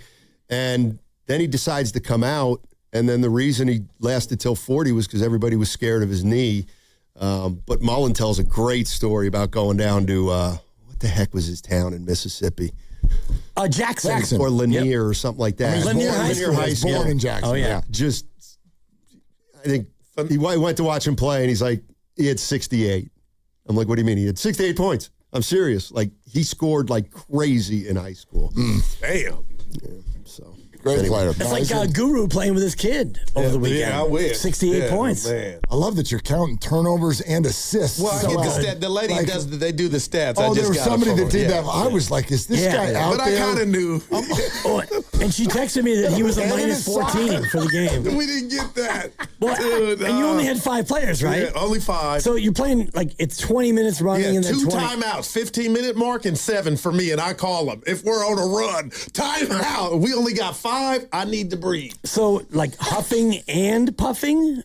Were you winded, up and down? Well, this last team their style was kind of slow, so I was okay. No shot clock? Yeah, no shot clock. Right. Yeah, 2 timeouts, 15 and 7 minutes. What was the hydration breaks? Exactly. No, I'm out there. We have no subs. I'm banging and going up against all these. Pickup game. Hey, we were on a fast break one time. Timeout. The game's up to 11. Wow. No. There is no game. It's an adult league game. Adult league, 20-minute running clock. Yeah. You're playing in those still? Yeah. It's because his kid needed a fifth. Look at him. They called Dad. They were going the other way, and I'm like, time out. It's 7:50. I need some time I need to out. catch you little young for players. real. But Snotty, it's that. Did you win? Dudes, no, we lost by 15. 2 cats from Yuba College, junior college, guards looking like Mark Price. Must just giving my son the business. I told him on the way home. I said, that was great, D, but that was a better shot. Just killing us with Mark Price putting him on him. Just killing So us. a 6-foot white guy with a nice 6'2", 3. Yeah, exactly. Yeah. One was a little taller, dunking out on the way home. I was like, "Little D, I know about me, but they took you to the woods." What was the age of the next youngest person on the floor? Because you are 50. We don't talk about like it. 25. They're all 24. Daryl's age. So the next youngest person was 25. Yeah, on our team. And all I demanded was give it to me on the post. Just give it to me on the post. And then what? We'll score. But I saw you went 3 for 8. So yeah, I missed some. I thought it was 3 for 7. But the problem, guy, real quick, nobody cares. Is defense is dude, I'm going up against Thundercats, man, and I just don't have it. Of course not. What are you trying to do? I'm Lateral like a movement? spaghetti noodle. I'm Don't do here. it. I can't see it. It's kind of like anyway. I talked to Susan. Did you at least use your fouls? You got to go out there and be tough. I'm playing hard. I'm using my fouls. Thank God, no subs. Yeah. Dude, no more. I said Shout out TLC, no subs. What's That's no scrub. 20-minute halves? 20-minute halves. Running clock? Yeah, so I called a Until he timeout. calls timeout. 15 and 7. On the fast break, Snotty, timeout. Anyway. What do you guys got going today? I mean, we'll reminisce about Nelly as well, and Larry Riley's going to come on. Oh, you got okay, awesome. But Niners camp as well. Matt Barrows is going to come on, and one thing I wanted to ask people: is this the worst Giants season ever? Like it ever. feels that way to me. And when I say ever, just within I'm being real. within whatever y'all can remember. I'm being real. I can't remember ever feeling like this in the month of August. Yeah, I'm with you, Will. This is like, and I still look at them on paper. I know guys are hurt or out and feel like this is not acceptable. Of course not. Again, you're out of challenges in the 4th inning. Well, you're amazing for even being that tapped in. Yep. Well, I honestly, I can't. I'm telling on myself, get a life, cool. The disinterest is, I've never felt this before. So this early. Sure, the last week, but this is, all I know from the weekend is Devers didn't run again. I got that message. Something happened with Roop, too. Oh, yeah, he stared down Tony Vitello. Yeah, he did it like He's this. a little bit too much of a red ass for my and taste. he walked the bases loaded. I know. Of all the time to come out, bud. I'm trying Give me the ball. Yeah. Give me the ball. I said, who are you? Landon, I'm with you, Webb. This has been a weird year for you. No doubt and about I would it. hit the brakes. No time out at I'm with 15 and 7, Landon. And he had your back when you wrote the stuff on the hat Tony has, and this is how you repay him. Right. Yeah. I just wonder if you did an honest, anonymous poll of players in that clubhouse, who is pro Tony and who's anti?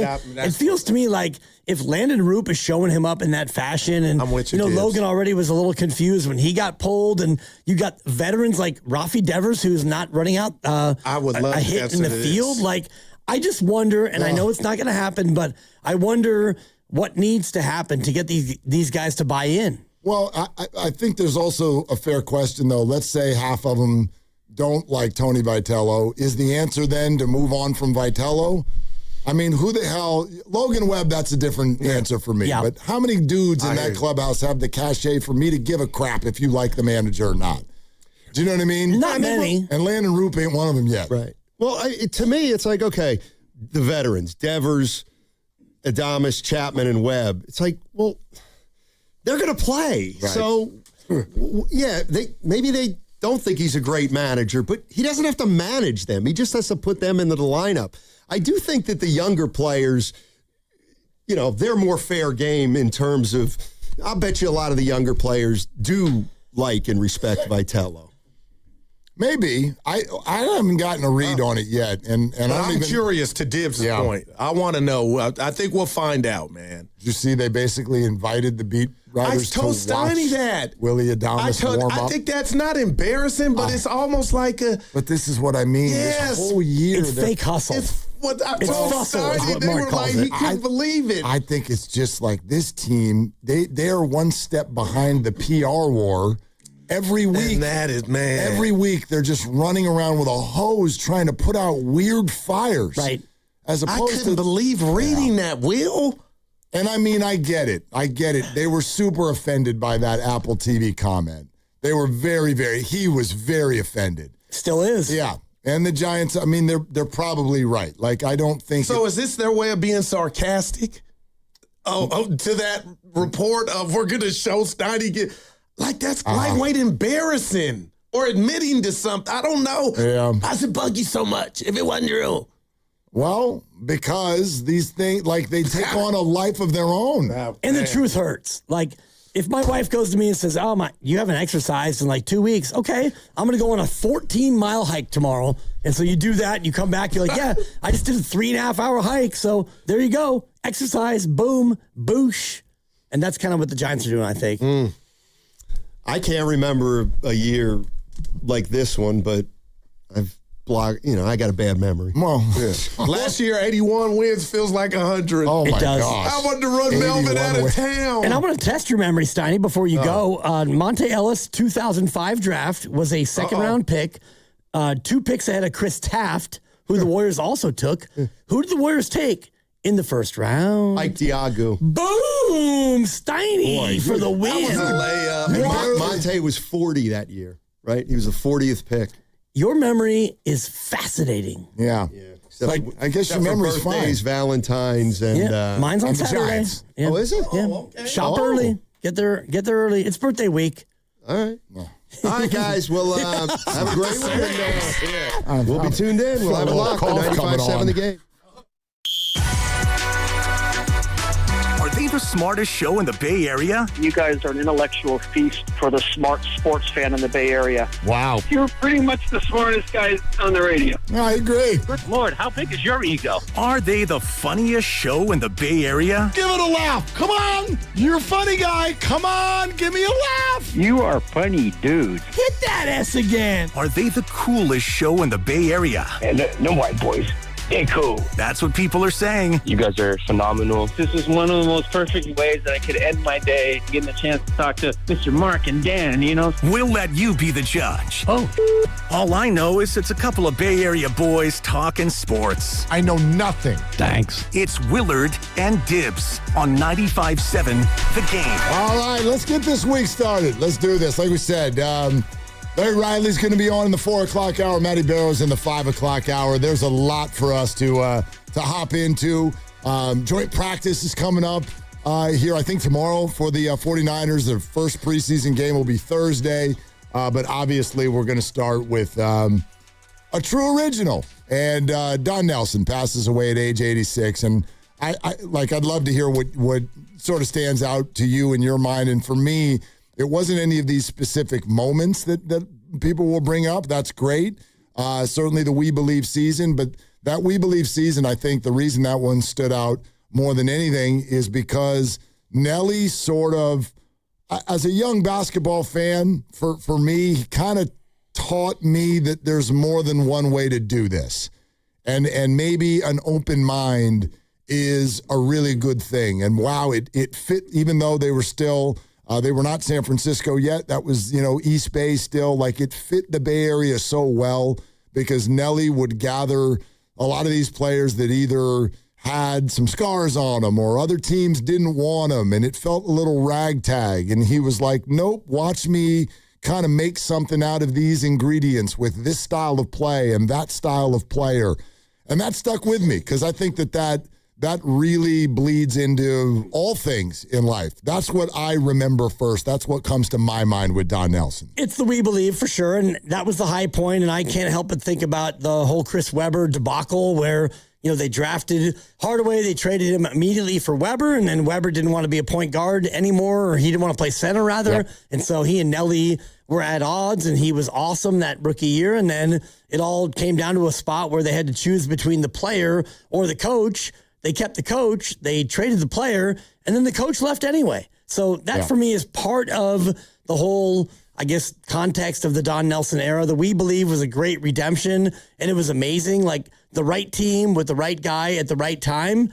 But again, they just won one series. 5 games. Right. That's it. Five basketball games. That's it. We've done this before. I don't know if there's a comparison to that. Certainly not. And I know the Warriors, were not traditionally at that time, they were not traditionally a good team.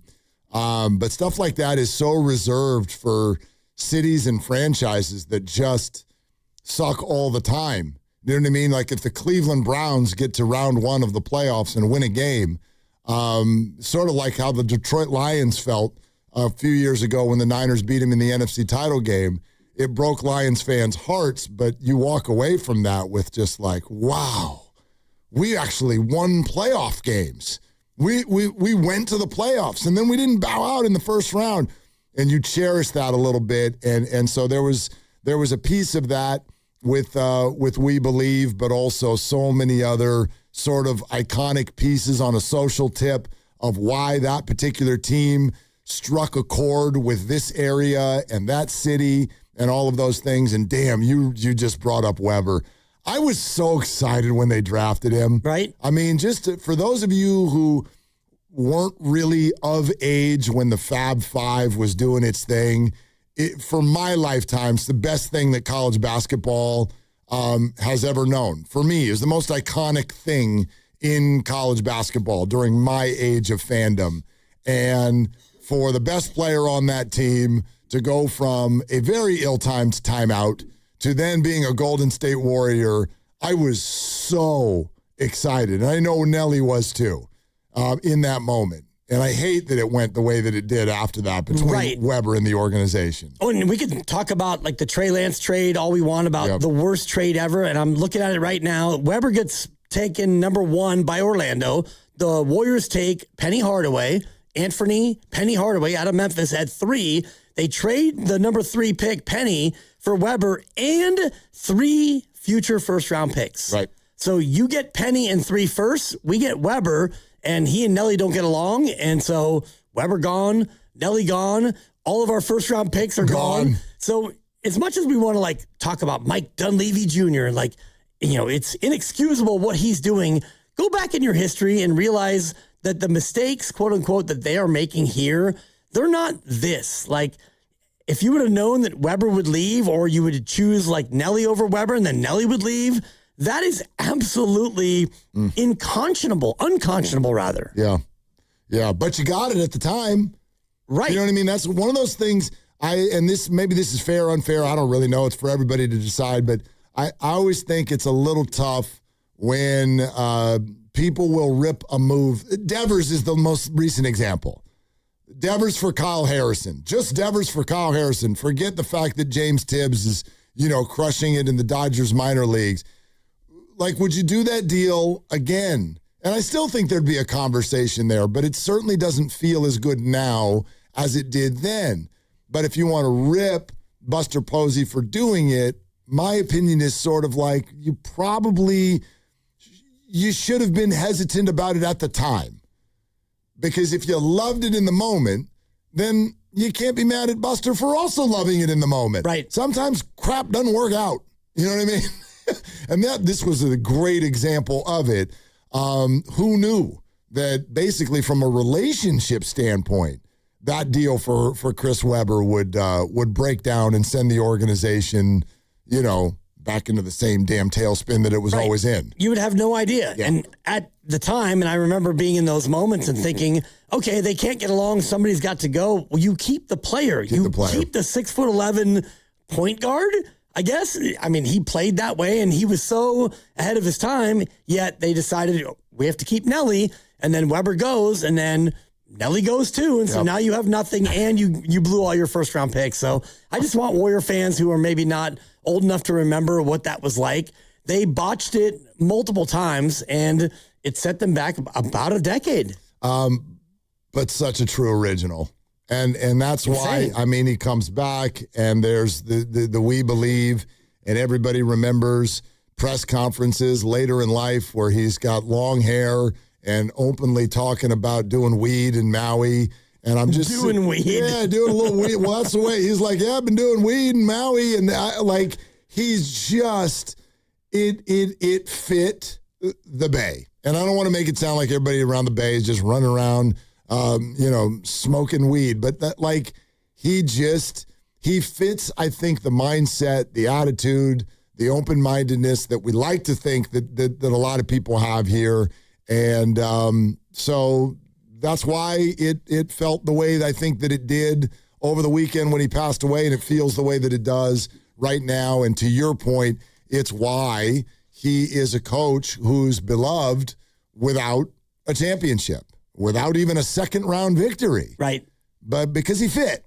You know what I mean? He always felt like a warrior. He felt like someone that just worked in this area. And I think that the confluence of events, what happened when he got here and they made the trade and they brought in the We Believe team, where you had Barron and Steven Jackson and Al Harrington, and you had these veterans who all were kind of a little bit like Nelly. Not that they were cast-offs, but they were a little bit of the misfit group. Yeah, a little rough around the edges. Little rough. Yep. And I think that Nelly was the same way, and I think that they all kind of coalesced. And I can't wait to talk to Kalena Azubuike about this because he was like the young pup on that team. But to see all of that come together with Nelly, it was a little bit of the IDGAF approach. Like, I don't give a Fortsy frick about what people think. We're going to do it the way we do it. We're going to do it our way. And we're going to go ahead and we're going to go small. We're going to play fast, and we're going to make sure that Dallas is uncomfortable. And I think when you look at the way it played out, and by the way, anybody's got a Nelly story or any reaction to this, feel free. Hop in the conversation, 888-957-9570, Willard and Tibbs, 95.7 The Game.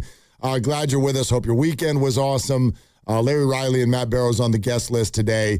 And who knows what else as things unfold. But I look at not just Nelly, but people like Nelly, that larger idea of we're going to zig when everyone else is zagging. And we're going to do it in a very open, player-friendly, what sort of feels like no rules kind of a way. It can work. I always feel like there's a shelf life. I don't know how sustainable that kind of thing is. And twice it proved to not be terribly sustainable. But those players on the We Believe team have openly talked about this, and we'll actually let you hear something from Matt Barnes and Steven Jackson, who off of that team, this is something we don't talk about enough, it's kind of off of the We Believe team that one of the biggest podcasts in basketball and all of that in the world of content exists because of that team. Steven Jackson and Matt Barnes, all the smoke. Like, that has become a huge deal. And to hear them share stories on there over the weekend about Nelly and the fact that he essentially let them know he did not give a you-know-what about what they did. Right, Casey Schmidt. Off of the court. In fact, he might do it with them.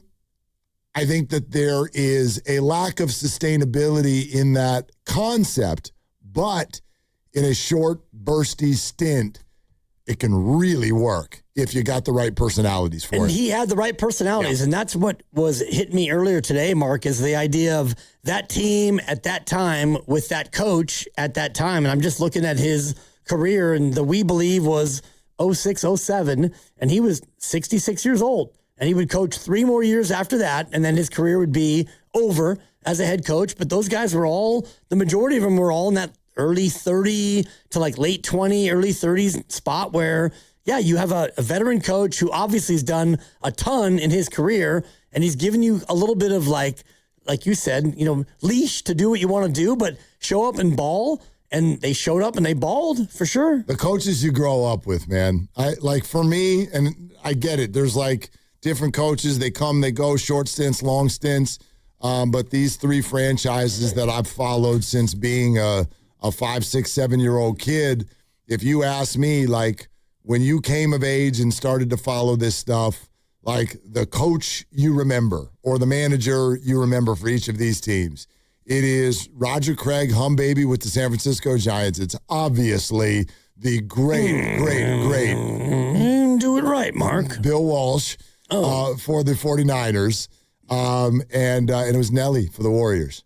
What did you think? I was going to say Boch? Yeah, I thought you were going to go through Boch came, I was like in my mid-30s But already. you're talking about when you were a kid. Yeah, when I was a kid. Gotcha. Yeah, like when I think back to loving these teams for the first time, it was Roger Craig's hum baby Giants. It was Bill Walsh's iconic teams of the 80s. And then for the Warriors, it was Nelly because it was fun. You know what I mean? He brought the fun and the personalities, and that's with both stints. I was a Tim and Chris burger guy. We're going to McDonald's to get Tim and Chris burger or Chris and Tim burger, depending on which one you liked more. And then when they come back for We Believe, same thing. We're sponsored by Crystal Geyser Alpine Spring Water. 888-957-9570 is the number. If you want to hear a great story, courtesy of 2 of the players on the We Believe squad, stay right where you are. We'll play this for you coming up next on Willard and Dibs. What makes Crystal Geyser Alpine Spring Water different? We always bottle our Alpine Spring Water less than 1.5 miles from the spring source, and all our bottles are made with 50% recycled plastic from our own recycling plants. Crystal Geyser, bottled at the spring source. Hey, it's Dan Dibley here to talk about Kalshi before the season even kicks off. Everyone's making predictions. Who wins the division? Who makes the playoffs? Who's lifting the trophy at the end of the season? On Kalshi, America's #1 prediction platform, you can trade those predictions in a live market. Right now, San Francisco is trading at 54% to win 10 games this year, meaning a $100 trade would net $173 if, in fact, they do reach that 10-win platform. On Kalshi, you're trading against peers in a live market, meaning there's no house. And as the probability changes, you can buy in and out of your position, trade the draft pick, the game, and more on Kalshi. Download the Kalshi app and use the code DIBS, DIBS, and get $10 when you trade 10, Kalshi, Kalshi. Trade on anything. 18 and over only. Restrictions and eligibility requirements apply. Event contract trading involves risk and may not be suitable for all investors. Kalshi products are not available in all jurisdictions. Prices, values, and available markets may differ from those mentioned. For more information, go to Kalshi.com/regulatory. Jane is a small business owner. Tell them what that's like, Jane. Yeah, well, it's like a roller coaster with a lot of ups and downs, and some days things can feel like they're flying off the rails. Yep, it's a lot. But the Total Solutions Advantage only from Comcast Business can help you manage it all. With the largest, fastest fiber-powered network designed for 100% reliability with business internet and wireless connect. Nice. So everything stays on track. The Total Solutions Advantage. No one does business like Comcast Business. The more solutions you add, the more you save. Get started today with a qualifying internet package for as low as $60 a month when you add an advanced solution. Plus, new customers, ask how to get up to $1,500 in prepaid cards when you add 2 lines of mobile to a qualifying gig bundle. Don't wait. Call today. Limited time offer. Restrictions apply. New customers only. 1-year agreement, paperless billing, and automatic payments with bank account required. $60 offer requires 300 meg internet, security edge, and additional qualifying service. Equipment, tax, and fees extra. Prepaid card offers in 9/13/2026. FlexCar, we know radio ads are annoying, but not as annoying as car salesmen. Sign here, please. Never Never talk to one again with FlexCar, the first and only month-to-month car lease. No, submit to my extortion machine. Insurance and maintenance included. Switch cars anytime. Switching Bronco to Camry to tell you ride willy-nilly. Oh, no. Oh, yes. FlexCar. You drive everything. This is the story of the one. The one who keeps multiple buildings running smoothly day after day. Plumbing that flows, HVAC that hums, cleaning supplies that keep surfaces sparkling. That's why she counts on Grainger. With easy reordering online and 24/7 support, Grainger helps her keep the products she needs on hand. So shelves stay stocked and buildings stay ready. Call 1-800-GRAINGER, click Grainger.com, or just stop by.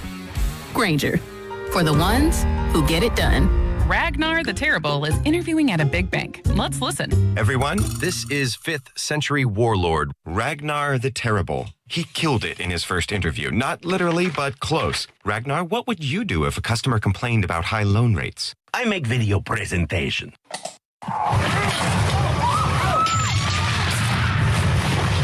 Star One is nothing like the big banks. We have better rates, minimal fees, and friendly customer service. Star One, in your best interest.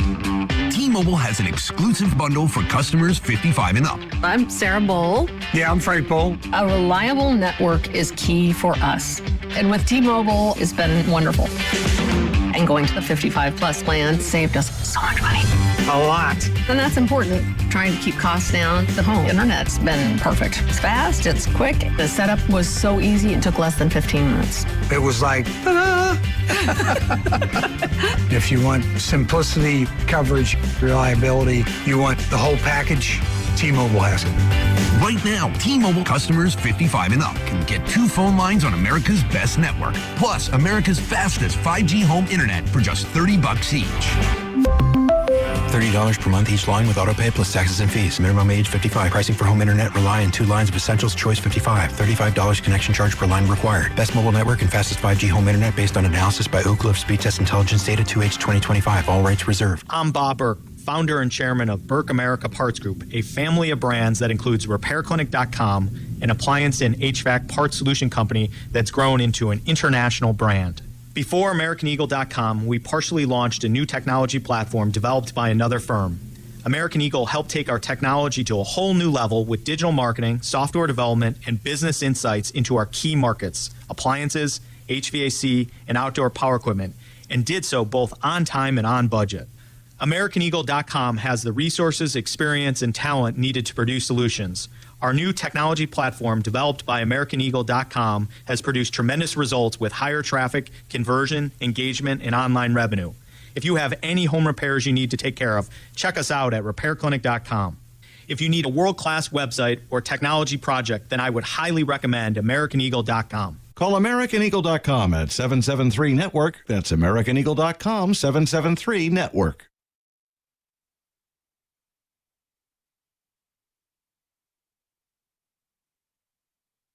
Dub Nation, it's Steve Kerr. You're listening to Willard and Dibbs on 95.7 The Game. Coming to you live from the Laughing Monk Studios.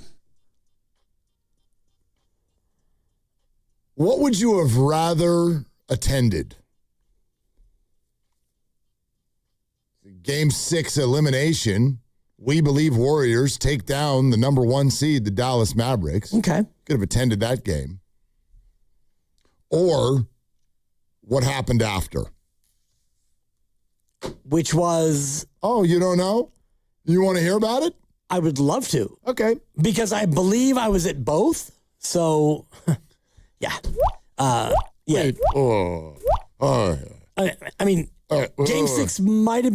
No, that would have been home. Yeah, exactly. Were you there? Oh, for sure. And then you were at the after party too? Oh, no. I thought you meant what happened after, which was over Kirilenko, an elevation sensation. No. Not that. Oh, not that. And I don't mean the original. Yeah, I don't mean like whatever party you had after the game when the Warriors defeated the Mavericks. I mean their party. Oh. Their party. Didn't make that one. Check my email. Didn't get an Evite. Well, it seemed to be a little bit of an extemporaneous piece. I don't know that actual invites and there was no, registry or anything for this. It just kind of happened. Matt Barnes, Steven Jackson, All the Smoke podcast with a little story about what happened after the game. 2007, we believe, Game 6, legendary night. So we beat the Dallas Mavericks, man. First number 8 seed to knock a number 1 seed out in the 7-game series. Unconscious. The kicking spot after every game was Jack's house. This is what's legendary about the night. Yeah, we won, but I don't think some teams who won the actual championship did what we did after the first round. You lame mother. So we go to Jack's house, drink, smoke. There was a couple of us. Who was there? Barron had Kate Hudson, Jessica Alba. And what's his name? Owen Wilson. Owen Wilson was there as well. So the party started at my house. So then we go upstairs. So we chill at Jack's, then we go upstairs. So Nelly has the whole floor at Jack's complex. What floor are you on, like 17? I was on 11. 11? He had the roof. He had the whole penthouse. The whole roof was his. As soon as we get in there, Nelly shouts. This is all you hear. Fellas! Woody Harrelson's in the back rolling doobies. And we look at each other like, what the f? That's our coach. I mean, he was always cool. He knew we smoked, but I didn't know he didn't care that everyone else knew. So another person that happened to be in town was Snoop. He came to the game. D-O-double-G. And he told me to hit him when we get done. So I hit Snoop, and he, and Snoop, pull up, nephew. So we go to the Ritz-Carlton in San Francisco. This is when he had just dropped the blue carpet treatment. So Ritz-Carlton now. We in there. Obviously, we start smoking. So all Snoop would do was Snoop would break up, roll it, hit it one time, pass it. 50 box of Swishers. And start going on another one. We had like 2 blunts in our hands, getting one passed to us. Like it was the most epic smoking session ever, like crazy. My sister got so high, she didn't even smoke. She passed out from a contact high, just fell asleep on the couch. And then we ordered everything off the menu. So this is the crazy part. So room service brings the food in, right? The room is, I'm talking about, you can't see, it's so smoked out. Remember, we in the Ritz-Carlton. After they bring the food, they leave out, they come right back and knock on the door. So, when you hear that knock, you think you smoking. A hard knock. I'm looking at Snoop like. Because we still in season. As players, when you hear that heavy knock, like that police knock, it's like, God damn, here's security. Like they told on us. Ritz-Carlton. They told on us. Man, these mother come in the room. Excuse us, how y'all doing? Open windows. Unscrewing the windows. They make it. Open the windows just so the smoke can go out. Only for Snoop. Told us, good gang, what's up, Snoop? Let them know if we need anything. We get that knock, they come and pull our ass out the room, throw us out the hotel. I'm gonna go scale the side of the hotel wall and hide. With Snoop, they come open the windows for him, the locked windows, and let the smoke out. Unscrewed windows in the Ritz. I think I'm still high from that night. Hell of a night, man. Game 6, right now. 2007, we believe. Wow. I had never heard that story. That is incredible. Okay. There's so much to unpack there. First of all, you and I have been working in radio for a long time. Yep. We've been doing this for a number of years. I have never heard that long of a censorship beep in my entire career. I wonder, what the combination of words It was one word, just the F word, and really emphasized the U. Gotcha. Dog. Yeah. Okay, Matt. Okay. I didn't know that those hotel windows opened. I didn't even know you could do that. Like a sliver, right? I mean, they don't open to where you could get out. No, he just said they had to unscrew them. Like you had to bring a toolbox in there. Start opening up windows. Open windows in hotels and high rises. It freaked me out. Everybody's partying and all the windows are open and you're 1,000 feet in the air. But anyway. Well, normally they open about 2 inches. Yeah, exactly. To where even the smallest baby couldn't get through there. But yeah, I was surprised to hear that. I had no idea that happened. And as I was listening to that, I went back to the game log and just looking at that game 6, where the Warriors trying to close them out at home and do something unheard of, and they absolutely owned them in the third. I think it was 36-15. Yeah. And I'm looking at the log, and it was Steven Jackson 3, Steven Jackson 3, Steven Jackson technical free throw. And another three. 13 straight points from Steven Jackson. Nice. And now all of a sudden you're up by a dozen. Barron makes a layup. You're up 14, and it's all about night. Avery Johnson. That team had a way, and I'll never forget this. It was actually the next series against Utah when they lost. But if memory serves, God, which game was it that they won? I think game 3? I think they won game 3 in a 5-game series loss against Utah, if I'm remembering correctly.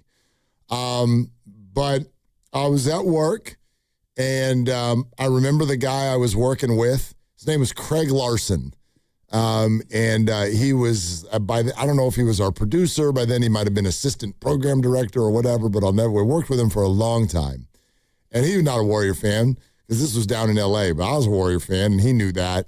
And the We Believe thing had happened. They had eliminated Dallas, but then they went up against a different animal in Utah, and they were falling short. But the energy of switching Game 3 back to Oakland, they had the Curry flurry before Curry existed, is kind of the way I would describe it. That team would just get going from 3. And if they hit you with a flurry, that's what would happen, what you just described in the third quarter of Game 6. But from Barron to Jack to Al Harrington and even Matt Barnes and the rest, like they could just get going and they would put up points in bunches. And I think it was that Game 3 against Utah. It may have been the second quarter where they finally started. They had one of those flurries. And he just looked at me, my producer, and he goes, here we go. Here we go. And the reason it stuck with me is because that was like what was quintessentially that team. They weren't just good at basketball. They weren't just hot. They had this show to them. And when it started hitting, the whole thing would just start rolling downhill, and they could turn a 6-point lead into a 19-point lead in the blink of an eye. And it very much, from a team standpoint, reminds me of what Steph and Clay and the rest of the group perfected to another level years later. But that just whap, where like you think, okay, we're doing this, they're doing that, and the next thing you know, they're like, whoa, they just hit us with a 15-2 run. Right. And we're out. And that part of that was like the Nelly genius. I think that he was ahead of the curve on so many different things. And I'm looking at the box score right now of that very game, Game 3, where the Warriors won it. And, Barron dunks on Kirilenko. Hello! And it's one of the all-time great calls. Like, Hubie Brown is making a point about something, and Mike Tirico, oh! And then Hubie like, hello! It's a great call. But in that game, Utah took 14 threes. Yeah. The Warriors made 15 threes. Oh, yeah.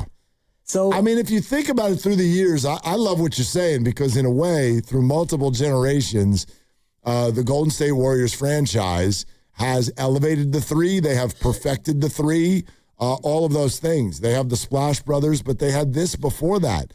The Monte Ellis thing we were talking about there during the crossover was interesting. It led Ephraim and I last night to start looking at stats between Monte and Steph and some others. And basically, through those early years where Monte was when he was a little bit of a veteran, and then Steph sort of came into his own as a player with the Warriors, listen to this. The number of threes that Steph averaged in a game, just an average number of makes, it took Monte 2.5 games to attempt that many. Wow. On average. That's how, the elevation of that shot, the perfecting of it. So I think even the early stages of it are Don Nelson's teams. Right. And I go back to his teams in Milwaukee in the 70s when I was a kid. And, my brother was a big fan of Sidney Moncrief for whatever reason. And so, Sidney Moncrief, and he went to the point forward back in Milwaukee in the late 70s and early 80s. And he was always pushing that envelope. And, he got here and it didn't work out with Weber. And then he came back and he had this unbelievable group. And, sometimes the coach lands with just the right group at the right time. And that was that. And again, they won 5 playoff games. They didn't win all 16 and get a chip. But until we got to the Steph Curry dynasty, that was like the high water mark. Well, that was it. No doubt. And for some of the side reasons we've already discussed, but also because there was an entire generation plus of fans who had barely never seen any success at all. So going to the second round back then was tremendous. You didn't have any of the stuff that's happened since Steph and Clay and Steve Kerr and Iguodala and Durant. You didn't have any of that yet. So our bar was completely different. It's a completely different bar. Right. You had the Run TMC, which was a brief, and we all think that, Timmy and Mitch and Mully, they played here for a long time. I think it was a year and a half. Was it that short? It might be 2.5. It was not much more than that. More than a year and a half. It's crazy that you say that because I've actually looked it up and it was not that long. And they made that little flash and the playoffs and then Awesome and Run TMC, great moniker, and then Mitch left and Billy Owens. Mitch left and Tim left and Chris left and all the rest of it. But between 1987 when they made the playoffs and 89 they made the playoffs, it was a whole long stream of 19, 21, 19 wins. And and this is where Steiny's book, I hope you're listening, Steiny. I know you're not, but that's the book that you need to write. The long, long desert of Golden State Warrior basketball, because he was here for all of it. Well, there's your title. The Desert. The Desert. Yeah. Right. And then there'll be a subtitle that explains what it's about. Right. The Warriors were really bad, and I had to sit through it without a glass of water. Exactly. Thank you. Royalty on the line, Filmo Mike. Hey, Filmo. I was hoping you'd call today. What's up, brother? Hey, man. What's up with y'all? Man, Nelly, man. Just to talk about Monte real quick. I know it's about Nelly, but when Monte was in his first year or the first 2 years, his pull-up jumper game was, man, he was so good. It's crazy how good. He used to finish. He was probably one of the prettiest finishers I've ever seen. So with that being said, Nelly was awesome. I remember a lot of this talk about Nelly is funny because he felt some type of way his final year, and he brought Chris Webber back. It was a weird situation, and that team won I think they won 48 games still, or whatever, how many games they won, but didn't make the playoffs. But still a decent team. But I remember vividly Don Nelson, it was after Chicago. He played Chicago on the road. He said to the team, or he said to the reporter, he said, man, I think I just can't seem to get enough out of these players, man. I don't know. He almost it was like a sad rallying cry. Man, we got to do something about this. And right after that, and you were totally right, Mark, those teams would blitz you. It was crazy. They would just blitz you and go on these many 16-4, 22 runs, and the game would be over. And they did that before. And the interesting about We Believe, wow, somebody just called me Big Lips. That's hella funny. Anyway, the game before they just said, hey, Big Lips. Oh, wow. Anyway, the game before that season, we had Dallas's number for whatever reason. We had their number. We could Stack Jack was good at pressing up on Dirk, and he was long. If you look at Stack, he's super long. He's 6'9" when you see him in person. It's incredible. But man, rest in peace to Nelly, man. My condolences to the family. Like you said, Mark, all I could think about with Nelly, complete opposite of PJ Carlesimo. It was really a great time out. Really. Hell yeah. We had fun. We had fun teams. And yeah, man. So he's just you can hate Nelly, and then you'll love him on the other side. It's crazy. Filmo, it's a good call, man. Thank you. Appreciate Filmo Mike checking in on all of that. Yeah, I in a way, there's almost, I don't know if you feel this, and jealousy is not the right word. I think admiration is more it. I think a lot of us look at a person like Don Nelson, and we sort of wish we had the guts to act that way. That's the way I look at it. We wish we had the guts to act that way because most people don't. I don't. I get it. It's really hard to zig when everyone else is zagging. It's very hard. Sometimes whether it's, having to have blind faith or if you get to a spot where you've got the resources to do so, I think there's levels to this. It's one, having a different style of basketball, but then all of a sudden it's I'm going to take the players that other people don't want. I'm going to let them do whatever the hell they want. I might do it with them. But then, you become a man of resource. He becomes a very rich man, and all of a sudden he's yeah, that's how I'm going to do the last third of life. I'm going to go to Hawaii, grow out gray hair, and openly tell people that I smoke tons of weed. It's just boy, that sounds like a ton of fun, but I don't. Most humans that I've met, including myself, you just would never And again, I don't know if it's have the guts to do it, but just that freedom that it looks like that peace that within that he had, I don't think most human beings ever get to achieve that. I wish that for all of us. Right. I mean, I really do. And at 86, it's not like he got there for the last 3 months of his life. He's been doing this for 10, 15, maybe even more. And, Willie Nelson is one of his closest friends, and they're playing poker in Hawaii. And, you've got this life where you decide that you want to do these things, and so you go do it. And I do think that that's a great point that you make about all of us, getting to that spot. And right now I've got an almost 4-year-old daughter, so I can't totally check out and go to the lettuce round the clock. It's probably going to be frowned upon in certain sectors of my house. I would think. Right. But, for Nelly, it's you played,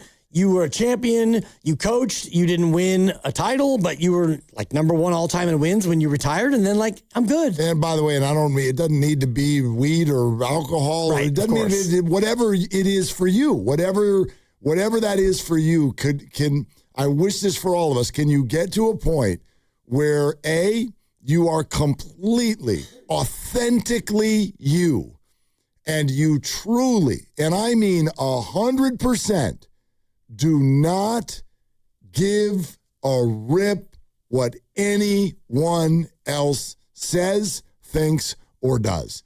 Can you do it? The answer for most of us is no, but that's okay, because I also think that means it remains this carrot that's out there right. for us to chase. Whether you get there 30, 40, 50, 60 or never, I think that's the goal, and I think that's why Nelly is so well liked, is because he did that. You could tell that that's how he was living, and people gravitate to that. No doubt. And I also think that the whole redemption story of Nelly himself, where he comes here and the Weber thing happens, and I remember, not being on the air, of course, because it wasn't really sports talk radio times, but I remember you either were Team Weber or Team Nelly. Yep. Nelly is a bad guy. He's trying to coach him the wrong way, or Weber's being a crybaby and he should do what the coach says. So it was kind of split down the middle, 50-50. And then the fact that Weber left and then Nelly left, that was the part to me that was what are we doing? What are we doing? Yeah. If you're going to make that call, then whoever you keep.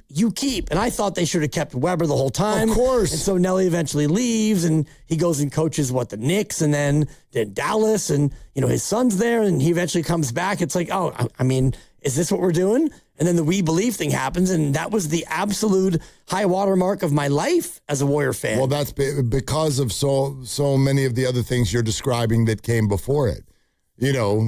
That's perfectly Golden State Warriors. We've got Weber and Nelly. Who do you want? Take a side, and the answer is neither. You get nothing, Warrior fan. For those of us, and again, I don't know, to what level, did 1975 register with you? What were you, 8? No, 6? I was 6, yeah. Okay, so no, not really. Not really. And I'm not throwing that out with the bathwater here. I'm if you're 70. No, they tried to throw me out with the bathwater. I know was they 6. did. Yeah, but if you're 70 in 1975 and Rick Barry and everything meant a lot to you, then that's great. I was 5 months old when all of that happened. So I have no recollection of it. And after that, conceived in the regular season. Well, nothing else to do. What you do? The Warriors watch some game against the Bullets or something like that. Tom. Yeah, Tom. Turn the TV off. Exactly. Get up off the couch, go over there and push the knob. That's turn right. the TV off, and we go in the other room. So anyway, that's what we got as Warrior fans. Bubkiss. Right. And so we were entertained. We were easily amused. We were entertained by a lot less. And, it's a conversation for a different day, but I don't think it's an unworthy conversation, which is to say, that's the innocence that you do lose after a dynastic run. Not saying I want to go back, but sometimes I do think this is why maybe I get kind of branded or ripped for the things that I still think are really good, even though they're not championship or bust. I'm no, be entertained by the daily. Because that's the way it used to be, man. And you'd get out of the first round and we'd make a documentary about it. But then the championships come, and now those days are gone, man. It's over. You can't. Right. For now. For now.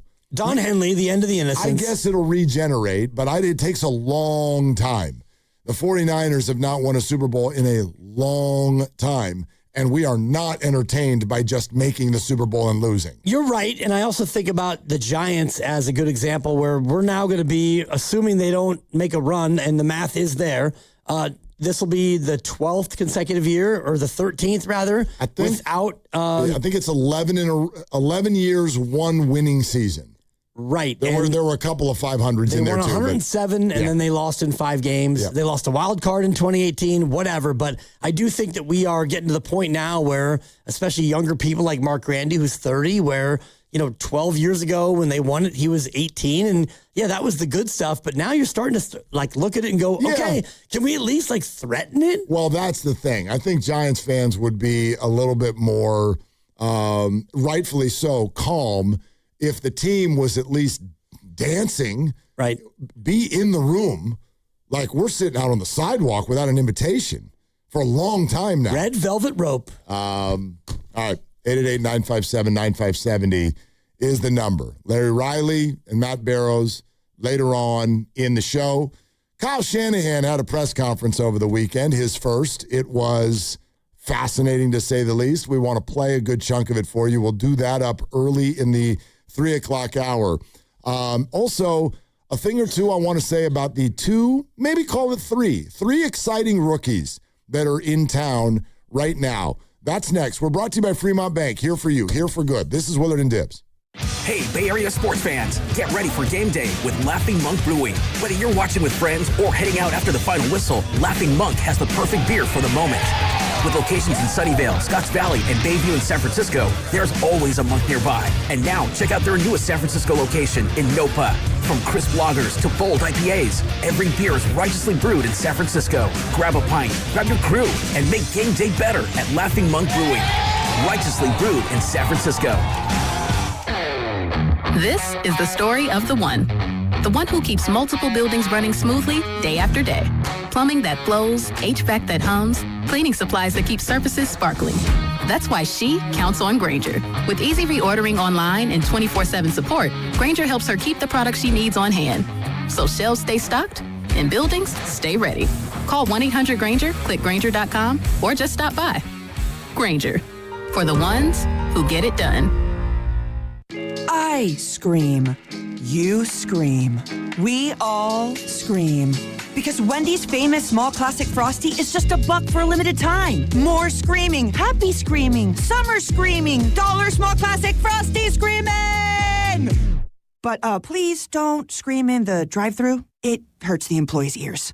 Get a $1 small classic Frosty for a limited time, only at Wendy's. U.S. price and participation may vary. A la carte only, not valid for delivery. Limit 10 per transaction. Price may be higher in Alaska and Hawaii. Is your client ready to build a functional outdoor space? Choosing Golden State Lumber and Showroom means faster deliveries and finishing your project on time and on budget.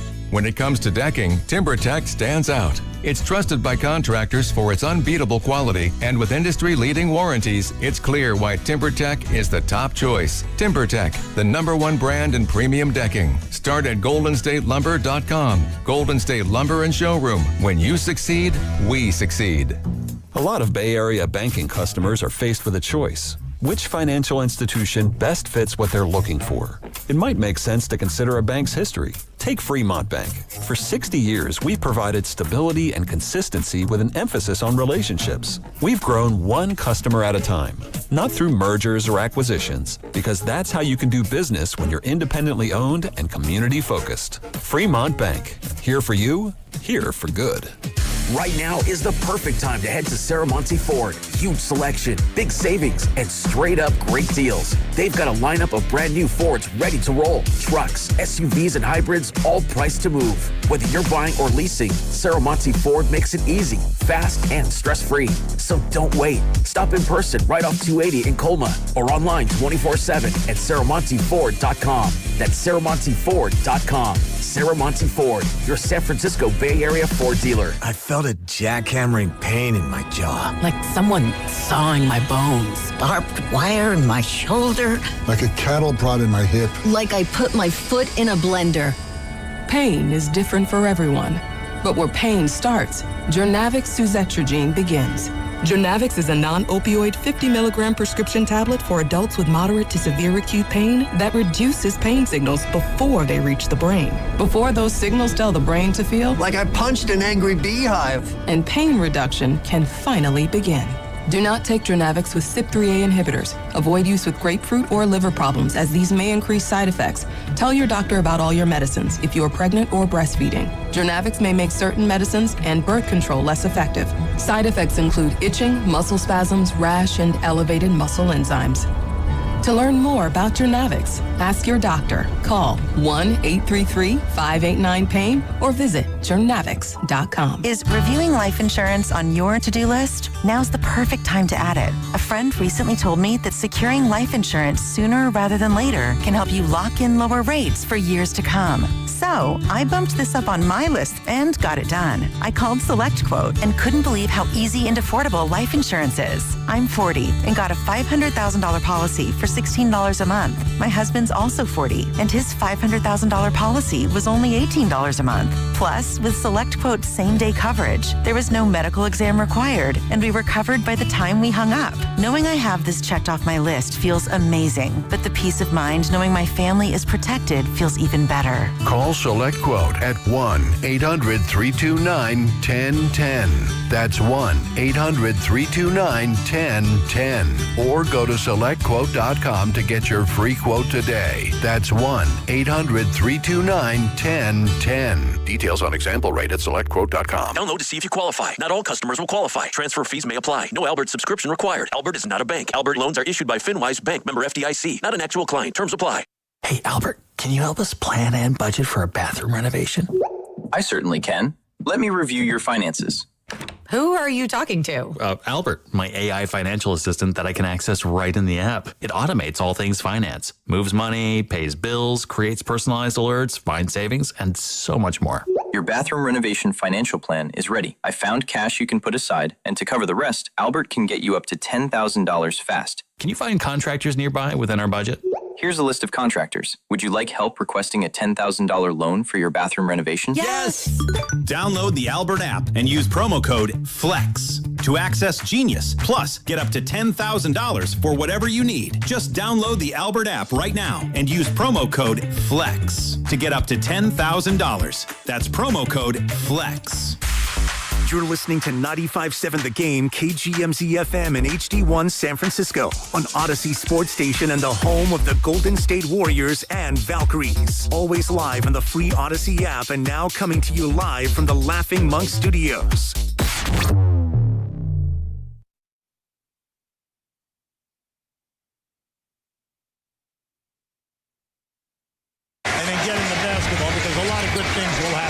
Within scoring, but then also it opened up. Oh, man! Hello.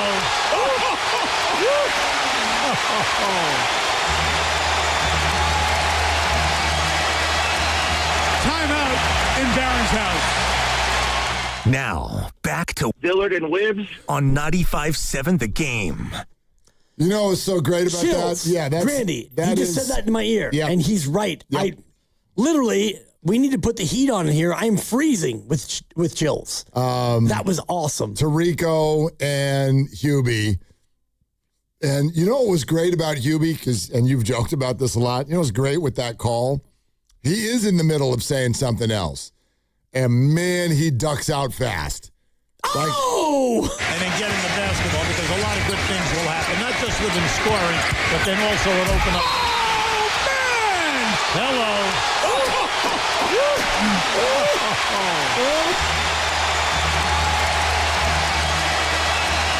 Timeout in Darren's house.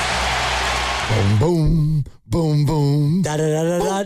Da da da da da da da da da da da da da. And that, oh my God, chills again. Re-chills. At the time, that was a big time. Boom, boom, boom. Da da da da da. It's the one and only DRE. And it Wow. That brings me back, Randy. Thank you. It's so good. He's like, and also with the offense, and then just is like, stop. Hello. Right. Totally. It's so good. Thank you, Nelly. Rest in peace. Yeah. 86 years old over the weekend in Maui, and hopefully with just a big smile on his face and, flip-flops or something. I don't know. So rest in peace to Don Nelson. Coming up in about 10 minutes, we want you to hear a good, healthy chunk of what Kyle Shanahan did over the weekend. And he finally hit the podium and did a press conference. And predictably, a lot of it, again, was about the car accident. And he did share some more things. I'll let him tell the story. But I think the interesting thing that kind of was a headline over the weekend was him kind of talking about autopilot and something that he's been using in Tesla cars for the better part of a decade. But again, not blaming it on autopilot. He's like, it doesn't matter if autopilot malfunctioned or not. When you do that as a driver, that's your fault. Like, you have to work with the autopilot and be ready. If autopilot's going to drive you into a phone pole, hit the brake. And so anyway, this is some of you I wasn't really familiar with this, but it's almost kind of like a half Waymo feature that you've got in the Tesla. And he says he does not know if it malfunctioned or if he accidentally bumped it into the off position when he went reaching for that phone that fell below his seat. And so the accident happened, and, more to say on that. And then, 49ers also. 49ers. Right. Yeah. So joint practices. And how close he is to actually getting back. And it seems like it's a couple steps forward and one step back, and it still is kind of incremental. I mean, he says he's going to coach on Thursday. Yeah. Says he's going to be the head coach on Thursday against the Titans. But he will not call plays, as he normally does not do. It'll be Clay Kubiak, who's called every play in the preseason the last couple of years, I think. And so that part of it will not be something that he has to really deal with. And so he can kind of ease his way all the way back into Australia. You and I don't overreact to camp reports, good or bad. Believe you me, I have fallen prey before to drafting somebody in fantasy football that a beat reporter or somebody's like, boy, you're going to want to get this. You should see him in camp. He's lighting it up. And you actually remember the name. Do you remember the name? I think his name was Royce Freeman. Royce Freeman. He's a running back. Yes, he was a Duck. Yes. Oregon's all-time leading rusher. Really? It might have. He stayed 4 years. But yeah. And he was I mean, I want to give him just a smooch through the microphone because we love Peter King around here. But if my memory serves, it was Peter King. And he was like, you're going to want him. You are going to want him. Was he a Charger at first? Was that right? I believe he was a Bronco. Bronco at first? Absolutely bat crap. He's like, you're going to want him on your fantasy team. You people are full of crap. And it might have been the third or the fourth round or something. And boy, I thought I was getting over on my friends. I'm like, you all don't know. You don't read Peter King like I read Peter King. That's great. And then he never did a damn thing. I mean, he was fine, but like he never.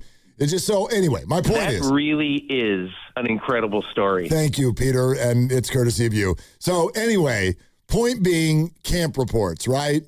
But for example, today, Brock Purdy apparently has 2 70-yard touchdown throws at practice earlier today. One of them was to Dejon Stribling. Ooh. And I am excited about him, but it's not just excitement. Let's take Dejon Stribling, Yaxel Lundeborg, and Bryce Eldridge.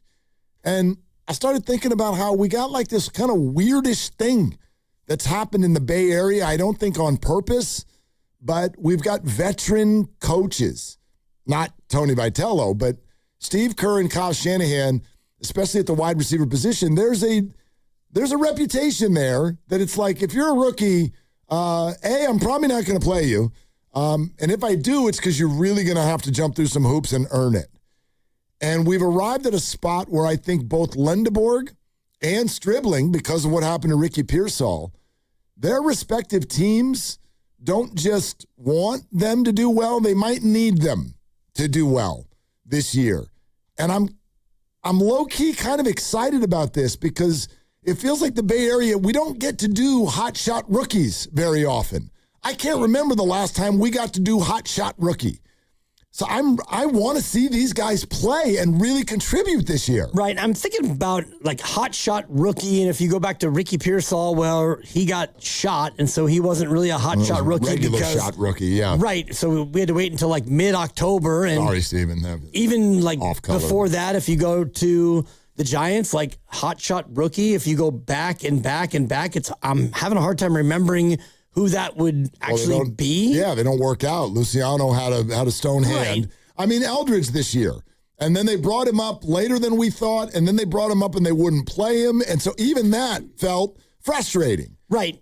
But for the Warriors, even Pods, like, he was not a hot shot rookie. No. Like, he was the 19th pick, and he actually played well, and he has risen on that rank. But even James Wiseman, yeah, you were a hot shot rookie, but you were kind of a project, and same thing with Kuminga. So I'm kind of getting what you're putting down. And I guess the last one I'd go back to would be Trey Lance, where he was a hot shot rookie. And it's like, yeah, I mean, you traded up to get this guy with this howitzer and he can run and all this and A, B, C, and D. And yeah, it's exciting. And that lasted about 6 weeks. Yeah. Well, and I mean, think of how fun, if you're a big Sharks fan, think of how fun it's been the last couple of years to watch some hot shot rookies that actually really, really perform at a high level. So again, it usually coincides with not winning.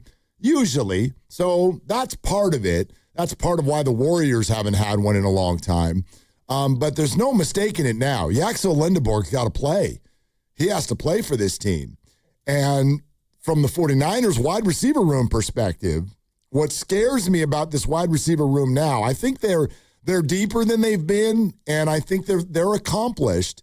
But what scares me is if Stribling gets rookie treatment, and Jordan Watkins is not having a bad camp, but he's not having a great one, and Cowing is freaking hurt again, and Pearsall's obviously out.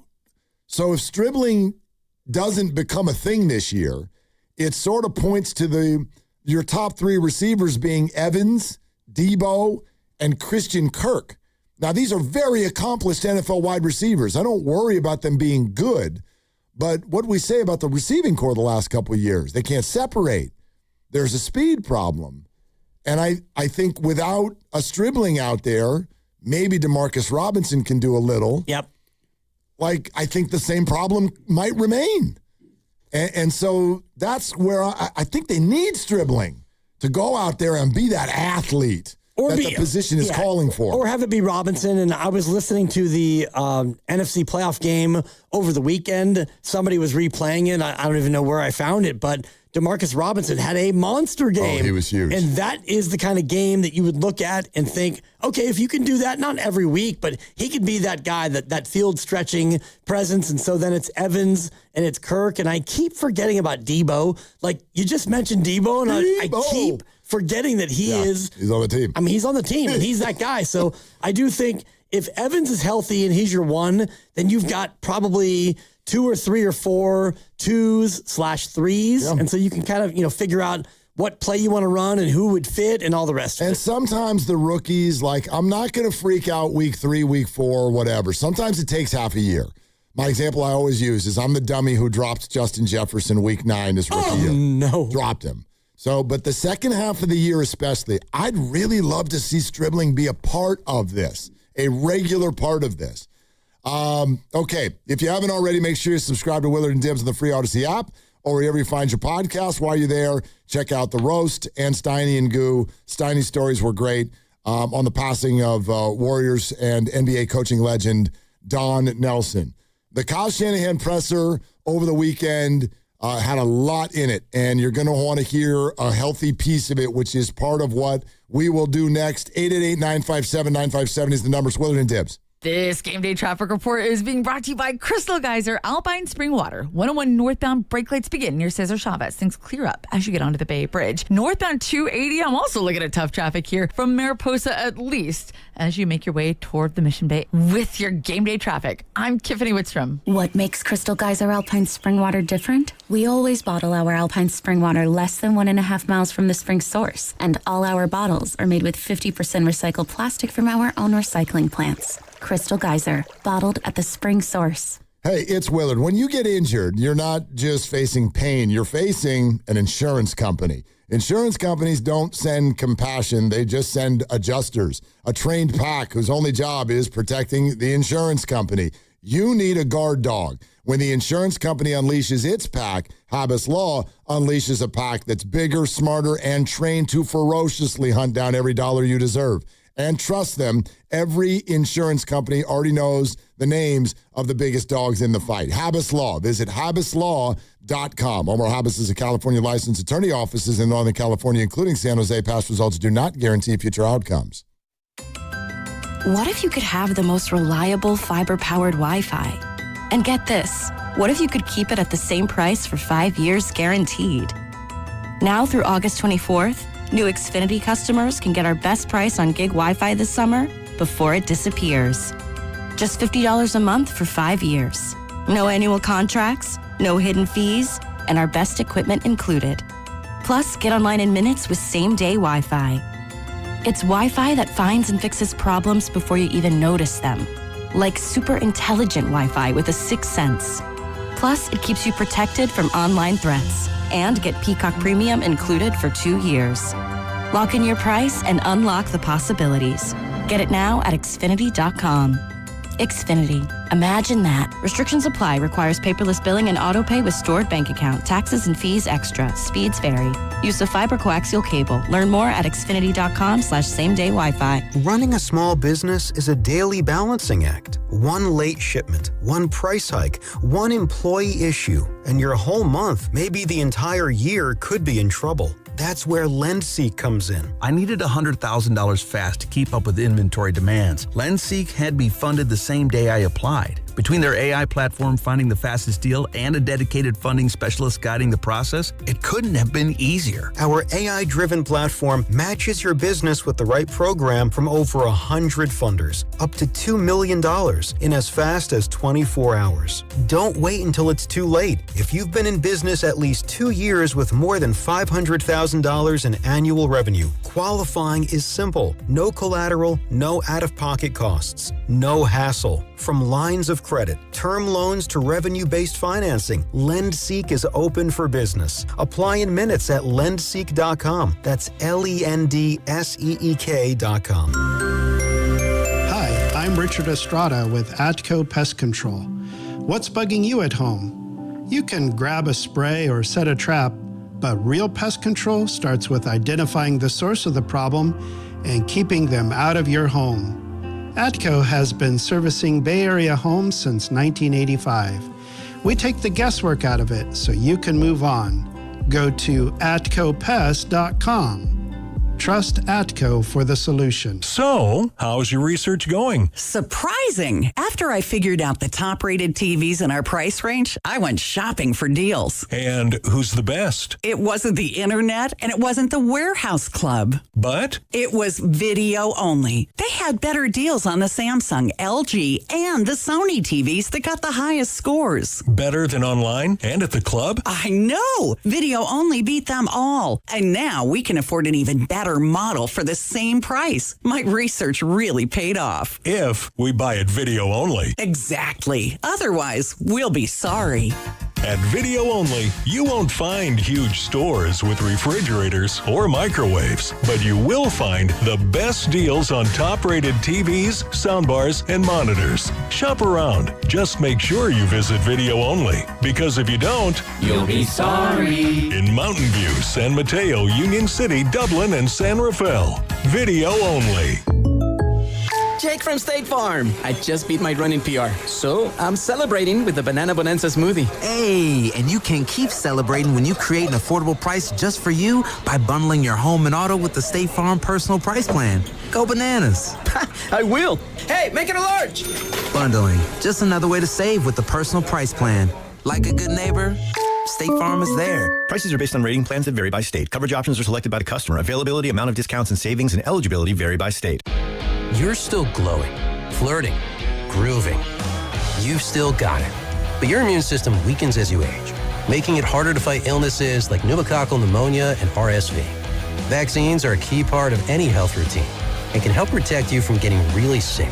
Ask your doctor or pharmacist which vaccines you need. See more at PfizerForAll.com. Sponsored by Pfizer. Pump up the volume. Business moves fast. Pump up the volume. When you ship with USPS Ground Advantage, you can keep up with confidence. Visit USPS.com/Ground Advantage to learn more. All right, it's officially the most wonderful time of the year at Staples. They've got back-to-school supplies as low as 25 cents, up to 40% off select tech, 20% off for teachers, and more. Check out all the deals at staples.com/back-to-school. Staples, that was easy.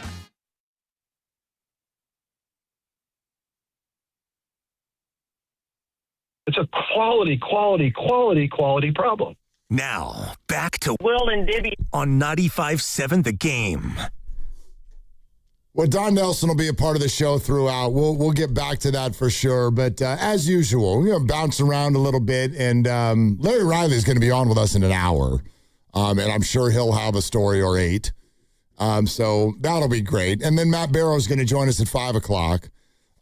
Practice, I think, is all wrapped for today, but I'm sure he's writing away and more stories to come out. And Nick Bosa didn't practice again. Oh, neither did Christian McCaffrey. Right. But chill.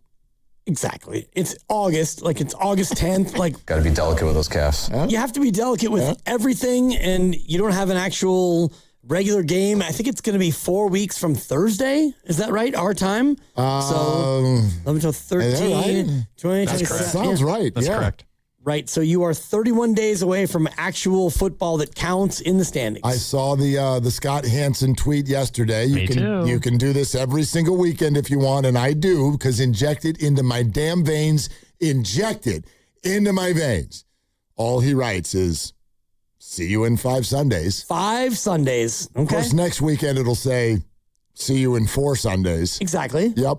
Go ahead and count that thing down. And I remember we need to get him on. We need to do our preseason. Remind me. I gotta. Yes. Yeah. Remind me. You should probably reach out now. Because now. Yes. Not like now. No, now. But talk. Today. You talk for a little while. I can't talk for a little while. How you guys doing? Willard and Dibs. I'm not used to this. Your impression of yourself is the funniest one that you do. It doesn't sound anything like you at all. It doesn't. No. It's kind of like my nervous me. It's It's the me that tried to do a monologue. I was in a contest as a senior, and we went to do monologues at, I think it was a high school in Hillsboro. Oh. And I walked in, and I did not have it memorized. Oh. And so I stepped up there and, and the 2 people who went before me were phenomenal. Oh, of course. And so it's like, let's go to Little Danny from Marin Catholic. Let's go to Dibs half in the bag. I mean, I wish I was half in the bag. I mean, yeah. So let's go to Dibs half in the bag. Had I been half in the bag, I probably would have at least pulled off something. I mean, you do all of this without memorizing nothing. This is all like top of mind, off the top of my head. And I mean, you do a good job of setting the table of what we're going to do. And then when we do what we do, I can, kind of come in and out and pick and pop. Why didn't you just do that? You should just come up there and, waka. I wasn't quite ready for that at that level. Yeah. So anyway, I like to drop that in so people know. Have you gotten that question before with what we do?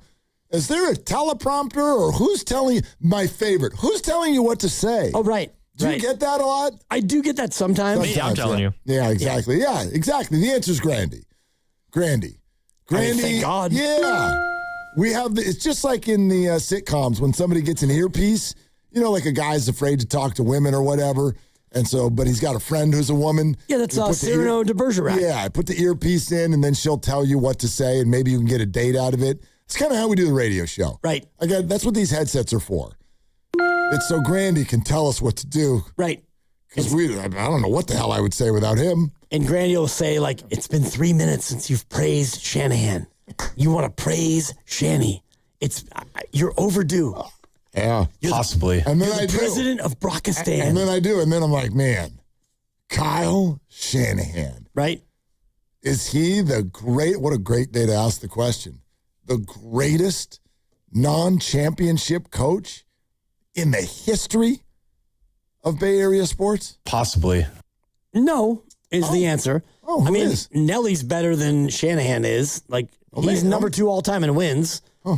I mean, although Shanahan's been there twice and fallen short, Nelly never did. So I guess I don't remember the league-wide vote where everybody was like, Nelly is the most terrifying play caller on the basketball court for us to face. But we didn't do that back in Nelly's era. Like, you coached and you either won or you lost and you kept your job or you got fired. Yeah. But now we have to do like QB tiers and Steven Ruiz and the Ringer. I've got Brock at 19 and like coach rankings and player call rankings and all the rest of it. Steven Ruiz would never have Brock Purdy at 19. I don't think he's ever had him out of the 20s. No, I think 19. Really? I'll Google it, yeah. I stopped looking. I know. I just brought up his name because I blocked him. Of all the... I'm not insulting Brock Purdy, but if you did a Mount Rushmore of media, quote-unquote, people who bug you, he may not make it, but he'd be on the second team. Yeah. Actually, look, I don't want to do this right now, but we could talk about that. Best non-championship coach, Bay Area history. I mean, those are probably the first 2 names that would come up. Dusty Baker, get that thrown in there as well. Yep. But anyway, speaking of the greatness that is Kyle Shanahan, he finally had a press conference, felt up to it over the weekend, and it was very educational, both in terms of football, but also the accident that led to all of this. So here it is. Here's a portion of what Kyle Shanahan shared with the media over the weekend. So, guys, you guys probably surprised to see me. I was upset with practice. Saw Clay getting ready. Went to talk to him. He was getting ready for this. I told him I'd do it. So, go ahead. What kind of improvements have you noticed? I'm doing real good. My body feels good. Just got to get this annoying cast off. My ribs feel good, except when I sneeze. And my head feels so much better. Concussions do linger a little bit. No, the only things I really deal with now is just headaches and fatigue. But that's why I'm not always exactly on the same routine, but pretty damn close. Stay out there, I think, without shades. It's not lights that bother me. I had to wear shades to protect scars and stuff, but I got all my stitches out, so I can put tape over it now, and so the tape protects it. Give a percentage of like what you're able to do as opposed to when you're all the way back. I think about how much percentage you guys give media. How much percentage you give media? That's a big percentage. Well, then 0%. As far as like the important stuff, I feel it's about 100%. You know, the biggest thing like I've learned with this stuff is, you know, just when you deal with like fatigue and headaches and stuff is if I kind of do everything, I kind of pay for it in some ways later. That's like the routine I found out. So like I've really tried to eliminate stuff that kind of that I would say just the fake work stuff, like, which is a big important thing, but like talking to the media, you know, having to break down the team every day, doing stuff like that, I've kind of taken it a little bit easier on. Because one thing I haven't missed anything of film. You know, I watch every single play with the coaches after, with the players. I have had a few team meetings. Normally I do it every day, but I do lose a little when I do stuff like that, so I've just picked and choose a little bit more. But as far as the film and everything, being out there for all the practice periods of going against each other, those are, to me, the most important things in my job, and I've been able to do those every day. Your intention to coach the first preseason game next week, or is that still kind of TBD? Oh, yeah. No, I'm doing the same stuff, guys. I just, I try not to come in here every single day, because I feel if I did, that would take, I want to be able to pull off my normal routine, which is watching hours and hours of tape and getting to the walkthrough at night, being able to watch stuff after that. Eventually I will get there. I would have told you I was there 7 days ago, and they're like, just chill, wait to see how you feel tomorrow. And then I wake up the next morning, I'm like, damn, I'm glad I didn't say that, because sometimes it's a good day and then sometimes the next day is a little bit harder. But as far as the stuff that I think is the most important parts of my job, I've been doing that since day one. Such a grinder for so long. Is it weird having a bit of an abbreviated schedule for yourself? It is. I mean, I was a little insecure about it at first. I mean, been a guy, like all of us are, that it could be deathly sick and we're still insecure to go home. So that's kind of just how we are. So it was hard on me. But when I saw kind of the results of some of it, it became easier. What people tell you is kind of right. I was like, yeah, all right, I'll be able to tough through that. And you kind of can tough through anything. But then when you pay for it the next day and you're not as good as something else, you start to be like, all right, I didn't have to tough through that because it made me worse the next day. So those are things I've had to learn a little bit to be better at. I wasn't there the other day. Kyle, are you mad at yourself for getting in the situation? Yeah, I mean, anytime you cause an accident that just can be avoided, you'd feel pretty stupid. I mean, especially when you have a chance to hurt someone else. I mean, I think you get mad when you get a ticket at yourself. So it's kind of the same, you know, things that I think everyone's done to a degree what I've done. You know, dropping a phone and falling all the way to my back seat to where I have to fully take my eyes off the road. You know, it's something that I normally wouldn't do. I've had autopilot for 9 years, so I'm pretty comfortable with it. And who knows what happened when I turned around, whether it malfunctioned or whether I knocked it off. That's something I don't know yet. But regardless, it is always your fault, whether you're an autopilot or not. You can't take your eyes off the road. It's a partnership driving. You don't just turn it over to a computer. And it's a good lesson, no matter how comfortable I am with that I believe someday could save my life or someone else's, or it's really helped me have perspective on that stuff. Returning to coaching in games and noise tolerance, will you still be on the sidelines, or is it going to be? Like I answered all the questions earlier. That was, I mean, like the first couple days out of practice, and depending on what side I was standing on, and you know, AC/DC hurt a lot more than some smoother hip hop. But I think those days are over. You know, no noise doesn't bother me like it was. I actually have two symptoms I feel like, and that's headaches and fatigue. And that's all I'm feeling right now. Can you speak a little bit about the support that you received from Raheem and Clay and Chris throughout this process, and some of the veterans that stepped up to? Yeah, that's actually been the easiest thing for me. You know, like when I had it, like I would have been shocked if I wasn't able to come here and be able to do everything. It's my first concussion. I didn't really realize how long they would last. They gave me dates and I kind of laughed. They don't give you dates, but they tell you how long to prepare. And I'm like, yeah, there's no way that'll last that long. So I was actually surprised, and it's what they told me from the beginning, so I won't be surprised again. But like each day, just watching our building, all our coaches, starting with Chris to Clay to Raheem to Brant to everybody, everyone upstairs, our players, it made it really easy for me not to worry about me having to do something. Our guys are awesome. We have a pretty well-oiled machine. We've been here for this our 10th year, and those guys made it very easy for me to not do anything stupid. Will you change your perspective at all on when players are dealing with concussions and haven't gone through it? Yeah, no doubt. You know, I've been told so much by these guys, don't compare sports concussion to an accident like this, and I'm starting to realize that now. But yeah, just little things like when they label things like whether it's severe or mild, and you hear someone has a mild one, I'm like, oh, all right, well, it might be one game, but usually that's two. And then you kind of learn those are just words. Each one's a little bit different, and I definitely can relate to how scary it is when you don't know if you will throw right again. But it's definitely made me more educated on it. Usually I just listen, tell me when, okay, and I move on. But I understand it a lot better and what guys got to go through and the protocol to get back, which there's not a protocol for me on paper, but it's really cool to be in a building that kind of majors in that type of a profession that knows what to do with those things. So all the people that I need help from, it was already built in here, and they got a lot of experience with it, and it's been really good for me. Certain thing that you knew you had to do that kind of proved that you were back or were very close to the team meeting maybe we heard about? The team meeting was a big step for me. You know, it was just, the concussion stuff just was weird. Like, you feel just more emotional and stuff. People don't take this the wrong way, but I joke with my wife. I'm like, no, it feels like you're in menopause. Like, it's different, and you're emotional and things. So it's different to like get in front of groups and things like that. But once you do that and you get past the hard parts of it, it becomes pretty easy. You just gotta get back to getting used to it. The main things of getting over. I thought after my first team meeting, I was like, perfect, I'm out of the woods, I'm good, and felt good most of that day. But then it hit me real bad that night, and then the next day, and I was like, all right, maybe I don't want to do that every day yet. And that's kind of how everything's gone in this. And I can't tell you guys how close it is. I'm getting there. There's no doubt I will be there. From what I do with the team, I kind of already feel there. So, is this session that you're having with us now part of your goal to kind of push yourself as much as you can? Definitely. I mean, that's why they tell me not to plan anything. That's why, yesterday, it was like a week ago, I'm like, guys, I'm doing media tomorrow. And then I was so glad they didn't tell you guys, because I woke up the next morning, I'm like, there's no way I can do it right now. And then I didn't tell anyone today, but then I just felt like doing it. And I want to do it. I want to get back to fully 100% being normal. And unfortunately, this is part of 100% of being normal. So, You decided that this morning, or was it even during practice? No, it was more during practice. It was actually more when I was trying to talk Clay about practice, and he was ignoring me, getting ready to talk to you guys. I was like, oh, I'll go do it. I got it right now.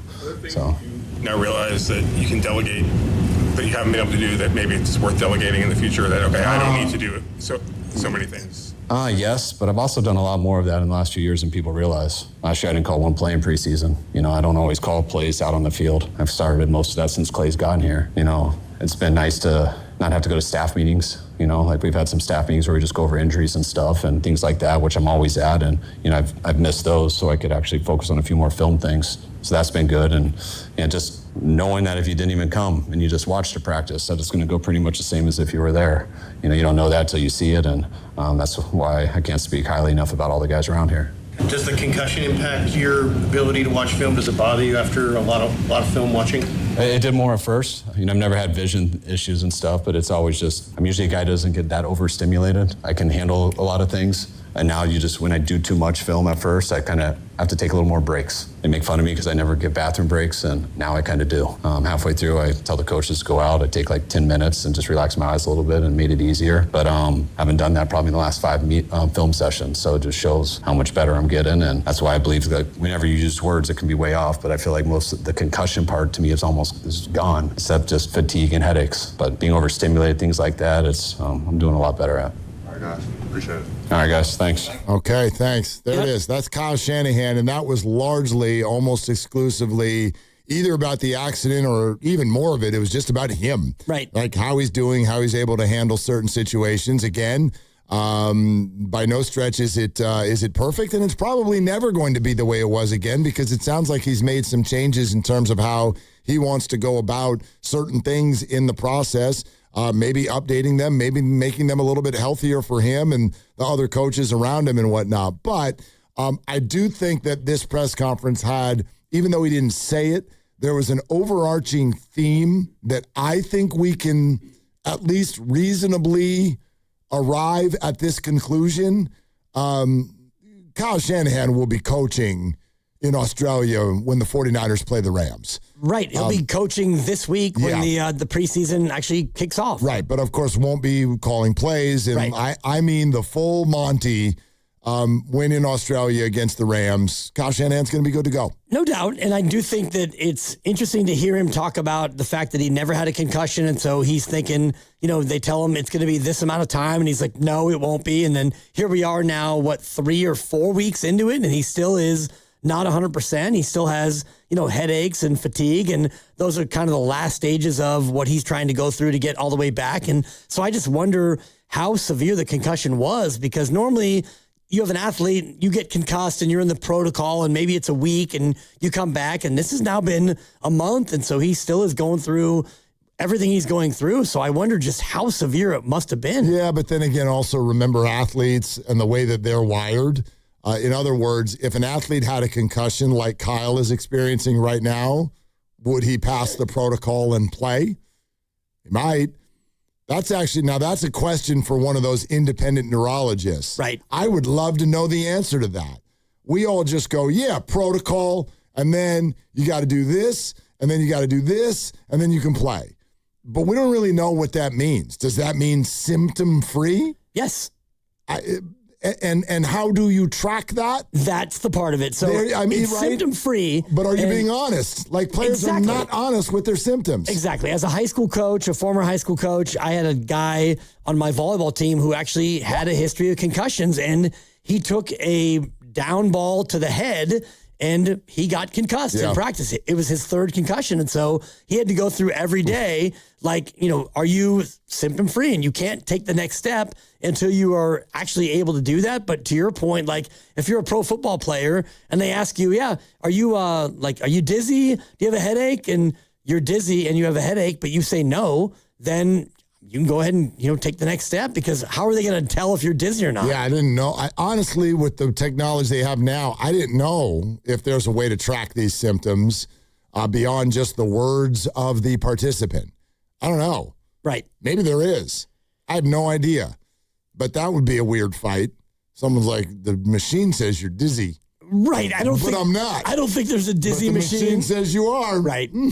I think it's more about can you actually go through and now if you're vomiting, then yeah, clearly you're not over the concussion or, if Kyle Shanahan's unable to make it through a full practice and he's like, yeah, the smooth hip hop is good, but the AC/DC was, kind of giving me problems. It's like, yeah, you still are going through it. Yeah, absolutely. And then there were football answers. For sure, there were football answers that weren't just about the concussion and his health and sort of how he's handling all of these situations. Right now, the top question is about Nick Bosa, who I think missing his 4th consecutive day. But this is what Shanahan said about Nick. He was doing great, and then he got sore just going through some of the individuals. So, you wish that didn't happen. But no, there's no concern to where something's happened that is a big setback or anything. But we're waiting until that soreness goes away and evaluating why the soreness has happened. But I still feel pretty good about that. Okay, right. Right now, I would say this is across the board, and then you all get to decide whether they're telling the truth or not. But they are saying that a large number of the injuries, and in particular the ones to the big names, because McCaffrey sat out today. Mike Evans has been sitting out for a while now. Nick Bosa is sitting out. And the 49ers are largely saying that just about all of this is precautionary. And that they're just, anytime there's anything, they are going to play this conservative.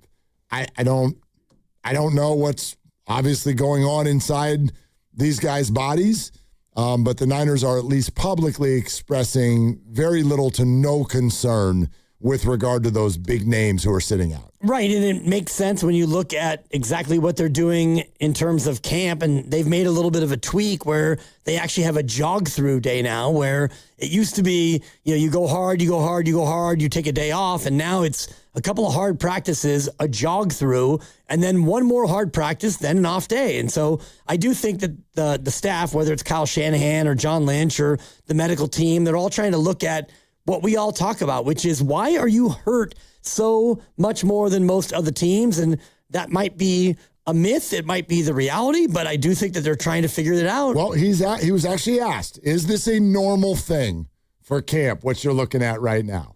It feels pretty normal, give or take 3. I think it does happen a number of times in camp. We also have a number of guys coming into camp that didn't go on PUP that we weren't trying to throw back in there right away. And that stuff's always frustrating in camp. That's why you sometimes want it a little bit longer. The thing that frustrates you the most is when you lose a guy. There's one guy like that right now, which we've had to grieve for a little bit, and then you got to figure out how to adjust and move on from it. By the way, he's obviously speaking of Ricky Pearsall, and he had more to say about losing him.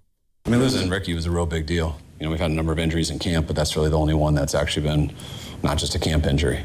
And losing a player like Ricky is a huge deal.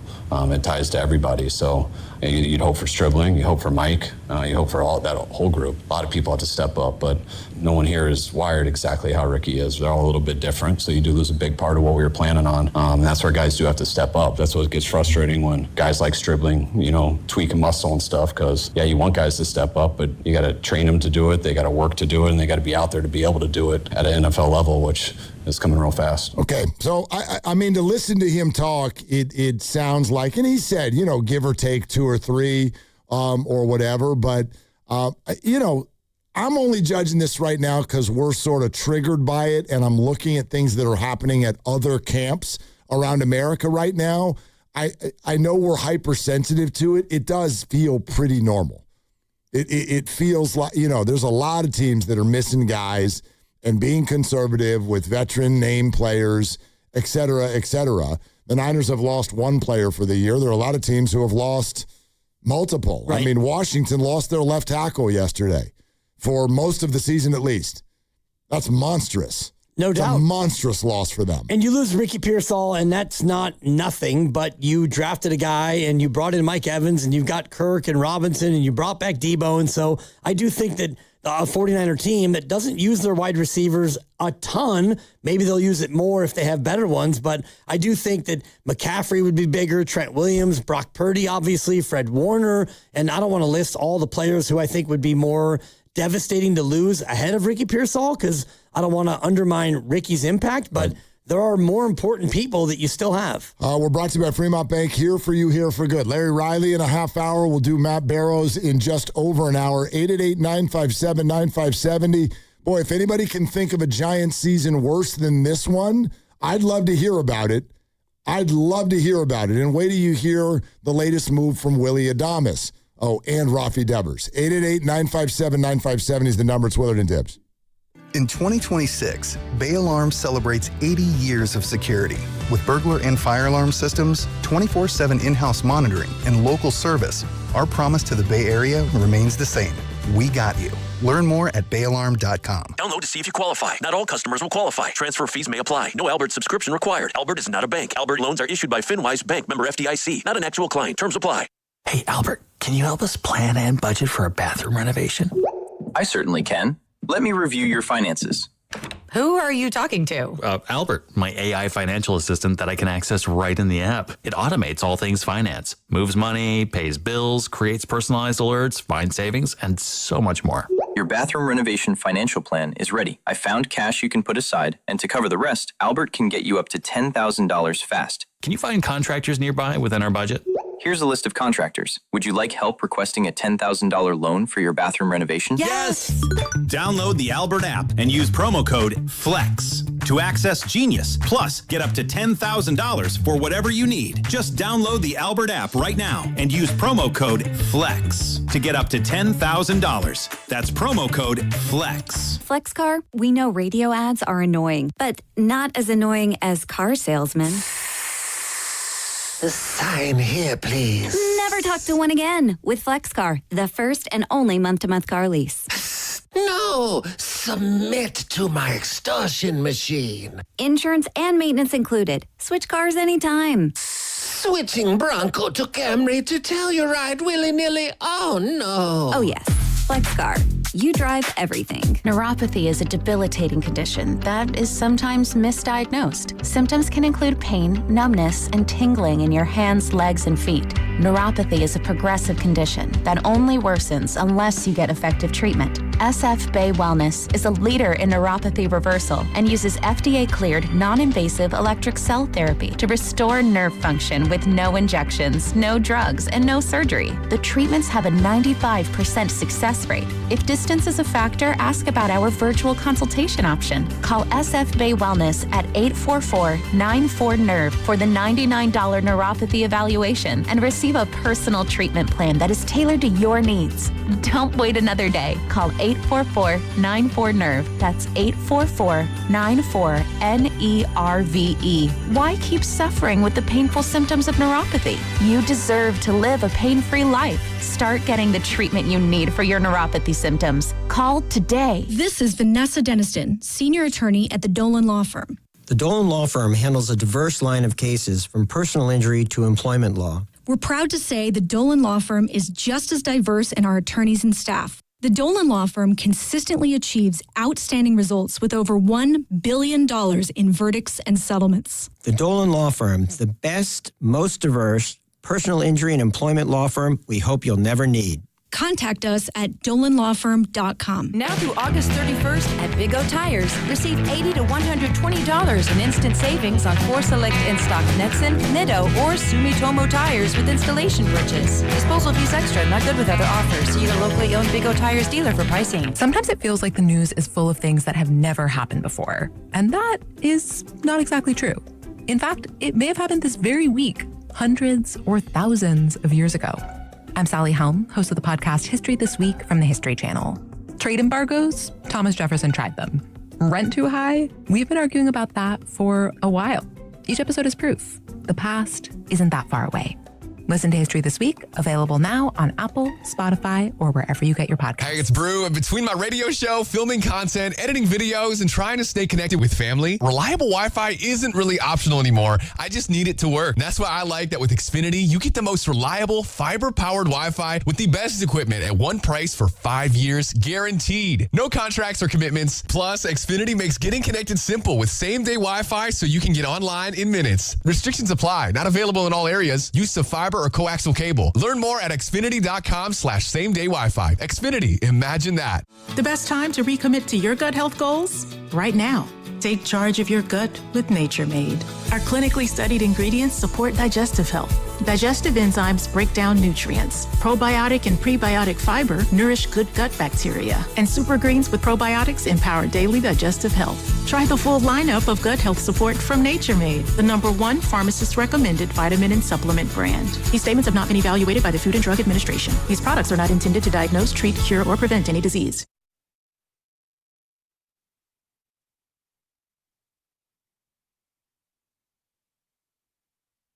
Hey, it's Joe Shasky from the Morning Roast, and you're listening to Willard and Dibs. If you're doing what I'm doing, then you're listening on the radio. If not, you could check them out and see what kind of hat Willard's wearing right now on YouTube. Rafi, you got to run, dude. Dude, I don't. Why? Because that's. Like, why? Because that's how you play sports. So you try. Walk me through what happened. Okay. He hit it over the fence and he just walked around the bases? No, he didn't hit it over the fence. He hit a ground rule double and he, sashayed to second? Not hit a ground rule double. He hit a hot smash to first and didn't run it out? No. He basically hit a quail hunter out to left field. Duck snort? Yeah, duck snort's a better one. We'll pop up down the left field line. Left fielder's running in. Third baseman's running out. Who's going to make the play? Nobody. Harbaugh was playing third? Yeah, exactly. Who's catching this pop-up? Nobody. And Rafi busted his hump and got a double. A little cheapy double, right? Made it to first. Just in time. On time. Wait, was there a throw? No, it wasn't a throw. Okay. I mean, it was down the left field line. It was out there. That would have been ridiculous. Really quick, before you go any further into this, a couple of injury updates from the Giants. We were talking last week about how Matt Chapman was headed to Philly to see a specialist and get a second opinion on his core muscle. That second opinion has confirmed the need for surgery. So he's going to have surgery tomorrow. His season is officially over. How come no one ever tries for a third opinion? For Matt Chapman and Daniel Susak, who fouled the ball off his knee this weekend. Not the sack. Yeah, the sack he had down. an MRI earlier today. It showed a fracture in his left knee patella. Damn. He's meeting with doctors this evening to determine his prognosis, but a fractured left knee patella. I heard that he was limping heavily in the clubhouse after the game, but they were hoping it was just a bruise. I did not want to hear the word fracture. The patella, as you know, is the kneecap. That's the patella. And yes, as I know. Well, as you well know. And when you have the Moses Moody injury, which was the ruptured patella tendon, that goes from the kneecap down to the lower leg. This is not the tendon, but if you fracture your kneecap, ouch. That really hurts. Yeah. Especially if you're a guy who relies on being in the squat. So, Dibs. It's shut the sack down. The sack is down. Shut the sack down. Let the sack heal. Let the sack. All right.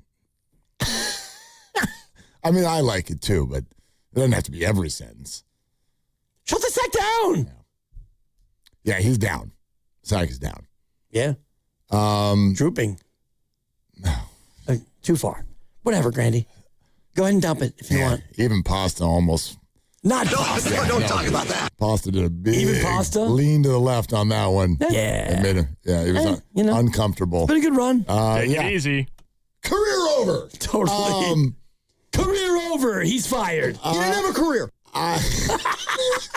That works. Yeah, 30 years, you're right. No career. I just raised two different families. Yeah, so whatever. Because, just bring whoever in and we'll get a look at them too. Basabe is interesting over there at second base. I think a lot of us are looking forward to seeing Marcelo Meyer. That's expected within the next, couple weeks. Something like that would check him out. There might be some other diamonds in the rough. There was also an update on Marcelo Meyer. He has that ulna bone stress reaction from his time with Boston. He reported to the Papago complex to continue his baseball ramp up. He will be there for the next few days. Okay. And then the expectation is after that, he'll probably do a rehab assignment with Sacramento. In Vegas. And I think they're there for 6 days, which I don't know if it's a 6-game trip to Vegas, but that's a long time to be in Vegas. That's too long for Vegas. Too long. Yeah. Vegas is 60 hours. Yeah, I was going to say. I was just going to say it's a 2 to 3 day experience. Get in, get out, and get on. Unless you want to try to do it different, as I apparently have been bringing up too much. Lovely Christy was making fun of me for it over the weekend. I am someone who has been to Scotland and didn't golf. Like, if you want to go to... Whoa. Yeah, that's not what we were doing out there. It was like a driving tour. We were on a tour. You can't just be like, I'm leaving the tour because I saw St. Andrews. And I didn't... Right. Like, I just... And you were with family, I'm sure, and so... Yeah. No, sure. but yeah. Okay, whatever. But yeah. I was with a girl. But anyway... Yeah. So, yeah. You can go to Vegas and stay if you don't want to gamble.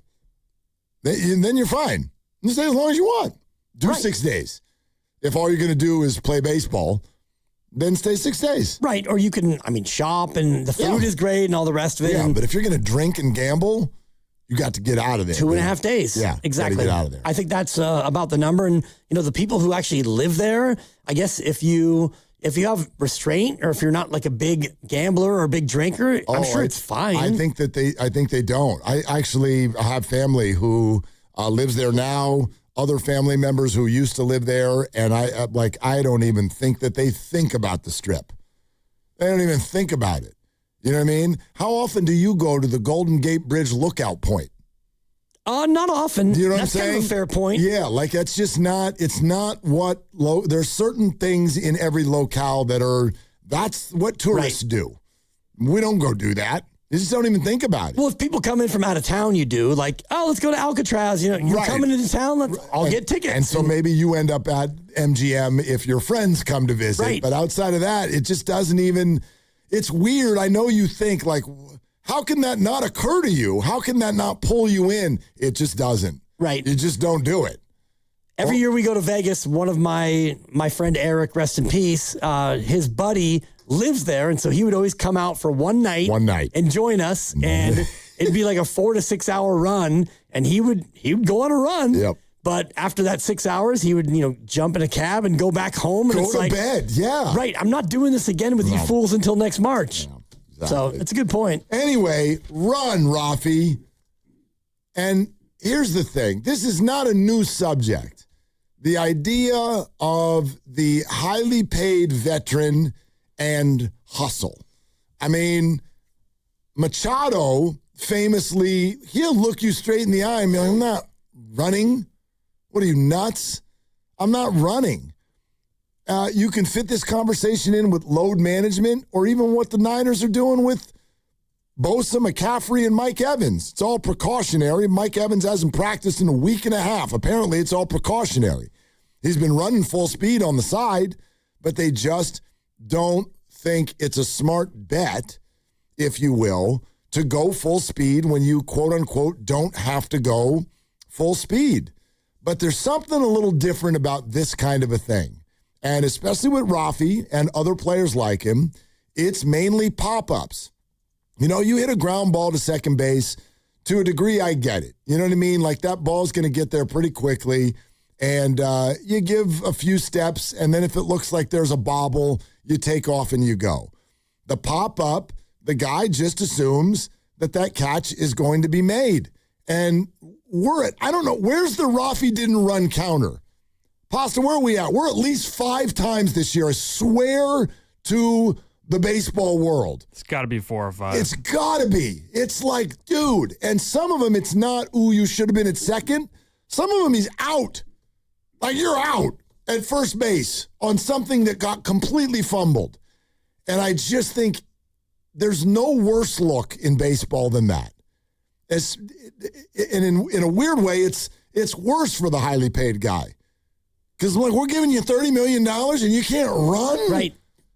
I think it's worse for the manager. So, it's a reflection on the manager, and not that he's going to, barge out there and, yank him off of first base and pinch run for him and embarrass him. But at some point, there's got to be something that you do to, express the feeling that this is not okay, because you mentioned it 5 times and Pasta said 4 or 5 times, and you're a veteran. You understand that when you hit the ball, into the field of play, sometimes things can happen. And if you are busting your hump, you might be able to grab second base on a cheapy double, or you might, I don't know, at least get to first and draw a throw or whatnot. That to me, and again, this is not me indicting Tony Vitello, but it's another example of a rookie manager who does not have the command, or maybe he's not ready to have the command of the clubhouse to where this is not going to happen anymore. I mean, the only way you do that, I mean, you would sit a guy down. And I don't even know, from Tony's perspective, everything is a cost-benefit analysis. And so you're like, okay, I could sit him down in the middle of a season where we're 20 games under 500. And is that going to piss him off? Probably. Does he need to be pissed off? Probably. But in the grand scheme of things, and I'm not saying it's one way or the other, I'm just saying what the process is like, you have to figure out, is it worth pissing him off at this point? And are you willing to kind of take the bullets that come with that? And even if you did that, I have no idea if that means Rafi would start running. But it's almost like you can put yourself in Devers' head and do the whole, like, okay, it's a 1-0 baseball game. It's a 1-0 game. You got to get over to second base, get yourself in scoring position. The other way you could respond to this is, who cares? It's not like winning this baseball game has got, like, okay, the Giants lost. Oh, no. What's on the line? Nothing. Well, but the math is there. Yeah, but I just, even if the math wasn't there, these people all paid to watch, and I think it's your job to do your level best. It's as simple gets when it comes to sports. And so whether or not there's an excuse is up to each and every one of you to decide, but there's no way around this. It's a terrible, terrible look. It's just an awful, awful look. And he's done it now 4 or 5 times this year. Right. And those are just the times where he gets caught. In other words, he gets caught.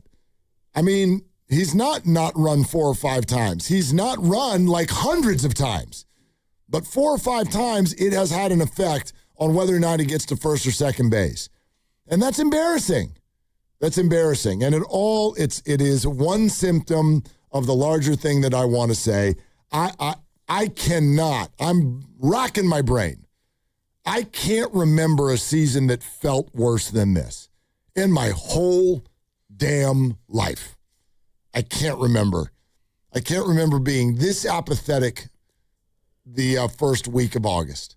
Right. In my whole life. I think about 1985, and I only remember how bad they were when I go back and look at the numbers. I don't remember feeling the way I feel about this year, which, yeah, you just mentioned it. Like, Rafi Devers not running out the ball, and Adames is out there, glad-handing and apparently not working on his craft before the game, but now he is because, the reaction came back, and your third baseman's barking at Casey Schmidt to catch the bleeping ball, and then now he's hurt, and you've got Jung-Hoo Lee the other day out in right field. He turns one way, he turns the other way, and he falls down, and you lose the game. And it's not to single out any person, but they've been sloppy. It should be pitching and defense, but it's not. You had to get rid of your catcher because he was not a very good hitter, but a good defensive player. The whole thing has been kind of a calamity, and you probably won't lose 100 games like you did in 85, but, I mean, you're allowed to, right?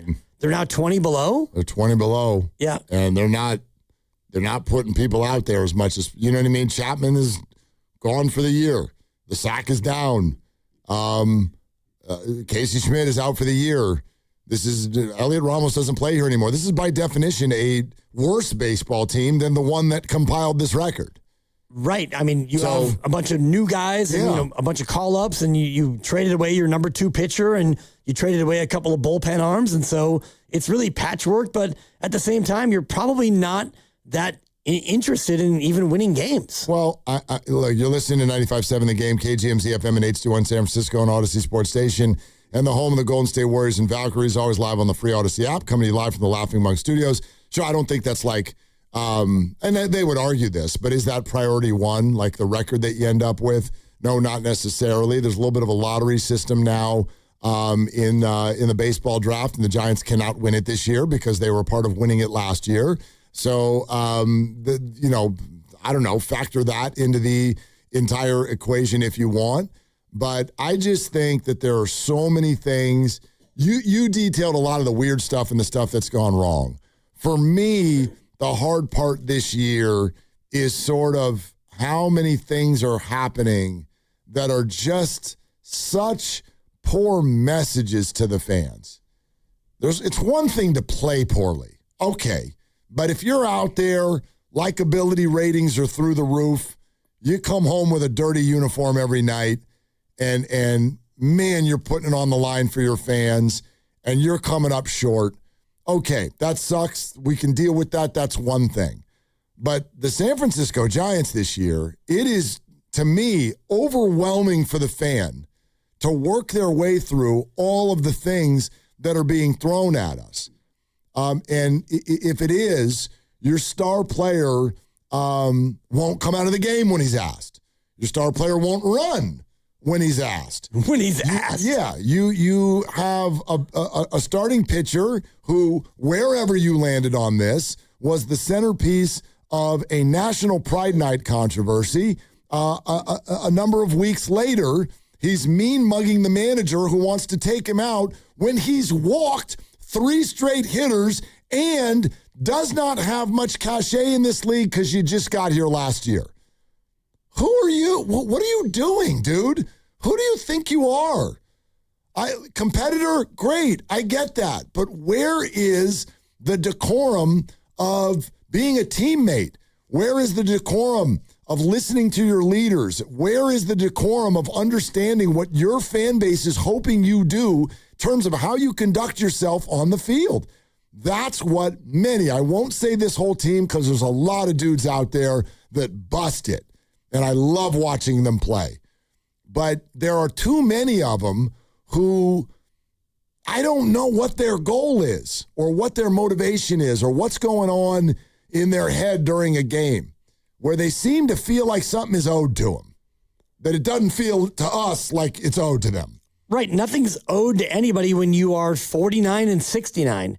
You are 49 and 69. You're 20 below 500. Yeah, then get off the mound when the manager asks you to get off the mound. When you walk 3 straight guys, then you get off the mound. And that's, to me, the bigger issue is about Tony Vitello. And I think that he was put in an impossible spot. And if you've got a pitcher, Landon Roop, who's barely been here for 2 years, if 2 years, right, in totality, and you're going to treat the manager like that, that tells me that Tony Vitello has yet to establish himself and get the respect that he needs to get in the clubhouse. And the other part of it is Rafi Devers, where you're the highest paid player on the team, maybe in franchise history. I'd have to look at the math to see if that's actually the case, but you're the vet, you're the dude, you're playing first base, you're in there every day. You should be the number one guy saying, hey, Landon, we're not doing that to Tony Vitello. He's new. We're going to help him along with whatever he needs help with. But I don't think that there's anybody in that clubhouse, and I don't know about Logan Webb if he has the ability as a pitcher, but it doesn't feel to me like anybody has stepped forward and said, look, this is our guy, and we're having a bad year. He's having a bad year, but we're not going to do these things that we're doing to Tony Vitello. Yeah, no one's doing that. But who was it? Was it O'Dowd that said to us, Rafi Devers can hit, but he can't lead? I mean, that's as clear as day. Right. So what you just asked me, he's not going to do that. And if you're the Giants, you knew that when you acquired him. So to me, that you have to swallow. You have to eat that because you knew that. But I don't know about popping up balls down the left field line that kind of off the bat looked like it's possible that could fall in. That's a really hard play, and you walk. You walk to first base. Right. Like that, I don't need you to set everybody else straight. I think the Giants need you to set yourself straight. Fair.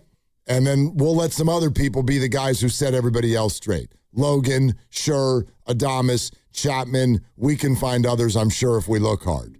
But I don't know, man. There's too many people on this team and too many situations that have come up where guys either look entitled or they're questioning leadership.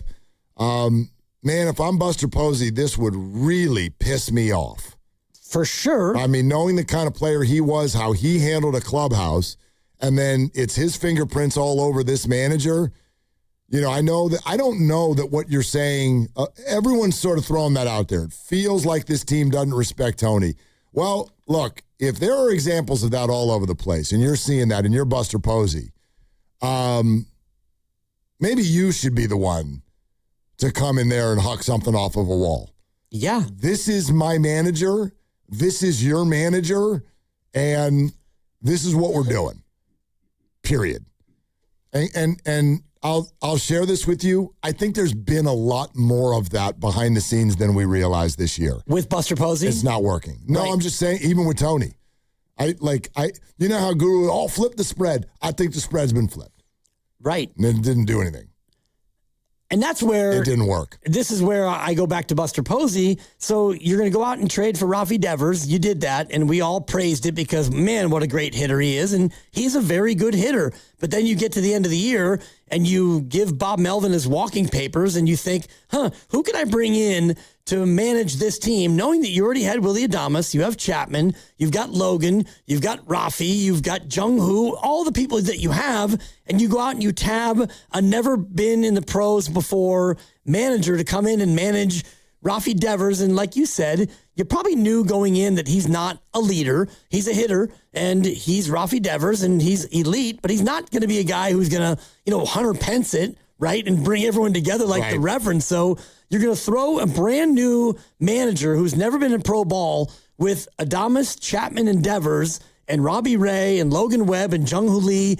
That felt to me like Buster's biggest mistake. Not that Tony Vitello isn't a good baseball guy, and everyone who's talked to him says, yeah, he's going to figure it out and he'll be better, but you threw him into a situation that was not going to be something that could work. Well, I just look at the timeline and how much of this Giants season has ended up about things other than baseball. And the poor marketing department, they're putting out fires constantly. This started in spring training. Tony calls everybody over and wants to scream about Tennessee, and everyone's like, "Ooh, this doesn't." And now we're figuring that out. Willy Adames just yesterday and today basically invited some Giants reporters to watch his pregame workout. And I think there's probably some truth to Willie's and the Giants' side on this, which is that a quote from Ron Washington, at minimum, got a little bit misconstrued by, was it Randazzo, the broadcaster for Apple? And the way he passed it along made it sound like Willie's a big fat loaf, which is not that's not true. Are there some issues there? Sure. And Willie, it's an article by Susan Slusser that's out today, and it's a good one.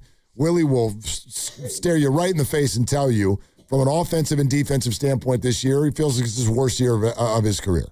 He feels he's played awful. He goes, you want to rip my defense? You want to rip my offense? Rip my offense and rip my defense. Do not rip my effort. But we're constantly, so they're putting that fire out. And that comes in the same season where multiple people have forgotten how many outs there are, he being one of them. Pride night, Rafi at first in Tampa, won't come out of the game. Tony Vitello has spent more time in the dugout trying to tell people that what they're seeing is not actually what they're seeing, rather than just talking baseball. And what's our strategy to try to win tonight?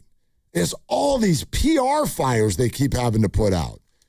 And I don't know. Some of that is just poor luck, and some of that is, it has to be a leadership issue on some level. And I think that starts at the absolute very top of the organization beyond Buster Posey, where you're going to have a pride night. And I think that you as an organization should have an idea of what the temperature is in the room as it pertains to the hats and the night itself. Like, are people going to want to wear the hat or wear the uniform or not? And so going into it, you probably should have had a better idea of what the reaction might be or what players might actually do in that moment. And so it feels to me kind of what you're saying, Mark, where it's been them chasing their tail a lot of the year. Something happens and then you react, as opposed to let's look at it in the future and figure out how we get ahead of it. Do you think you've got the best golf game in your office? No, not even in the room. Okay. And there's two of us here. I was asking all of them. Oh, but I'm glad you answered it. Start again. 3, very kind 2, of you. And no, I kind of led you to that. Oh, but anyway, for all of you out there, do you have the best golf game in your office? Prove it. Sign up your foursome for the Pettinelli Financial Partners Charity Golf Tournament at Harding Park and support the Autism Society San Francisco Bay Area on Friday, September 11th. Go to PettinelliFP.com to learn more. We would love it. The Autism Society San Francisco Bay Area is near and dear. Larry Riley, former GM of the Warriors, obviously worked alongside Nelly. And with the passing of Don Nelson at age 86, we're thrilled to have the perspective and the words, the personality of Larry Riley joining us next on Willard and Dibs.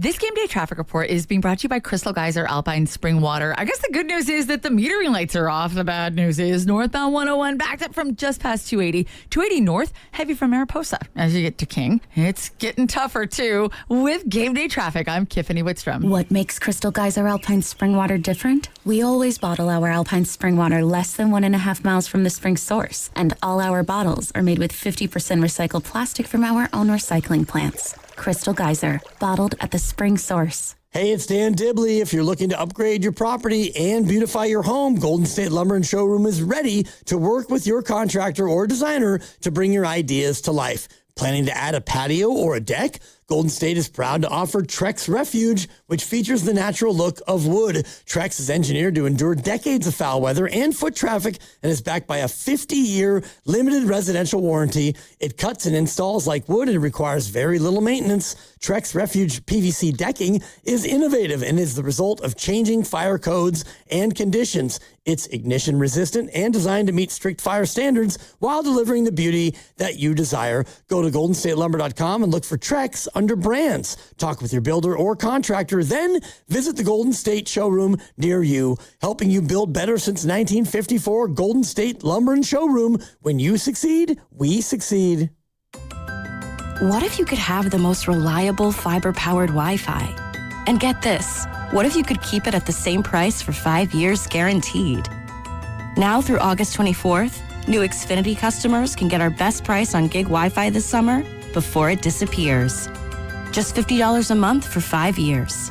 No annual contracts, no hidden fees, and our best equipment included. Plus, get online in minutes with same-day Wi-Fi. It's Wi-Fi that finds and fixes problems before you even notice them. Like super intelligent Wi-Fi with a 6th sense. Plus, it keeps you protected from online threats. And get Peacock Premium included for 2 years. Lock in your price and unlock the possibilities. Get it now at Xfinity.com. Xfinity. Imagine that. Restrictions apply. Requires paperless billing and autopay with stored bank account. Taxes and fees extra. Speeds vary. Use of fiber coaxial cable. Learn more at Xfinity.com/same-day Wi-Fi. You only get one shot at this. One chance to handle your injury case the right way. One chance to get the compensation you actually need. And one chance to protect your future. And once you make the wrong move, you don't get a do-over. Sign too early, it's final. Say the wrong thing, it's recorded. Take a low offer, you can't go back. Before you make any decisions, call Beam Law. They'll step in immediately, guiding you, protecting you, and making sure every move is made with your best outcome in mind. Beam Law has recovered millions for clients across the Bay Area and has been named Best of the Bay by SF Weekly 4 times. If you've been injured or lost someone due to someone else's negligence, don't take that risk. Call Beam Law now at 415-523-5555, 415-523-5555. That's 415-523-5555, or visit hurtinthebay.com. That's hurtinthebay.com, because it's not whether you get knocked down, it's whether you get back up. Beam Law, they've got your back, Bay Area. You've worked too hard to wonder if your wealth manager is actually working for you. The decisions you're facing, what comes next, who you trust, have consequences that last. Getting it right matters. Baylord has been in the Bay since 1969. No parent company, answering only to their clients. The kind of people who understand what you've built and what's actually at stake. The right wealth manager changes everything. Find out if Baylord is yours. Baylord.com. That's BAILARD.com. Looking to get your next project done right without running all over town? At Ashby Lumber, everything you need is in one place. From premium lumber and building materials to doors, windows, decking, and hardware, we've got it all, ready when you are. Whether you're a contractor on a deadline or a homeowner starting something new, our team knows the products and helps you get it done right the first time. 2 locations, Berkeley and Concord. Ashby Lumber. One stop, done right. At Uline, they know firsthand the road to success is an uphill climb. Uline started in the family basement, and through hard work is now North America's most trusted shipping and industrial supplier. They get what it means to have the support of reliable, hard-working partners. So they keep 41,000 items ready to ship. Whether your company is still in a basement office or expanding cross-country, Uline will be there on your road to success. Visit uline.com. Skechers elite athlete OG Anunoby has been making history on the basketball court. Anunoby tips it in. Unbelievable. What a shot. He's been balling out in Skechers high-performance basketball sneakers, and the world is noticed. But how does OG train off the court to keep in peak physical condition? Hands-free Skechers Slip-ins AeroBurst. They help prepare OG for the physical demands of playing at a championship level. Get your pair of AeroBurst for only $165 at a Skechers store, Skechers.com, or wherever high-performance running shoes are sold. And 70s in the East Bay, a bit cooler for the coast. Weather brought to you by Staples. It's the most wonderful time of the year at Staples. They've got back-to-school supplies as low as 25 cents, up to 40% off select tech and more at staples.com/back-to-school. Staples. That was easy.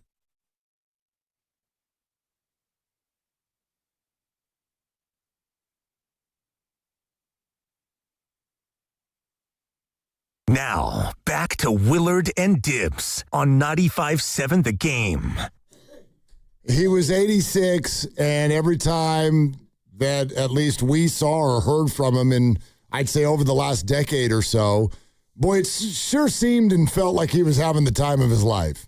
And so maybe that makes the news over the weekend a little bit easier to stomach. The great Nelly, Don Nelson, passes away at 86, and one of the first people we wanted to talk to was, the man who was alongside with him in multiple stops around the NBA. The former GM of the Warriors joining us now, Willard and Dibbs, here on the River Islands guest line, is none other than Larry Riley. Hey, Larry, what's going on today? Well, I'm just like you. I'm reflecting on, the greatness of Don Nelson, and of course there's sadness associated with it, but I think you hit the nail on the head. We should be happy that he had the time of his life, right, the last several years, and of course had a tremendous career. Everything's documented there. No doubt, and I can't help but go back to, 2009 when you guys drafted Steph Curry, and Mark and I were just joking during the break about what the internet says as far as who gets the credit or how that all went. But can you take us back to the drafting of Steph Curry? Was it your idea? You had to convince Nelly or likewise, or what was that process like? It's not a glorious story, so to speak. The media, of course, wants to have some flamboyant thing going on or some argument or something. There was never anything like that. I went out and I scouted Steph, and our staff scouted Steph. We went through the natural process. We had him ranked as the number 2 player in that draft, and of course, he went 7, I guess, as far as that goes. But at the same time, I had sent Nelly the tapes and so forth for him to take a look at. And I wasn't going to go through the draft and not at least talk to the head coach and so forth.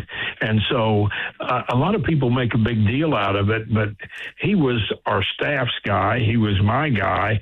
And Nelly he liked him, and so there was never any controversy, and everybody was in agreement, and there was no problem, and that's really the way it went down. Nelly never saw him play, and I sent him the tapes, and, was glad things worked out the way they did, and, I was told by ownership and by Robert Rowell, you make the pick, do what you want to do. Nelly had told me, he said, nobody will believe this, I don't want to be the GM. This is your job. And here we are, we're in agreement, which we were in agreement on a lot of things, and we disagreed on some others. But that pick was so simple because we were all in agreement with it. Larry Riley is with us here on Willard and Dibbs. And Larry, I don't know if anyone's ever said this to you, but you just shared with us that you had Steph Curry as the number 2 player back in the 2009 draft, and you were wrong. he absolutely was the number one player in that draft. So you totally messed that one up. Who'd you have ahead of him? I would Blake Griffin. Yeah, and that's fair. You're absolutely right. If we'd had the number one pick, I would have screwed it up.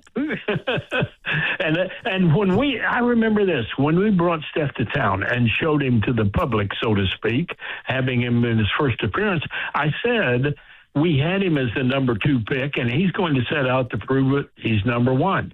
And by golly, he did it. And I just want to go back to the moments before the pick. And, I know today's about Don Nelson, but I'm just fascinated by what took place, which is Minnesota's on the clock with back-to-back picks ahead of you. They need guards. Were you pretty certain that Steph Curry was going to go to Minnesota in one of those 2 picks? No. And what had happened, we were so concerned that Steph would be picked even ahead of Minnesota. We had actually looked at trading the pick if Steph was not available. And there were quite a few conversations that had gone on in that regard because I just didn't see any way he could get to us. And the night before the draft, I got information that Minnesota was actually going to take the 2 guards that they took. Johnny Flynn, of course, won, and he was out of the league pretty quick, and then Ricky Rubio. And so I couldn't believe it, but that's the information I got, and it turned out that was exactly the way it went. And then here we are with Steph Curry. We will owe Minnesota forever, Larry. Absolutely. But yes, no question. Yeah, circling back, I just wonder if somebody asked you, hey, I heard Don Nelson passed away. What do you want to share with the public about that? Like, what's the first thing that comes to your mind that you would want to tell people about working alongside with him? Here's the thing. All of the accolades, his record and all that, that's obvious to everybody. But the person himself, I saw the loving side of him that probably a lot of people didn't see. And he cared about the people around him. Now, could he get crossways with somebody else? Yes, he could. I mean, but if somebody didn't like him, that didn't bother him. But when you worked hard, when you were with him, and you were somebody who was supportive, you had a great friend. And that was him. Now, we can talk all about basketball and about his intellect and the fact he was such a pioneer, but there was a caring side to him that probably some people don't know about. Talk to me about the We Believe Warriors and just how he was the perfect guy for that roster when you get Steven Jackson in and Baron Davis and Al Harrington and all the rest of it. What made that thing so symbiotic? Well, see, what happened is the Warriors had put together some pretty good players, and I've never thought that Chris Mullin got enough credit for what he did with that team because he and Rod Higgins were in the front office, and they had a little bit of a roster.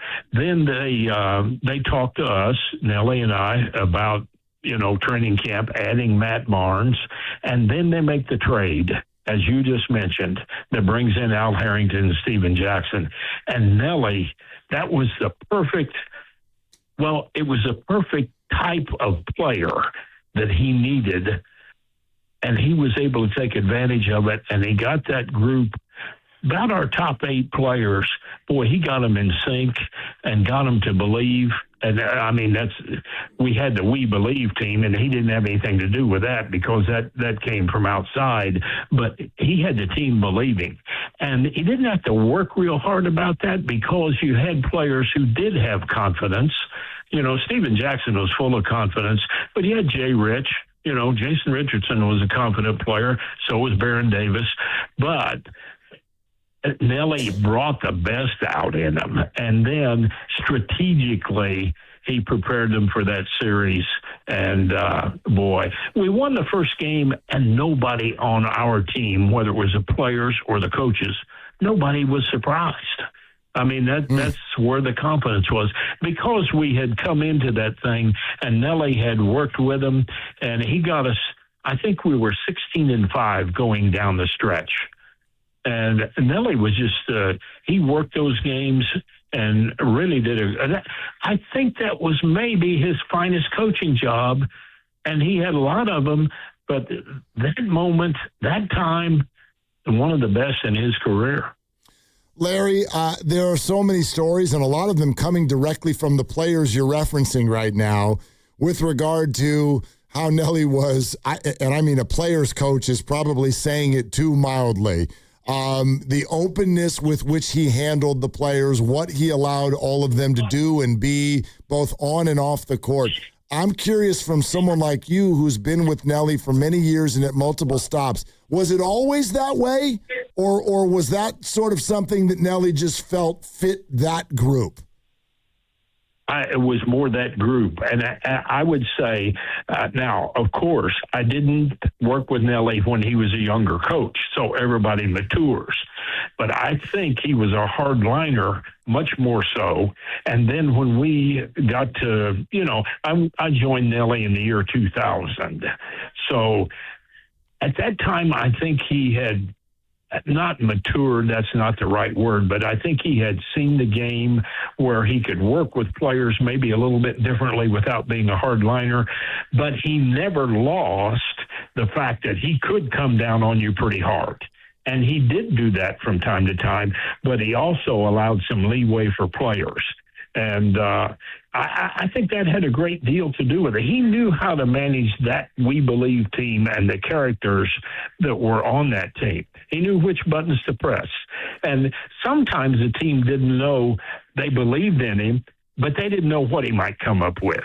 And they had to be ready for anything. And that was him. He would do that. He'd come up with almost anything.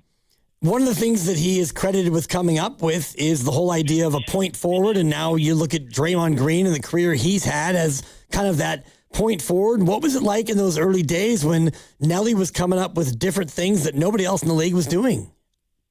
Well, and you're exactly right. He did come up with a point forward thing. He once told me that he would love to coach a starting five, that all of them were 6'7", and they could all play different positions. That was, he said it'll never happen, but that would be kind of fun. But see, he also, not only did he come up with a point forward concept where you could lift the forward out high and basically have him run as a point, but he was one of the first guys to really want to accelerate the game. Everybody talks about playing faster and so forth, and they give credit to a lot of other people, but he was one that he always wanted to play faster. He wanted the game to be fast and to get up and down the court. Larry Riley with us on Willard and Dibbs. Larry, it's funny you just said that. He would have loved 5 players all at 6'7" who could play all the positions, and what sort of bounced into my head is, you mean like basketball is now? I mean, what do you think Nelly would be, what would he do, for instance, with this Warrior group? What if he were coaching now? Oh, he would be successful without question, and he would love it. He would love the way the game is now played. And he was one of those guys. The only thing I would say that is a little bit different is when it came crunch time, he always had a play in his hip pocket where he knew who to go to, who to get the ball to, and where to get him a shot. And, he would never give that up. But otherwise, he would open up the floor, and he would be all about movement. And, he'd be tremendously successful with the way this game is played. And the game now, though, is a little bit different, obviously, than the old school where you wouldn't just throw yourself on the ground and try to draw a call from the officials. Is that something that you and even Nelly, when you look at the modern game, is that something that you see as kind of a scourge of the NBA? It is.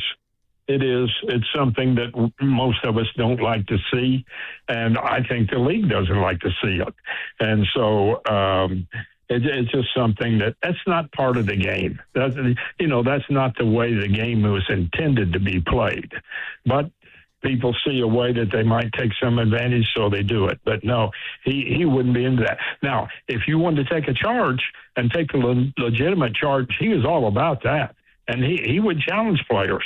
If you can't do anything else, if you get an opportunity to take the charge, yes. But he didn't like people flopping. Larry, what comes to mind if I asked you, what was your favorite night alongside Nelly ever?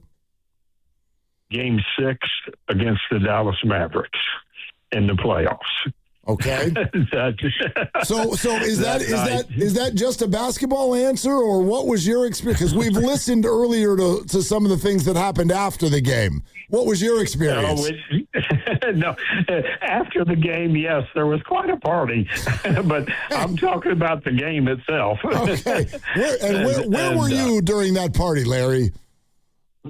Well, Nelly was up on the top floor of that building. What was that lake that was in Oakland? And he had Lake Merritt. Yeah, there you go. And I was certainly at the party, no question, as well as about 35 or 40 other people.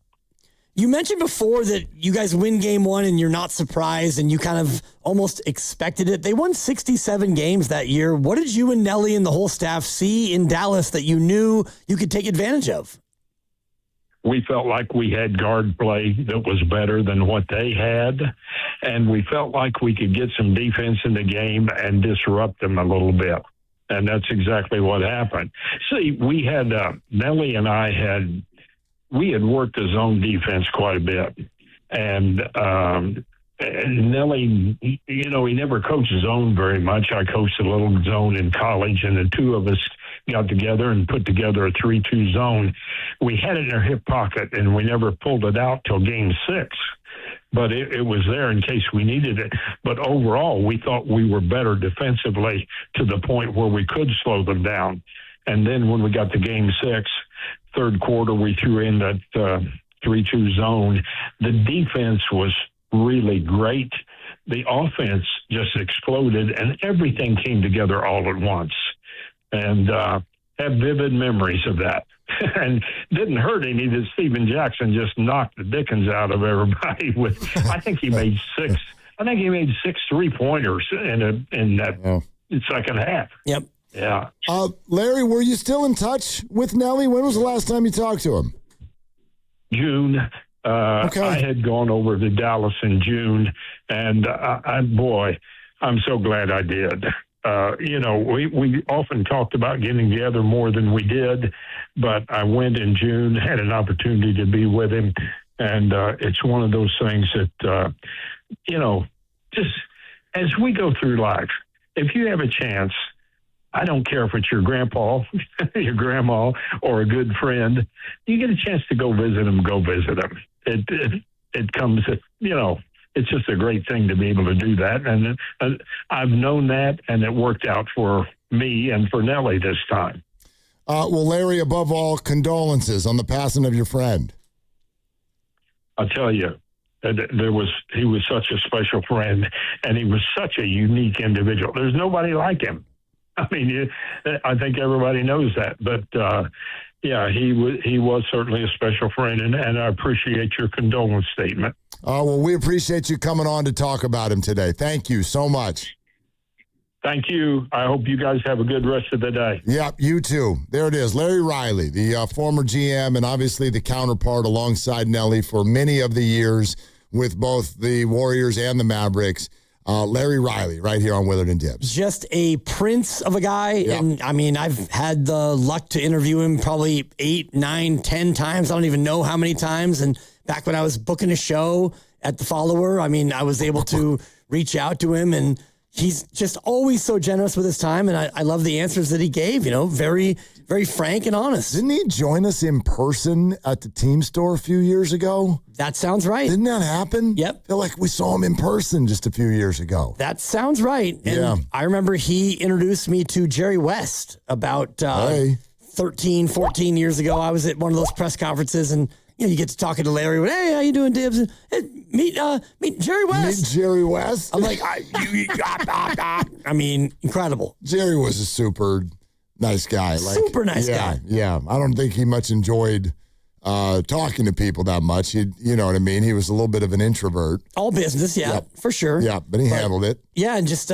hearing Larry tell those stories about, the We Believe year and just how everything came together. And it's so funny because you think about that from a normal fan base standpoint, and you win 5 games. You needed 11 more wins to hoist the Larry, but at that moment, that was the high water mark since TMC? Yeah, I think, and obviously it even surpassed that. It was probably the greatest Warrior playoff experience since 1975.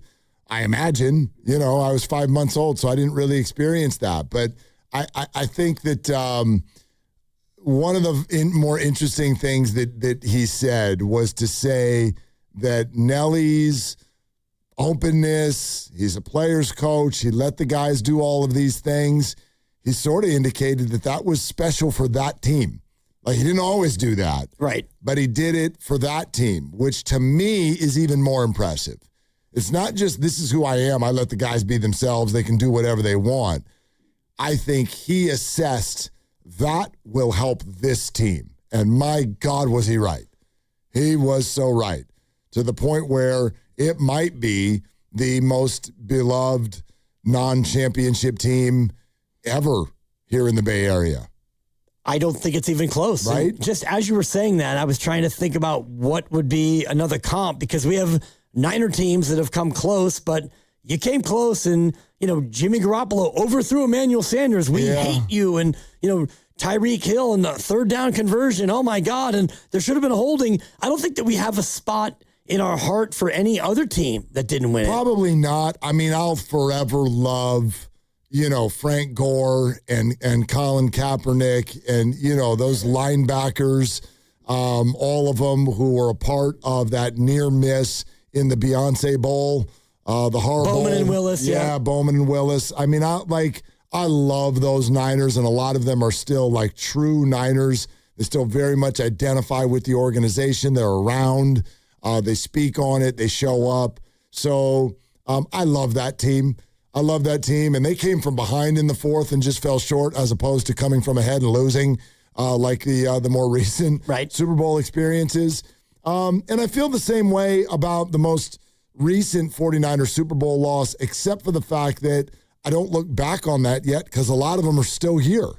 That's a Purdy, Kittle, Debo, Christian McCaffrey experience, and they're all still here. Fred Warner. So I more look at that as, I don't know, still holding out hope. Yeah, and you're still in that window. I think that's a fair way to look at it. And honestly, if the Warriors never went out and won 4 titles, if the Steph, Clay, Draymond thing never manifested into what it actually manifested into, we still would look back to We Believe and say, that was the sauce there. Yeah. That was the thing. And you knocked off the 1 seed. They were 67-15, and then you won 1 game against Utah. So you went what, 5-5 in the playoffs, I think is what it was? Because you went 4-2 and then you went 1-4. So you went 5-6. Yeah, losing record. Right. You won 5 of 11 playoff games, and we rhapsodize as if that's the best thing ever. And at the time it was. And still is. I mean, in terms of non-championships. Right. In terms of non-championships. Well, I think about like the Giants in, 2022 when they won 107? 107 games, but the playoff stint was so short. It was so quick. It was, you lost a 5-game series 3-2. Yeah. It was over in in the blink of an eye, and to the Dodgers. So that's just nothing. Clay Bellinger. Nothing against that team at all. But that I don't look back on that with a ton of fondness, especially because also the people involved in building that, outside of those who had already been minted, Buster and the Brandons, right. I don't think we actually end up holding a lot of those people in high regard. Farhan, Gabe Kapler, and then a bunch of guys that Farhan threw together who just sort of careered it for a second. Right. Yaz, Austin Slater, Lamont Wade. That was a fun year.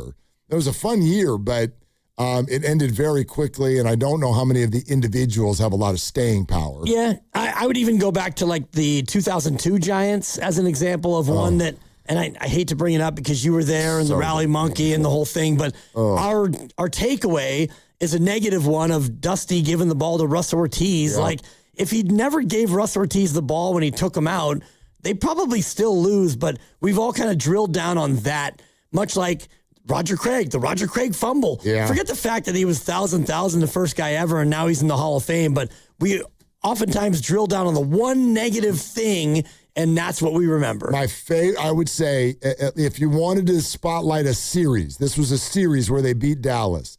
The other non-championship series that I would drill in on was the NLCS against the Chicago Cubs in '89, where Will Clark, I think, hit like 500 and won that series in 5 games, the 2 home runs at Wrigley, all of that stuff. That series is emblazoned in my mind as well. Yep. All right. 888-957-9570. We're going to get back to Niners in a little bit, but if you have a Nelly memory or something you want to share, it is absolutely welcome. We're brought to you by Fremont Bank. Here for you, here for good. And Matt Barrows, all over Niners camp today, will join us in 18 minutes on Willard and Dibs. Think you've got baseball figured out? Put your predictions to work on Polymarket, the world's largest prediction market and official partner of Major League Baseball. Trade on who's winning the division or taking home the Cy Young or MVP and who wins it all in October. As every game changes the season, the markets move too, creating new opportunities to trade. You're trading against other fans, not the house. Download the Polymarket app today and use promo code BLAZE to unlock $20 free for your first trade. That's promo code BLAZE. Trading not available in all jurisdictions. Check local regulations before trading. Restrictions and eligibility apply. Hey there, it's Bonte, and I'm excited to tell you that summertime is a great time to discover the islands. River Islands, that is. They're located in Lathrop, right over the Altamont, and have become the best-selling lifestyle community in Northern California. Currently, there are 15 model complexes open for touring. This gives you all the choices you're looking for in size, location, and price. Take your pick from neighborhoods built alongside lakes, near parks and trails, or looking out on the San Joaquin River. This month, a brand new K-8 school is opening, the 4th built inside the community, and River Islands High School is welcoming students back for the fall term. Over at the Town Center, activity is everywhere at the Redwood Cafe, and a new community amphitheater gets closer to completion. More than ever, River Islands has it all, and it's all priced from the $600,000s to over $1 million. Start your tour on riverislands.com and see for yourself how the good life can be your life. Isn't it time for you to discover the islands? Is your client ready to build a functional outdoor space? Choosing Golden State Lumber and Showroom means faster deliveries and finishing your project on time and on budget.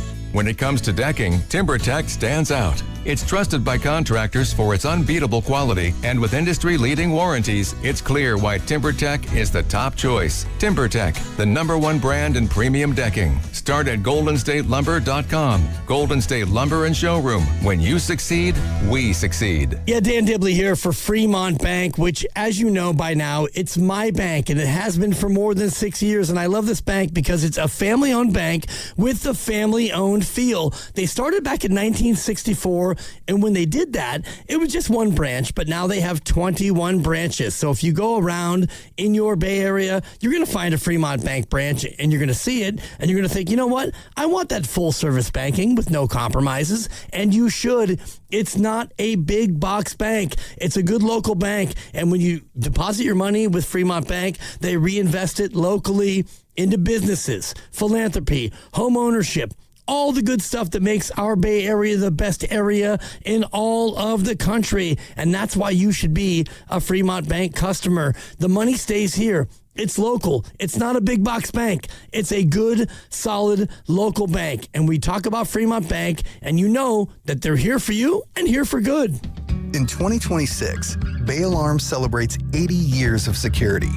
For the Bay Area, that means local service including burglar and fire alarm systems, 24/7 in-house monitoring, and custom security designed to work with business operations. Bay Alarm has real people rooted in your community looking out for your business.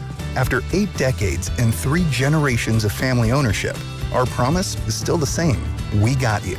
Learn more at bayalarm.com. My name is Whitney Allen, and I'm a widow. My husband, Ryan, died. We never thought we'd ever have to use life insurance, but the unexpected happened. With Ethos, signing up was fast and 100% online. You can get a quote in seconds, apply in minutes, and get same-day coverage. No medical exams, and you can get up to $3 million worth of coverage. I'm grateful we were prepared. Get your free quote at ethos.com/radio. That's ethos.com/radio. Paid spokesperson. Time spent on application may vary. Online health questions required. DQ presents the Blizzard Double Flip Deal.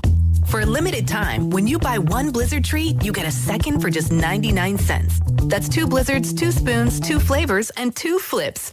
So don't miss out on the Blizzard Double Flip Deal, available only for a limited time and happening now at DQ. Because the only thing better than a Blizzard treat is a second Blizzard treat for just 99 cents.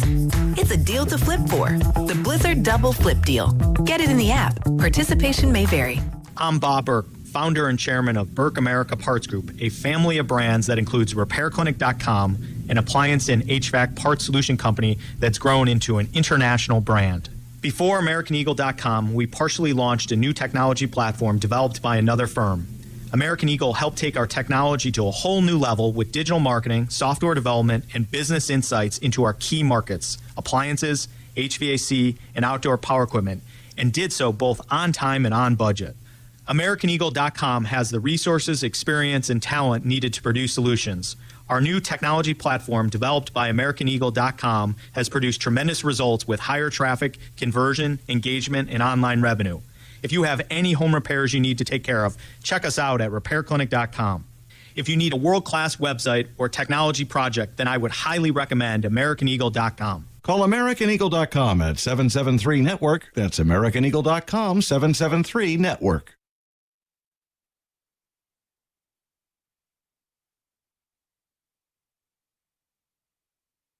And then getting the basketball, because a lot of good things will happen, not just within scoring, but then also it open up. Oh, man! Hello.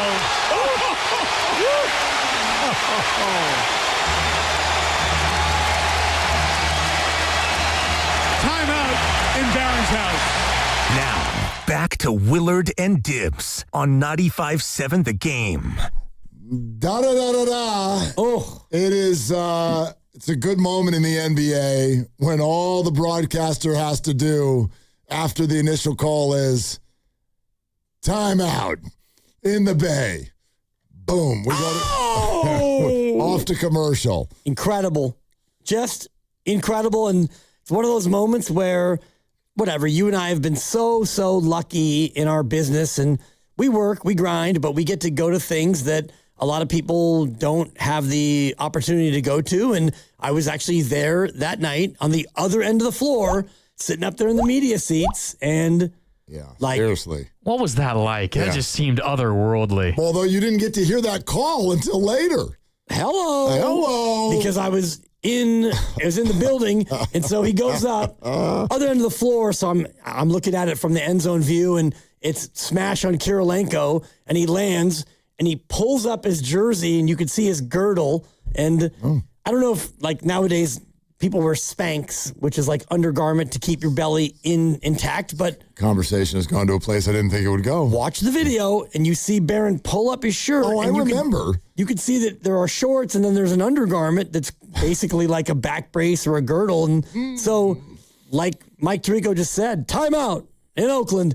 And so during that timeout, they showed the replay. And each time they showed it, the roars in the crowd watching the replay got louder and louder and louder. They showed it like 7 times during that timeout. Who were you sitting with? I was sitting with... do you remember? Oh, absolutely. You do? See, I had a feeling you would. Yeah. Did you grab them? You know how, like, when somebody does a dunk like that, you grab the person next to you and you hold on like, wow, did you see that? And as they show the replay over and over, like there was times I was grabbing Murph and there was times I was grabbing Mac. So you grab Mac and then you grab Murph, and then Murph is grabbing Mac, and Mac is grabbing me, and I'm grabbing Murph and Mac and me and Murph and Mac and Mac and me and Murph. But they showed it over and over, and every time they showed it, like the roars got louder and louder, and then you come back from the timeout, it's like, they're down like 23. I'm going home. Whatever. The game was over, but I didn't go home, but it was like, oh my God, this game's a blowout. This thing's over. They're going to beat Utah. We're going all the way. No, that would be the only game that they won in the series. Doobie said hello, and Dib said goodbye. Totally. Yeah. A morning show. I had to get up. Get out of here. What are we doing? Matt Barrow's in like 10 minutes, but let's get back out to the phones. 888-957-9570. Richie in Queens. Hi, Richie. What's going on? Hey, boys, just a quick word about the Giants are in the rearview window, so we're not talking about that. Damn right. But, Don Nelson, I saw him when he came up in 66. He was with Bill Russell, was kind of at the end of his career. Sam Jones, Havlicek was still a couple of years in, so he was going to be a real factor. He won 5 championships on those teams until, the Knicks would finally won in, 70 and 69, 70 and 73. But the run that they had was incredible, and they used to be on the game of the week all the time. And Nelson, he averaged 10 points a game, smart player, 15-foot jump shot, knew how to play defense, not the fastest, a foot, but he was a smart player. So, and when he came to the Knicks in 96, he had a 34-27 record, and they fired him, and there was all kinds of different issues in the clubhouse. They didn't like his play calling, and didn't like his technique, didn't like anything about it. So very seldom do you see a first-year coach that's, in the middle of the year, up 7 games above 500, get fired. So, but I heard him on interviews with Mike and the Mad Dog back then, and he was very quirky. You never knew what he was going to say. He was funny at times. But, look, he had a great career. Obviously never won a championship as a coach. He had a lot of, I think he was 75 and 91 in playoff games, but he got there. And, he was, I think he's a solid name in NBA history. So I just wanted to share that. I don't know. Was he well loved with Golden State? You'd know more than me. I don't know. Yeah, Richie. Richie, thanks so much. I think that look, like any coach, the relationship had its ups and downs for sure. But sometimes you can tell the ones where you're like, I think history is going to look back fondly at this time, especially when you do provide some memories like they did with We Believe. You detailed earlier some times of frustration with Don Nelson. He traded the farm for Chris Webber, then he didn't get along with him, then the organization kept him over Chris, and then he left too. Like, that's a parlay that you don't want. God. You know what I mean? But he's quirky, he's got the personality, he comes back, there's We Believe. Like, it's all good in the Don Nelson hood, for sure. Was it always perfect and rosy?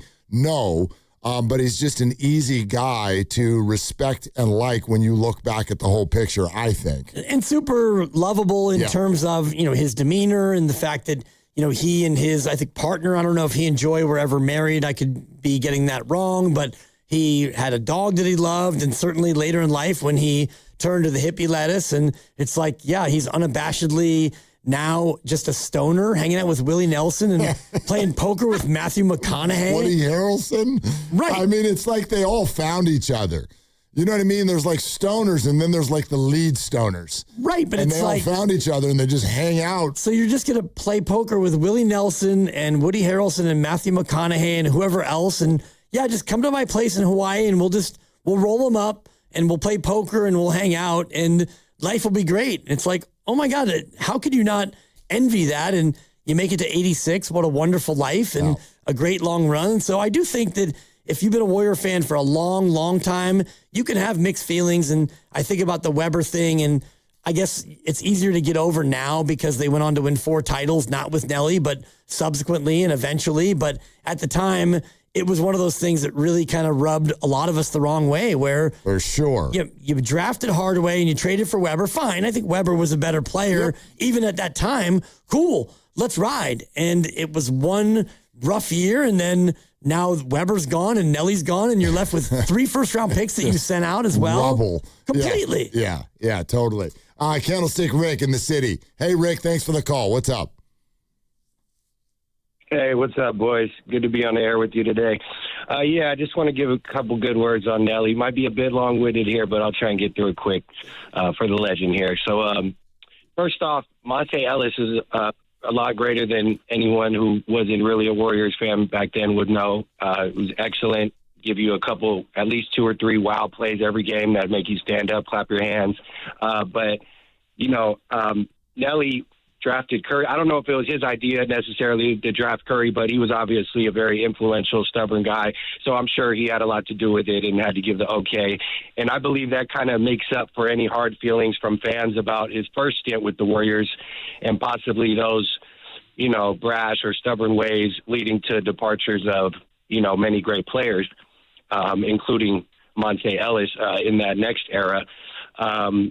With obviously the pick of Stephen Curry, which people were up in arms about at the time. They couldn't believe we were going to move on from Monte. But obviously, he never won a championship. But it reminds me of Bill Walsh in the way that he pioneered a style of offense that was considered by many at the time something novelty and something that wouldn't be taken seriously. But just like Walsh's West Coast offense, Nelly's small ball offense concept became a style that is used by every single team in the league to this day. So, and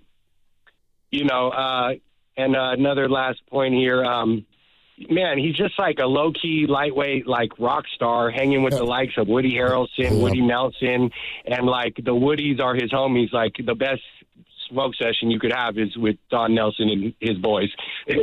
And I loved hearing Larry Riley just tell us how good he was as a friend to his people. And I'll just leave you guys with a reenactment of a great quote I heard earlier. Hey, boys, Woody Harrelson's in the back rolling doobies on 95.7 The Game.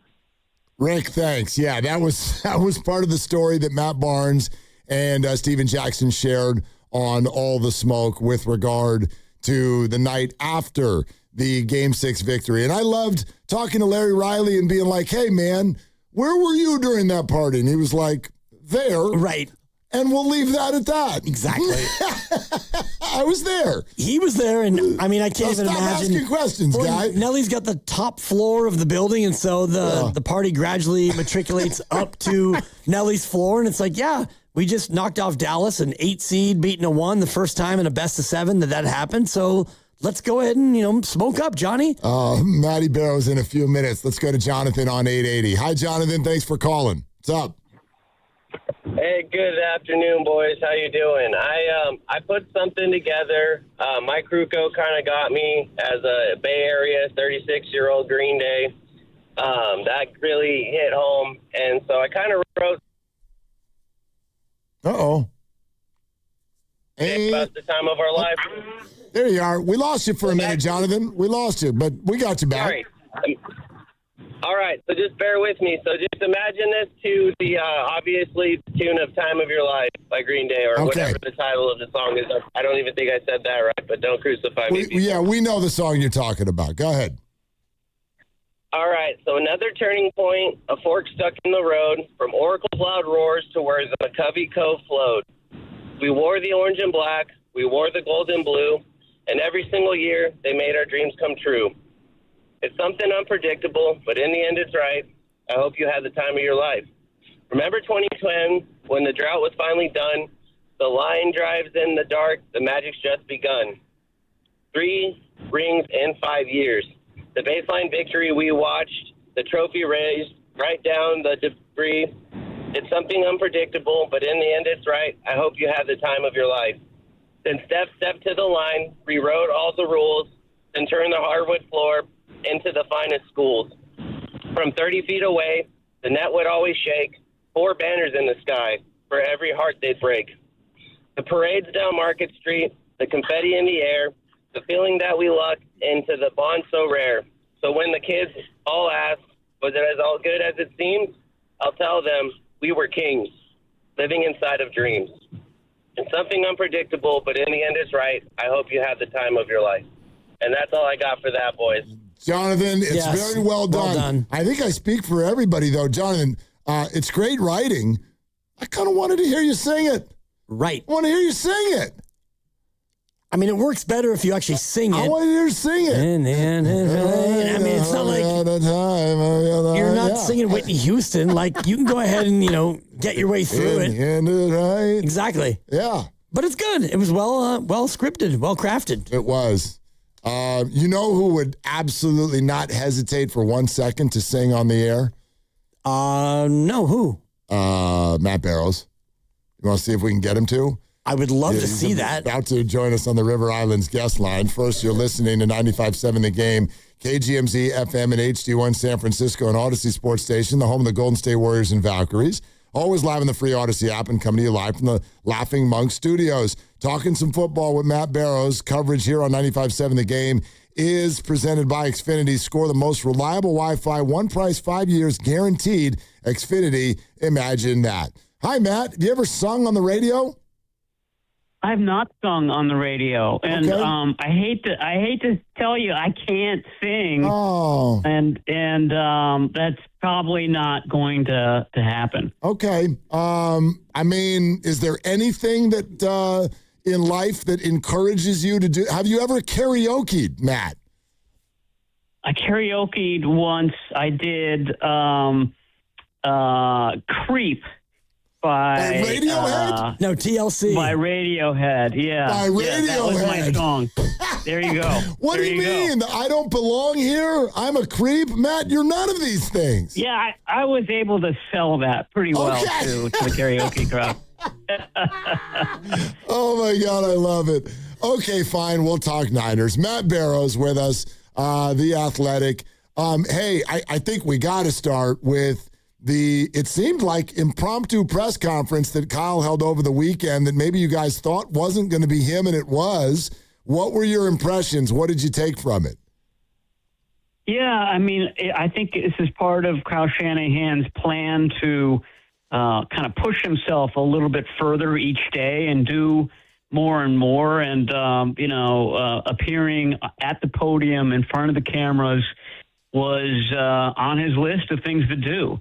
And so I thought that he was a bit nervous maybe to begin because he hadn't done it yet. He's recovering from this concussion, but once he got into it, he seemed like the same Kyle Shanahan. In fact, he went 20 minutes, which is longer than a typical Kyle Shanahan press conference. He talked about his accident. He talked a little bit about the team. He's speaking extemporaneously. He's answering questions that he doesn't know, what questions are coming. These are all kind of testing your brain. And you're doing so, like I said, on stage with cameras, with lights. So I think it was a good test for him. And, as far as I can tell, he passed that test.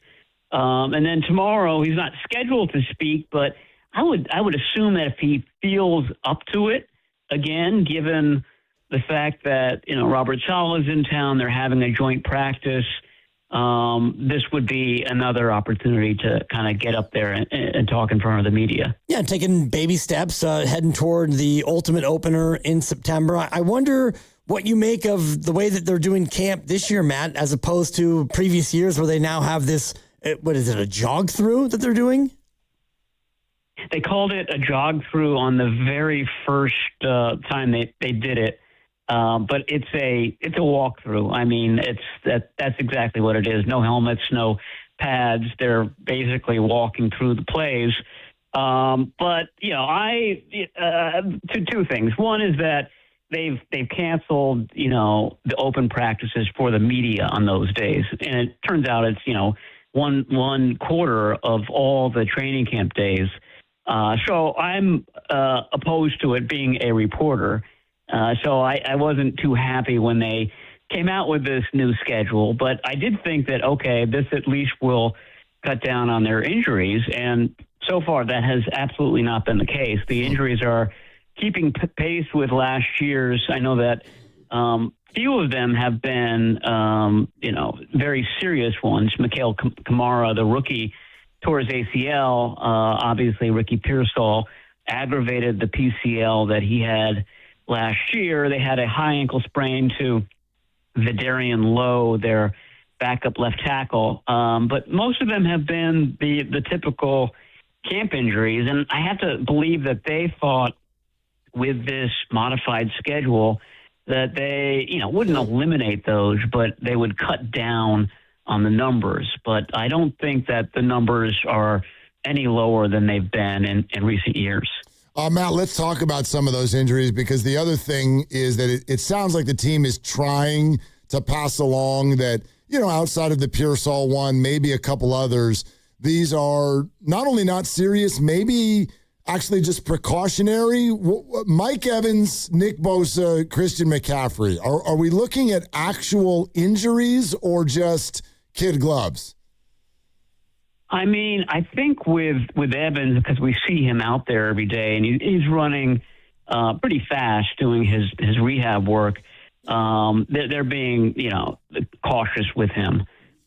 He got a lot of practice in the spring, was there every day for the first, 5, 6 full speed practices, looked good, building a rapport with Brock Purdy. So I don't think there's really any impetus to kind of get him out there if he's not feeling 100%.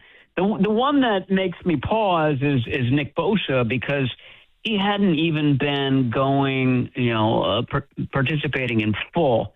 He'd been kind of limited to the individual drills and things where the defensive linemen are just working among themselves.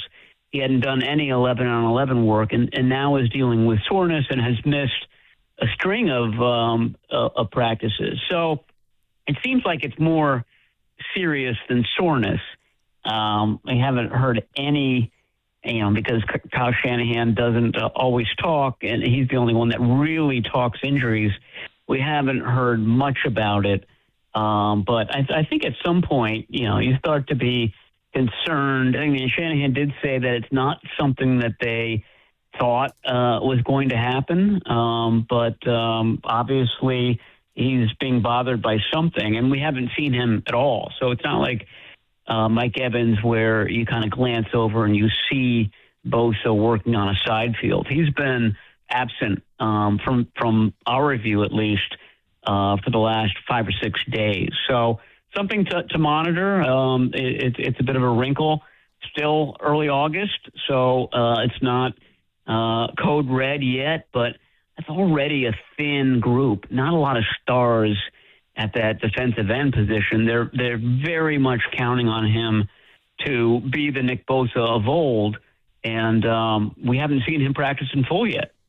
And that could be troubling as we get closer to September 10th, not August 10th, which is where we sit today. But I'm wondering, Matt, if you've gotten any word or any idea from the Niners on how they're going to approach Thursday and their first preseason game as it pertains to who's going to play and how much. Yeah, I don't expect the Nick Bosas, the Mike Evans, the Christian McCaffreys to play at all. I think the hope is that their starters get good work tomorrow in the joint practice, and then play very little or not at all against the Titans on Thursday. So maybe a Colton McKivitz, maybe Diamondo Lenore and Renardo Green play a series or two, but it wouldn't be surprising if all those guys are sitting and we're looking at the 2s and the 3s. And, frankly, those are the guys that need the most work. We're talking about a team that has a lot of first and second year players, rookies and guys who were rookies last year. Last year's draft class was a big class, and a lot of those guys are in key spots right now. I mean, Marquise Siegel is, de facto starting safety. You got Nick Martin looking at, a big role this year. Alfred Collins is working his way back into practice, et cetera, et cetera. So I would think that it's largely that group of guys who play on Thursday. Matt Barrows, The Athletic, with us on Willard and Dibs 95.7 The Game, talking out Niners camp and much more. Matt, your best guess right now on the actual game day role that Dejon Stribling will play is what? I think he's basically Juwan Jennings when the season opens, which means third down, a lot of third and Dejon, I guess we're going to call it. I like it from now on. There you go. We coined it. We coined it. Very good. But he's cut from the same cloth in a lot of ways. He's a strong guy. He's a good blocker. He's good in tight spaces, and that's been sort of the revelation over these first 10 practices, that when he's in the middle of the field, when he's got Upton Stout draped all over him. So he plays out of the slot, what the 49ers call their F position. which means he's going up against Stout quite a bit. And Stout is a very, very hands-on, feisty player. He's had a really good camp to this point. But even with Stout all over him, he's been making catches. So I think that bodes well. The big difference, the reason why Juwan Jennings was a 7th-round pick way back in 2020, and Stribling is a very early 2nd-round pick, is that Stribling's also really fast. And so the 49ers are hoping that combination of sort of gritty catches and playing out of the slot, maybe wriggling out of the tackle, means that he's going to have a lot of yak yards this year. And I'll say that he's looked really, really good. All systems go with him. Missed a couple of practices with a hamstring issue, but came back and kind of picked up where he left off. I think that the 49ers are either getting what they expected from Stribling at this point, or a little bit more actually than what they thought they might get on August 10. Pretty exciting to see coming up in a month exactly what he can do and how he can produce. I'm just a little curious, Matt, about the running back situation. If McCaffrey doesn't play Thursday, and you're probably right that he won't, are they going to actually have somebody who's a running back on the field? They have 3 running backs right now, and I don't think anybody owns the jerseys of any of these 3 guys. But they're Patrick Taylor Jr., who I think started a game back in 2024. I think the game in Miami, maybe. Sincere McCormick, that people may know from being on the Raiders roster, and Khalil Herbert, who people may know from being on the Bears roster. And they've been, logging a lot of snaps in these practices. And I can only imagine that those are the main guys who will be out there on Thursday for the game. I think that they worked out 2 more running backs today or yesterday, so there could be 1 more added to the mix. But it doesn't look like any of the top 3 guys, who are, of course, McCaffrey, Kalen Black, and Jordan James, will be playing in this game. Matt, I know Black, for one, was doing some work, though, on the side today. In this moment, I know it's tough because they've missed time, but how would you re-handicap the backup running back job right now behind Christian?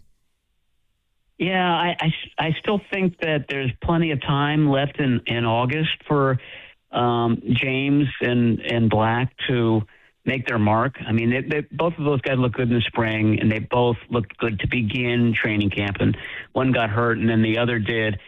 And I got to say that James's issue was not his fault. He got whacked by a certain very violent middle linebacker on the team. I'm not going to name names. No. I'm not going to name names. There's a 5 and there's a 4, whatever order you want to. Yeah, there may be a 5 and a 4 involved. So, that's unfortunate. But I do think that the 49ers, at least with Jordan James, saw what he did last year, liked him in practice, and believe in him. And I think that they were getting the same vibe from Kalen Black. Now, Kalen Black is 2.5 years older than Jordan James, despite being a rookie this year, and James being a second-year player. My point being that he has a maturity about him, played in a very kind of old-school pro-style offense for a old-school style coach at Indiana, has logged a lot of games and a lot of carries. So I think that there's a trust factor there that this team might not always have with a rookie tailback. So my point is that I think that both of them can regain their position, regain that competition to play on September 10 in Australia. But, they have to get back fast in order to do that. And I would think that that's coming maybe next week for both of those guys. Something to look forward to, certainly. And I'm also kind of looking forward to 85, George Kittle, being able to get out there and play at some point. Where do you put his trajectory in terms of not only the opener, which is a month from today, but in general, like how quickly will he be able to come back? He was doing a lot of work today, and he was doing it right in front of us, kind of sprinting back and forth across the width of the field while the rest of the team was warming up and getting ready for practice. So he's out there. He's kind of putting that Achilles to work. I'm a little bit skeptical just because, the whole run up to the season is now truncated a bit by the fact that they have to go to Australia something like 8 days before the game, and then the game's on September 10, which is a few days before what it would normally be that weekend, that Sunday. So there's a little bit less time, and when you're talking about an Achilles, he would have been pushing it anyway if the game were at Levi's Stadium on the Sunday. It would have been tight then. It's even tighter now. You've got that long flight. You've got the fact that you're in a not just a foreign city, but a foreign continent. You don't have access to your normal rehab stuff, your normal recovery stuff. I don't know. I think it's going to be tight. I know. George Kittle and Australia go together. I mean, he would love to be there and to be there for the opener. But I just wonder whether they're pushing it too close with it. With a guy who's just such a valuable part of this team. You don't want to get him injured in week one like you did last year. I mean, Matt, I think that's all well said. The other perspective on this is whether he plays week one or not.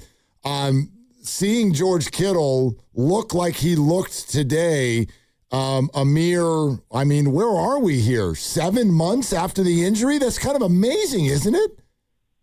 Yeah, for sure.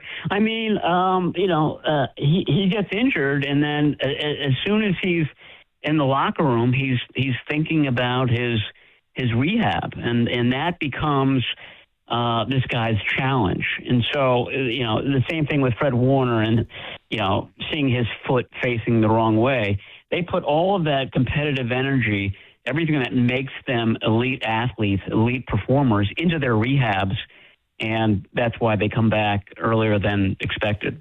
Matt, you're the best. And, I don't know, try singing in the shower and see if you can get ready for your next appearance here.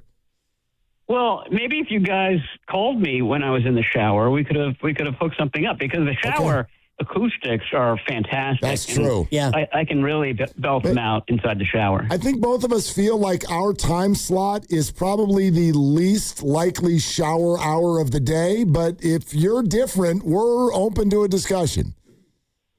I know that you guys like to do the video podcast sessions as well. If you get me in the shower, I mean, the hits, the views are going to be through the roof on that. Through the roof. Your female demographic, which I'm going to guess isn't great. Wow. For stocks, will just explode. Yeah, for yourself, explode. But yeah, we're building it. And just one quick postscript on that. Watching you and Vic Tafur do your video content together has become my favorite thing, because you and I are both fairly diminutive and Vic is not. So the side-by-side with you and Vic Tafur has become my favorite thing. Yeah, and I think I need to get the Vern Glenn little step ladder out there when I do my one-on-ones with Vic, because it is stark when you look at it. It's incredible. 6'5" and 5'7", There you go. Matt, thank you so much. You're the best. All right. Anytime, guys. Talk to you soon. All right. See you, bud. That was like the most eloquent way I've ever heard you just call someone short in my entire life. Right. You were like, I love the content. You're diminutive. Yes. Like you did you just Kevin Harted him, and you did it in the most clean way I've ever seen someone do it. Thank you for that. And not that I have to, but I'm also very short. So nothing's more unseemly than a short guy telling another short guy, oh, you're short. And quietly, if they're both short, then you can't even really tell. But he might be 5'6". I could post him up. I think you could. Vic Tafur's not short. So when you see the two of them and on whatever social media or The Athletic, it's they're going to do a 10-minute breakdown, and Vic is tall, and Vic is he's a bigger guy, and Matt's not. And so when you see him, it's oh my God, this is great. Anyway, I love it. I got to get to camp. Yes, Yeah, you get to we got to camp. get to camp. I was thinking about going tomorrow. I don't think tomorrow's going to work. Yeah. Well, my 18th rental car that I need to go pick up and get. It's just, crying out loud. I don't want. It's not. I'm not complaining, but right. I don't think tomorrow's the day. But we got to do this Next week for sure. Okay. Yeah, because I'm dealing with a wife who's a teacher who's gone back to school nights Thursday. Which, for crying out loud. I mean, can we for 30 seconds? Oh, I was going to save it for Friday, but we can for sure. Well, Friday is a long time from now. I mean, you know how, when you go to, do you ever go to Yosemite? You don't go, do you? I've never been. Okay, quick story. So there's a place called Mirror Lake. It is one of the destinations on the valley floor. Mirror Lake. Mirror Lake. You can take a bike ride to it. It's beautiful. But there's a sign in Mirror Lake that essentially says, someday this will be Mirror Meadow. Because each year, recession, it goes down, it goes down, it goes down. And someday, this will not be Mirror Lake anymore. This will be Mirror Meadow. The analogy is that's what I feel like is happening to summer. Each year, it's a couple days shorter, and a couple days shorter, and a couple days shorter. And I swear to God, I don't know how many years it's going to be, but it's going to go graduation, take 3 days off and go to Tahoe, get your ass back in school. Yeah. Where the hell? August 10th, what did you say is about to happen? Back to school night is when? Thursday. That's not... What are you talking about? Today's her third day of being back at school. Oh, my God. And today, Mila, our almost 4-year-old, she and I went over and visited Mom, and it was the middle school 6th grade orientation. So you've got 270 or so 6th graders walking around with their schedule, trying to find out where room 17 is. Come on. August 10th. Come on. August 10th. What does Dwayne Kuiper say about summer? Gone. Gone. Yes. What does John Miller say? Adios to summer. It's a joke. What? Are you kidding me? When I was a kid, I lived in Petaluma for a while, and some of the district had what they called 45-15, which would be you go to school for 45 days and you get 15 off. But it's year-round. Year-round, yes. So you go for 9 weeks, you get 3 off. 9-3, 9-3, all the way through. We might as well just get to that. Instead of this, as you like to say, fakakta summer, it's just starting to get warm now, and you got to go back to school. I sort of feel contractually obligated at this hour. If we're going to ask what Kipe would say, and then we're going to ask what John Miller say, should probably ask what Dave Fleming would say. Sure. Don't you think? Yeah, I mean... What would Dave Fleming say? It's stupid! It's pretty good. I mean, I wonder if Dave Fleming was ever at Don Nelson's poker game and he was sitting there with Don, what would Flem have said about Nelly as he's trying to deal a hand? Pass the doobie. I was queuing up as so high, but that is so much better. We've lost Willard again, ladies and gentlemen. No, I knew this was going to happen. We're turning Risotto into a wind-up Fleming doll. This is dangerous. Dangerous. It's kind of what I want for my birthday, which is in 5 days. If asked, what do I want? I want pasta on speed dial. Wind-up Fleming doll? That's right. Oh, boy. Yeah, that was fun. All right. That was fun. Oh, I had one other thing. This is, okay. Quick aside? Well, no, not a quick aside. We can stick and stay. Niners, hurt, joint practice, yay, everything's going to be fine. No, the Kittle thing was crazy, though. Y'all should go to your local social media platform and look at George Kittle running today through the cones. Wow. Totally. 7 months? What the hell? That doesn't make any sense to me. He tore his Achilles 7 months ago, and he looked completely normal, changing directions at a high speed. And I'm with Barrows. I don't think that necessarily means week 1, but I think it's sort of burying the lead. If all he misses is, I don't know, even week 1 and week 2, that's incredible. Even if it's 4 weeks. Even if he does the PUP 4, yeah. Right, because I'm just looking here, and he had surgery with Dr. Neil ElAttrache January 14th. And so if you do 9 months from there, that's October 14th. And he's talking about maybe September 14th, which would be 8 months. And something that I learned through this process, and I mean, I don't know everything as a radio doctor, but turns out the high Achilles is more reparable than the low Achilles. That's what he said that right away. Like, we lucked out. It's high rather than low. So high. Yeah, and your boy Doc Pandia has backed it up that's a lot. That's a quicker, and not just a quicker recovery process, but maybe a little bit higher percentage in terms of who you can still be late in your career. Because a lot of people, when you do the Achilles after age 30, some people will, like, that's a wrap, at least for being who you used to be. Right. And I do think that his position makes it a little bit easier. I mean, he has a lot of change of direction because he's a route runner and all the rest of it. But if you were going to be a receiver, I think it'd be a little bit tougher, and certainly basketball players who have to elevate. But I'm just looking here at the fact that it was near the soleus muscle rather than by the heel. That makes it a lot of a different story, I guess. Hoop Collective podcast. Does this float your boat? So this is a hard turn. We're going to different direction here for a second. But I would love to get a reaction on this. Brian Windhorst talking about the Warriors' near-term future. And I want to know if this excites you or totally annoys you. And it could be either.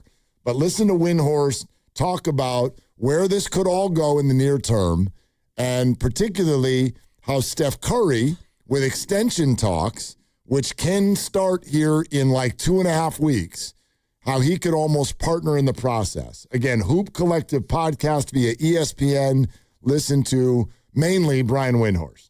A couple of things. First off, we talked about it earlier. Will Draymond Green get a no-trade clause? My guess would be, maybe it's even done by the time this pod comes out. My guess would be no, because they don't want to set the standard they're going to give it. But Draymond's going to get a 1-year deal. Steph's on a 1-year deal right now. Podziemski is on a 1-year deal. He can get extended. Jimmy Butler's on a 1-year deal. If the Warriors want, and frankly, they could make Steph a partner in this, they could say, Steph, hey, man, you can have the 130 whenever you want it.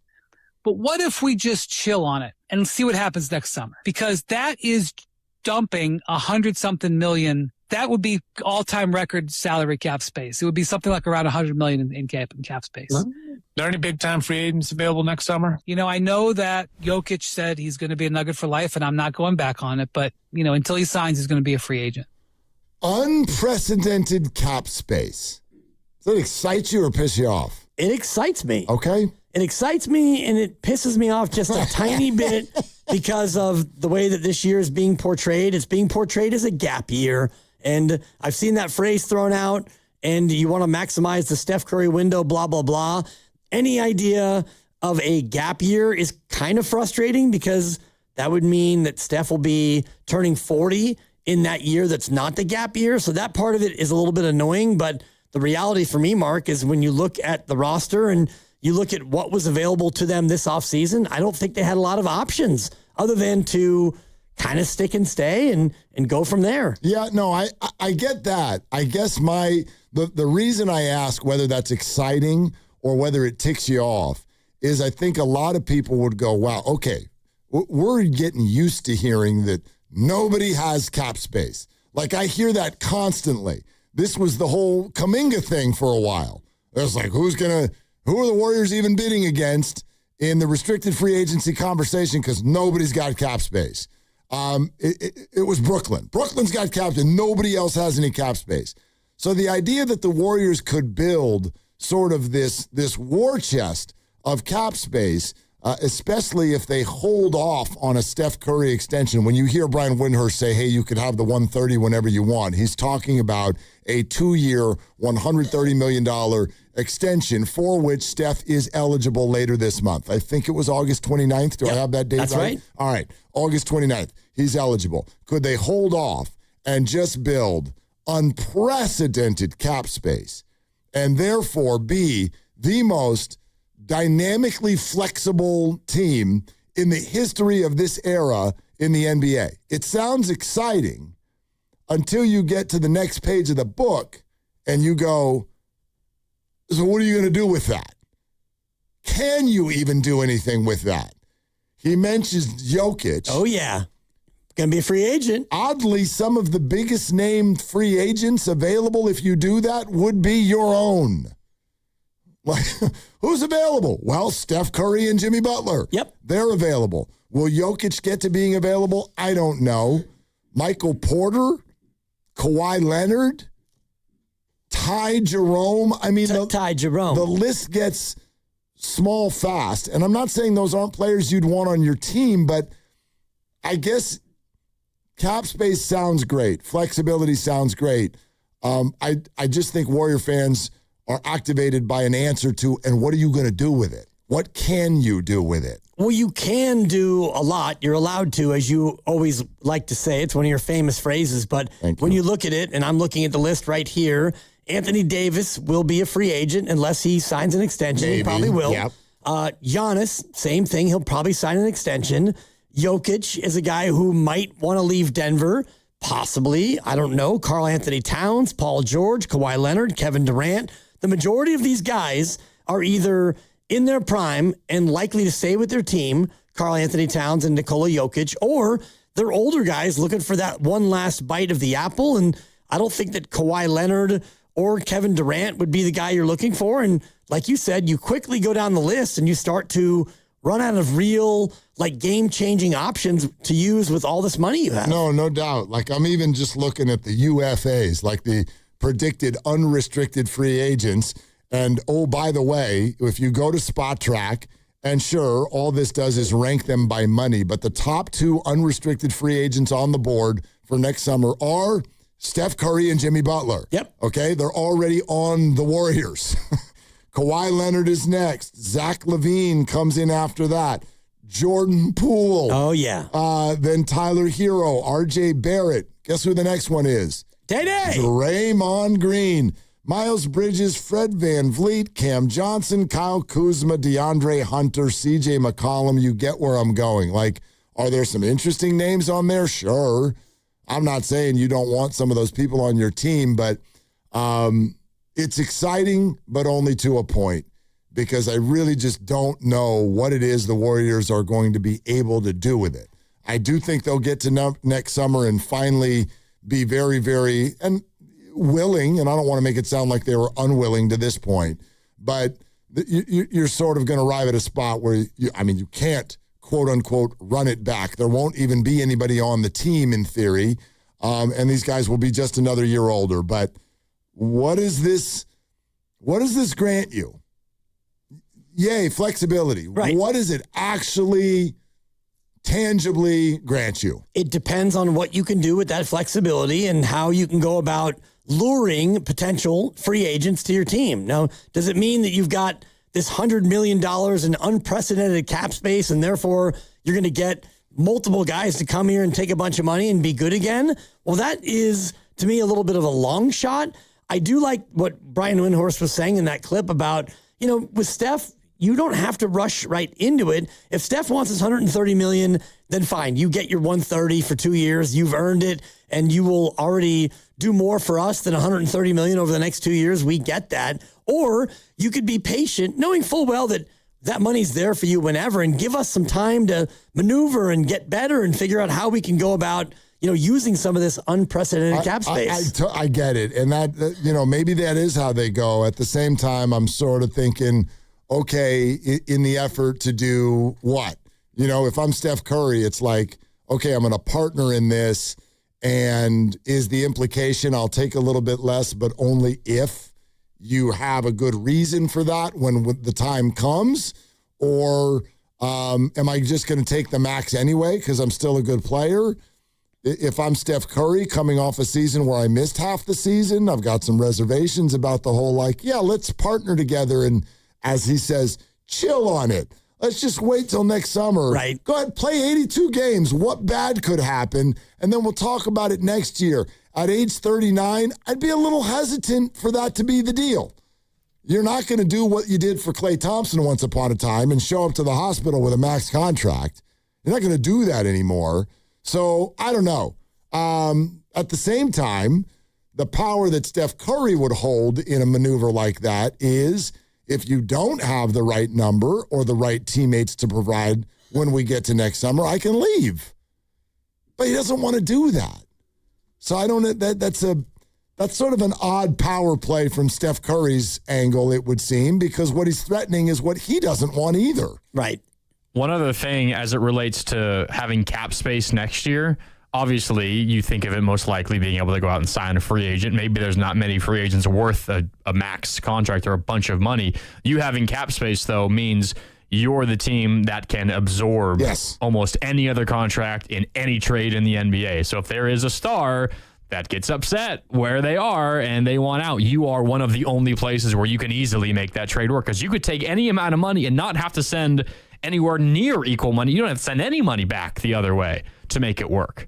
You can create cap space for them and you can take on players. So it's a very valuable asset in terms of helping teams that aren't in a cap space, in a spot where they have cap space. Who's the next angry star? Who's the next angry star? I mean, that's really the game we're playing. Or a team that maybe is at a spot where this isn't working. Let's just move off of money. Yeah. So all eyes on Philly. Maybe not necessarily angry star, but a team that is underperforming potentially. The poor fit. Where's the bad fit star? That's why I'm looking at you, Philadelphia, where you've got 5 high usage guys on your team and 1 basketball. So hard for me to think that something in that is not going to work. Like, is it going to gel perfectly and everyone will just share the ball and be okay getting 16 points a night as opposed to 26? I got all kinds of questions about that. I think it's hilarious how turnkey everybody thinks this is. I think it's objectively hilarious. And I might be wrong, but it has been very rare in my life watching the NBA that stuff gets thrown together and works 2 months later. Especially when you're dealing with one of the stars is 42 years old. One of the stars has become a little bit of a controversial figure and just joined the team. Another one of the stars misses more games than he plays. The 5th star is a kid who may not actually be thrilled by this because it's probably going to stunt his growth. And then there's Maxey. And his contract, yeah. And then there's Tyrese Maxey, who's fine.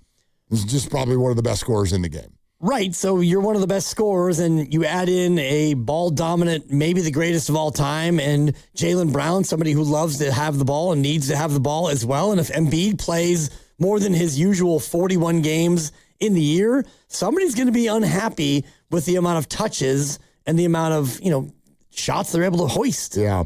I want to go out to the phones, but I don't want to shorten anybody's time. So those of you on hold, stay right there, and we will come to you in just a sec. If you have not already, make sure you subscribe to Willard and Dibs on the free Odyssey app or wherever you find your favorite podcast. And while you're there, make sure you do the same for the other 2 shows on our great station, The Morning Roast, and obviously Steiny and Goo, and what they had to say about the passing of Nelly. Coach Don Nelson passing away over the weekend in Maui at age 86. And the line of people willing to say yes to hop on the station today to talk about him. Sure, there was Larry Riley here, Tim Hardaway, Mitch Richmond. Earlier today with Steiny and Goo, there's been a cast of many more ready to hop on and talk about this. So great stuff today, and you can check all of it out on the free Odyssey app. Okay, your phone calls coming up next on Willard and Dibs.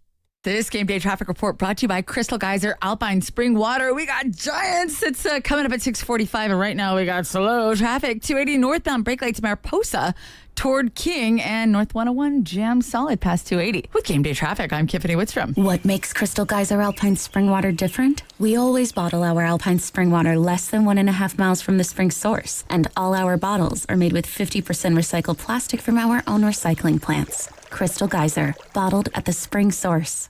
Hey, it's Dan Dibley here to talk about Fremont Bank, a family-owned bank with a family-owned feel, and I've been a part of that banking family for more than 5 years. I made the change for one main simple reason. It's because Fremont Bank knows me. They know my family. They know my banking goals, my financial goals, and I'm not just another number at a big box bank, but I'm a person, and they know me, and I love the fact that I go in there and I get that excellent customer service that is customized exactly to me. One other good thing is the Fremont Bank employees and the management, they're all active members of their communities and their communities that they serve. They support local nonprofits, and they're one of the top local corporate philanthropist organizations in the Bay Area. The money you deposit stays local. It gets reinvested into businesses and home ownership and other activities that make all of us here in the Bay Area so much stronger. And in fact, they designate 5% of their earnings for charity, and that happens right here in the Bay Area. And the Fremont Bank clients also keep their money in the Bay,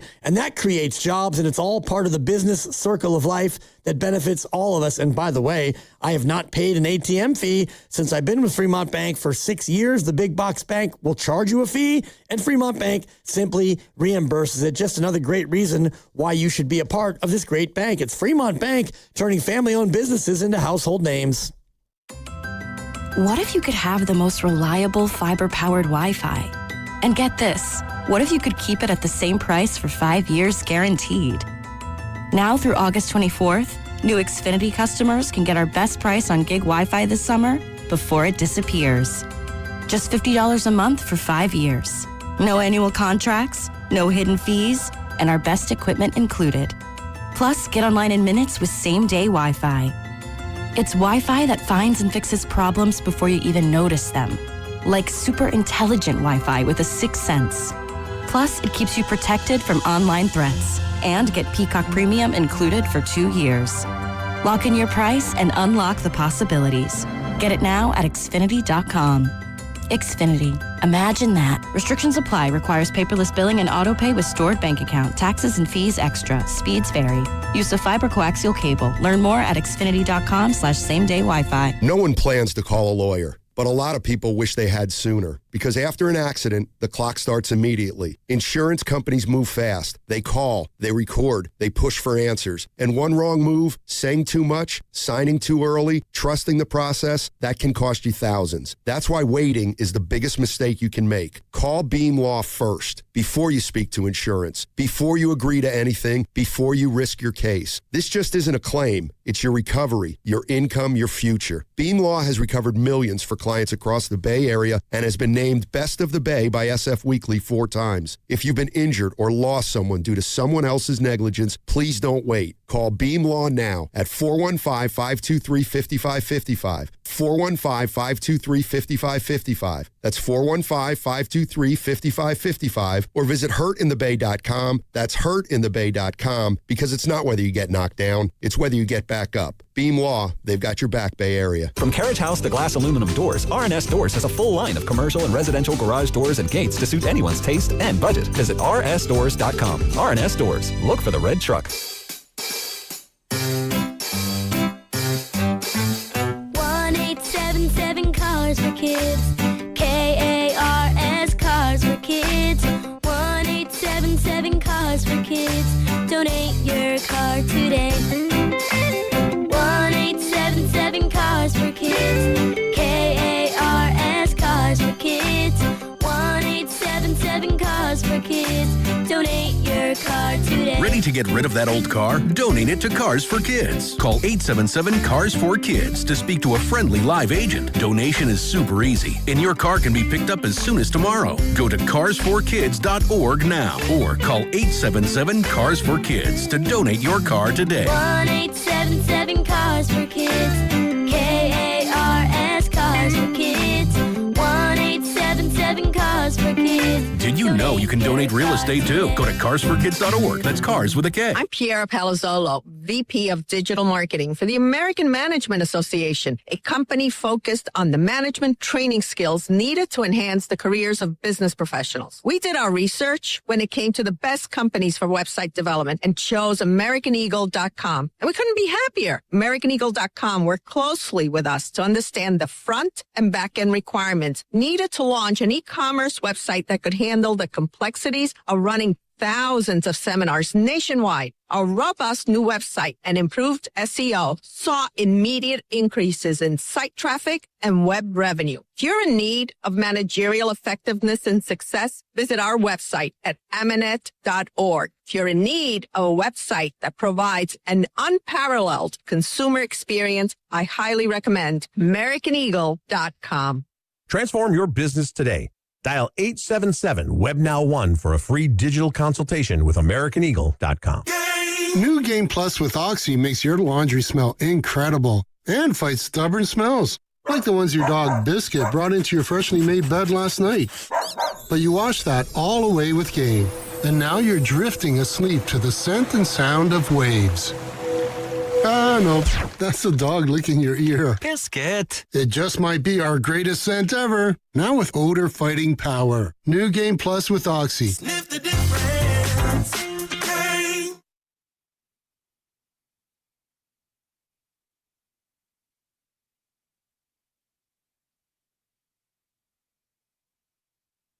Durant. Back to Curry.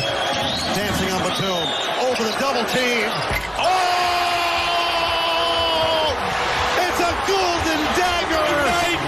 Night! Curry unconscious in the fourth. Davis with a rebound. Up ahead for Booker. Exclamation point. He's a bad boy. Night.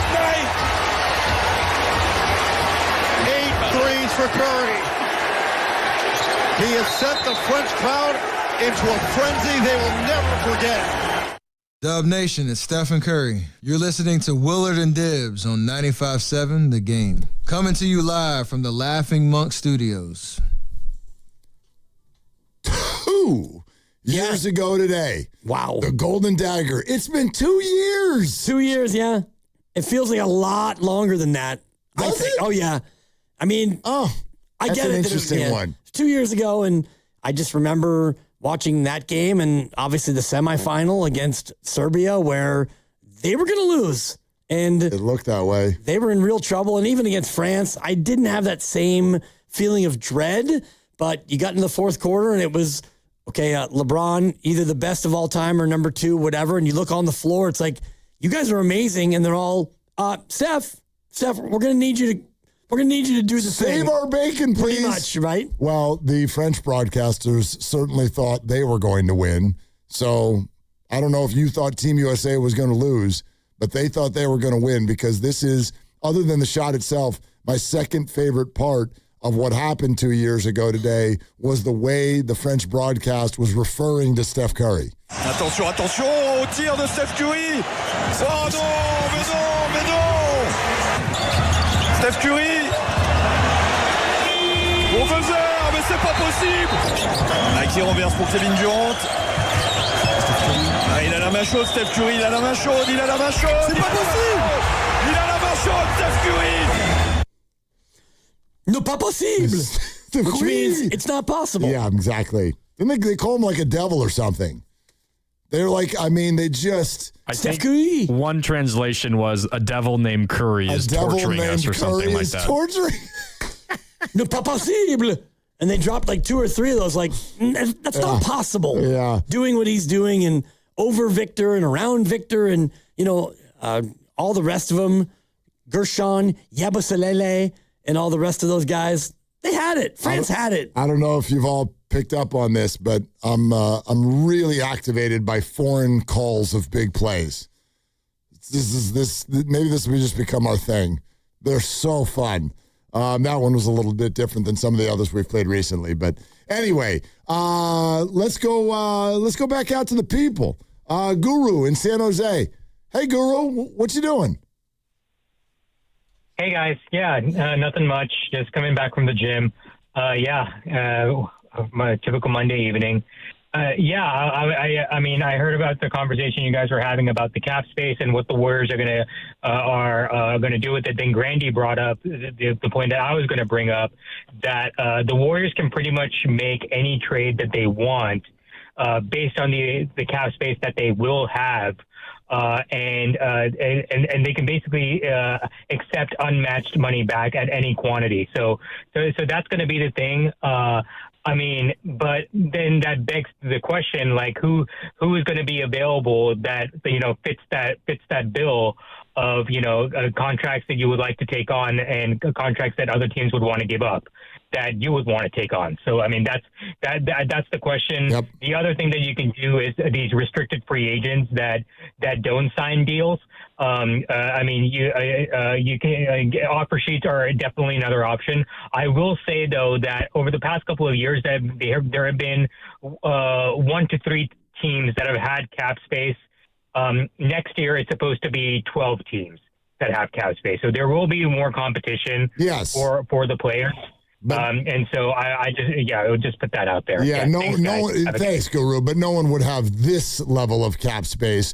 And I'll tell you why that's important. Because, say it's a disgruntled star, and you're like, hey, we can just accept the deal. Well, the disgruntled star, to a certain level, as we all know in the NBA, is probably going to have to want to be there. Right. And who are they joining if what you have to offer is, we have other cap space. So you might need to be able to swallow up 2 deals or something like that so that you are getting multiple players to come together, a la what the Clippers did when it was Kawhi Leonard and Paul George when they brought them in. And it famously did not work, and it created a champion elsewhere. But that's the kind of situation maybe I'm thinking where 2 guys team up to go to the Warriors at once. Maybe that's... And maybe not. Maybe Steph is one of them, at least for a minute or 2 or however. But it's not going to be exciting unless they use it. Right. And it also depends a lot, I think, on what goes on between now and the end of this upcoming season. Is Jimmy somebody who gets healthy and plays well enough to where he wants to stay and he'll play for less? And same thing, Kristaps will still be here. And Draymond Green, does he want to stick around for 1 year for less? And so I think when you look at this upcoming season, and many people are calling it a gap year, it doesn't mean they can't make the playoffs and go on a run. But I do think that this year is setting everyone up for what happens in the offseason. If they have all that cap room and the team actually plays pretty well this year and looks like they've got some pieces coming back, it becomes more attractive to a free agent. Let's go to Rich in Fremont, who's next up. Hi, Rich. Thanks for calling. Hey, guys. Thanks for taking my call. I just have a Don Nelson story that 1989, I was working for the San Jose Convention Center, and I used to have to walk to my job because I didn't live too far.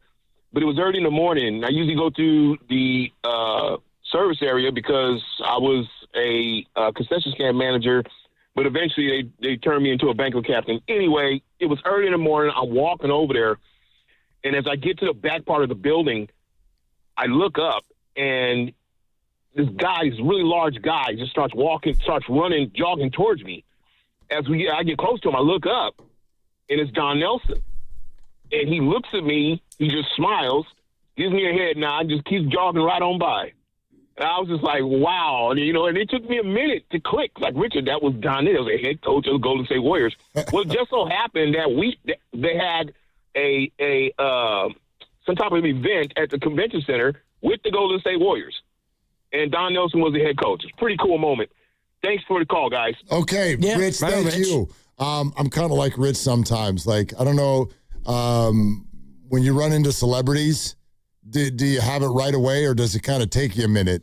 I'm just always not expecting it. And so sometimes, unless you're talking about like the Uber. Right. But like, it takes me a minute to sort of gather that, that might be, it makes me sort of wonder how many times I've had an encounter and not even realize it. A lot, probably I'm sure. More than I realized. Yeah, and it's different when you're talking about like Nelly, who was probably 6'6" or 6'7". It's like man. When you see somebody who's that big, and I always joke with Grandy about going to Summer League where you're sitting there doing the show on the concourse and 6'10" guy walks by and 7'1". It's like, I don't know who that is, but you're definitely a basketball player. You're somebody. You're at Summer League and you're 6'10". Yeah. You're somebody. Yeah, you're absolutely somebody. That hits me though sometimes, like you see somebody and you know them and it's like, oh my God, I had like 23 things I wanted to say and hi Steve. Like you see Steve Kerr, it's like I had so many things I want to say. Yeah. You just freeze up. No different than talking to a girl. You think of all the good stuff. 2 minutes too late. That's the way it goes. This is fun today talking about Nelly. I mean, we had a lot of other stuff on the show today too, but this is fun to kind of think back on some of those times. And I really meant what I said there in the middle of the show too, where I'm comforted. I don't ever want to